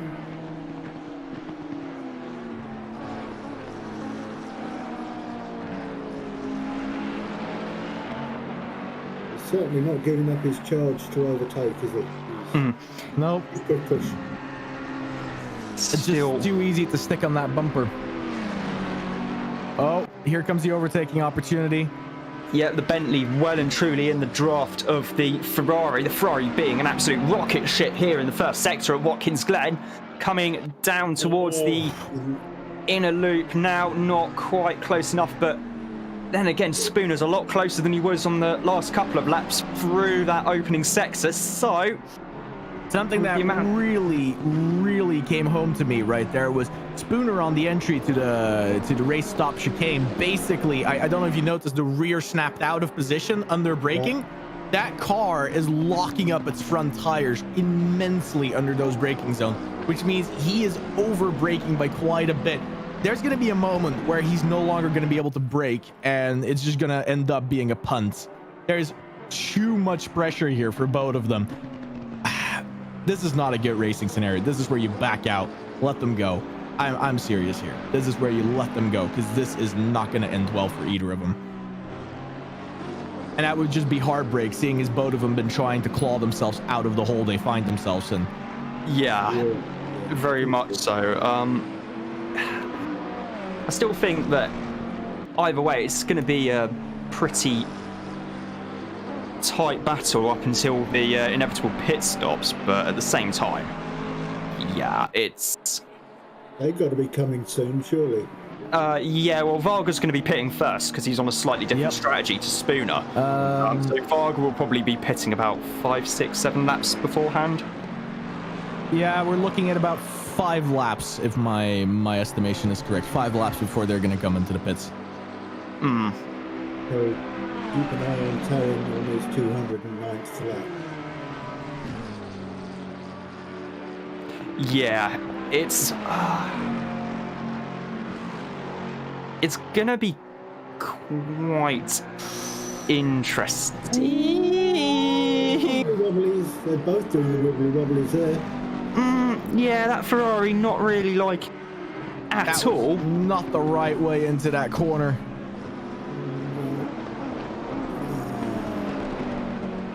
Forcing the Bentley wide there, getting the better exit himself. Bentley won't have the pace now to deal with anything of it. That Ferrari is just so fast in a straight line. It's so difficult to take it there. Yeah, but at the same time, it is also looks to be an absolute pain to drive in the corners. It To be just fair, one of those, really. I think. well, to be fair, it was what I was dimping up earlier. Like, it just comes down to the fact that the car is more set up for you know, Vlaen than it is for Varga. And Varga and Vlaen's driving style is so far out. Like, if you were to like take a longer look at the way that Vlaen drives the car, you'll notice that it drives quite well and it actually looks pleasing in the corners. But it's just not for Varga. Yeah, Varga is driving style. Varga is every time he gets in that car is just basically hanging on for dear life for 55 minutes. Gets out, hands it over to Vlaen, sorry, and Vlaen's like makes it look quite easy. Then Varga gets back in the car and is just like, oh, here we go again, and so on and so forth until the end of the race. I mean, Jack Alexander like once had a discussion with quite a lot of people in a chat about the fact that, you know, there's no such thing as driving style, just bad habits. And the thing is that Varga has, I don't want to say a lot of bad habits, but he has quite a few bad habits. He's fast with his bad habits if the setup allows it for him, but this setup is really fast, just not for his specific bad habits. I mean, one day I will have to film, record one of the replays on my phone and send it to you if you really want to see bad habits behind the wheel of a racing car. Me again. No, this is me driving. So, yeah. I can maybe do that one day. Give everyone a bit of light comic relief. You should check out some of the clips on my YouTube channel. If you want to see a bad driver, follow me. Meanwhile, I am going to quickly nip downstairs to put the kettle on once more. Righty-ho. And I shall be back in a few minutes. Don't forget the all biscuits.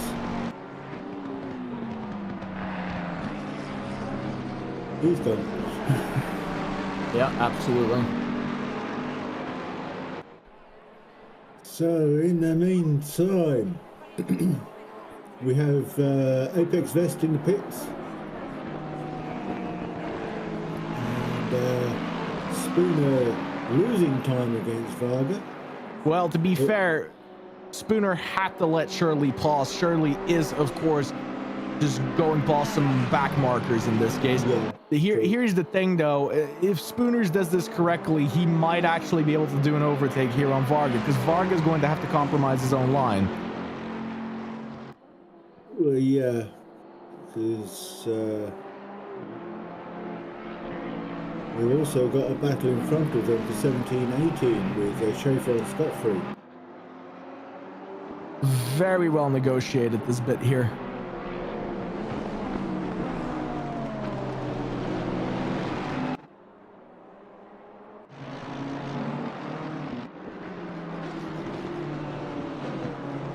Here we are with Schaefer. Scott-Free closing that gap up behind him. I actually think it's the other way around. I think Schaefer already made the pass. Looks like the time is, the other way around. Surely it is, yeah. I've got scot-free in front of Varga now by the same distance he was behind him.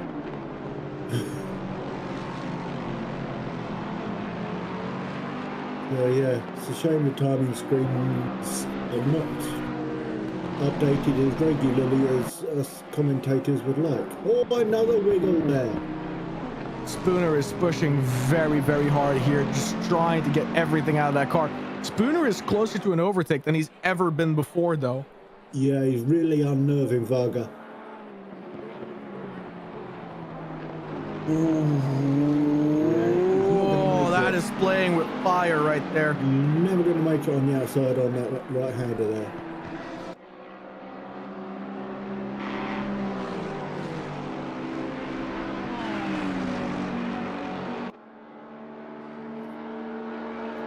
But yeah, he's closing up.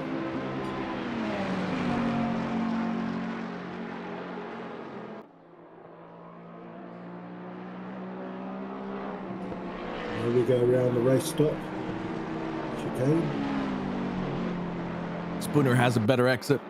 Yeah. Might be able to make a move here, but I think he's just a little bit too far back. Yeah, Varga had a wiggle again, didn't he? Not really. Just went in with a little too little speed.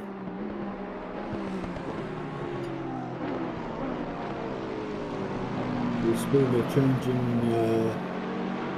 changing different sides of the tracks, trying to get that gap to get past him. If you're Spooner at this point, you have to have realized that you're going to have to dive bomb it.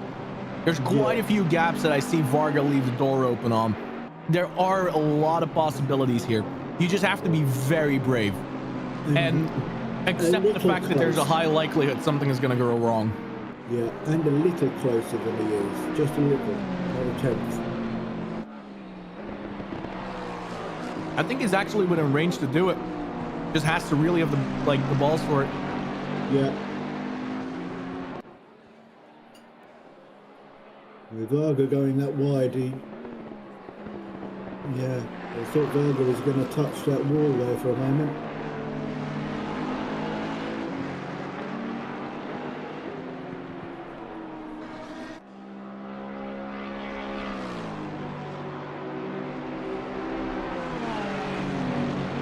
That little bit of an extra toe is exactly where Varga needs to get a bit of breathing room.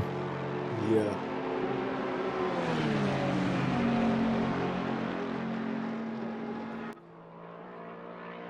Brookie not making it easy to get past though.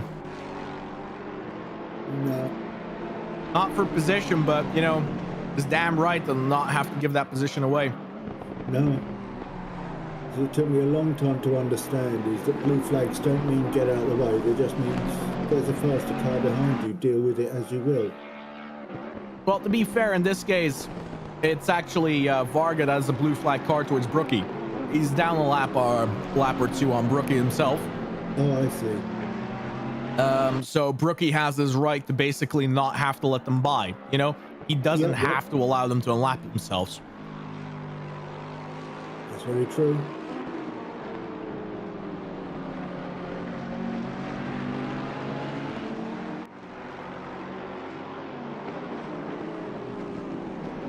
I must admit, I do wish that we in commentary had track sounds. Sadly enough, not something that's possible. It was in another race, but that was by accident. We did have another race on, about a month ago, maybe less, that we got audio on the stream for us commentators, which was really nice. Oh, here comes Spooner again. Closer than he's ever been before. At least on this part of the track. Sticks his apex a little better than Varga, not by much. Gets the toe onto the back straight. Has the possibility here to have a look-see. Going to look towards the inside. Gets alongside. Brakes late. Not late enough. A little bit of rubbing contact. Not enough. Spooner gets the worst exit out of this. Varga has to take the long way around. Manages to hold on to that position. Now Varga has the inside line and the better one again. Managed to cut off Spooner, rubbing his racing. Oh my God. Even though it's not NASCAR. But yeah, that was... Oh, do it again, boys, do it again. Very lucky to both of them. Incredible driving. Yeah, they could have both gone off very easily. There was... That could have been a repeat between Debug and which car was it? Rookie, I think? Yes.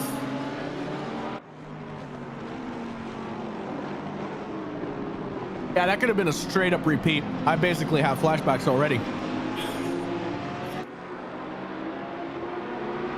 It's been a long time since I had a flashback. Sorry, I actually meant deja vu. My coin just dropped. I was going to say, flashback, the 70s were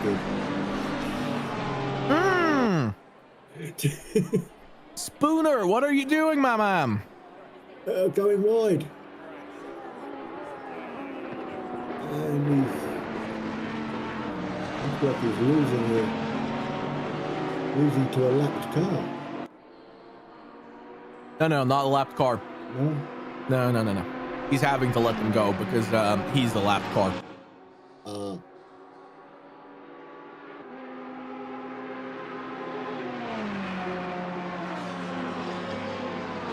Yeah, Spooner's dropped back to a second now, and he was like 0.3. Oh, 4 seconds behind now. What's happened? Just more cars that he's letting go through. There's nothing that he can do about that. My heart bleeds for... I would be hating having to do that. He had a lot of opportunities, just didn't manage to make it through.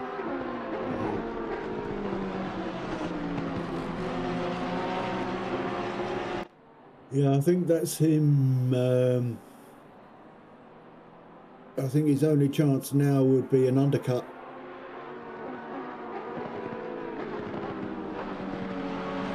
Five seconds delay. 5 seconds rather behind Lager, I think. Although it's fighting hard for minor positions, you do everything you can, don't you?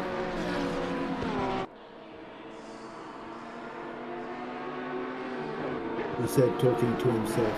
Well, yes, no, I was just looking through the field real quick to see if there's any more battles. All right.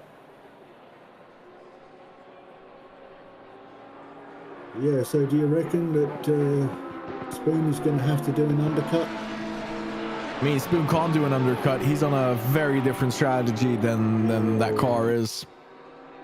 So he is muggered. There's a fight going on here. No. Just again. No, it's an unlap, but yeah. But still, Varga was making him fight for that. No, not really. That looked like he was just letting him go. Nice and easily done. Amazing how two different people watching the same thing can have two different vision or visualizations of what's going on. I mean, if he wanted to make him work for it, he wouldn't have lifted, because otherwise that Lambo wouldn't have got him by. Okay, so you're saying Spooner is now resigned to where he is? No, I'm saying that Spooner doesn't have the ability. Spooner can go for an overcut, but he can't go for an undercut, because that would basically completely butcher their current stint timer. That means he would have to come in early, while it's actually Varga that has to come in first. Oh, right, I see. Okay. He's losing more time though as well. 7 seconds now. Because if you just look at this real quick, right? Varga's been on that stint for 25 laps, and the Bentley Spooner has been on his current stint for 20 laps. So. Oh, I see. I gotcha.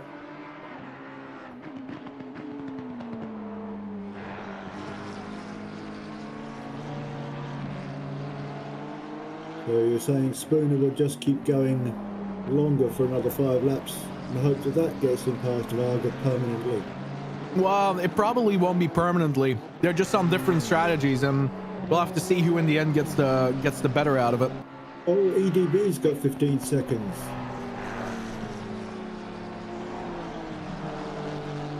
He probably won't be happy about that. We'll have our resident steward talker in a minute when he's back investigate what that was for. He's like the steward whisperer. He gets all the secrets out of them.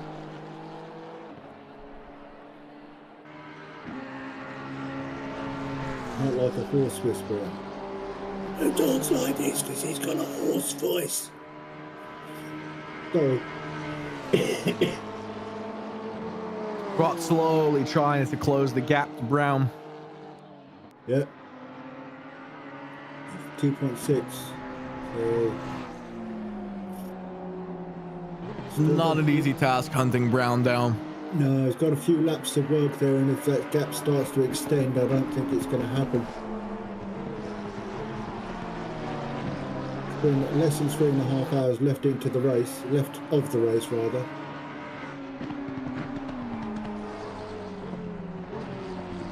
I want you to see that 2.678 change. Here we go. Oh, it's extending.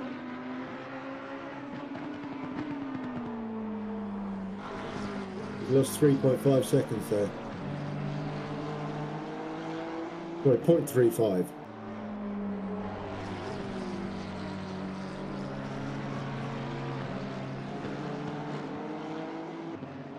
Debug's in the pits again. Nice to see what he's up to. Behind Elgard.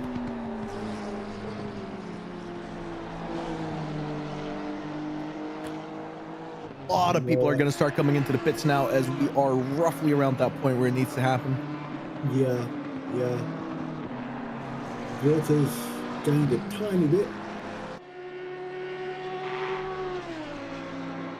So yeah, it's still a battle between him and Crawford. Can't see any other, at the moment, any other close. Not really. Field is very spread out. We have a few questions for you, mister. Yes, I am back now. I know. 15-second penalty. Yes, I can confirm the 15-second penalty for the 34 was for causing an incident. Car 69 and 34 appeared to be racing each other. 34 outbraked themselves and punted us around on the corner. Steward's observation, always a good idea to brake early once you've let the faster car past. Yes.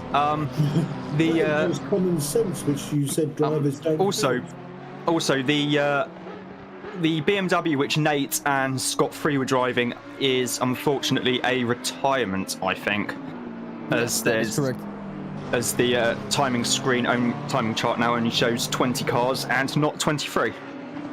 Yes. Unfortunately, I don't know exactly what has happened to them, but I know for a fact that they are not showing as being in the race. Hey, Red Vargas in the pits.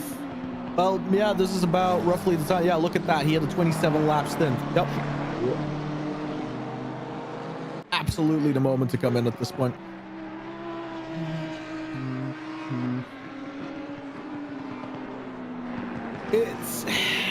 The field has sort of been neutralized. There isn't really any form of battling going around. They're very spread out. Everybody's just keeping their heads down. I'd be surprised if there's anything that really still comes out of it. Well, there's another battle we have behind Doe here with Brookie. Yeah, John D and RC Brookie, but RC Brookie's coming to the pits to serve his time penalty. Yep. Oh yeah, I see that now. Not really anything going on. It's just, yep. Nice cup of tea there. Very much so, yes. Yorkshire Tea Gold, before anyone was wondering what my preference is. 2 sugars? No sugar. Don't need that. Good boy. I don't take sugar in my coffee. I'm sweet enough like you. I sometimes put sugar in there. Depends how much coffee I've put in there. I once actually tried making a coffee by sight at work, and that went quite badly, as I basically put like 8 teaspoons in, I think. That's alright. At least. it was absolutely, yeah, it was, you could probably have run a car on it, off it. Put this way though, I didn't actually, it genuinely got me through an entire shift at work. Yeah, when you got home either. No, I did eventually, but yeah. When you stopped shaking. No, don't really get the caffeine shakes much at all. I get like a nice, if I haven't had a strong coffee for a while, I do get a nice little jolt from it to begin with, but after that it's just perfectly fine, really. Not as good as that. As we see Marco Badowski in the 45 Honda, well, technically it's an Acura in America, NSX GT3 coming through the first corner, currently up in 5th place at the moment, and track conditions are back to normal, back to optimum, sunny, and although the wind is still up at 13 km/h, About 8 miles an hour. Divide by 1.6. Yeah, so yes, but they don't really teach the 1.6 times table at school, though. That's the problem. that's what leaving the school is about. You actually learn stuff after school. Yeah, a little bit. But yeah, it's that was an experience, to say the least, as the latest round of pit stops happens. Gomez probably handing over to Banks in the 515. We've got Nemesovsky in the 193 McLaren. Chafer's in the 69 Mercedes. Fairly sure they'll all be stopping drivers. Think Chafer, well, given that the others in that car, Felix and Will, have done quite a lot of driving so far, I'm wondering if they're going to keep Chafer in for a double stint. There's the 515 Lamborghini there in the pit. Beautiful livery. Yeah, beautiful livery as well. Currently just waiting at the moment for that everything to be finished. It's still showing Gomez as being behind the wheel. Yeah. And in Solus Racing. Yep, now back with Josh Barton in the 84 McLaren. Ooh, drive-through for Vlian. Not something they're going to want. That's going to hand the position to Spooner. He's only just got the car. I think it might have been for in the track pit lane. Oh, track limits. Yeah, fair enough. Track limits.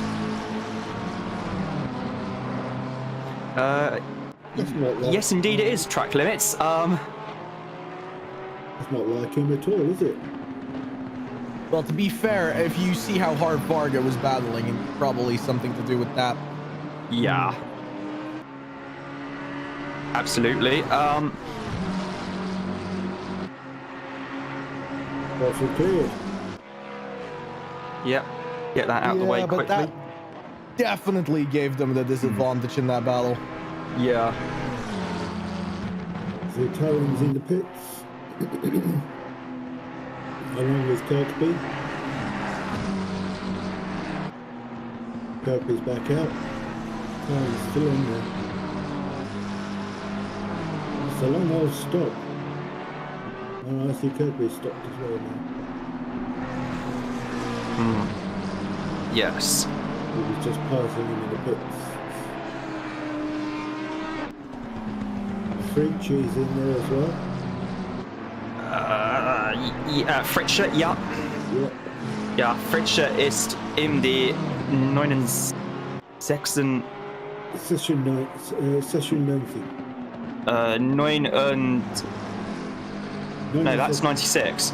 Yeah, 69. Ja, cheers. 69 Mercedes. Herr Fritsche. So, that's going to be an interesting one to keep an eye on. Well, for Taron to get himself out of those pits there. Still in first. Yeah, Taron still leading the way. Ooh, I think was that a bit of a mistake there from Flores in the 48 might have been just a little bit. I think it looks as if he took a little bit too much curb on the inside there in the 48 McLaren. It's not actually for position, this battle, by the way. Barton's about to put another lap on him. And coming up through the S's now. There you go. And heading up towards the... Race stop. Chicane. Yeah, the inner loop. Now we're looking at Wild of Lion in the 75. 54. Cheers, the 54 car. That's Paul Kirkby's Ferrari. Going again. The Ferrari's having had an absolutely torrid time around here, and Absolute nightmare. the fact they're still plugging on is, quite frankly, nothing short of admirable at the moment. And speaking of Ferraris, we can actually get one of the Ferrari drivers in the voice chat because Racer has returned to the commentary booth. Did you enjoy that, Red? No, not at all. I really think you should have just let him go. No. I really do. You basically traded so much paint, your livery no longer exists. I barely touched. I don't think you even touched. What are you talking about? You touched quite extensively. You were literally door to door touching the entire bus stop chicane through. No, we did not touch at all through there. We literally saw sparks on the stream. That must have been the car bottoming out or something, but No, I can this is- confirm 100% we did not touch. These sparks were from between the vehicles, not under them. Yeah, I'm afraid to say you might be having some netcode issues in that case, because that was contact. I mean, my internet is shit, you know that. I know. So yeah, no, the server definitely registered contact. That you didn't feel it is a different story, but there was contact. I don't think there was damage contact, but there was contact. I'm content. You know what I've told you in the past? I did that because I knew the Ferrari could handle it. And it did. It did exactly what I wanted it to do.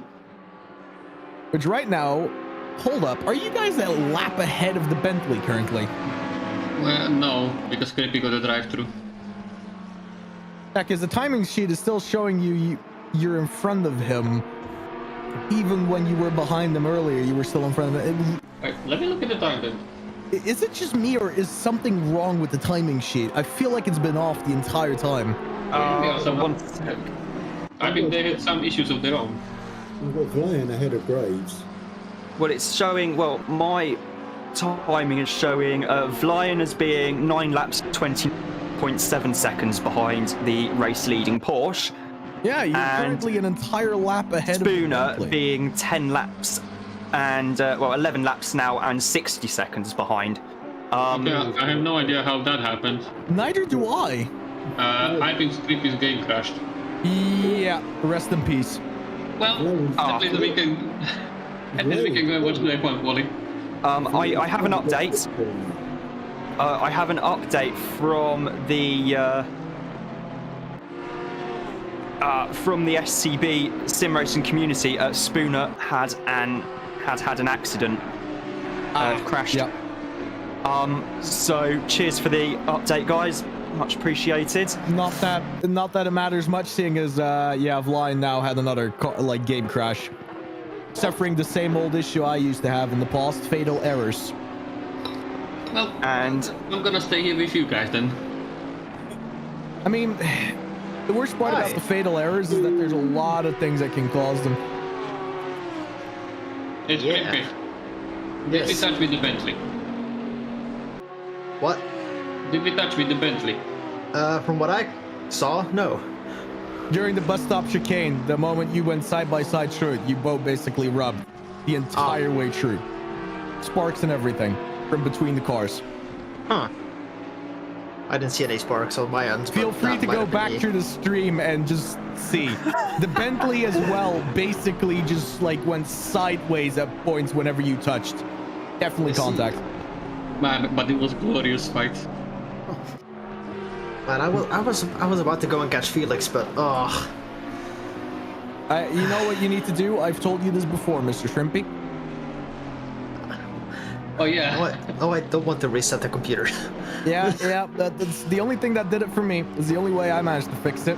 And you know that I tried for months with every single trick in the book.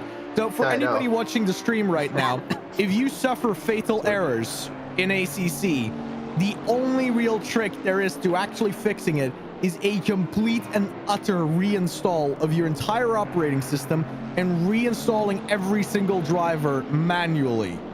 There you go. That sounds like just something too drastic for a game issue. Yeah, it sounds like a memory out issue. Well, no, there's just flaws inside of the Unreal Engine. Well, yeah, I mean, that is Unreal. And as many people also know... I'm very sorry. And as many people also know, sadly enough, Windows basically degrades over time because of the way that it keeps data stored. So the longer you keep going with your Windows installation, the worse it gets. Well, you should do what I do. Use CC Cleaner. You know, CC Cleaner has been infected with like a worm for the last 8 years, right? Yeah, but a worm that doesn't do anything. Not anymore. It's been coded out. Doesn't do anything anymore. Yeah. Also, CC Cleaner does not solve what you think it solves. I also use NCH software pack, and that's very good as well. No, it's not. Yes, it is. No, please. I work in IT. Please, no. None of the things you just said are any good for your PC. Haven't been for a very, very long time. I do computer building, so yeah, I do tend to know what does and doesn't work out of these packs. Yeah, but they've... Never mind. I used to work in IT, and then I decided that it would be much better to get has had an issue. Well, Rob, is there anything you haven't done? Many things. I know for a fact he's never been a male model. Wait, never mind. 19 doesn't have an issue. I just realized that the 19 is a blip stuck to my screen that used to be a Wouter Lion in a Ferrari. I am very sorry. I will blame that on Unreal Engine. Yes, there are many things I have not done over the years, most of which can't probably be mentioned broadcast. The good thing that you've only not done things that you can't broadcast, which is good. Ooh, lawnmower of a Ferrari right there. Yeah.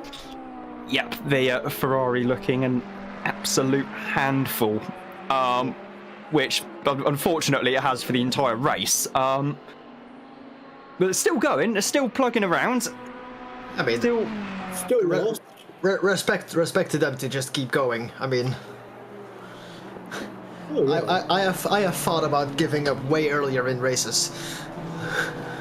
Yeah, it's. I mean, there's Badowski. For me, it's normally first lap. If I get smashed out to the back in first lap, I know I don't have any chance whatsoever of trying to make my way back through, so I just restart the game. There is a way around this. It's called not doing online stuff or not being able to do online stuff. That's the solution I have.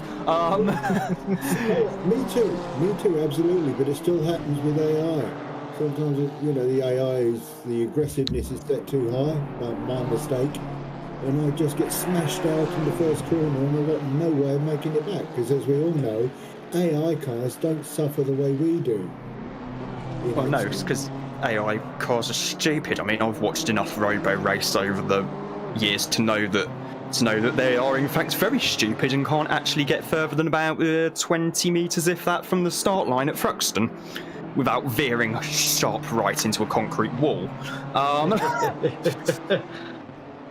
do that anyway. I am totally not. Totally not, because it's something we use as an in-joke at the Formula E website I write for, because it's the best electric racing series. In fact, it's far from it. I mean, most of it's been either something that's never happened, such as the electric GT thing, whatever that was called,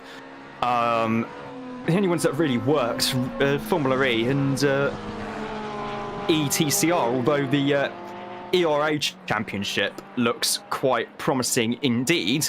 Then we got Extreme E, which sounds like something you'd taken down the Hacienda back in the early 90s. The E-Scooter Championship, which, well, if I wanted to watch people being idiots on e-scooters trying to race each other, I'll just get the bus into Bristol on a Saturday night. So yeah, it's not great in that regard, but oh well, it can only get better. Hey Red, I rewatched the fight back. There's not a single spark on the live stream. You touched. No. You did. I should add, before anyone starts asking me, I never saw anything because I was downstairs making a cup of tea and having some pizza. So... Have you seen the part where I got... I gotta say, Ron, that doesn't sound like a bad plan. It was a very good plan, actually. I can confirm. I still have some pasta downstairs, so I might just go for that. I mean, I'm probably going to get that was some homemade pizza as well, which was really nice. And I've got like 2 pizzas in the freezer, so I might get one of those after the race because YOLO. Has the stream managed to catch also the free wide moment with the Audi and Ferrari? Yeah. Not aware of or don't remember. We've seen quite a lot, I'm not gonna lie. We've had 7 hours of watching quite a lot of racing, actually, and even more incidents, not gonna lie. Oh, hold on. What? Oh. Don't leave us in suspenders. I think we have a battle on our hands. Oh. Actually, never mind. They're laps apart. It's just 18 and 17 catching each other. Yeah. 99 and 34 might have. Oh no. Ignore that. No, I'm really keeping an eye out for this, and I saw 18 chasing 17, and I thought, oh, that might be one, but no, ladies and gentlemen, I think we have had all the battles we'll have for tonight. This is just going to be a very long endurance race for the remainder of this. The grid is a little smaller than we're used to, and that causes these types of scenarios in between. But you know, there's plenty of banter here. Feel free to treat us like a podcast. We'll scream when something happens. Yes, we will. I quite enjoyed that stint. It wasn't for a lack of effort on our side. We were trying to get that P17 battle going.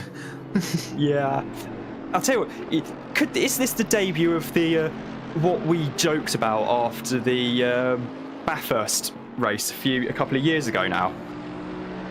Red. About when everyone said after the race, oh, you two should try doing a podcast or something. I suppose this is a test case for it at this point, but we don't have any talking points. We have nothing written down. We have a live... I mean, that didn't stop GT Hub, where on all but 2 occasions, the whole thing was literally just bullshitted. Hey, literally about 5 minutes before we went live. I mean, if you need talking points, I'm very sure there's an SRO press conference somewhere out there. No, Scrimpy, no, please. If we are doing the podcast, we need Forza. Yes, we do. We do need to get him in on. Okay, so I do want to mention something here because you just guys need to know this. Currently, the wind is so strong, it's the equivalent of throwing a small child against the windscreen. Someone called that. Yeah, Scrimpy.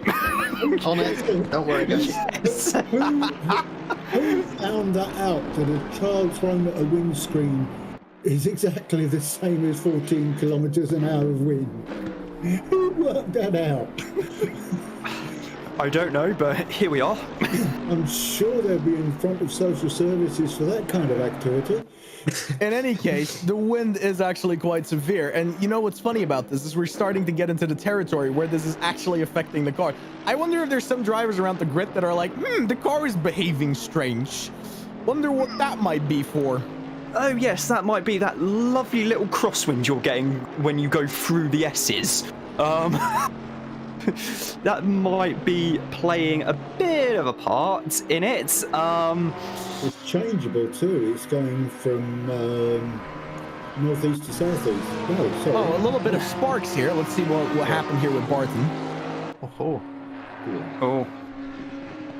Here we go. We're with Barton now in the McLaren.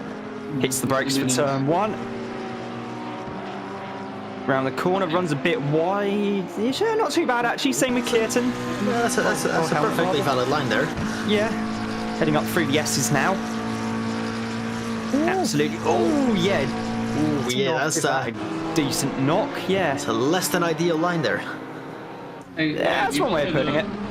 You wanted a podcast. How about we start about what is coming new into GT3 racing come 2023? Yes, we have already actually touched upon that slightly. So It's already exhausted, that subject at this point. Oh wow. Well, yes, we've already mentioned the Ferrari, Lambo, and Porsche. Let me be real. We've had plenty of battles for the grid size that was here, but there was always like 25 minutes in between. So we've basically talked about anything you can pretty much imagine. Have you gone through WRT? Aha. Oh, The changes in yes. Iron Links and Prema. The thing with WRT is that they're moving from Audi to BMW, which in itself, even 3 years ago, was almost inconceivable. Of course, WRT being the team of the Belgian Audi club. So it's as Barton runs very bit wide there, and that's enough to let the Porsche of whoever's driving that, EDB 22. Back past. Oh no, sorry, Helmet. Excuse me. That's Helmet's car in the 76. Yeah, apologies for that. But yeah, it seemed almost inconceivable, and the fact that BMW have got WRT on their side now is absolutely brilliant for them, because beforehand they needed vastly experienced team right there. Oh, massively, and WRT are actually going to be doing what Schnitzer did the last time BMW attempted to enter the World Endurance Championship, which was run the WEC program as well.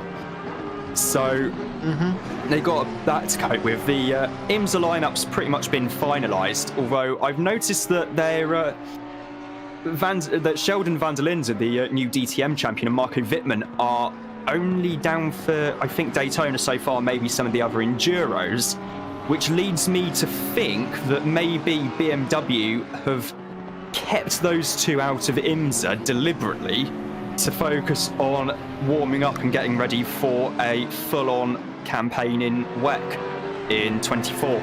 So we might expect them to be in the WRT LMP2 program. Yeah. Get prepped for the WEC.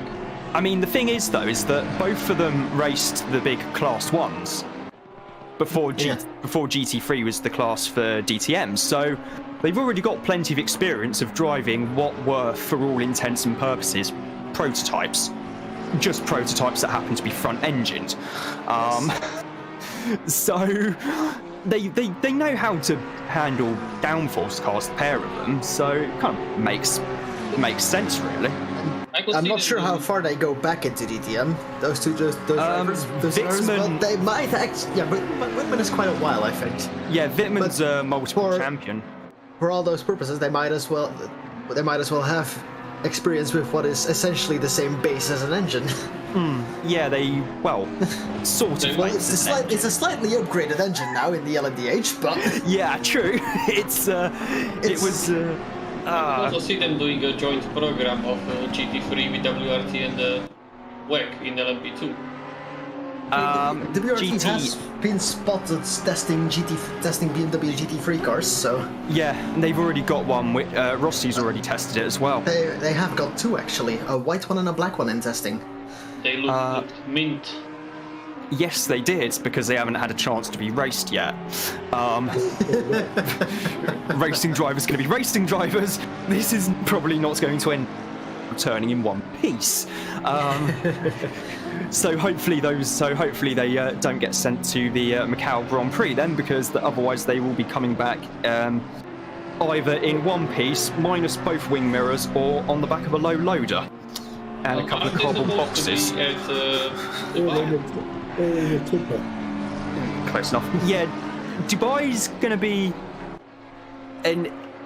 interesting one, because actually that reminds me, we were talking about the Porsche earlier. I did say I was going to double check if the results from the this afternoon's NLS race have been published yet. News archive, DMV Muslim Pockle. So it was Kuba Gamaziek and Kelvin van der Linde who won. I think I'm just scrolling through this quickly here because oh no, this is the live ticker, right? Okay. So I am having a quick look here. So race finish at 1600-ish. So I say that is Gamaziak and van der Linde winning from Cole Stippler, and then the Heinemann Raginger Porsche. So it doesn't appear that either of the new Porsche wanted to be parked. 992s made the overall podium. Yeah, I don't know what actually happened in the race, to be honest, because I was we meet today in the NLS or yeah, the NLS. Yeah, because with the 99, I think Porsche sent out a tweet about the 992 that apparently some leaves got into the radiator and it overheated.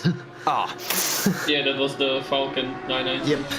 Yep, because it was the Falcon team's first time running the 992 this weekend, hence why they had Mr. Andlauer brought over from Porsche to assist with the driving duties for as long as there weren't any leaves getting into the car. I have to say that those Porsche camo liveries they use in testing in the NLS just look glorious. I know, and there's still a round to go as well.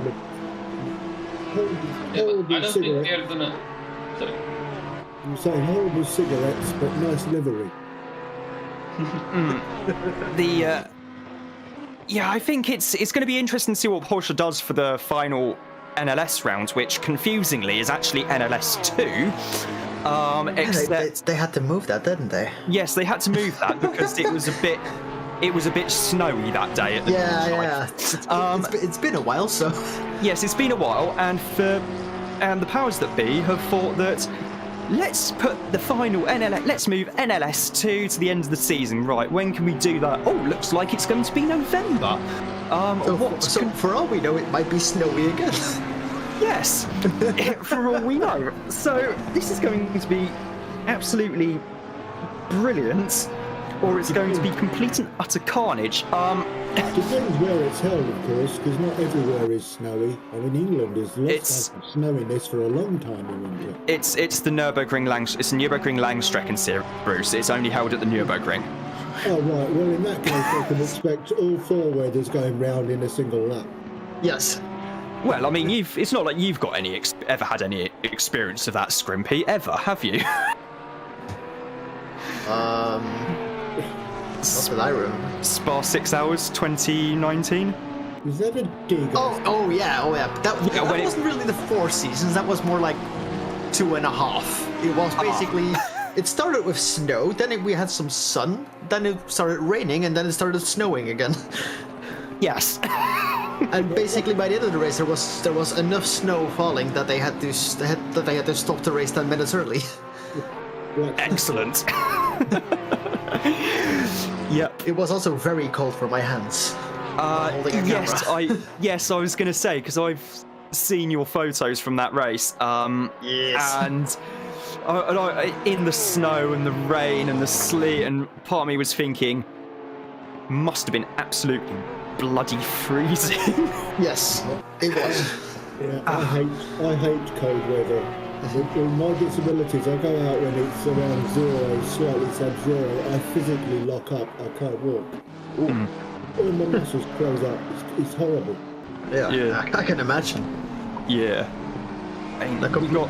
Also, sorry, if you want to talk about the race, go ahead. Oh no, I'm not talking about the race. In that case, I do actually have a little tidbit about the race. Oh, okay. The fastest lap of the race was set in the first 30 minutes. It has yet to be broken. It's still held by the number 1 car, and it was set by Taron. Fast as hell. Yeah. 144.675. Jesus. not broken. That's about what I did in qualifying for this. Yeah, and they did it on basically more or less a full tank of fuel. Did you miss a few corners or something? That man just completely skipped the boot. Yeah. I mean, if you skip that in one of these things, probably be looking at about a 110 something. Yeah, something like that, I guess. Probably a low teen. So yeah, it is a bit quick to say the least. One more thing before I hook off. We do have a battle upcoming. We just had a yellow flag for 117. Oh, yep, they were off at the toe of the boot. Yep, they've just rejoined again. That was Elgard driving the 117. Aston Martin. We're going to have a look at the Aston now, battling with 193. Oh, that might be McLaren coming into the boots. Oh, spun and into. Collected. I'm feeling he lost it on its own there, and then just got collected by the Bentley. He did. Yeah. The Bentley team have actually said that it was a shame because that both they and you guys had problems because they were having an absolutely great race, and I mean, it was a lot of fun in that stint, just focusing on the car and not thinking about the car behind. Also, our car was like, it felt rapid in the wet. I was actually surprised how well it was handling in the wet, if I'm honest. I was just as surprised. Don't worry. Like that was an afterthought. Like when that was being set up, I was not keeping the wet in mind at all. So that was surprising. I was like, every sense. I did like a few laps solo before the rain came in, and I was like, yeah, this is probably gonna drive like shit. And then actually, with a full tank, it just went. Hold up. I just noticed a change in the weather. The clouds are coming back. Oh no. Hey, no. The clouds are coming back. Oh, it's our plan. If it's going to rain in like the last 30 minutes, then we're going to see Rain something. for the rain gods. Thunder for their throne. Yes. Racer, we can actually pray for rain now. We don't have to drive anymore. Yes. But is this the twilight of the thunder gods? Oh, that's an Amon Amarth reference. Only a few people might get. Shops slowly closing in on Barton, not far behind now anymore. Ooh, yeah, indeed. Ooh, only 1.3 seconds, yeah. Hey, by the way, Ray, the stint that I did, it would have been slightly better if I was on a fresh tire set. Oh, I know. I was told. Look, don't worry. I'm sorry. It's not the first time I've done this, but To be fair, you're in a Ferrari. I mean, it was the pit wall, you know?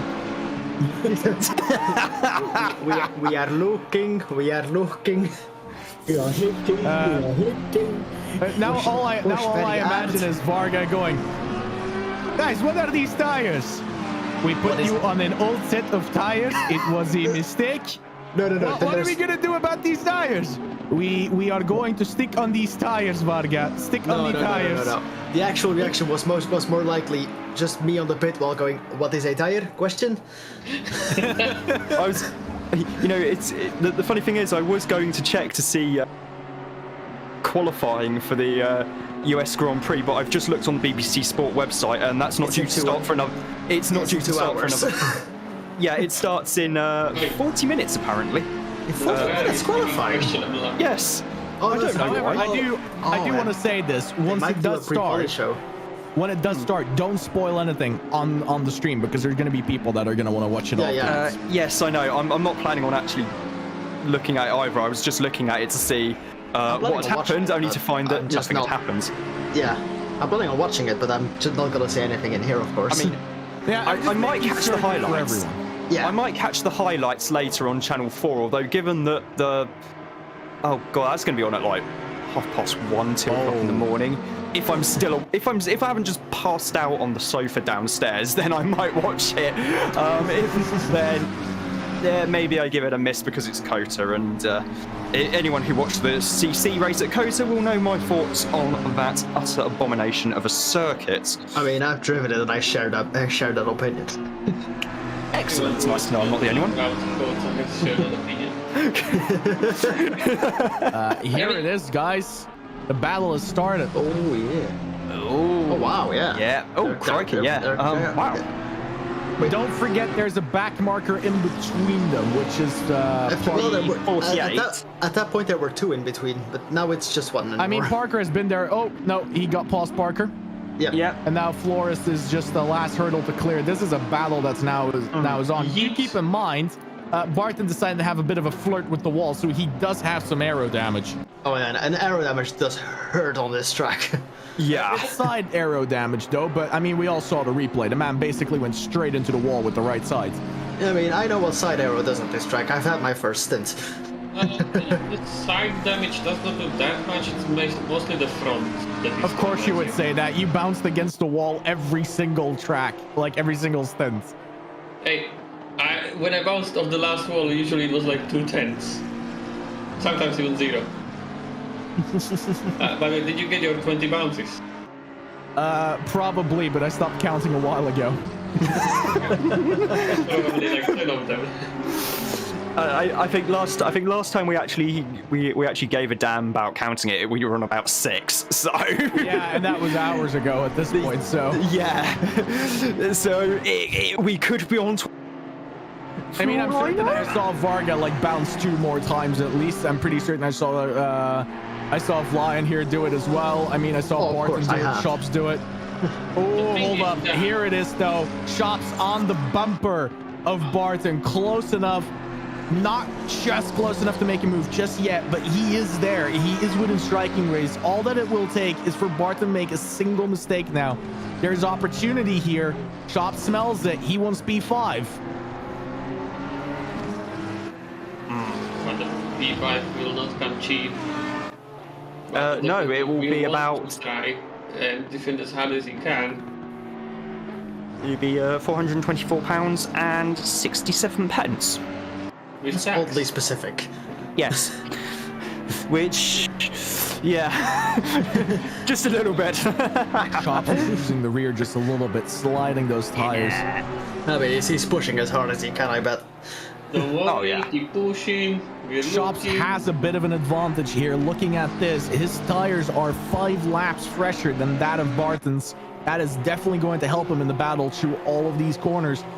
However, Barton is not an easy driver to pass. We have seen that time and time again in other series. And of course, the NSX is quite a fast car at this track as well. Which he's gonna get, and he's Whoa. go through the S section. Let's see. Shots Yeah, he got him. Oh man, Yeah, that was Barton now in the slipstream, though. Hasn't sold himself yet. Barton pulls out. Gonna take the Foster line through there, perfectly on the apex. Sliding it. for Barton there. He has kept it out of the wall, though. Somehow kept it out of the wall. So yeah, just moves, isn't it? Holds it there.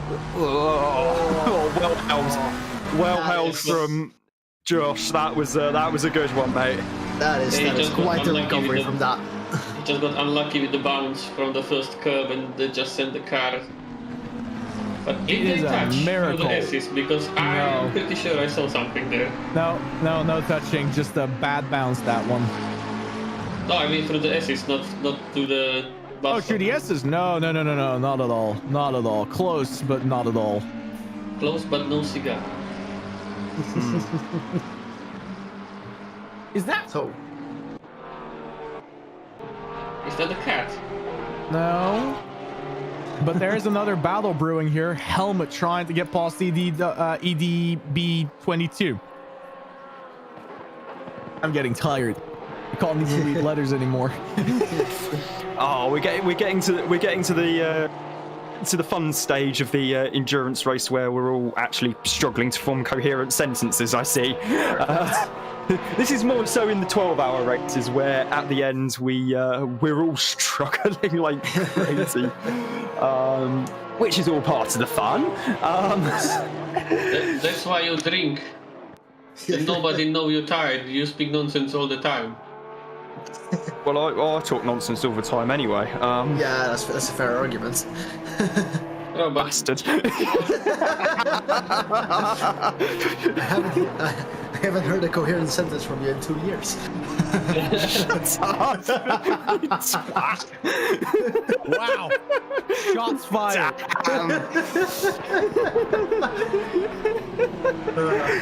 Had to do it to him. Bruh, this is what happens when you spent the last 2 years trying to do a master's degree, okay?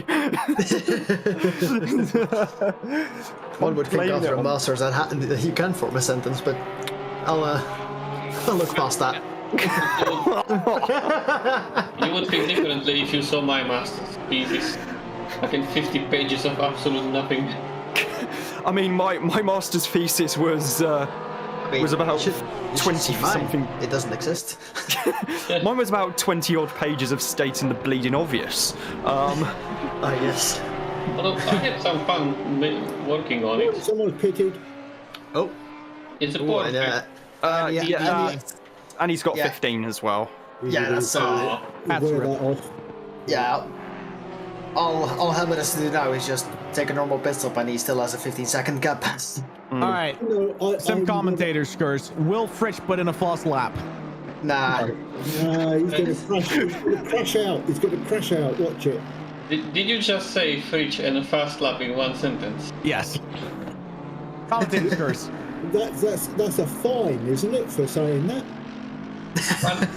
You can't commentators curse someone who is out of control constantly. Look. He has an advantage in this race. He is not driving a Jaguar anymore. Yes, that is very true. He also does not have to deal with Ascari inside Yeah, Jaguar. there's no Ascari. Yes. Also, if he rewatches this, you're welcome. Also, Yes. I'm going to say my master's thesis doesn't exist because I didn't go to university. I didn't even go to sixth form. What? That's fair. I Yes. left school at 16 with 7 of the old-fashioned GCSEs. Oh, they're not that old-fashioned. I managed to get a rack up a decent collection. GCSE. I got 7. Well, yeah, Rob, you did just turn 12, so. Shut up. With his knowledge of racing, you could also say that he turned back in 70. Yes. Oh, feeling. Close, but no cigar. Yeah. I do love listening to this Mercedes, though. Just listen to that It engine does notes. sound good. Yeah. I remember when I heard that thing for the first time in real life, and Have you ever heard like the commercial version? Like I've come across one in Antwerp a few times. It's the same dude every time, but he always parked in the parking lot at a grocery store, and it was just, oh, I used to go to quite a few car meets, so I have heard a few cars. oh. One of my old neighbours used to have a 16-valve Celica. Ooh, that thing does sound pretty nice as well. That was gorgeous. Of course, there's so few of them left now. A lot of drivers in the pit, including Badowski, wondering whether or not they're going to come out past P5. Oh, yeah, Badowski is indeed in. We'll ignore his last lap being 1 minute 57, because that also includes the time spent having to slow down, hit speed limiter, etc., so on and so forth. They are a very strong team in this race. Yeah. Very, very much so. I'm especially impressed with Mason in general. Like he got up to speed really fast in that Honda. He's quite gained some speed over the time. Yeah, like he's improved a lot overall since I first raced with him. And I think I remember some conversations going like if they weren't sure that the Honda was for him, like that would suit his driving, and he just got up to speed instantly with it. That's what happens when you get set up for Marco. The man just knows. I mean, Marco is a magician. Also, Fred, I managed to finally get together well with the Ferrari in the setup. Yep. You finally the figured it out, huh? Yeah, on the final stint. Yeah. I told you it was just bad habits holding you back. It wasn't the setup. Always the way. You know, next time we should not make the setup day before the race. Well, to be fair, I did not have time. it would also be ideal to probably start from like a more level base instead of just getting something and throwing it all around. Well, to be fair, I ended up making something really good out of that. I mean, yeah, it is a great setup. Just sad about the drivers. And here's my thing, right? Here's one of my biggest things about it is I would have had more time, but somebody's boss decided to poach me. Oi, I had nothing to do with that. No, you didn't sell me to your boss as a piece of meat. Well, not as a piece of meat, but... Wait, that's called human trafficking. Yeah! No! I thought we got rid of slavery a long time ago. No, in all fairness, I'm actually really grateful for it, but it did cost me a lot of time over the last 3 weeks. I am sorry. Hey, it got me donuts, so... That's the return on your investment for talking good about me to your boss. Indeed. I do nothing and I get donuts. I swear to God, the worst part about it is I know I'm gonna have to do it more regularly now.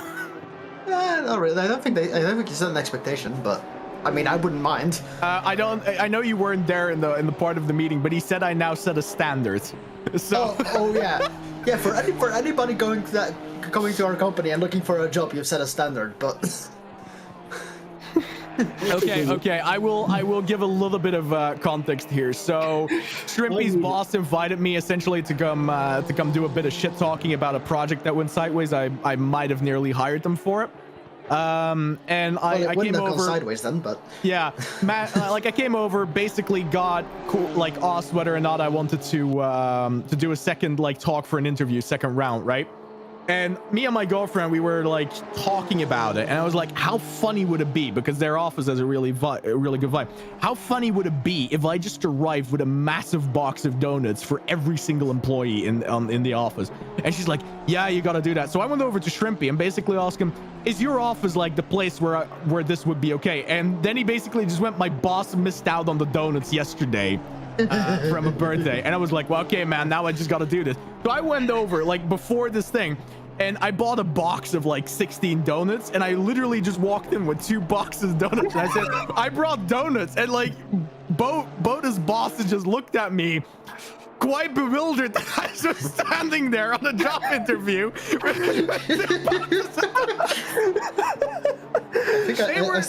They were just out of it. Yeah, they were just out of it. The quieter type of the two, the more introvert type of the two, he basically had no response for it. And then his other boss, the one that I talked to more, he was like, you know what, I find this a good deal, but it still took both of them quite a bit of time to figure out a response. Yeah. I mean, Red, you said girlfriend, didn't you mean fiance? Oh, please don't tell her I said girlfriend, because she will film me. It's actually every single time I say girlfriend now, she looks over at me with a glare. She isn't sitting here. She looks over at me with a glare, and she's like, fiance. I swear to God, when they get married, he's gonna say my girlfriend. She's gonna fucking divorce him on the spot. Wife. Well, see, when I get married, he can actually say his ex-girlfriend. Remember that. Because that's technically the truth. Seeing as you're invited for the wedding, Shrimpy, and I mean, to be fair, Varga, you as well, and Rob, at this point, you as well. I will literally I'll incorporate that into my fucking wedding vows. Ex-girlfriend. I'll incorporate that. That's a good one. I'm proud to call you my ex-girlfriend. Yeah, boy. Red, you can call her ex-girlfriend now since she's a fiance. Ex-fiance when you get married. Yeah. Oh yeah. Take it a level higher. Yeah. Speaking of a level. My future to be ex-wife. Yes. I was gonna say, just quickly, a bit of something Phil has sent over on the YouTube chat. Apparently, yep. On that last lap, the leading 911 wide may have bonked the wall slightly. Ooh. Oh, content. Which. Well, I think we've proven, therefore, that Castangainer is in fact human. Oh wow! Yeah, that's a bonk. Castangainer he is human. We can confirm. The timing tower says otherwise, but Taran is still an alien. I'm pretty sure he's human as well. look, yeah. Rob, you can say all you want, but the timing tower says otherwise. Yes, I know. I'm choosing to ignore the. That is not human. And that is correct. But yeah, no, that is definitely a bonk. I'll show it one more time. Oh, hold on. You can literally see the scrapes on that bumper. Ooh, yeah. Ooh. But that also means, because I was looking at the front end has no damage. So whatever type of bonk they had with the wall was backwards. Yeah. I mean, that's usually what happens when you have scratches on the rear. Yes, that's always. I mean, going backwards first into a wall in a Porsche always ends brilliantly because it's not like there's anything major in the back, like I don't know, the engine, for example. It's fine. Just install some bike pedals and you'll be fine. Rob, you know why they hit the rear? I had a girlfriend that used to leave scratches on my behind as well. Hey, Rob. Yeah? It's a sentence I didn't think I'd hear today. Why did they hit the rear of the Porsche? They are just trying to push the engine where it's supposed to be, in the middle. Those are fighting words. No, that is fighting talk, Racer. That is punchy, mate. That is pretty punchy, not gonna lie. I apparently just hear it reading like, God, give me force to not stop this man. All right. Apparently, it was the forward bit of a Porsche fanboy. I need to defend it. It was a forward Porsche figured out how to do racing strategies and actually win things. Oh! Mamma mia! Yes, Phil's actually pointed out that it wasn't a rearwards bonk, it was a forwards bonk. Went wide at the hairpin, touched the grass, and spun right into the barrier nose first. Cheers, how Phil. is there no damage? I don't know. They hit the ball so hard, the damage went to the back. Oh, hold on. No. It's there. The lights are up securing it. I can see it. That fucking hood has popped up. Oh. Ooh. That changes things. Like, if you look really closely, you can see it when he comes close with the car. You can see that the hood is slightly popped up and that there's scratches on the front. The only thing I'm seeing from this video... It's not going to matter. The engine's in the back. It hasn't hurt the engine. Well, no, the arrow's in the front. Their arrow quite a lot. You say it changes things, Scrimpy. They've got 2 laps in 10 seconds. Yeah, I know. I did also choose to ignore that, Rob. Oh, fairs. The only thing I can see with the lights obscuring that damage is that my monitor has really good black levels because I can't see anything on that front. No. Yes, that is indeed true. We've got to love OLED. A different topic. Meanwhile, I've been struggling with getting my ACC folders removed because Windows is being a bit of an ass. So it's working just as it was intended. It tells me I need to provide administrator permission to delete a folder. I give it permission, and then it tells me it can't because I'm not an administrator. I'm just forgetting one tiny detail. What? I owe you. Oh, okay. Mason just went for a pit stop. He's on his first lap again. That actually really freaked me out because he's suddenly seventh position. Yeah. Where he was 4th before, but that makes sense because I think. Yeah, no, that makes sense. Yeah, no, he's gonna get his position back. Barton's in as well. Yep. Look at that Honda. He came in after Elgard and Tyrion. Tyrion's still stuck in there, waiting for it to come out. Here he goes. Yep. Elgard's just pitted as well in the 117. Martin. Yep, from 12th place, I believe. Looking at that Honda, would you say that I would not say that it's so easy to make bikes on the fucking car. Calm down, Racer. You do your best. Yes. It looks good. But yeah, this Windows issue is just annoying me now because it keeps telling me I need permission from me to make changes. Well, have you written down the permission for you? God damn it, Racer. I mean, I have a solution to this, but you're not going to be able to use it. Shemod 777, but yeah, that does not work on Windows. Indeed, that does not really work on Windows. So yeah. I mean, it is the solution to all my problems on servers, as much as it pains me to say that. It doesn't work. Let's just do a real quick chmod 777, and there we go. That's naughty. Hey, you have to set it back, like after that, but it always works. Obviously. For those that basically don't know, if you put a chmod 777 on it, you're basically giving yourself permission to do whatever the hell you want with whatever folder you just gave that value. If you want to permanently delete it out of existence, even if it's your entire operating system, no problem, says Linux, no problem. Excellent. But, it's not the type of thing you want to leave on, because I do maintain servers and stuff. It's not the type of thing you want to have on a server, because that means if anybody that, you know, has nefarious intents and they come onto the server, there's literally nothing that will prevent them from doing whatever the hell they want with that folder. True. I see Freddy Freach's in pits as well. Car 69. Felix, yeah, in the 69 Seaton hybrid investment Mercedes. You mean the shitbox? As well, yes. There is only one shitbox remaining. Well, yeah, because ours crashed out. Mason back in P5. Yeah. Shaka's it's in 193. Mark Elgard in the YouTube chat said that stint was so good. Just sad that Shaka and I came together. More insight there from the drivers as we get them. And it's been going pretty well so far. Red, your solution might not have worked on Windows, but good thing PowerShell exists. Yep. Just told it to remove item and it works. Yes. Less than 2.5 hours to go in this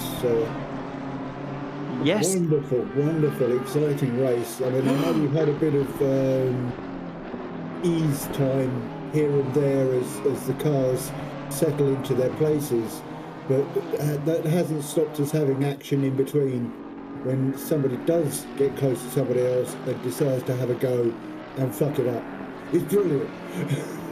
Right now, Yeah. the wind increased again, and there's a lot more clouds. It's getting up to 10 miles an hour. It's getting close towards us. It's getting close towards us. A tiny bit larger child. Yeah. I mean, I'm probably cooler at the car, not the Thunder. Oh, go dirty! Oh, that's not good. That's gonna hurt. Oh, Dean. Oh, Dean, come on, man. I know it's your first endurance race. Oh, he doesn't have the interval either. He's going to lose position because of that. I gotta say, I think it is indeed his first endurance in a while. I haven't seen him around a lot. Yeah. He has done some racing, so, you know. Yeah. I would like to report as well that there is still a car stuck at the heel that has currently P20 and is supposed to be a Ferrari. Is that car with the 30 on is now changed to Damien Lowe? Yes, because they've done a driver change. What do you mean there's a car stuck in the heel? It's because Race Labs does not update if a car disconnects, so I currently still have you guys stuck in the heel of, like... That is super annoying that it doesn't update. I don't have that on the ordinary one on Discord. I'm watching the Discord. No, but there's no Race Labs on there, so you can't see that problem. Yeah. Pretty much. I really love the Race Labs overlay, but that's the only thing that really annoys me is that people just get stuck if they just disconnect. Yep. Yeah, just a little bit. Yeah, so... Meanwhile, car 911 is pulling out even more of a lead against Telander. Yeah. It's doing incredibly well, and just as we say that, the 911 comes into the pits. Commentator's curse. I've never done that. Ever. I'm not sure about that. I can neither confirm nor deny this. You have, Rob. Maybe sometimes, yeah. We all have, be fair, we all have. But I would be like, I want my lawyer. Yes. Where is my legal counsel at this moment in time? No, just... 5 in serving its 30. Yeah, Damien's in for a quick drinks break. But speaking of drink, Oh. Who's got the vodka? Hand it over. man, don't give me vodka. You wanna kill me? I love vodka. It's one of the few drinks that doesn't kill me. Nothing better than some Slovakian tea liquor. Not gonna lie, actually, that's a serious statement. Nothing better than a homebrew alcohol. What is tea liquor? You mean somebody who licks a cup of tea? No, it's. I can lick your cup of tea. Okay, Yeah, no, this is the point of the conversation where I basically leave.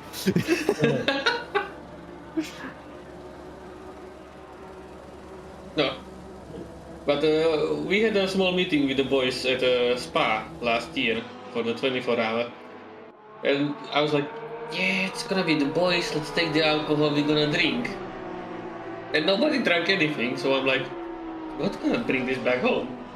So I just gave it like, here, take bottle. And it turned out to be one of my favorite drinks ever. I wish I'd been there. Wait, which reminds me, Shrimpy, I'm gonna make you taste this stuff, okay? There's still some left. That's how good it is. What's this tea liquor stuff? Yeah, tea liquor. Never heard of it before. Literally never. But it's so good. LIQUOR. It's a national treasure of Slovakia, basically. The drink originates from here, and they blend some herbal stuff, some flowers and alcohol, and I don't know what it. There's many like flavors, but the classic 52% is the best. Starting to sound a bit like Benedictine. Oh, I love that as well. Oh, that's gorgeous. But yeah, it is similar. It is similar. But next time I bring the homebrew apricots. It's like the old homebrew. Apricot brandy. Oh, very nice. What was it? I think it was like the homebrew chocolate schnapps or something. Scrimpy once mentioned about having up at Graspop, which is for context, Graspop Metal Meeting's a huge music festival in Belgium. For like heavy metal music, yes. Shops is trying to do an overcut, it seems. Ooh. He's 29 laps into his stint. That's one of the highest stints that we've seen so far. Interesting. Hopefully it goes quite... It should be interesting to see actually how this works. Hopefully he did not forget to pit. The highest that we've seen so far is 30 laps. But not a lot of people manage to perfectly hit that. Most pit at 28 or 29. That's currently at lap 29 and still putting one in, so... Well, let's see if we can break the 30. And in interesting news, Porsche Cup North America regular Mark Kvarmer has set up his own team and is going to be driving a GT3 Ferrari at the final round of the Intercontinental GT Challenge at Yas Marina. Lovely to have the Golf 12 Hours.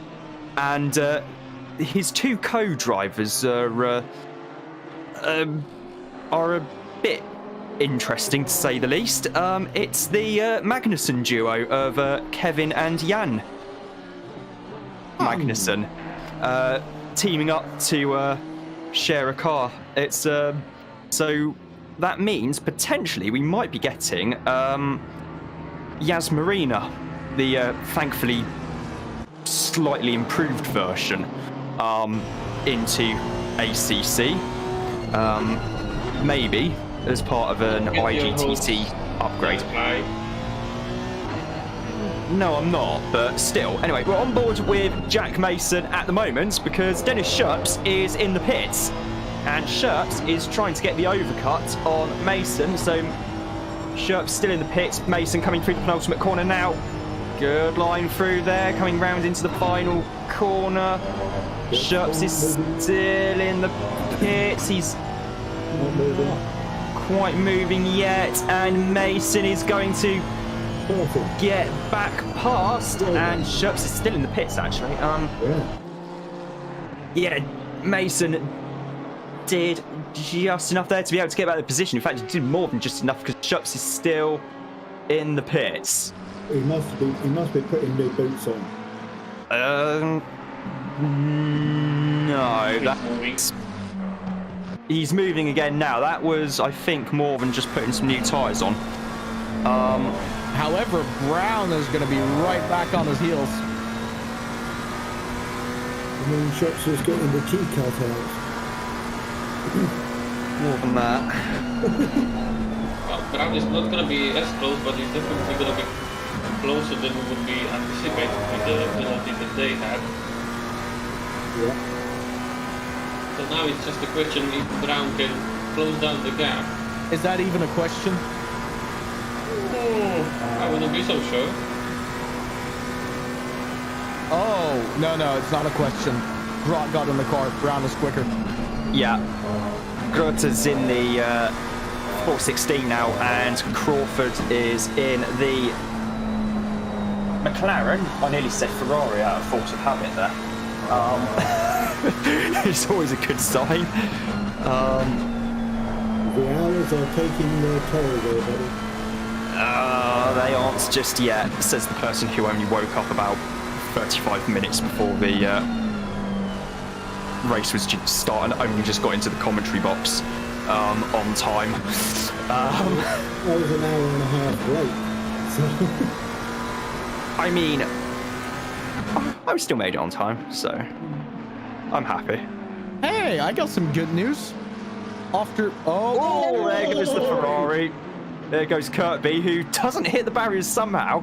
There in the 54 Ferrari. Sorry, carry on, Reds. Yeah, so after hours of struggling with the camera controls and basically the stream PC not being completely connected, I can now finally report it is instantly reacting to changes to the camera, which I've been quite missing because I've been having to hold it quite static and not move it around too much. But now we can finally start switching between views again and make this good in the last in the last hours and 20 minutes. Yeah. I don't quite know what was going wrong, but it felt like there was just basically noise on the connection towards the streaming PC and the control over it. It's finally back to normal. So has Nate finally fed the machine? No, not at all. He hasn't touched it anymore. It was a. Oh my God, gentlemen. The rain gods are answering my prayers. Look at the clouds. I can't see them. No, I mean, look at the clouds icon. It became bigger again. Yeah. I don't know if that's promising more rain or not. But might come hopefully it is. Oh, imagine if we end wet. Oh, the girlfriend just said that. I was just about to say, if the race ends wet, I'm sure in Reds case it's not only the race. No, it'll also be my shirt because I'll be drooling. well countered, my friend. Yes. Well played, old chap. Yes. Why does somebody always have to say this from the smut? It's not on. I mean, there's nothing better than a good wet finish. Oh God. There's. I did not mean that in the way that. That's how I mean it. That's how I mean it, baby. Let me guess. That's going on the quote wall. Yeah, that's going on the quote. I mean, a nice photo finish is just as good. Oh my God! It depends how close the race is, though. Oh, the race. Oh, we're back on the race. You're saving this one, Rob. An attempt was made. Any of you guys heard of doing the Spider-Man? No.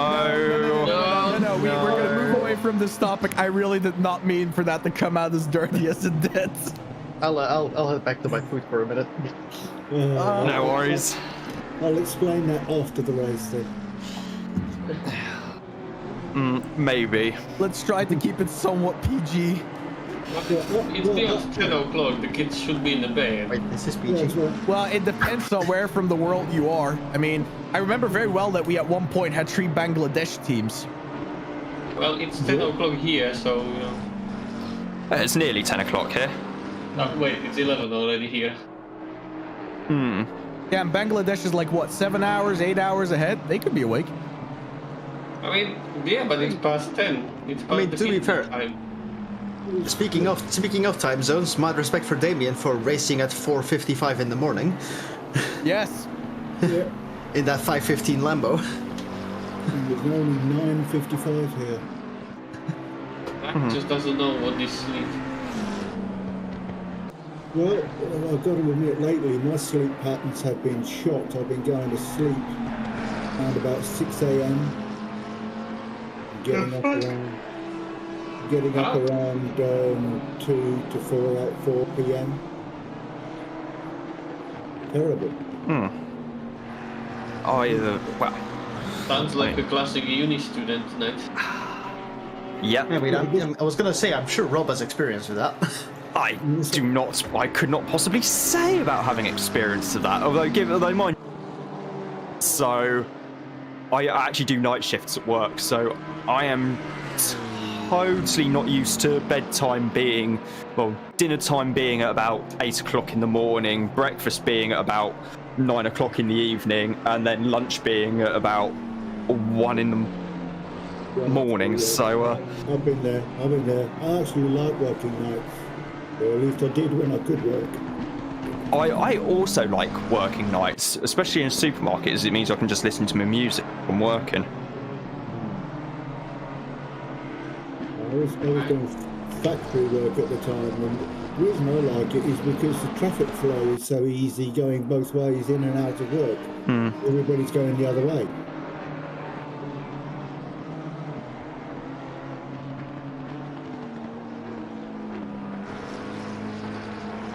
I used to do 5 or 6 12-hour night shifts at a plastic bag factory. It was good fun.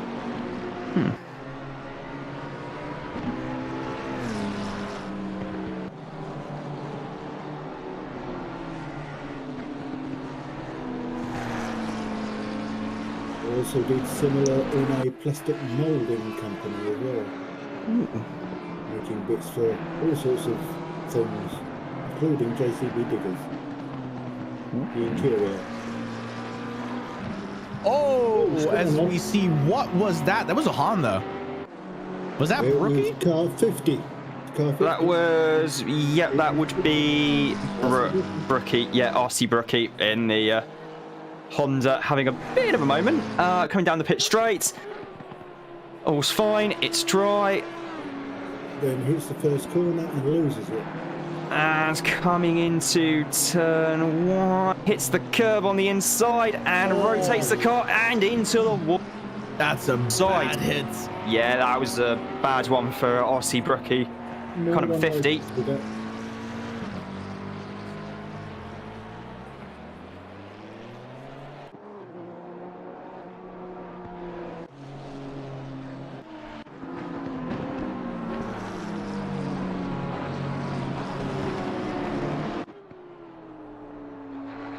Shut up, all of you. And coming down towards the heel of the boot now is Crawford Brown in the McLaren, kind of 84. I've had something happen on Discord, where I have been pinged, which I shall investigate. Oh, that's never mind. But yeah, it's been a very interesting race. It's a crying shame that we can't do distance races. By distance race, setting it by number of laps on ACC, but nevertheless, still been a cracking 7 hours and 50 minutes of racing. I'll do another bi-hourly update in about 10-ish minutes time, which will be the last one before the end of the race, as RC Brookie comes into the pits in the Honda. I'm presuming to repair some damage that occurred during that incident. Yeah, that would make sense. I too think it would make sense. I don't know what makes me think it would make sense, but there comes a time where you do have to get the gaffer tape out. Best example of that I remember was that time at the Nürburgring 24 Hours, where that guy crashed into the pit lane attenuator at walking speed because his bonnet catch had failed, and the bonnet was up, and you could probably just imagine the engineer on the radio going, links, 9, Rex. Samir. Fud. Samir, listen to my call, Samir. Sammy, you're breaking the car. That was a classic.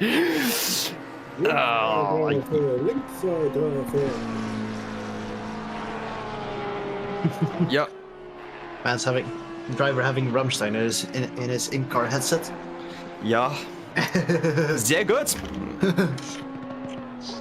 I would say das ist sehr gut. I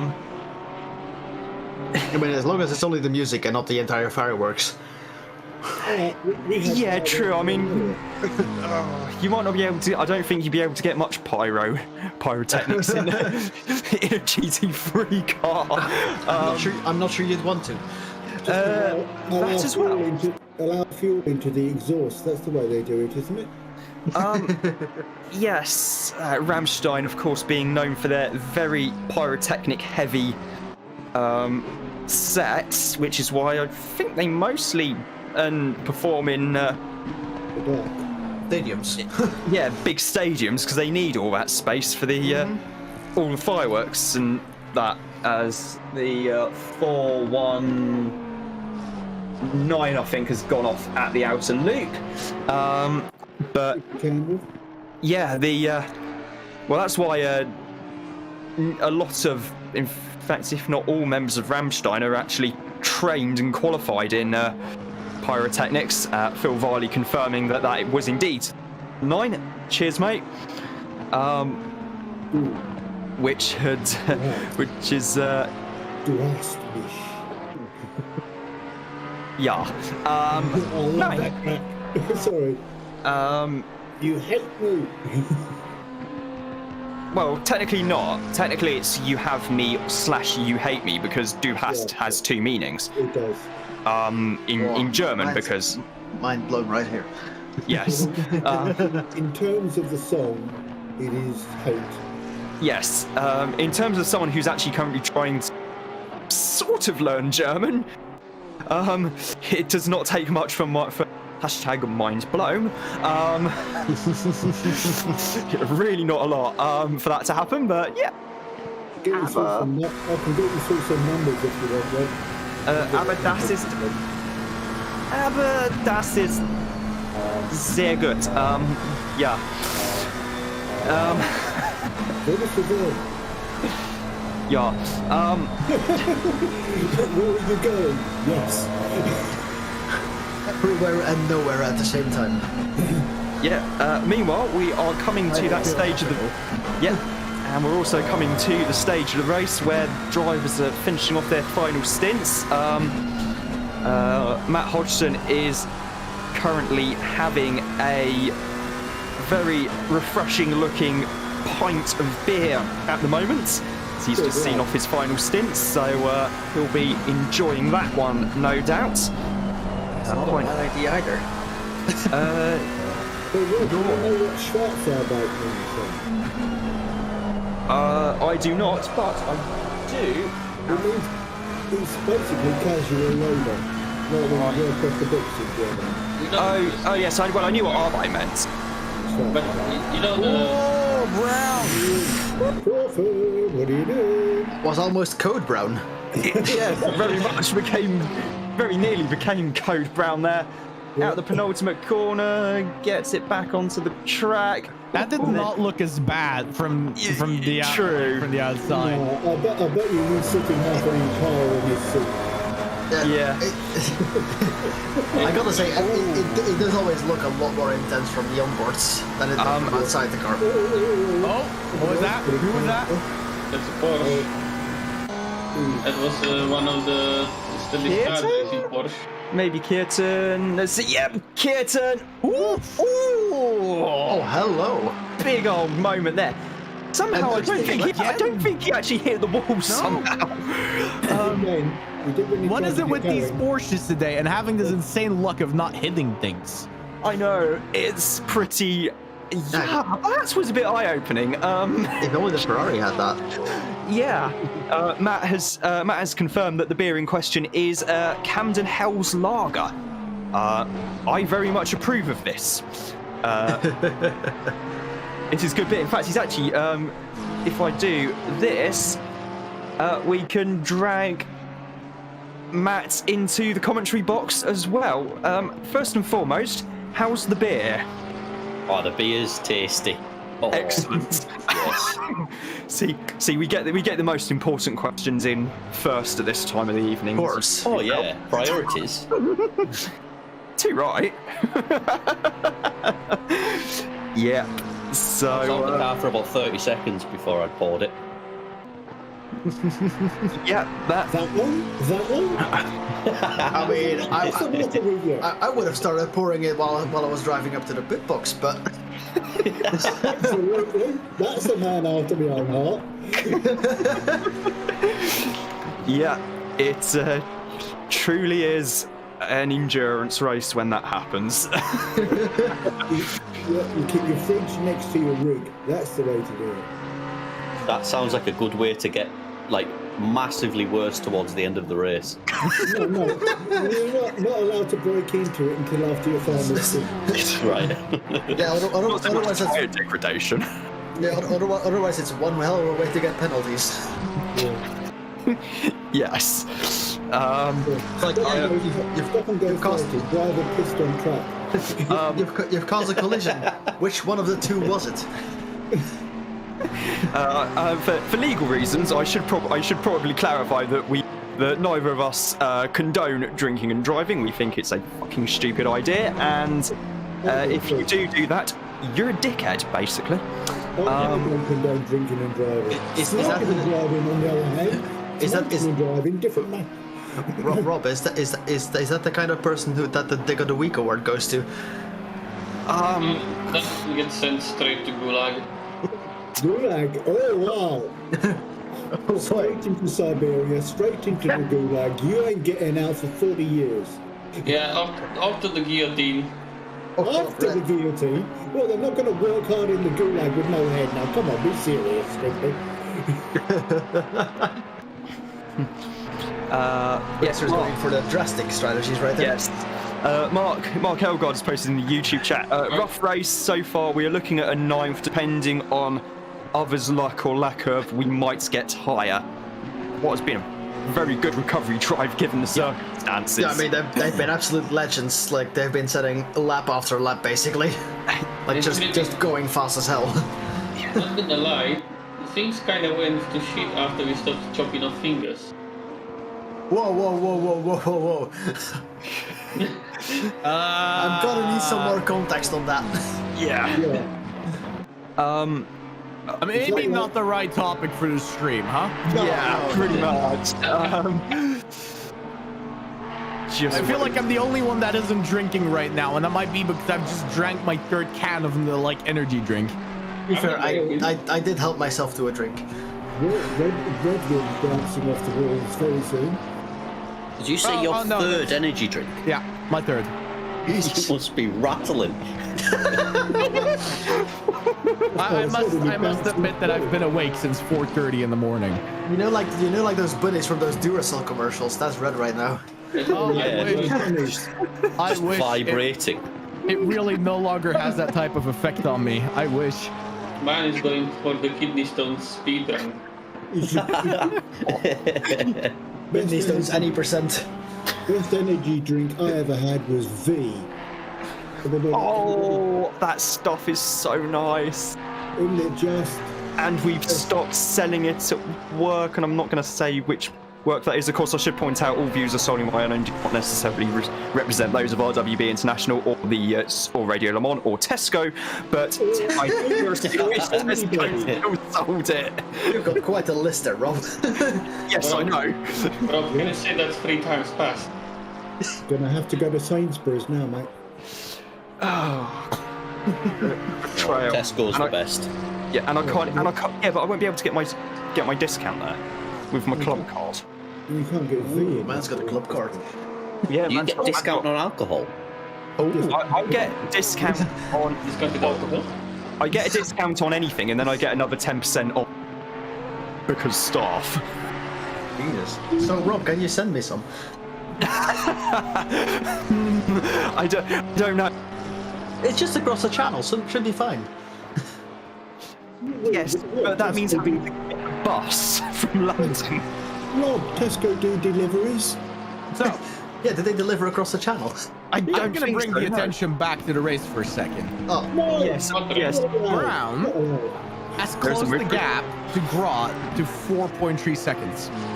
4.48 now. And Los Bichler, I think, is actually closing the gap a bit on Staffis as well. Yep. There's only about 5 and a bit seconds between them. Anyway, I've just realised what time it is. I should probably do a quick rundown, Yes. shouldn't I? So it's the 911 Porsche still in the lead with Jean-Sebastian Katangena behind the wheel, and in second place it's Kalle Thielander in the Porsche 17 Audi. Nathaniel Shirley is still in third place in the number 25 Lexus, ahead of Jack Mason in the number 45 Honda. Then it's Christian Grutter in the 416 Honda in fifth place, ahead of Crawford Brown in the 84 McLaren. Marvin Shaka is in seventh place in the 193 McLaren, and just behind him is Niall Dodds in the number 66 Audi. Just moving up into ninth place, in fact, is Olivier Kearton in the 76 Porsche, and rounding out the top 10 it's Nicholas Staffis in the 117. Although I think Staffis has come into the pits because it's now Lee Duckworth in 10th in the number 90 BMW. Staffis down to 11th in the 117 Aston Martin. Manuel Lospicher, is in 12th place in the 34 Porsche. Staffis is now back showing in 9th place, then Kearton, then Duckworth. Damien Lowe is in 13th place. Lamborghini just before, so there. I will spit it out eventually, don't worry. In 14th place, it's Debug in the 52 BMW. Jose Flores is in 15th place in the 48 McLaren, ahead of RC Brookie in the number 50 Honda. Then it's Will Day in the 69 Mercedes in 17th place, ahead of Nicholas Campbell in the number 419 Bentley. And then it's Paul Kirkby in the 54 Ferrari, rounding out the field. And now we come to the retirements. We've got Walter Vlian and Peter Varga in the 75 Ferrari, Nate Newcomer and Scott Free in the BMW. The 93 car McLaren retired some time ago. And last but not least, poor Simone Capelli, who was the first to retire after facing the slightly shoulder-sagging prospect of having to do the whole 10 hours solo after his teammate let him down just hours before the race was due to start. I was amazed to see him. Like, I saw the message that he sent, and then I saw him in the pits, and then a bit later I saw him back out again. So I was actually thinking that he was just gonna take some breaks and then just rejoin. But I guess you can only do that for so long until you have the idea that you're not really amounting to a lot in the race. Yeah, it's very, very rough situation. I was a bit hyped to see him back out on track though. Yeah, that was incredible to see.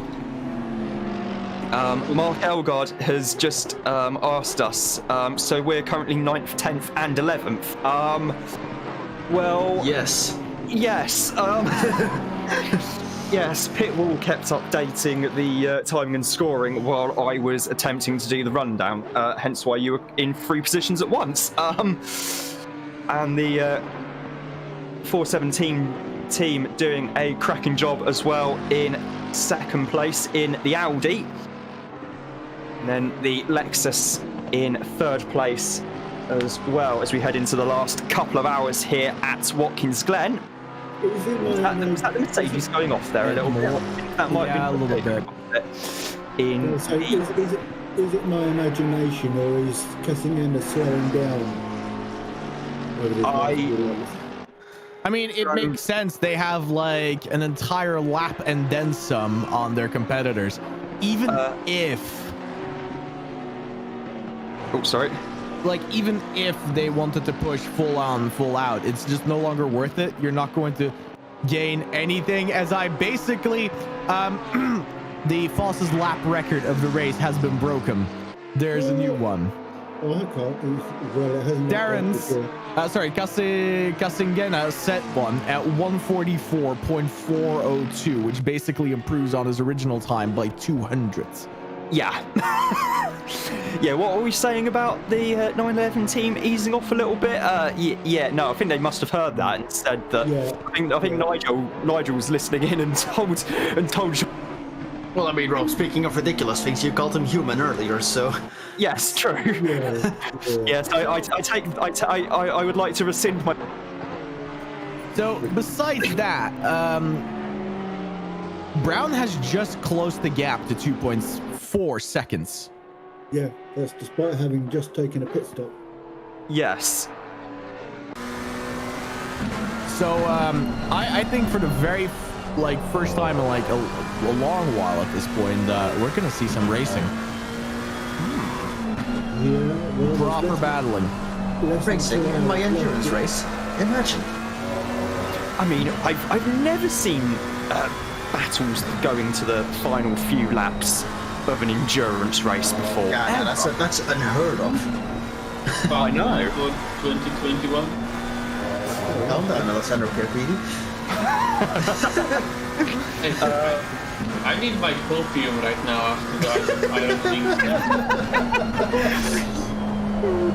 Yeah, there was... Oh, God, there have been too many to count, even since I started working for Radio the Modern Impact Radio. Feels like just about half the races we do, the battles go to right to the very end, which you absolutely love to see. Sadly, they can't all be as good as the MX-5 Cup. The drafting special. MX-5 Cup at the Daytona International. Yes, who doesn't like a finish that's casually 4 wide? Casually 4 wide with the top 8 cars separated by about... Separated by about 3 tenths? Yeah, pretty much. Just bump drafting the entire way. It's a special kind of magic.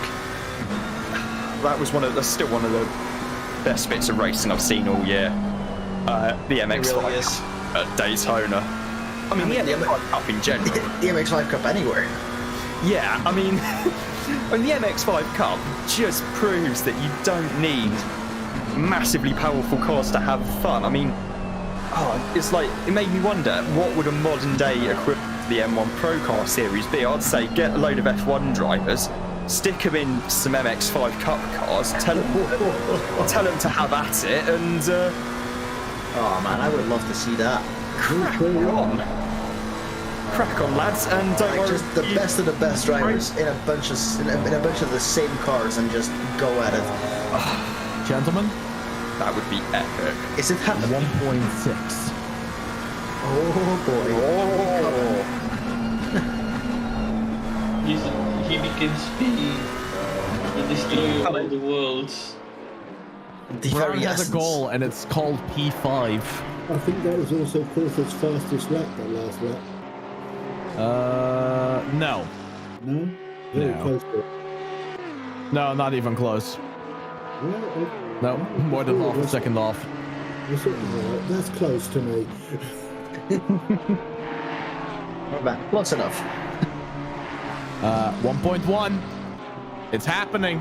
Oh, And here's yeah. the exciting part. Brown is on older tires. I got 1.3 here. Yeah, he is a bit quick. Just a bit. Yeah, just a wee bit. What are the comparative fuel levels between him and Greta then? Probably a difference of at least 25 liters. Ooh, that's... You mean in lightness for Brown? Yes, but that will be compensated by the fact that Brown's tires are basically screaming for mercy at this point. Yeah, let him scream. Like, I'd much rather have some more weight and fresher tires than less weight and then dead tires. I mean, they are Pirellis after all. That's true, but it's less fun for us commentating. Oh, no, absolutely.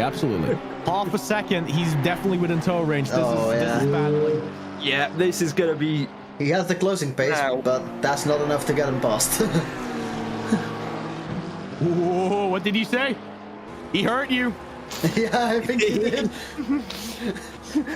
Go on then. Go on. Oh, not quite close enough there into turn one. In the McLaren, I think Greta might have had a slightly better exit though. Yeah, but the run up is quite long, so yeah, it's all about top speed near the end. 0.4 away from each other. That is quite close on a straight. It certainly is.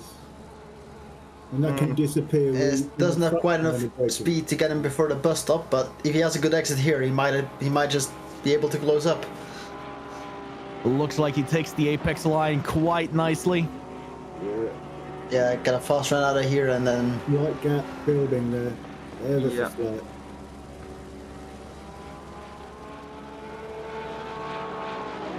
Looks like Greta's got the edge and coming out of corners. As you say, that's probably down to his tyre grip.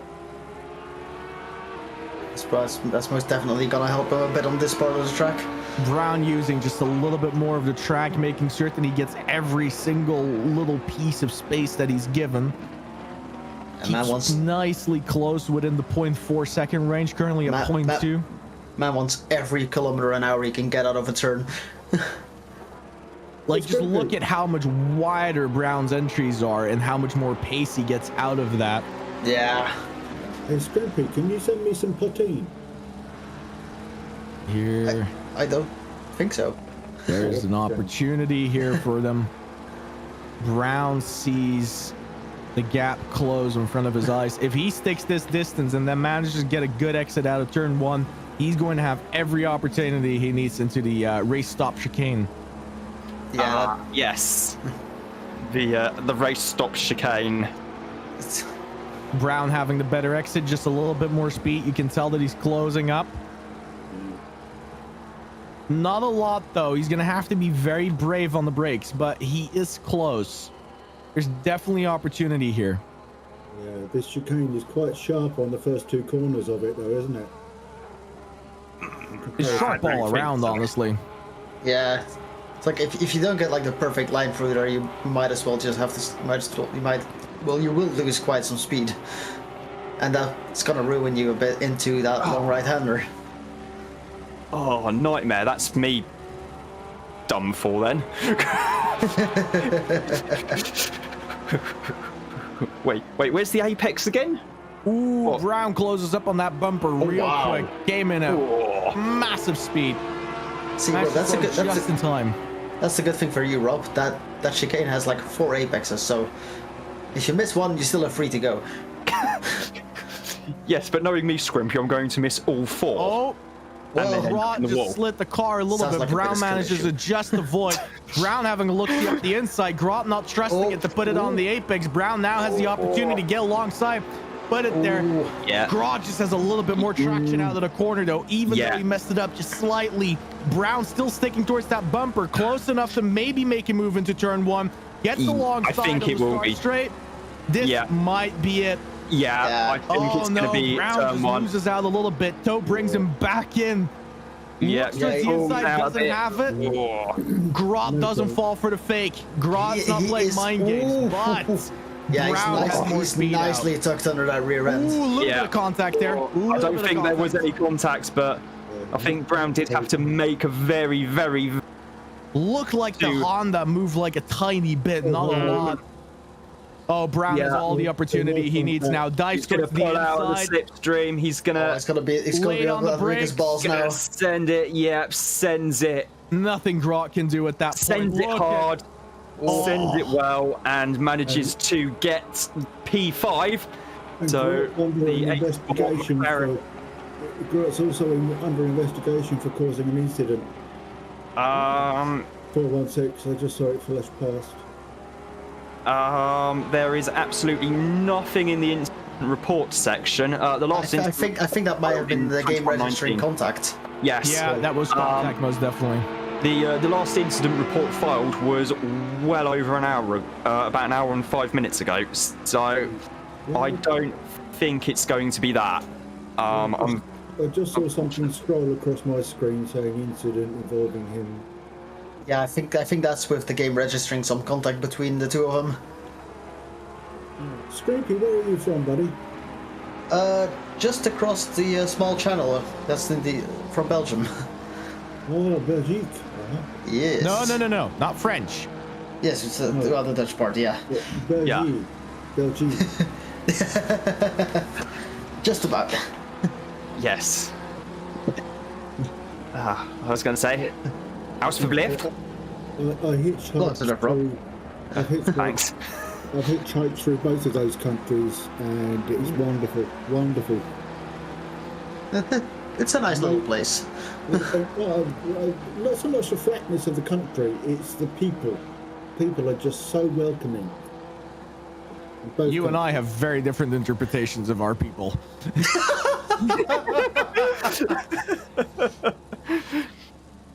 The main characteristic of a Belgian is that they will complain about everything and they will try to get you out of their house as quickly as possible. Yeah, but Red, you live in Antwerp. I mean, it's the same everywhere, man. I've had a lot of friends all over the place in Flanders. It's the same everywhere. They want you out as quickly as possible, and they need to complain about everything in the world. There's always something wrong. Always. There was a fifth gear thing on. I think Clarkson did a Meet the Neighbours, and he went around various European countries, and you should see the episode including Belgium. It's hilarious. I mean, they spend some people, quite a lot of people apparently, spend their weekends counting birds tweeting when they sing. That's a dying hobby in my country. I mean, for counting birds, you need nature first, and we basically decided we were going to eradicate that entirely.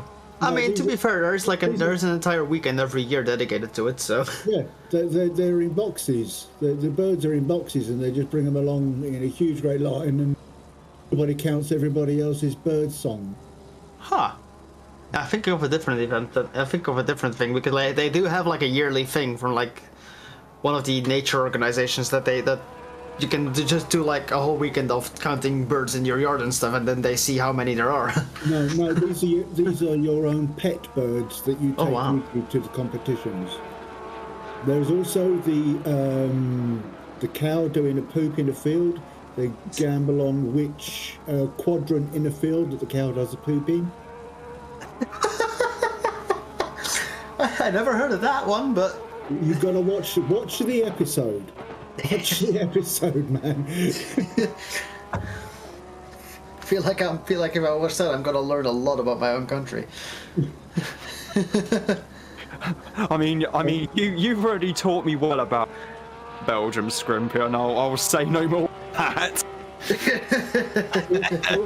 A huge amount of Belgians wish they were born in another country, anywhere but Belgium. Yeah, I think that's just how life goes. Yes. Yep. I wish we would reunify with the Netherlands, but you know, can't have everything we want. Well, I think I heard that Belgium was created as a barrier between France and Holland to stop them fighting.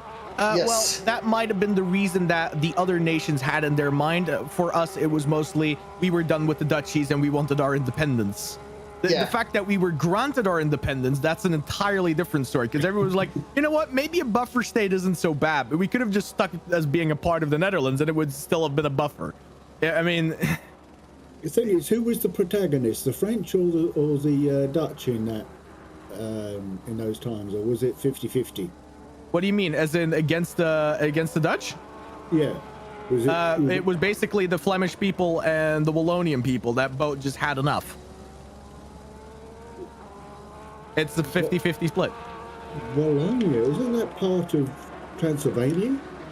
No, Transylvania's the other side of Europe. That's not last year, I'm thinking. Oh, helmets! Again with the luck not hitting anything. Yeah, at the toe. I don't know what they gave these Porsches, but I think it's rigged. No, solely the views of Scrimpy Data and do not necessarily reflect those of RWB or any organisation to which the gentleman concerned is affiliated with. Thank you, Rob. Can you tell I've spent 5 years at university studying journalism? Yeah, I wouldn't have been able to form that sentence. Fair enough. Can you tell I left school at 16? I can tell that is a BMW. That's John D and Thingy. That's the 419 that's gone for a bit of an off at the race stop chicane. Back underway though. That being Walkington behind the wheel at the moment in that car. I am. No, it doesn't work like it used to. No. Don't do that. No. Do this. Do that. Do what you've been told.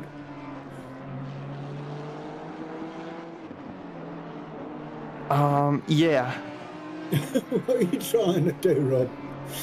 No, I'm trying to actually read the Discord chat on my phone while commentating on this, because of multitasking. That says something. Multitasking. Yeah. Something blokes can't do. Well, we'll try every time. An attempt was made. Meme. Insert an attempt was made. Pretty much says it all. Yeah. George is catching up to Crawford though, isn't he? Well, the gap's 1.17. It's keeping up quite well with him. Yeah, he is, yeah. It's gonna see now. Oh no, and as we say that, the gap goes up. Oh. So, yeah. Nice one.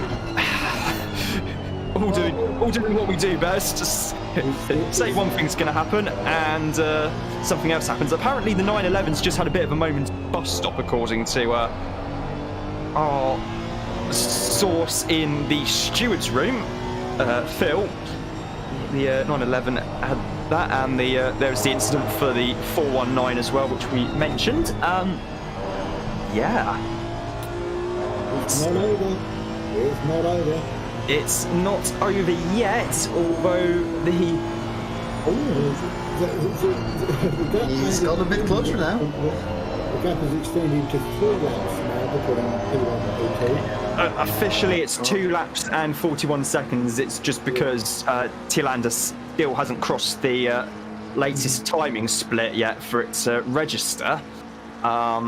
I'm just having a quick check on that pit wall. This battle isn't on, by the way, for those that really hope it is. Brown is about to dip into the pits. This is the last possible lap he can do. He's already 30 laps into the stint. And Stathis is in as well. Yeah, Stathis is in from 9th place in the 117. Aston Martin. Don't know who's about to get back behind the wheel of that car. I'm willing to bet Elgard. Probably. And rearward damage for someone, says Phil Varley. I think that may have been the 911. Well, 911 did have a little bit of rearward damage earlier on. And then set an even faster lap of the race. Yeah, which, well, I say rearward damage. It was basically a couple of scratches, but we'll gloss over that. Hey! The speed of the wind went up again. You're hoping for some more rain in the last 95 minutes, aren't you? Well, I always hope for rain. It just makes for a better race. Who isn't at this point? Well, apart from the drivers, maybe. Well, I mean, the drivers who have to do the last couple of stints, yeah, I think they might not be too happy if it starts raining. But I mean, everyone else to choose. Yes, I mean, everyone else who has already finished is just like, well, I can... No problem. Exactly, I can just chill out with a nice beer, a nice glass of wine or something. A little Chablis. Yes.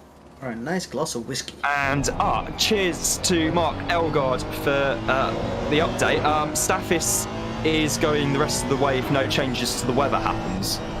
Interesting. So he's got another... Weather changes might happen. Yeah, he's got another 95 minutes, or maybe a little bit longer than that, depending on when the leader crosses the start-finish line, that being Kasengena in the Porsche. Currently in 277 laps into the race so far, in what has been some drive indeed into the night at Watkins Glen International. And there's less time to go than there is for the entirety of the IMSA round at Long Beach, which is only 1 hour 40 minutes. Because of IMSA. Well, IMSA does things in mysterious ways sometimes. I could not possibly comment on what you're insinuating. I cannot possibly comment on this matter. Never said it were bad things. I mean, I don't know. I'm not sure. Just keep saying nothing, Rob. Just keep saying nothing. Yes, at this point, my legal counsel would like me to plead the fifth regarding this. But you're not I think that works in Europe. No, it doesn't. It doesn't. Therefore, I shall go for the right to remain silent. I'll go for a breach of the GDPR. God, not that. I'll go for moving to Argentina or something. I don't know.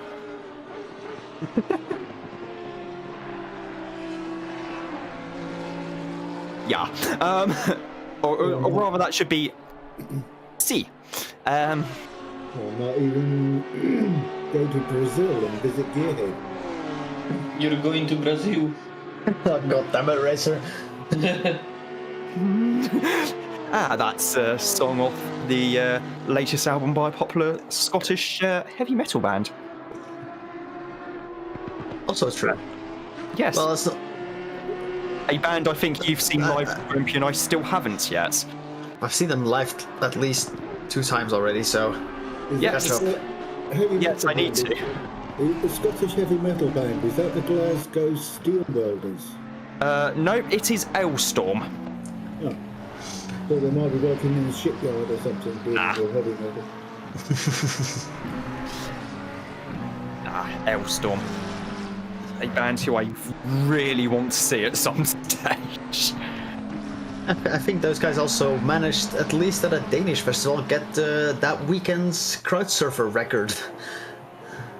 Excellent. I gotta go back and look up the numbers, but it was impressive. Yeah, that sounds good to me. I remember working at a Neil Young concert a long time ago in Rome at the racecourse. That was good. Last gig I went to was the Black City Records first birthday party down the Griffin in Bristol, which is a famous pub in Bristol that has a live performing area upstairs. A very small one, a maximum of about 50 people, but you do have some good nights there. And we had Devastator and Draka Burial, Nefarious Dusk, and Blaspheme performing. So it was a really good night. I know some of those words. I think Yes. the last concert, Not the bands, but last concert I ever saw, I think, was the Wurzels. I'm being serious. I think that was the last people I saw live. I'm mostly laughing because when I don't get it.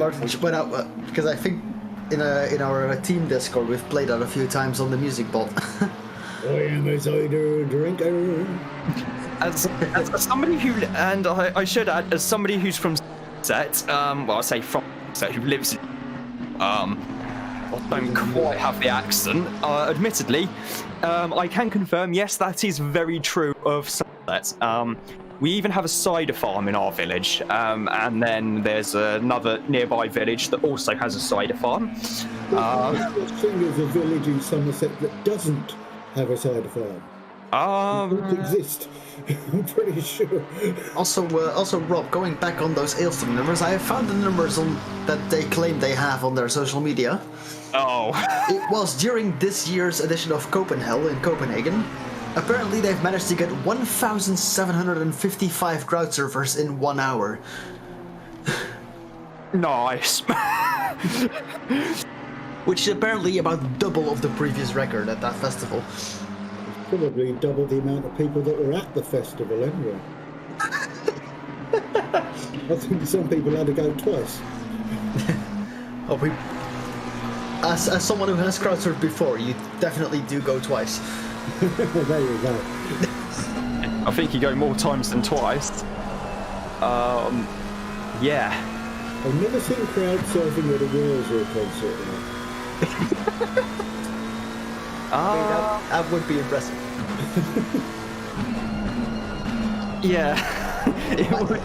That might be just as rare as a mosh pit at a Wurzels concert. Yeah. I mean... Or Neil Diamond. I mean, hey, I once got told off for moshing too hard in a bar in Manchester once.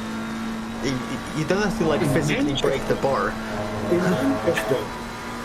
Yes, I was up in Manchester seeing some friends. I went to a bar the night before, and yeah, that was a pretty good night. It was getting told off by security for moshing too hard, and what were you drinking?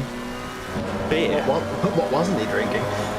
And Jaeger bombs. Jaeger bombs. That's it. I knew they were going to come in there. I knew it. There we go.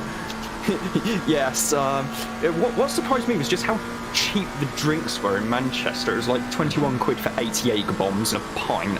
So I was getting ground in, and whereas a friend of mine who's originally a journalist friend of mine, Chester, he paid about 21 quid for 3 pints of IPA in London. Yeah. So, which sounds about right, to be honest. It's about 16 to 20 quid down here in the south coast as well. Anywhere between Worthing and Brighton, you're stuffed for prices. They'll kill you.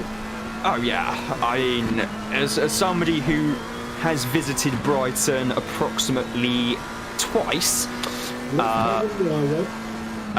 Once because I had a day off before I had to go to London for work. The second time was because I was actually going back to uni to go back to halls in Eastbourne to collect my stuff. And the next time I'm in Brighton, hopefully, should be for my graduation. Which is going to... Right, so long as I just don't make the mistake I did last time and go for a fairly big night out the night before graduation, I should be okay. Is that the University of Sussex? University of Brighton. Oh, it is in there. Yes, because for some reason our sports journalism course when I started a couple of years ago was still in Eastbourne, but then they've changed schools since then. So yeah, it's a bit crazy. Yeah. Well, I wish you very well on your results. Well, I already know I've passed. I'm just waiting on the exam board to actually finally make it official, because Okay, so the reason why this is the case is basically fucked it in the first time round. Pro tip, don't try writing an entire master's thesis in 5 weeks. It will go well. So this year I had to resit my final research project and I passed it. I only passed it by 3 marks, but I don't care. I passed it. So now I've got to try and get in touch with the uni to see about extending my library access potentially, so I can try and get my thesis actually turned into a journal article, because I'm planning on actually Publishing. Yeah, trying to get it published on Formula One and its relationship with non-democratic regimes, a critical and historical appraisal. So I'd like to read that myself. It could be quite interesting, but yeah, I've got like 2,800 words to play with, and there's a decent bit of stuff I need to add. So yeah, that's going to be an interesting, I think, couple of. Well, when you're done, send me the text file of it. Oh yes, will do. I still need to email actually one of my lecturers, because I sent him the half-finished draft, i.e. the first attempt. I probably should send him the second version at some point, but I don't have my uni email no more, so we'll see how it goes. Phil Varley is saying give us 9th versus 10th or we riot. Well, we are currently on that is a 1.7 second gap. Yeah, it's 1.4 seconds now between Helmet and Stathis. Who's on these cameras? No, I am not. I'm not actually connected to the streaming PC. I don't think Red is available at the moment. Actually, give me 1 sec. Feel free to talk amongst yourselves. I've been so busy with talking about other things that we were about to miss a battle. Indeed. Battles interrupted. It's 0.8 seconds now. They're catching fast. Yes, I am just about to. Yes, it takes a bit longer than that, unfortunately. Doing this on my. Well, Rob, you can do it. I'm doing this on my other laptop, and I can barely read what it is because it's a Microsoft Surface Go. Well, I can't do it on my phone. I have to do it on my. See, Rob, you should have taken the Surface Go fast. Oh, 0.4 seconds now. Oh boy, this thing's about to kick off. It is about to kick off, and unfortunately, I'm going to actually time. Fortunately, Rob's also been kicked off. Yes.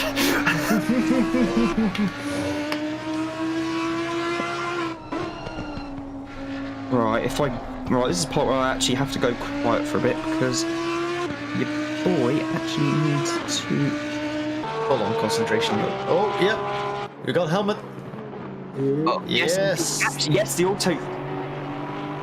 No, wait, hold on. My laptop's playing sound. This is suboptimal. Oh, yeah. Was that the send there? It looked like it was stationary car 76. Oh, yeah, the 76 got turned around. But the 117 is waiting. That's some good sportsmanship right there. Yeah, I was going to say apologies if there was a bit of echo on the microphone there. I don't hear anything echoing, so log in on my laptop quick. All right, so the 117 has waited for the 76 to let them pass again, so now we can focus on here to let that battle begin again. Yeah, we've lost a lot of time now. Always nice when you can watch a battle twice. And it's not on rewind, so you can't say, I know what's going to happen next. Yeah, it's all live.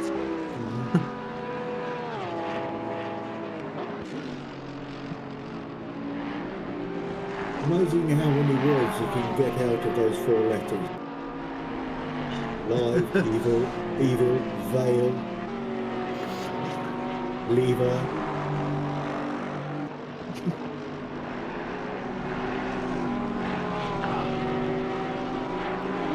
So this is right. No. Well, I like anagrams, so trying to get the Wait. Got about an hour and 20 left on the clock, and the battle for P9 is getting closer again. A little bit of traffic in between now. It might help the 76 for a while, depending how fast. Watkins is still, as you say, catching up quite well, because that was a 6-second gap not so long ago. It's, the 117 is a very fast car. Certainly seems like that. Like a few hours earlier, they were about at the bottom of the field, and now they're catching P9. And the traffic is out of the way for them, so it's just a clear shot towards P9 now. So let's see how this works out. Yeah, I've got a feeling it was the weather that was holding car 7 back earlier when it was still raining, but since then they've been keen strides in getting back to the front. Yeah, definitely. The rain that Red's hoping for is still holding out for a little bit, so yeah, it's only going to work to their advantage. Meanwhile, Rob has disappeared from the commentary booth. I'm sure there's a reason. Sure. Oh, and Red has disappeared as well. Oh no, we're losing the content. Well, that's the biggest issue is that they were the two that can control the cameras, as far as I'm aware. Yeah, but we are the content. We and the drivers are the content. So. Yes. Well, we kind of have to at the moment. We lost the encyclopedia and the guy that just likes to talk a lot. Yes, and the one who controls the cameras. So, we'll be looking at this P9 battle for a while. So we're left with a moron with a snake round his neck and 2 other people. Well, and 2 drivers with DNF from this very race. Well, it was fun until it lasted. Yeah, it was a great race. Now what? Let's see how this gap decreases. 1.4 now. Gave him about a second a lap, I would say. Yes, I would say that. This could be interesting, seeing how long can Helmut keep the Aston behind. Yeah, the Aston definitely has it on the straights compared to the Porsche, I think. I wonder if Rob will be back in the next 17 minutes to give us the final rundown. He's gonna be back giving us the rundown on a beer that he managed to find at the back of the fridge. No, he won't do that because it tells us he has professional standards and won't drink while he's commentating. Like, you have not talked to the guy for the past 2 years, I can see. Speaking of the devil, there he is. Welcome back, Rob.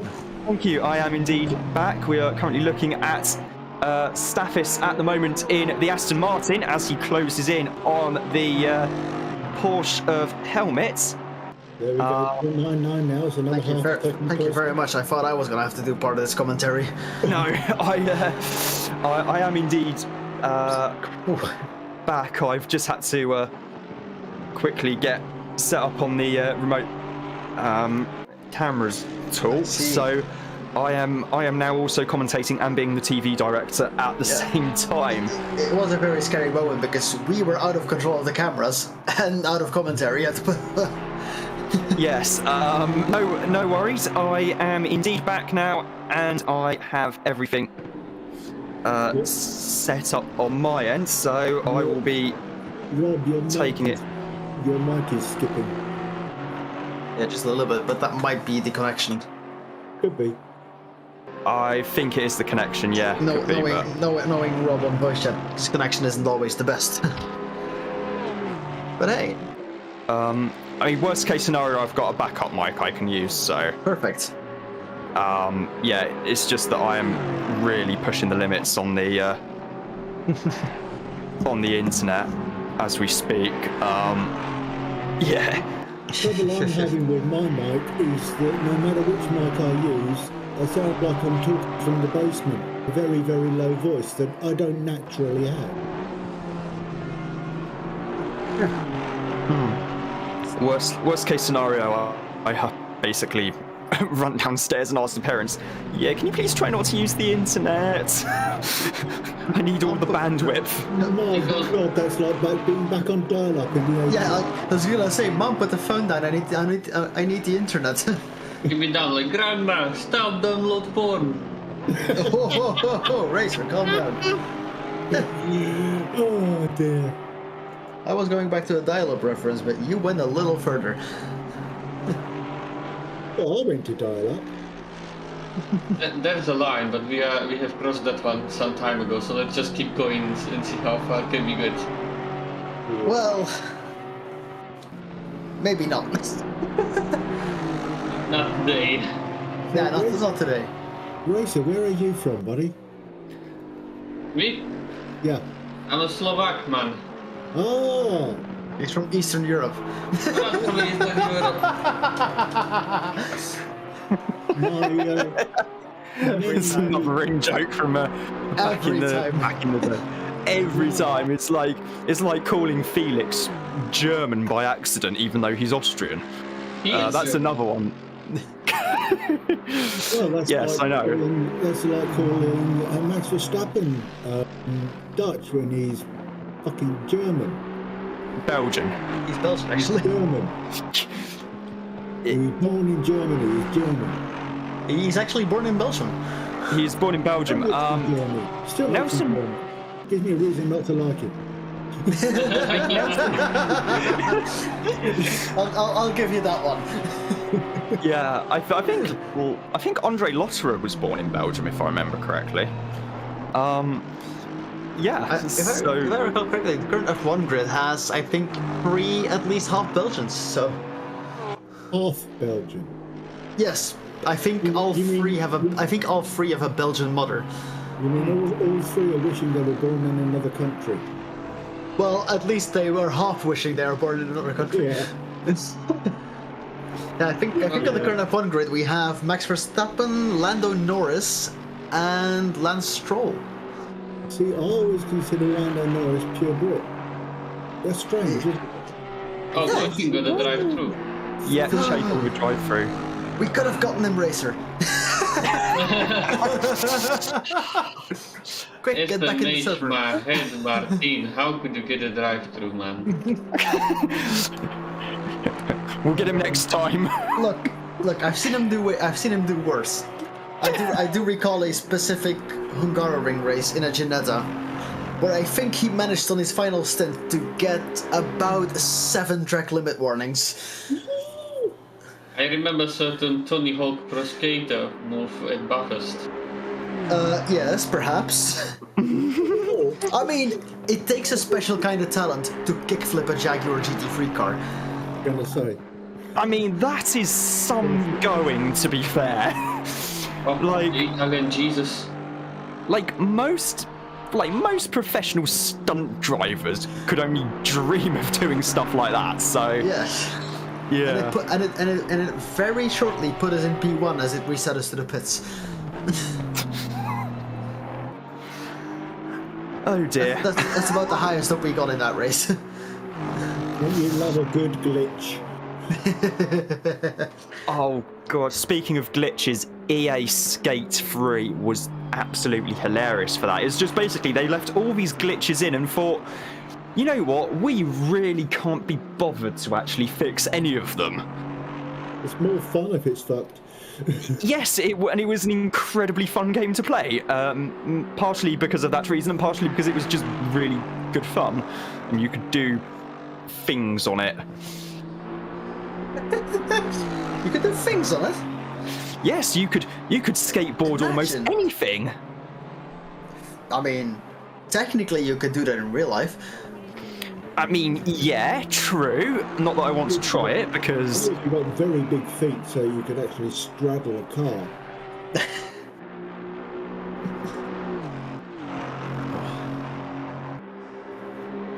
You need to be very tall to do that. Come on.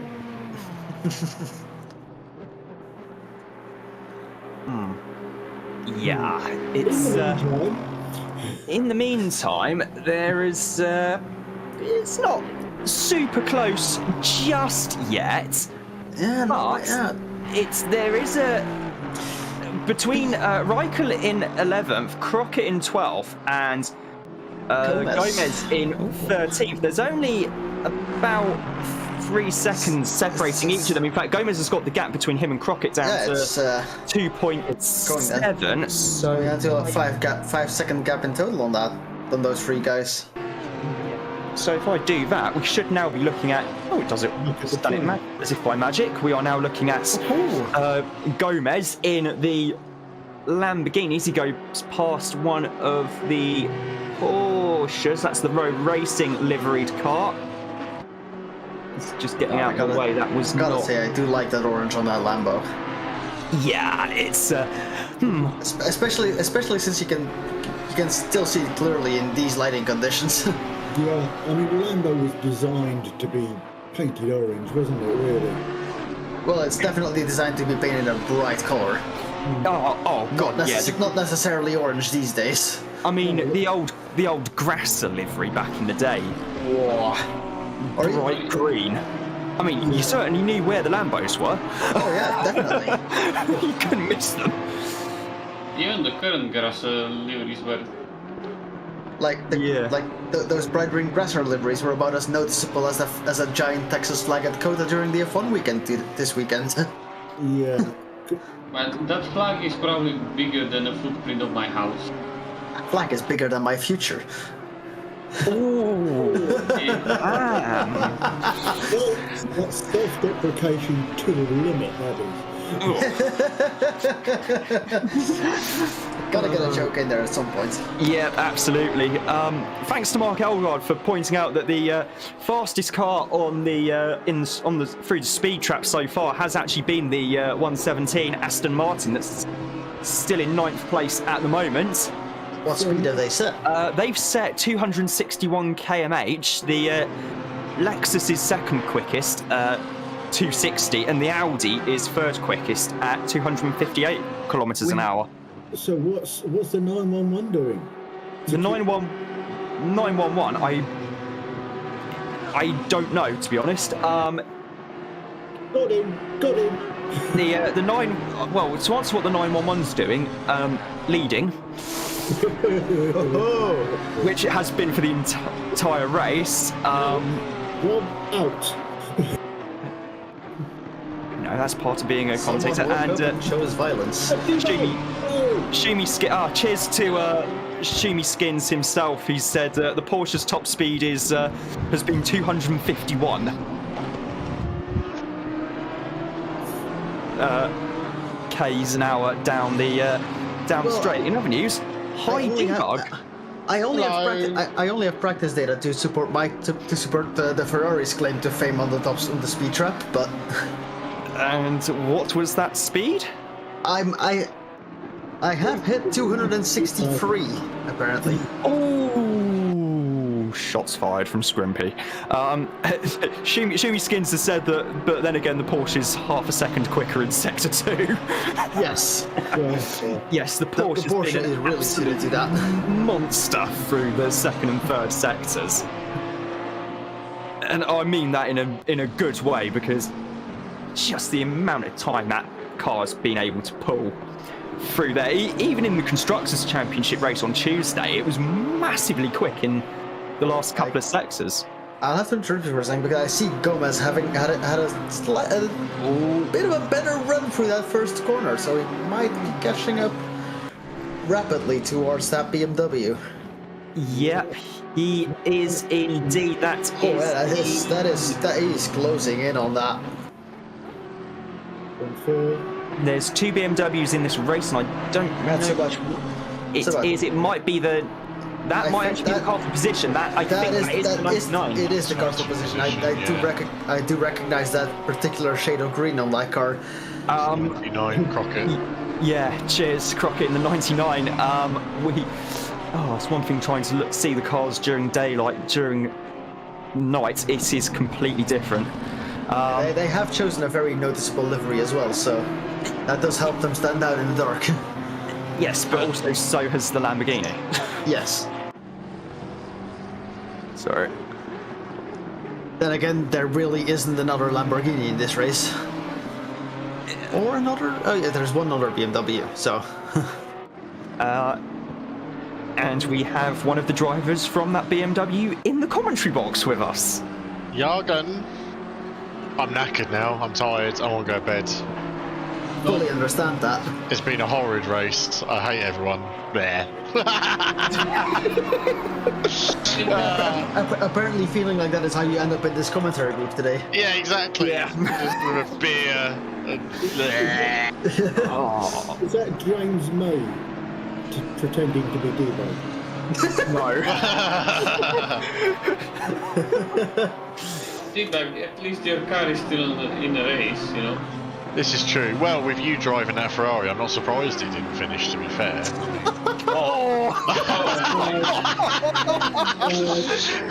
Fucking shot straight to the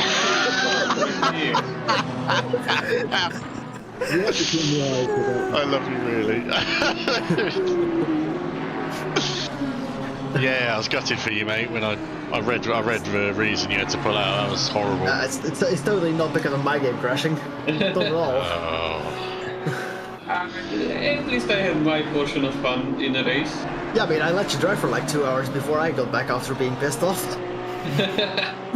See, we big up the cars for finishing 10 hours, but I think we just need to big up the PCs for finishing 10 hours. Yeah.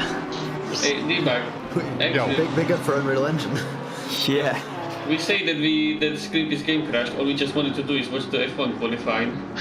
Yeah, I got to watch that after this. No spoilers. I was going to say, I have no idea what happened because I'm waiting for Channel 4 to show the highlights, which is either going to be at 2 a.m. or 7 a.m. Well, I can perfectly tell you what's happening. Chances. Cars are going around the track at the moment. No shit, Sherlock. Amazing. And there is still some time left on the clock. And Mick Schumacher is currently in P1. No spoilers. No spoilers. You mean he hasn't crashed? Look. No, that was Giovinazzi. That was Giovinazzi doing it yesterday. Also, Schumacher doesn't have Unreal Engine 4 to deal with at the moment, so. I mean, the whole F1 grid doesn't have Unreal Engine 4 to deal with at the moment. Only the Italian Jesus has blessed the walls with his weapons. The McLaren might with their advertising screens on the car. Yes, I mean, true. Yes, I forgot that. Imagine that screen just blue screens. Yeah, I mean, I'm just waiting for one of the McLaren mechanics to run Doom on that thing. Just imagine rain delays all of a sudden get more exciting as they just plug a couple of Xbox controllers into the or PlayStation controllers into into the car. It's been going around for years that people run Doom on anything, so I'm sure it runs on those screens. I mean, it could. Look, somebody ran Doom on a John Deere tractor, so. Rob? Yes?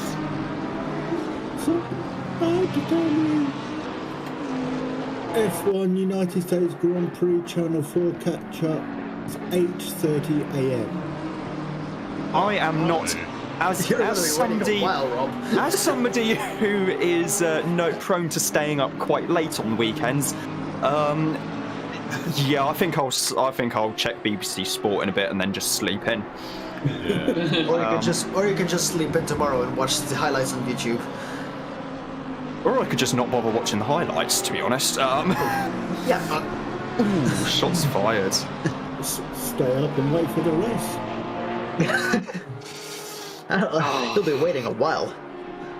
Right, time to get a coffee then. Nah, just kidding. I've run out of milk. Yeah. Tea anyway. Might need Meanwhile, some- Gomez is still chasing Crockett in that BMW, with some traffic to deal with right now.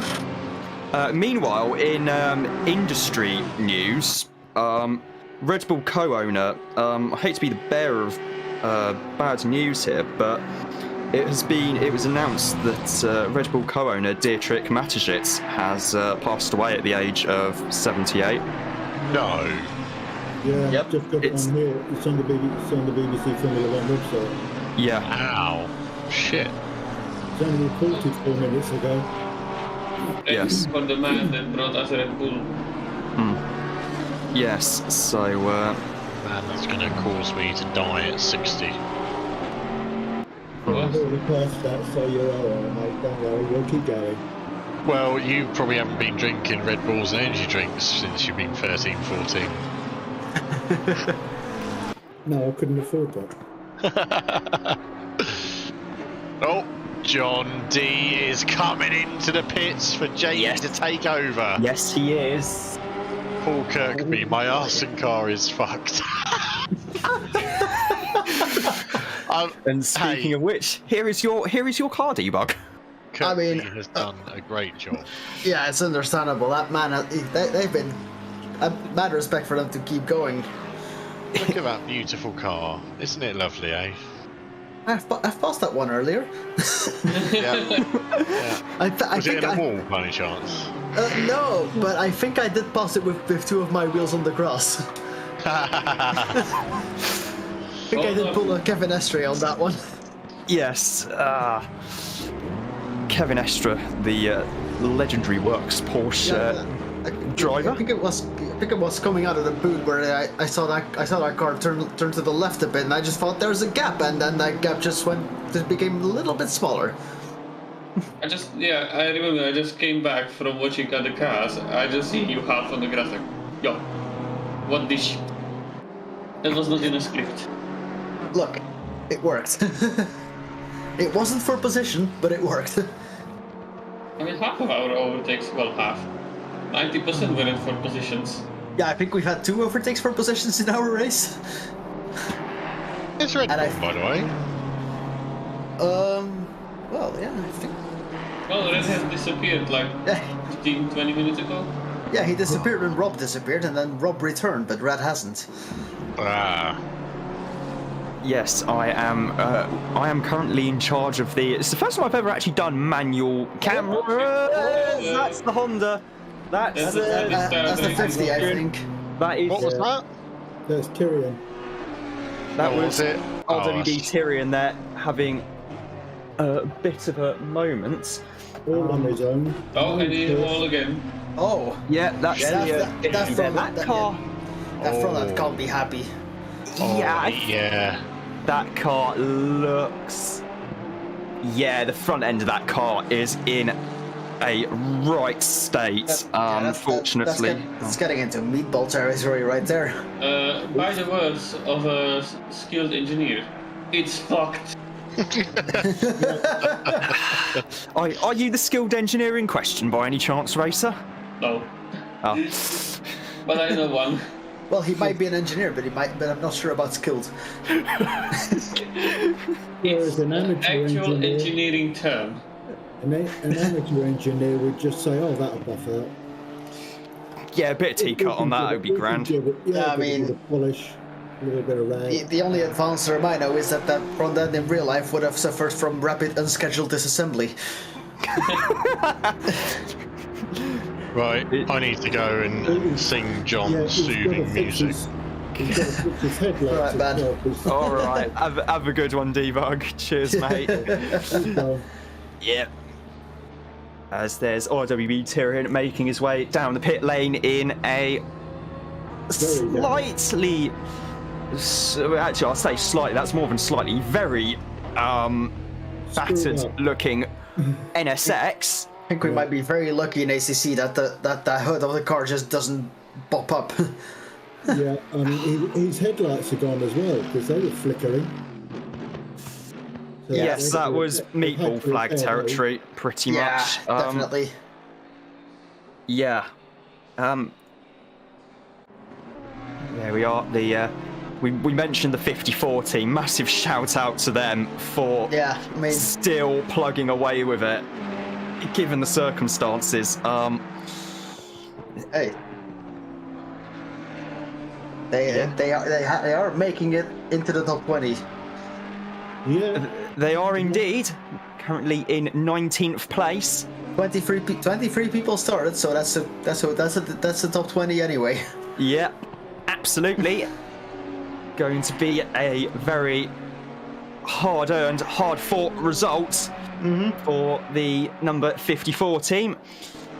Their car comes round the final corner once again, as RWB Tyrion is still in the pits, where I suspect he might be for a while longer, unfortunately. Well, which if given he the stays states, a little bit longer, he might just make it on a stint timer towards the end. I think he'll make it anyway.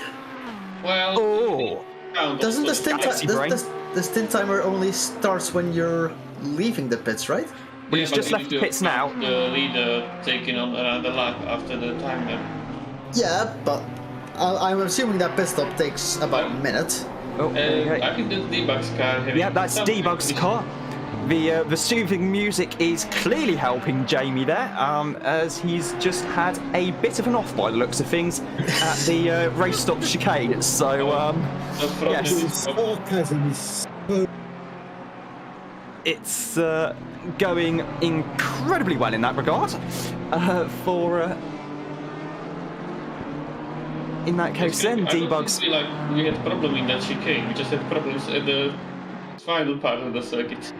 Meanwhile, Gomez is having a good look at Yes, he is. He is closing the gap. The gap's gone down to 1.7 seconds. I'm going to click on. There's Crockett. There's Gomez. Head up through the S's now.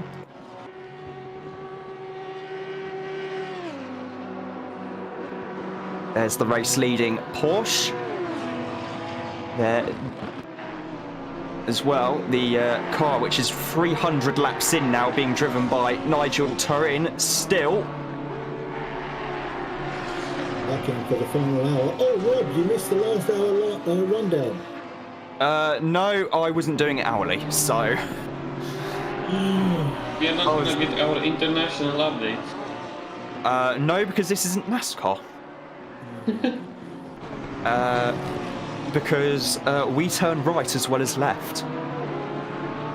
I mean, we have actual proper racing here. Yes, exactly. We don't really have that in NASCAR, do we?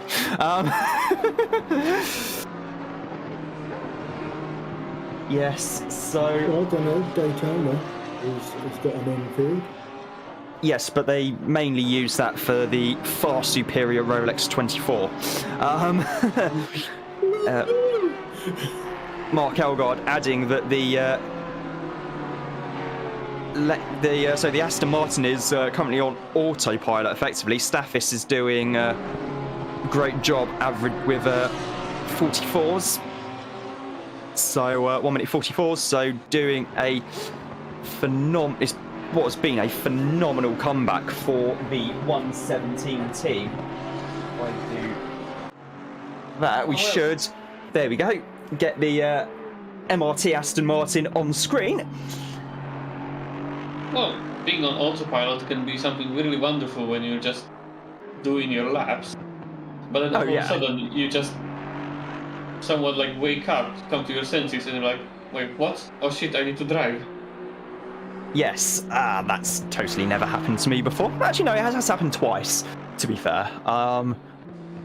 It's always a bloody weird feeling though, because it feels like, to start with, you're going, yeah, I know what I'm doing, I'm driving, and then next thing you know, it starts getting more and more subconscious, and then after a couple of laps, you look at what your lap times were, and you just think, wait, hold on, what was that? Me doing that?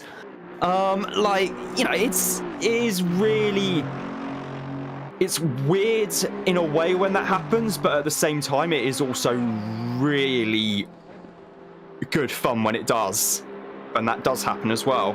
So yeah, probably the best example of it was Senna in Monaco in '88, where he absolutely annihilated his own teammate Alain Prost in the same car, who in turn was the best part of a second or so a lap quicker than the next fastest driver, or something absolutely incredible like that. I'm going to look that up quick.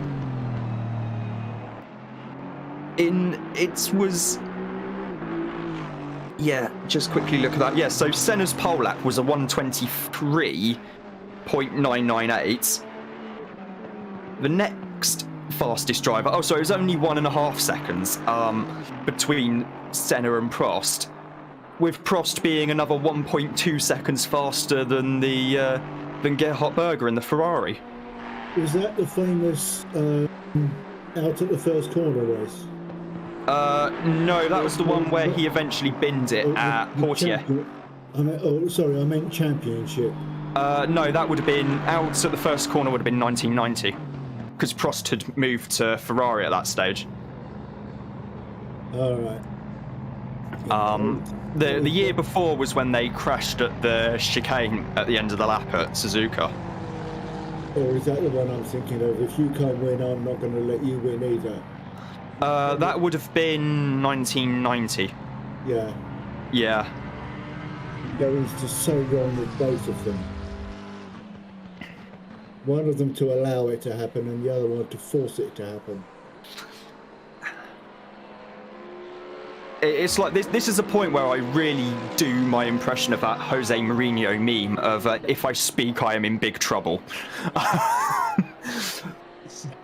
Yeah, probably for the best if I don't say. We can all say it because we're not associated with any professional regulatory bodies like you are. Correct. We can say what the hell we like. Yes. Mind you, Senna's lap at Monaco was good, but I found an even better one. 1992 British Grand Prix, Mansell on pole, 1:18.9. Second on the grid, Riccardo Patrese, 1:20.8. And then third on the grid, Ayrton Senna in the McLaren Honda, 1:21.7. They're gaps, aren't they? Yes, but that was also... to this day, Paddy Lowe, now very senior engineer at Mercedes, was working for Williams at the time, and to this day he still rates Mansell's pole lap at Silverstone 3 decades ago as the best lap he's ever seen in Formula 1. Well, I think I would have to concur that was, even having not seen it, was an extremely good lap to be one of those two. Yeah. Who were the championship leaders at the time. Well, Mansell was absolutely dominant in 1992. Patrese struggled, but that's because I don't think Patrese could quite get to grips with all the active suspension stuff. And McLaren were basically just relying on a big-arse engine and the best driver in the world, probably at the time, in Ayrton Senna. So, yeah, that's... And then, of course, they sort of paid the price a bit the following year. Meanwhile, the battle between... I was just thinking, like, when did these two swap positions? Indeed, they...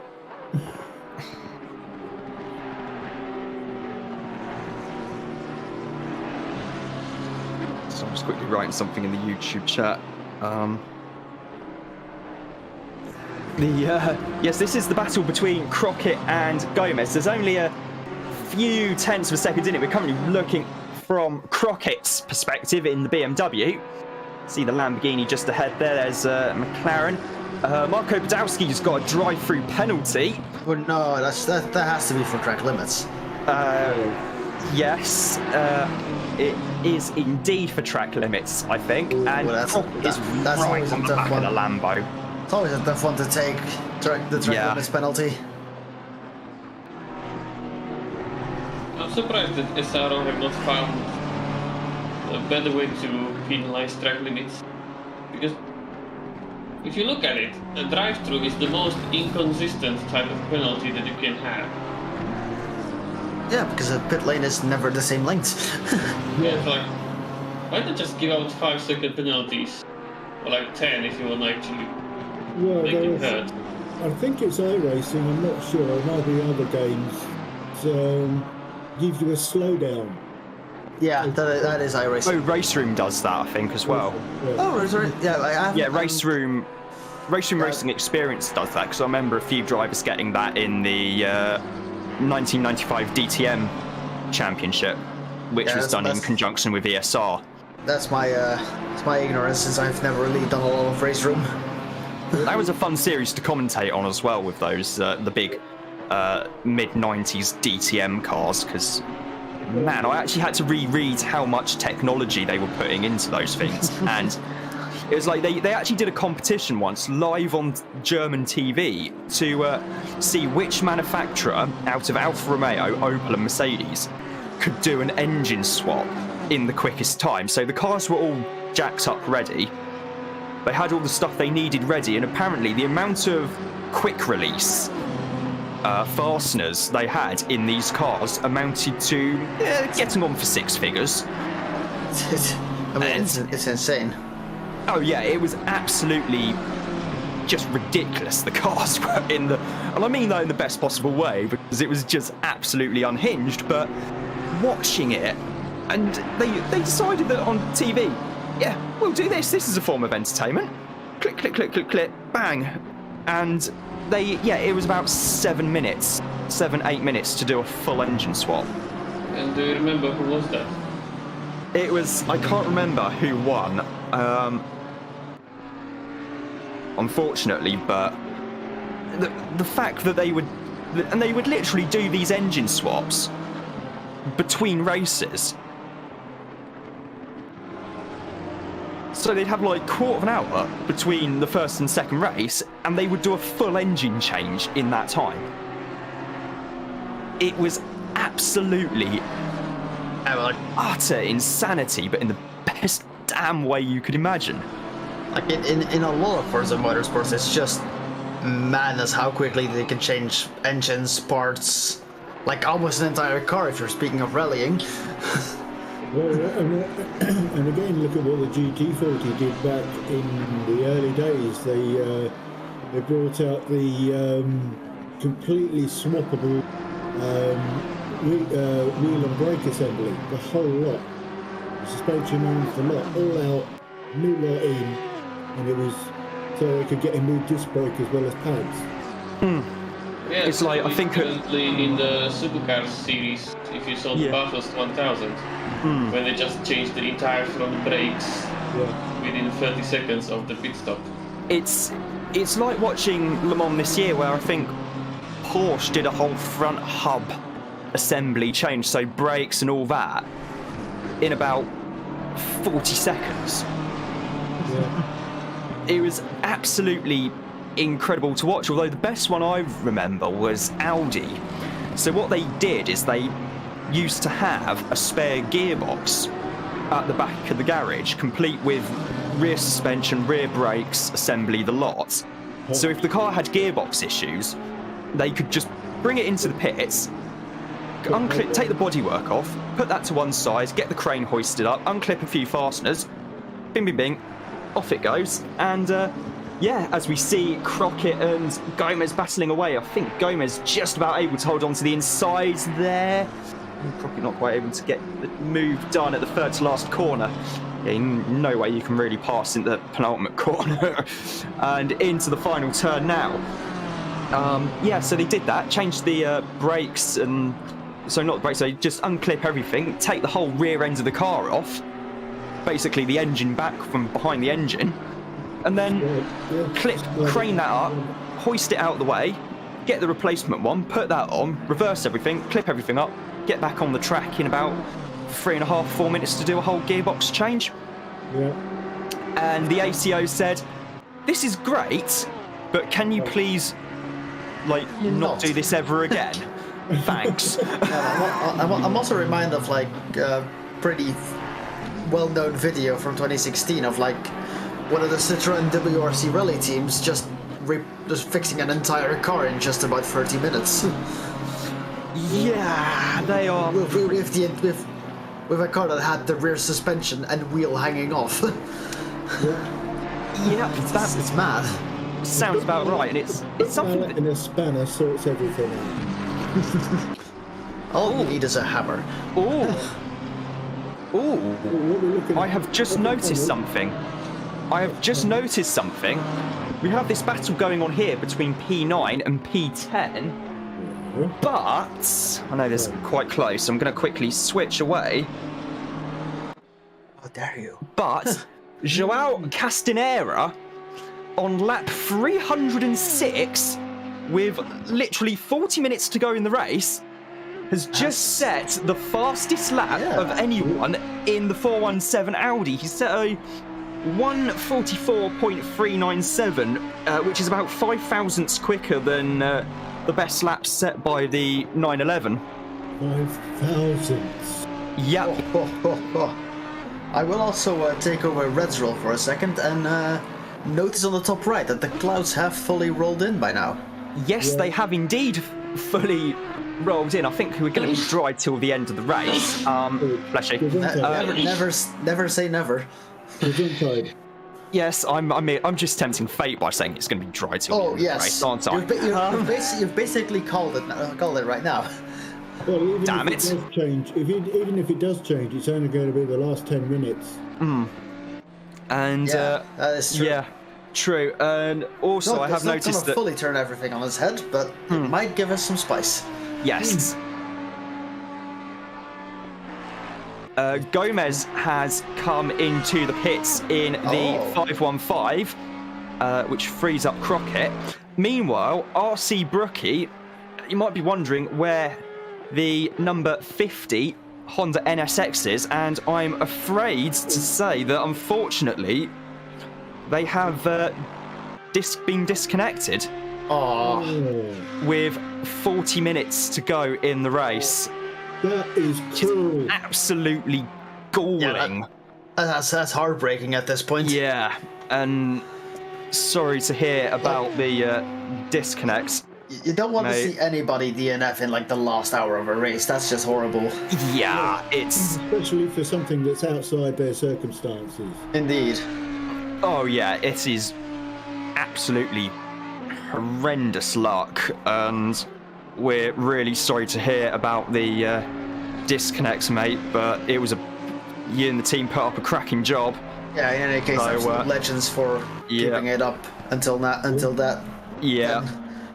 Mate, get a beer out the fridge is what I'd say. Get a bottle of vodka out the freezer. Get a drink on the go and have at it, Scrimpy knows what I mean by vodka in the freezer, because there's no better way to take it. Not really a vodka fan myself, but Racer will know then. I might be slapped, but I don't like vodka at all. You're a schnapps boy, yeah? Nah, I'm more of a rum type of guy. Rum? Oh, I do like a good rum. It makes me so ill. There's one of the drinks I can't take is rum. I think that's because the last time I drank rum, I was trying to commit suicide at the time. So that's why I don't take it anymore. Yeah. Brookie has actually posted something quite interesting in the YouTube chat. Saying that, wait, we might be back in, so we will keep Are we seeing the resurrection of the 50? We are seeing the resurrection. Indeed. Tyrion is behind the wheel. Well done. Currently showing as being in the pit lane, which is of course understandable because he's just reconnected to the session. It will take him, if I recall correctly, it will take him about a minute and a half to be able to get back out on track, but... Yeah. They've got enough time in hand over the... Yeah, they have like... 419, I believe. Meanwhile, Staffis has just passed Crockett for P9. And Crockett has entered the pits. Yeah. The Staffis was closing the gap and had actually got the gap down to about half a second, I noticed, and Yeah, doing a very, very good job indeed. Have to keep in mind where the 99 comes out in relation to that 515. I'm gonna leave yes. you, bye. See you, Racer. Oh, catch you later, Racer. Yeah, we are heading into the last half an hour here at Watkins Glen. What has been an epic 10 hours of Watkins Glen, the inaugural 10 hours of Watkins Glen. The 911 Porsche team have been utterly dominant throughout, and absolutely killer, mate. Killer. Absolutely insane pace shown by the team all afternoon and evening and all morning as well, because for Tarun and the rest of the team, it is actually already getting on for 1 o'clock in the morning, Central European time. So, yeah, boy. Central European time zones representing. Yeah, yeah boy. As we are heading towards the end here, this is the part of the race where any notion of commentary is just going to go out the window, unfortunately. Because this is usually the point where we're all tired, we're all sleep deprived. It's already 12:30 over here, so yeah. And any chance of being able to get a coherent sentence out is usually a task that is greeted with tremendous difficulty, and it's going to be no different tonight. Meanwhile, we can see the 515 and the 99 are very close together again. They are indeed. We will 0.6 of a second at the 0.7 of a second at the moment. Yes, and we can. It is Dean Lee Banks in the 515. Banks, yes, Banks is in the car at the moment. So Dean is a force to be reckoned with on track. So we'll see how this plays out for them. We shall indeed. He is very, very quick. I mean, you can already tell it's his first sim race in a fair while, and first endurance race in quite a long time. He's been keeping up well. Yes, he has. Especially, I don't think he usually drives the Lambo or any mid-engined car. I don't think so. I've mostly I think he's driven the McLaren recently. Yes, I mean I remember the charity race in 2020. He was driving a McLaren in that. Yes, I think he has driven the McLaren quite a bit, but also more recently I've seen him in the Mercedes. Yes, and I think the Aston as well. So yes, indeed. I think he's probably better known for his exploits in the Aston Martin. Yeah. Which is effectively a mid-engined car. Well, front mid-engined, but it's just a bit on the opposite side in relation to the driver. Yeah, true.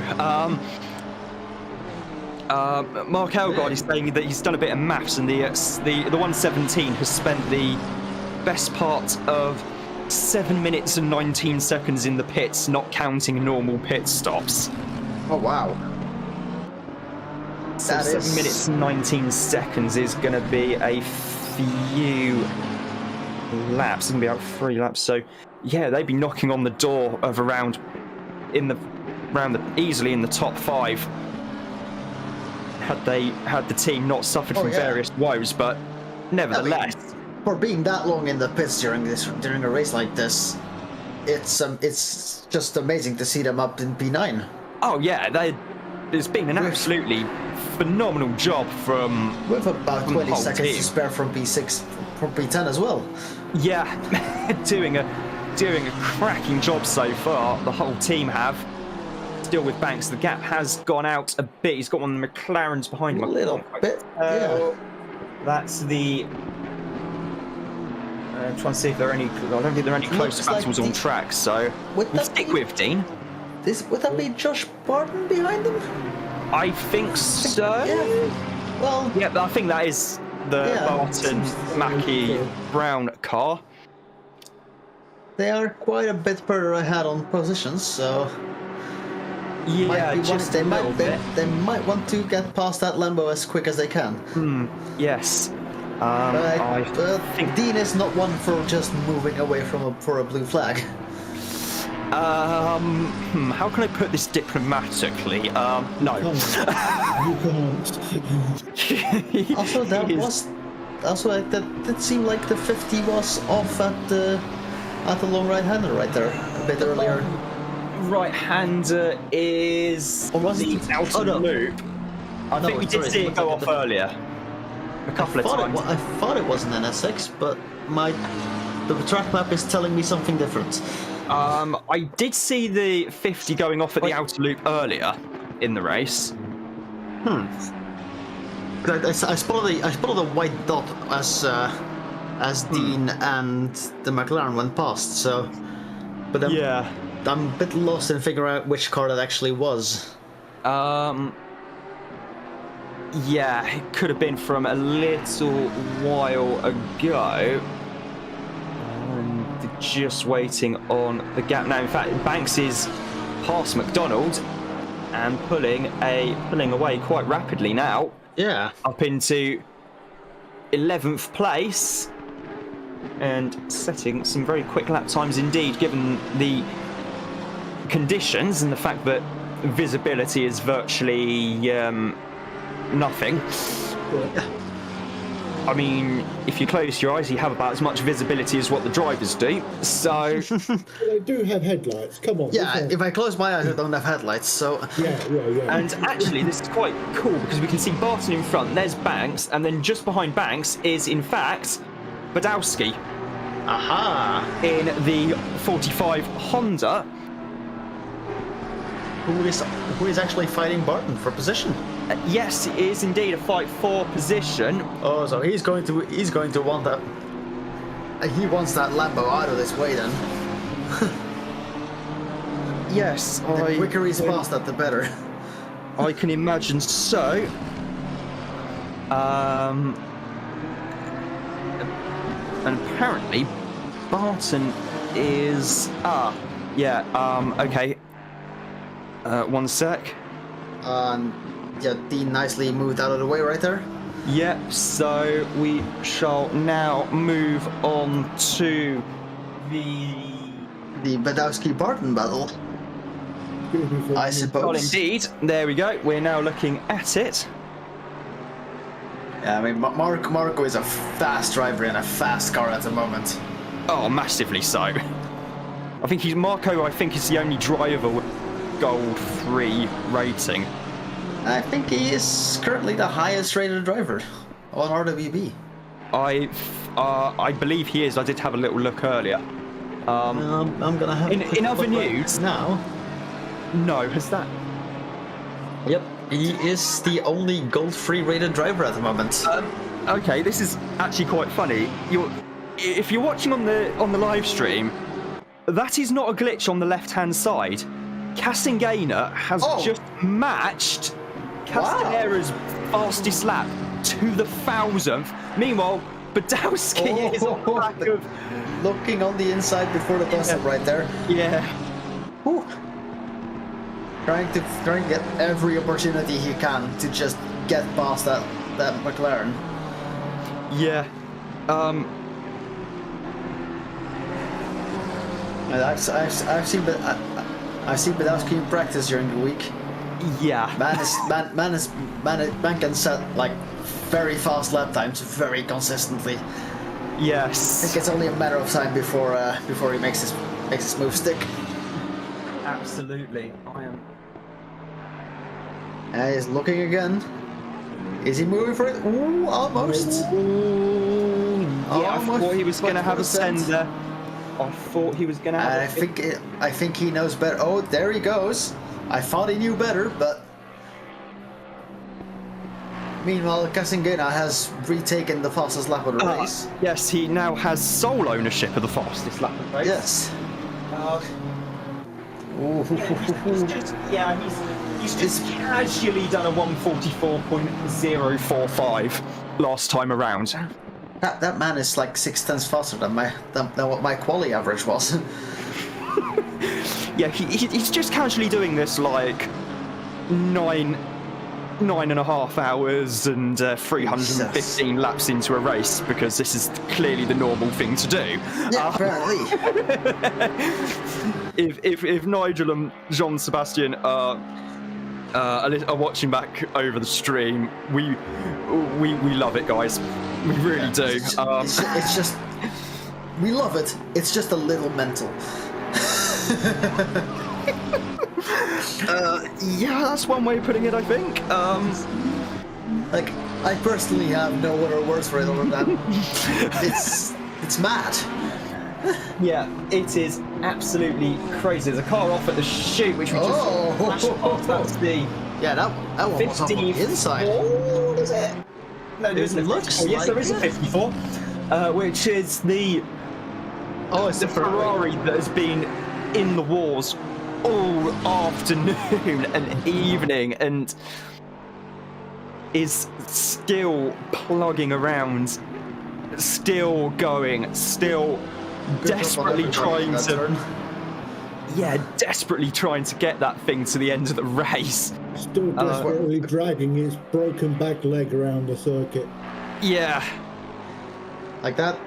Well, where that Ferrari was parked there, that's not an easy place to spot him. No, you're right. It is it's about as bad a place as there is to spot it. I would have certainly needed a pistol for a new pair of pants. I'm just looking at the. I've just had a look at Castengainer's last lap. It was a relatively slow 1 minute 44.6.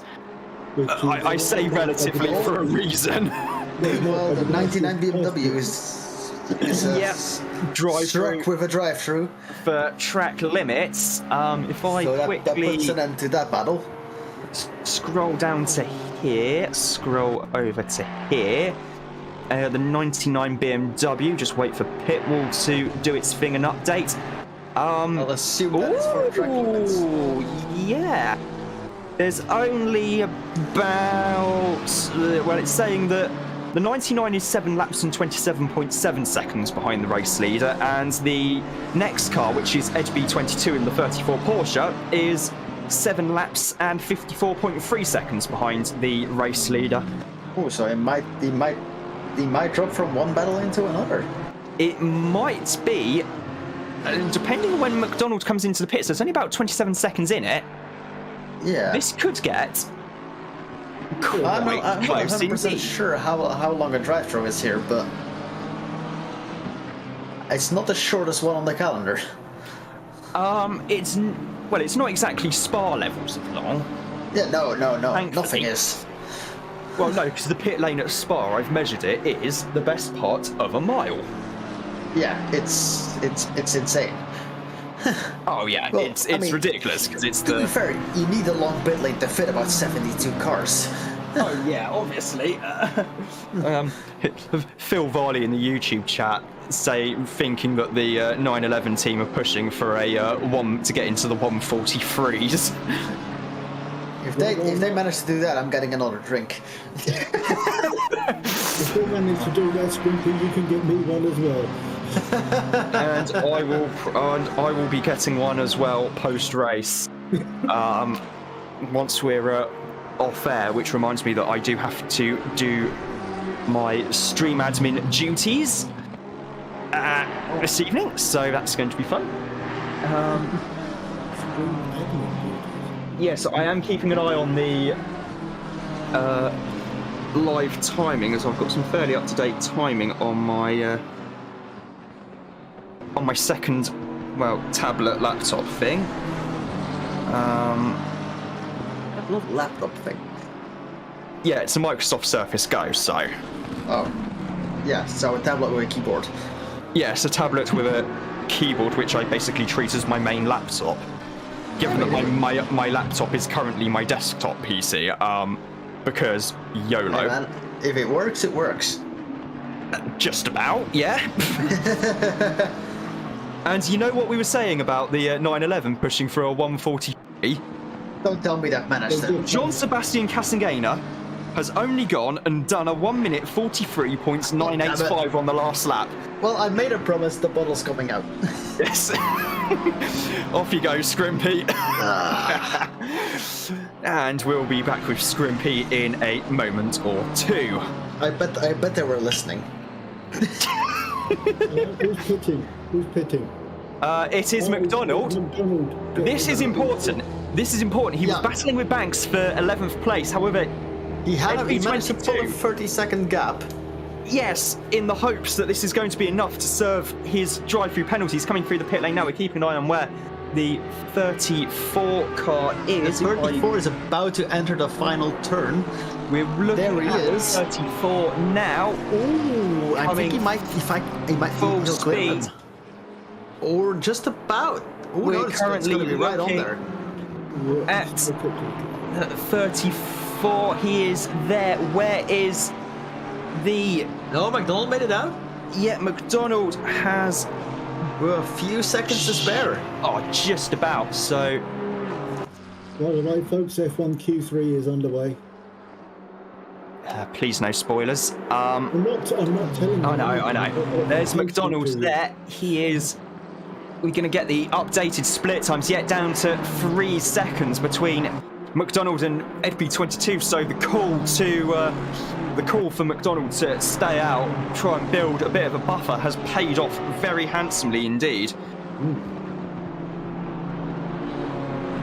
Well, he's still got EDB right up his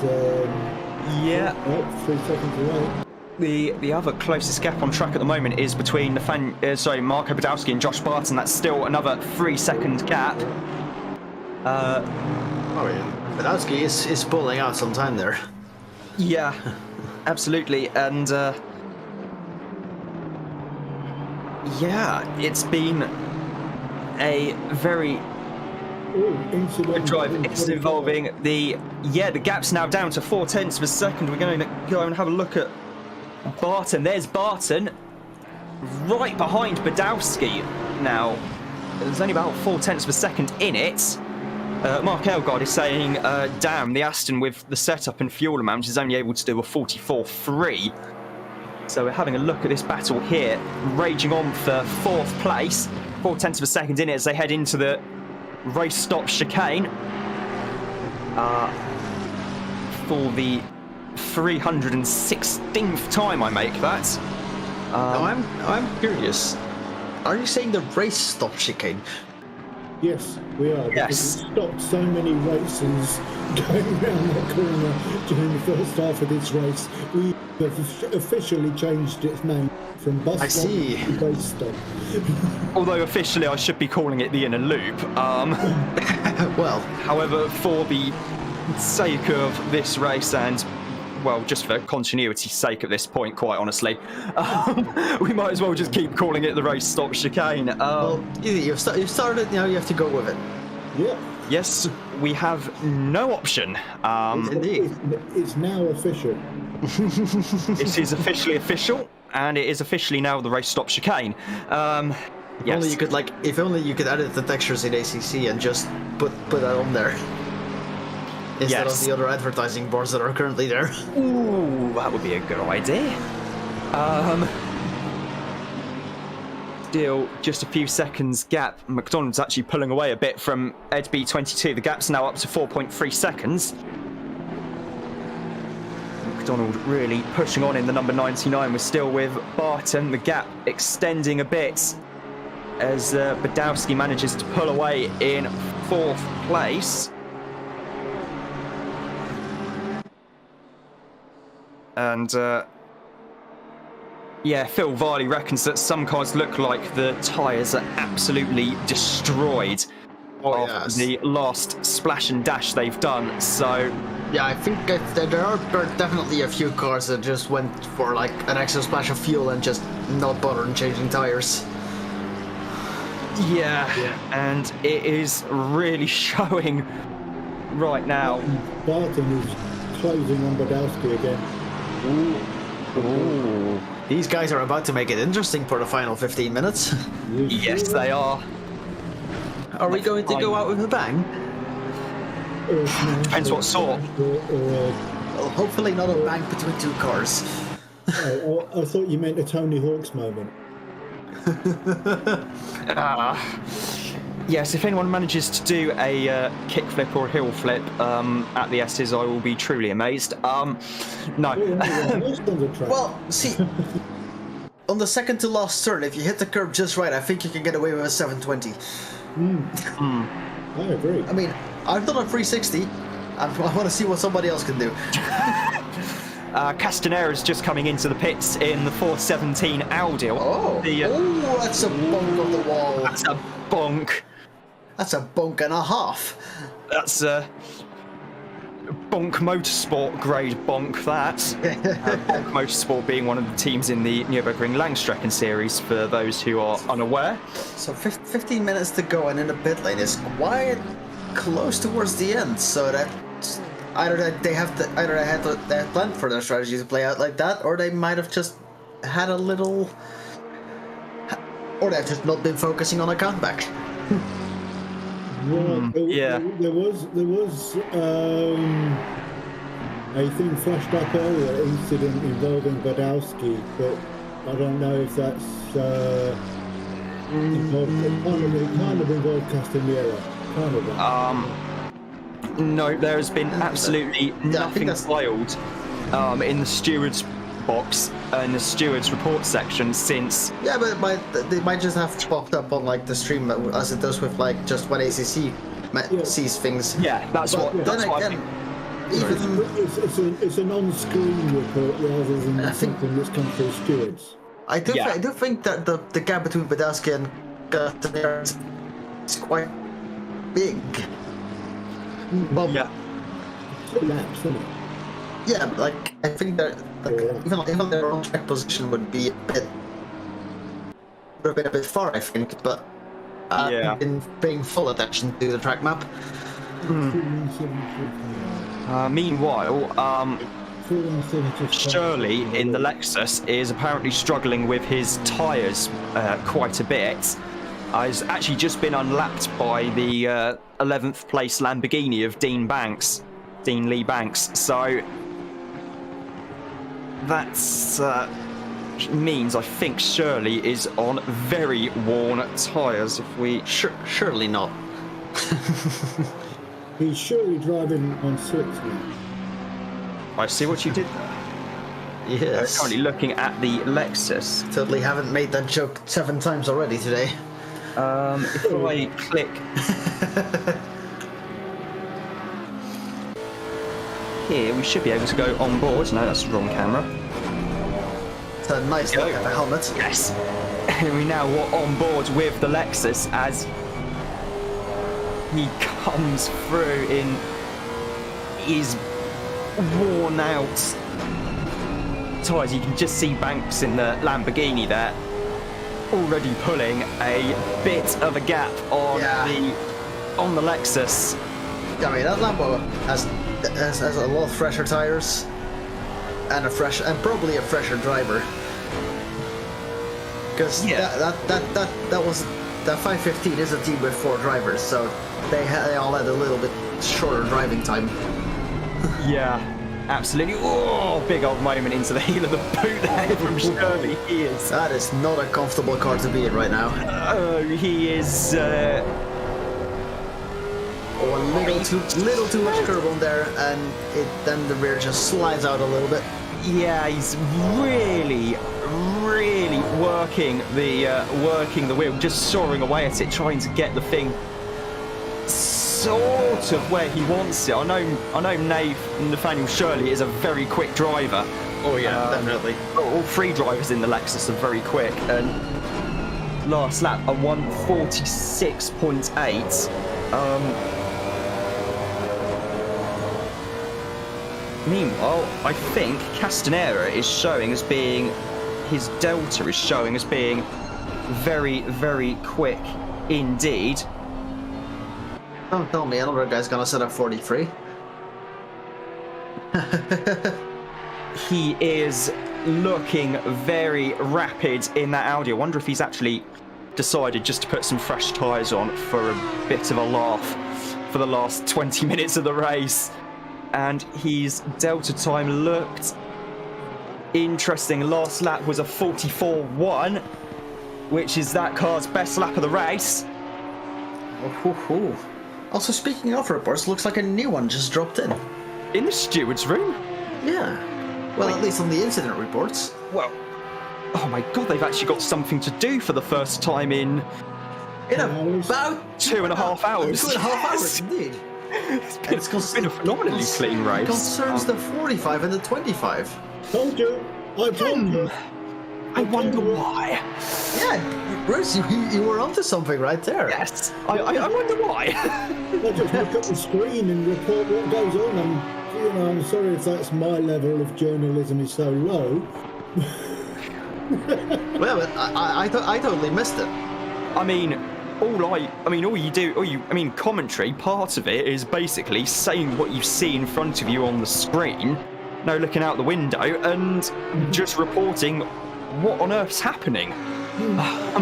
Is quite literally part of about half the job. And I'm halfway there then. Castanera is a little bit slower this time around. Castangainer's come into the pits for, I think, a splash of fuel, and that has to be like just a small splash and go. Yeah, there's only 10 minutes left in the race, so you're looking at about 5-6 laps tops. It's not like we're going F1 style and just taking new tires for a fastest lap, are we? No. There's no point in this kind of racing because you come out with cold tyres. And apparently it's not actually Shirley is not behind the wheel of the Lexus car number 25, as he's just piped up in the YouTube chat, saying that his co-driver is getting tired. So well, if he isn't driving but his name isn't, I don't know if it's similar to what happened earlier when we thought that Racer was in your car. But it was you driving. like usually it updates after like a sector, but yeah, unless we haven't got round to that yet. I don't know. I don't think the Lexus pitted any. Well, it didn't pit last time around because that Lexus has been through quite a few sectors. Yeah, so I don't really know about that one. Unless he has a third co-driver that's also named Shirley, but unless there's two drivers sharing the same sim rig. Yes, that's also possible. Is happening. Denman was one of the drivers entered in the same car where everyone was in the same rig. I don't think Denman is driving the Lexus. It's Shirley, McDonald, and Kurt, I believe, in that car, number 25. McDonald is driving car 12. He's driving, car 99. So I've just seen there's a car had gone off at the. I'm seeing the yellow flags. No, the yellow flags had just been cleared. I couldn't quite tell who that was, unfortunately. So we look at the Row Racing Porsche heading down into turn 1. So, and now out of turn 1 again. Now that definitely was not that car. This is the part where I am having to look at whose Delta time. Okay, maybe of Josh Barton, because his Delta time is showing him being plus 14.9 on his best lap. He's now 5 seconds behind Shops, so I think he's had a... Yeah, I think the incident has caused him to lose a position to Dennis Scherps. Meanwhile,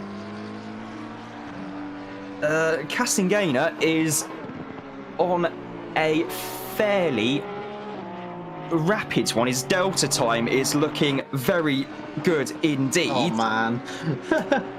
So we're going to ride with the Porsche till the end of the lap. He should be fine for traffic. Just rubbing it in for that fastest lap. Yes, this is going to be well worth it. Coming out to the final corner now.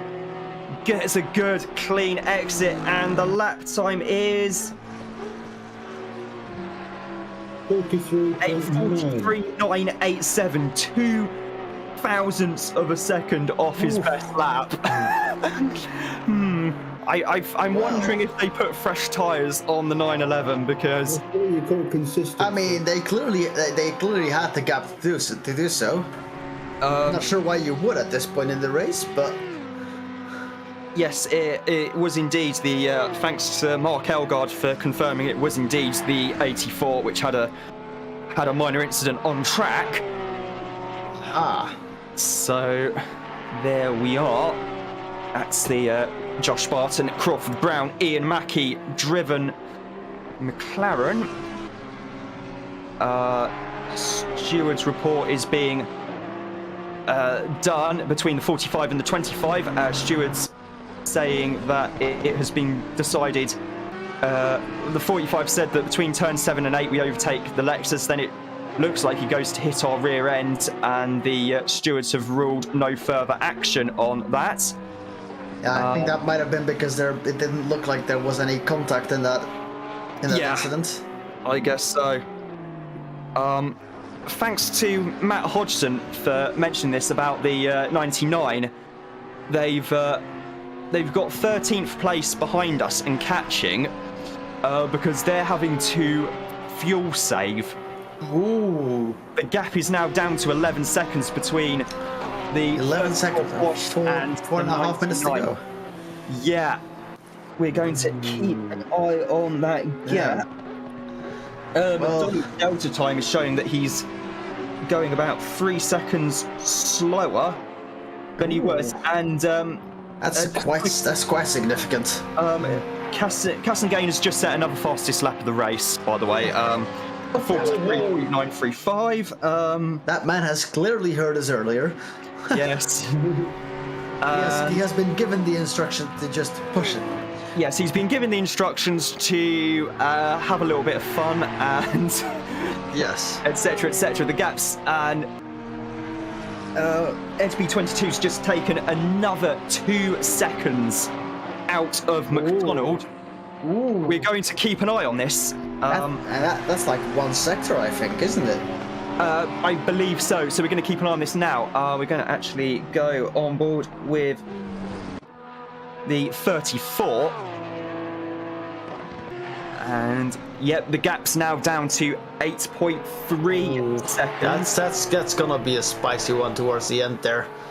It is indeed. It's looking like they have about 2 or 3 laps to go, so yeah, we're getting to the point now where this could be getting very spicy indeed. We're with the Porsche now. The second timing split is just after the toe of the boot. There's Kierton just behind in the 76, currently in P10. McDonald has cleared that. And Donald's cleared that. The gap's now only 7.9. 4 tenths. Only 4 tenths of a second though. That BMW is quite good in that second sector, I think.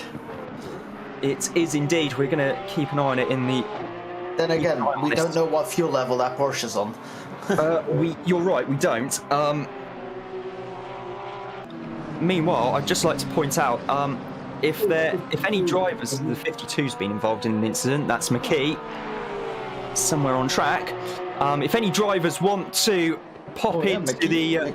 McKee's going for the 48 right there. Yes, he is indeed. Got 0.1 of a second. Indeed it is. He's just sent it up the inside of the 48 McLaren and is in front. There's an Audi getting very much out of the way there, probably because the Audi driver has just had a bit of a moment. Yes, then Yera, I think, in that Audi or not? Well, I'm having a look. It's saying 002. That is Castanera. Trying to actually get past these two. He's caught up in a place he doesn't want to be caught up at this point. Absolutely, and yeah, very, very much so. The gap's actually gone back out to 8.3 seconds in the battle for P12. Oh, yeah, maybe that Porsche might be having to do some fuel saving himself. I'm wondering if that is the case. They've had a lap to really push it and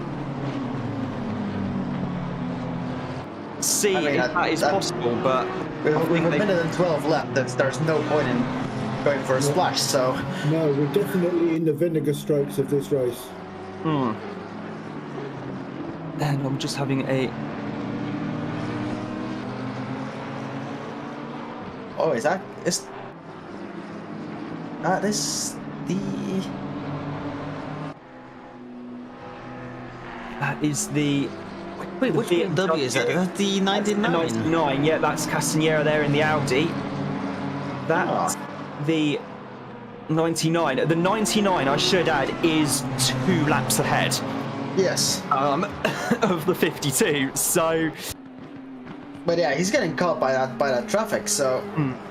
That's gonna be interesting. That might give a little advantage to that Porsche, but he's running out of time rapidly.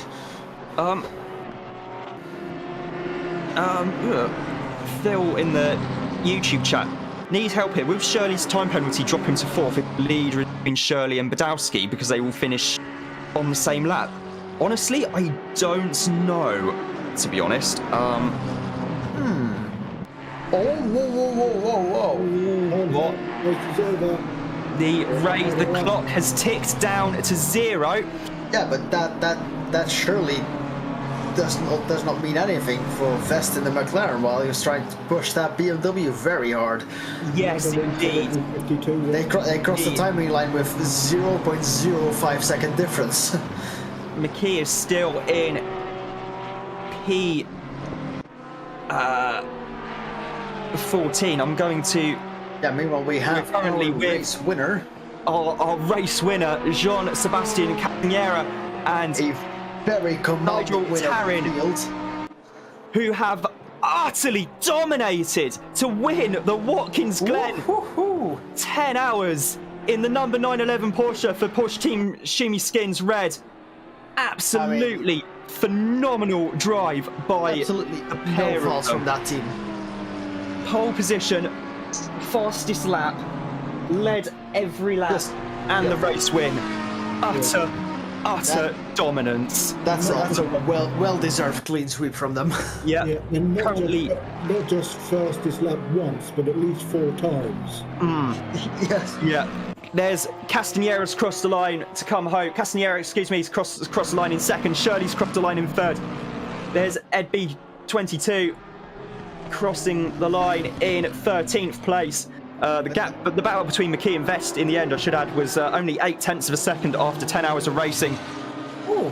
Badowski is going to come home in 4th place, just ahead of Dennis Shirks.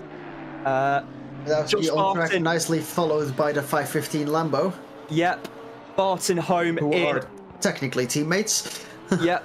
Barton home in 6th place in the McLaren. Dodd 7th, Nemtsovsky 8th. Staffis in the MRT. Aston Martin has come home in a very hard-fought 9th place after their issues earlier on in the race. And Olivier Kierton has rounded out the top 10.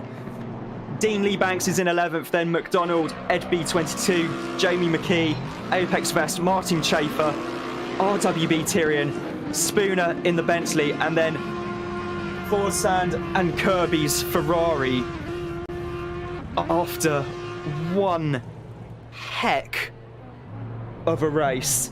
Yep, gotta say a well-deserved applause, whatever you want, for everybody who finished. I mean, it's been a tough 10 hours. Yeah, it has been an absolutely brutal 10 hours for all drivers, all teams.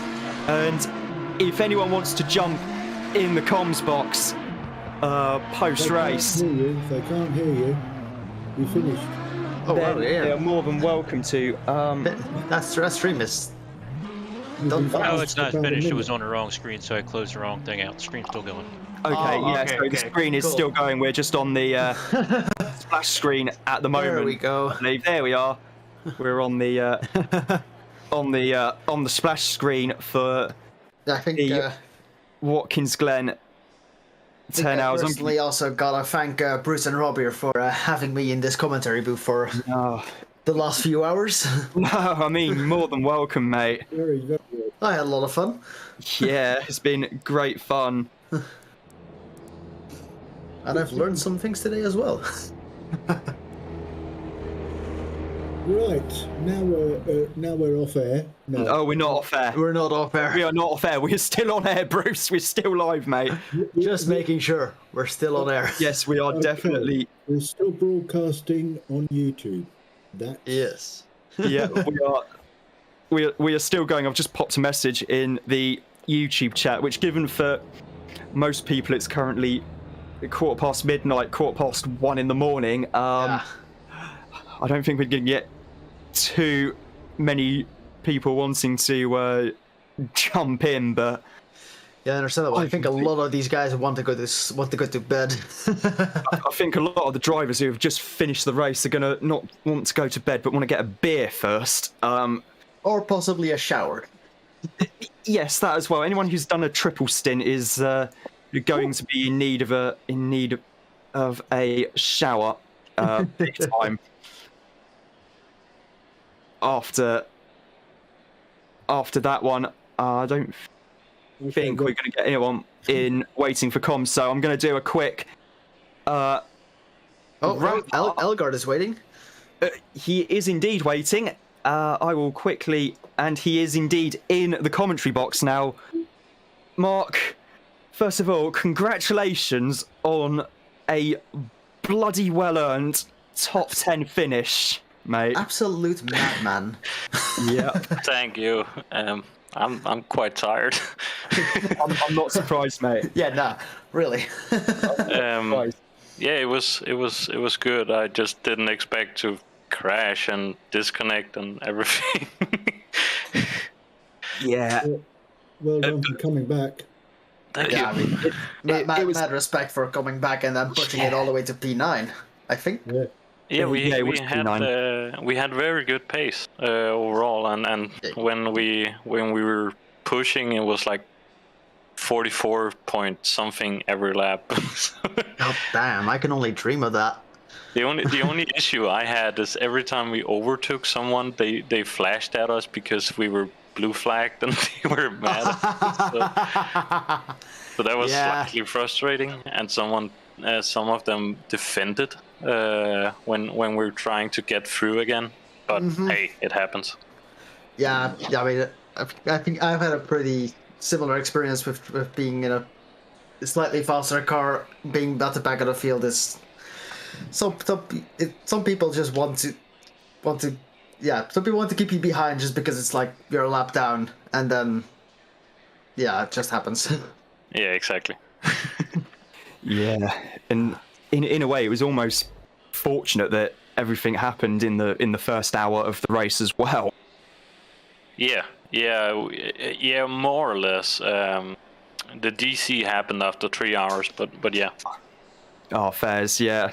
So I forgot that was about 3 hours in. It's been a long one in the comms box. Yeah, but that first thing, we were fighting, and I got close, and I tried to back up a little so I could see the entry, but the way the Honda turned in, it was very aggressive, so it caught me off guard, and I thought I was missing the corner, so I turned in with him and just straight line into the wall.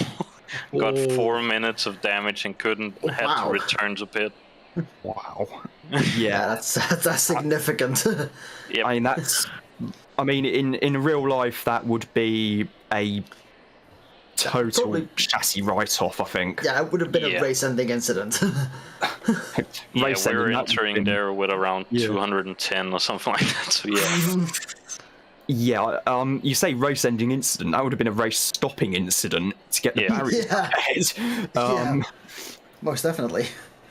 Yeah, which I have only seen happen once in IMSA when Victor Franzoni wasn't told by his team that he was 2 laps down, started setting laps faster than the race leaders at Mosport, hit the bump at turn 2, and went under the tyre barrier. I mean, Rob, if you haven't seen the NLS race today, that you should there's something happened there as well with barriers.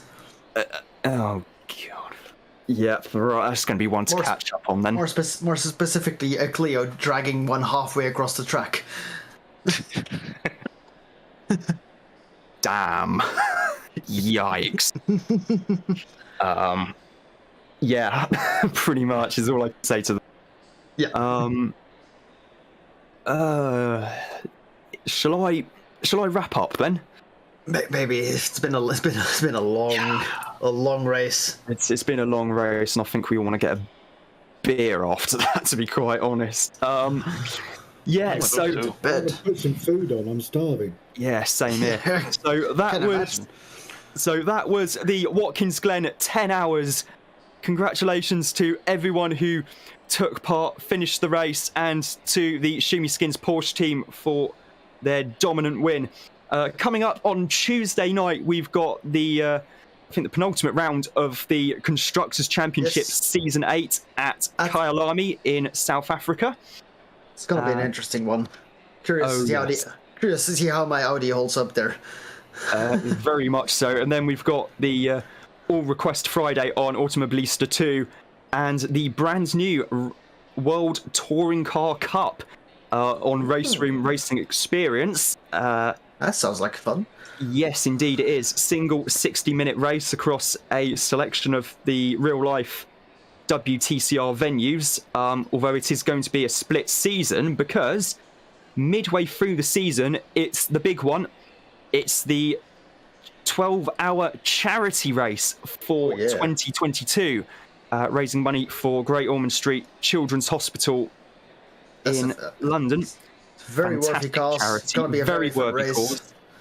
And it's going to be a cracking race at Indianapolis Motor Speedway. Also, if anybody else is watching this live stream, just go ahead and sign up for that. We'd love to see you on track. Please do. It is the charity race is the biggest race of the year for RWB International, and it is a phenomenal day's racing for everyone. Also, anybody who signs up for that has a first-class seat to watching me crash. So. I'm sure you won't crash, Scrimpy. I'm driving a Ferrari again, so ooh. Yeah. But anyway, that was the Watkins Glen 10 hours for 2022. My thanks to everyone who's been in the commentary box at some stage or another during this race. Scrimpy, Bruce, Mark, Nate, Racer, Red Sky, Debug, Ian Mackey was in the comms box as well. Matt Hodgson was in the comms box as well. Thanks to everyone for their comments on YouTube, on the Discord server. Great help to us in the comms box. Thanks to Nate for hosting the live stream and for being an absolute mad lad in helping fix one or two slight issues we had with Race Labs during his opening stint while driving. I mean, and we also can't forget you, Rob, for manning the cameras and leading this commentary. Well, I do my best. But that was the Watkins Glen 10 hours. I, like just about everyone else who is watching the live chat or in the comms box right now, is off to get a beer and something to eat. But in the meantime, I've been Rob Lomas. Thanks for watching, and as always, it's bye for now. Okay.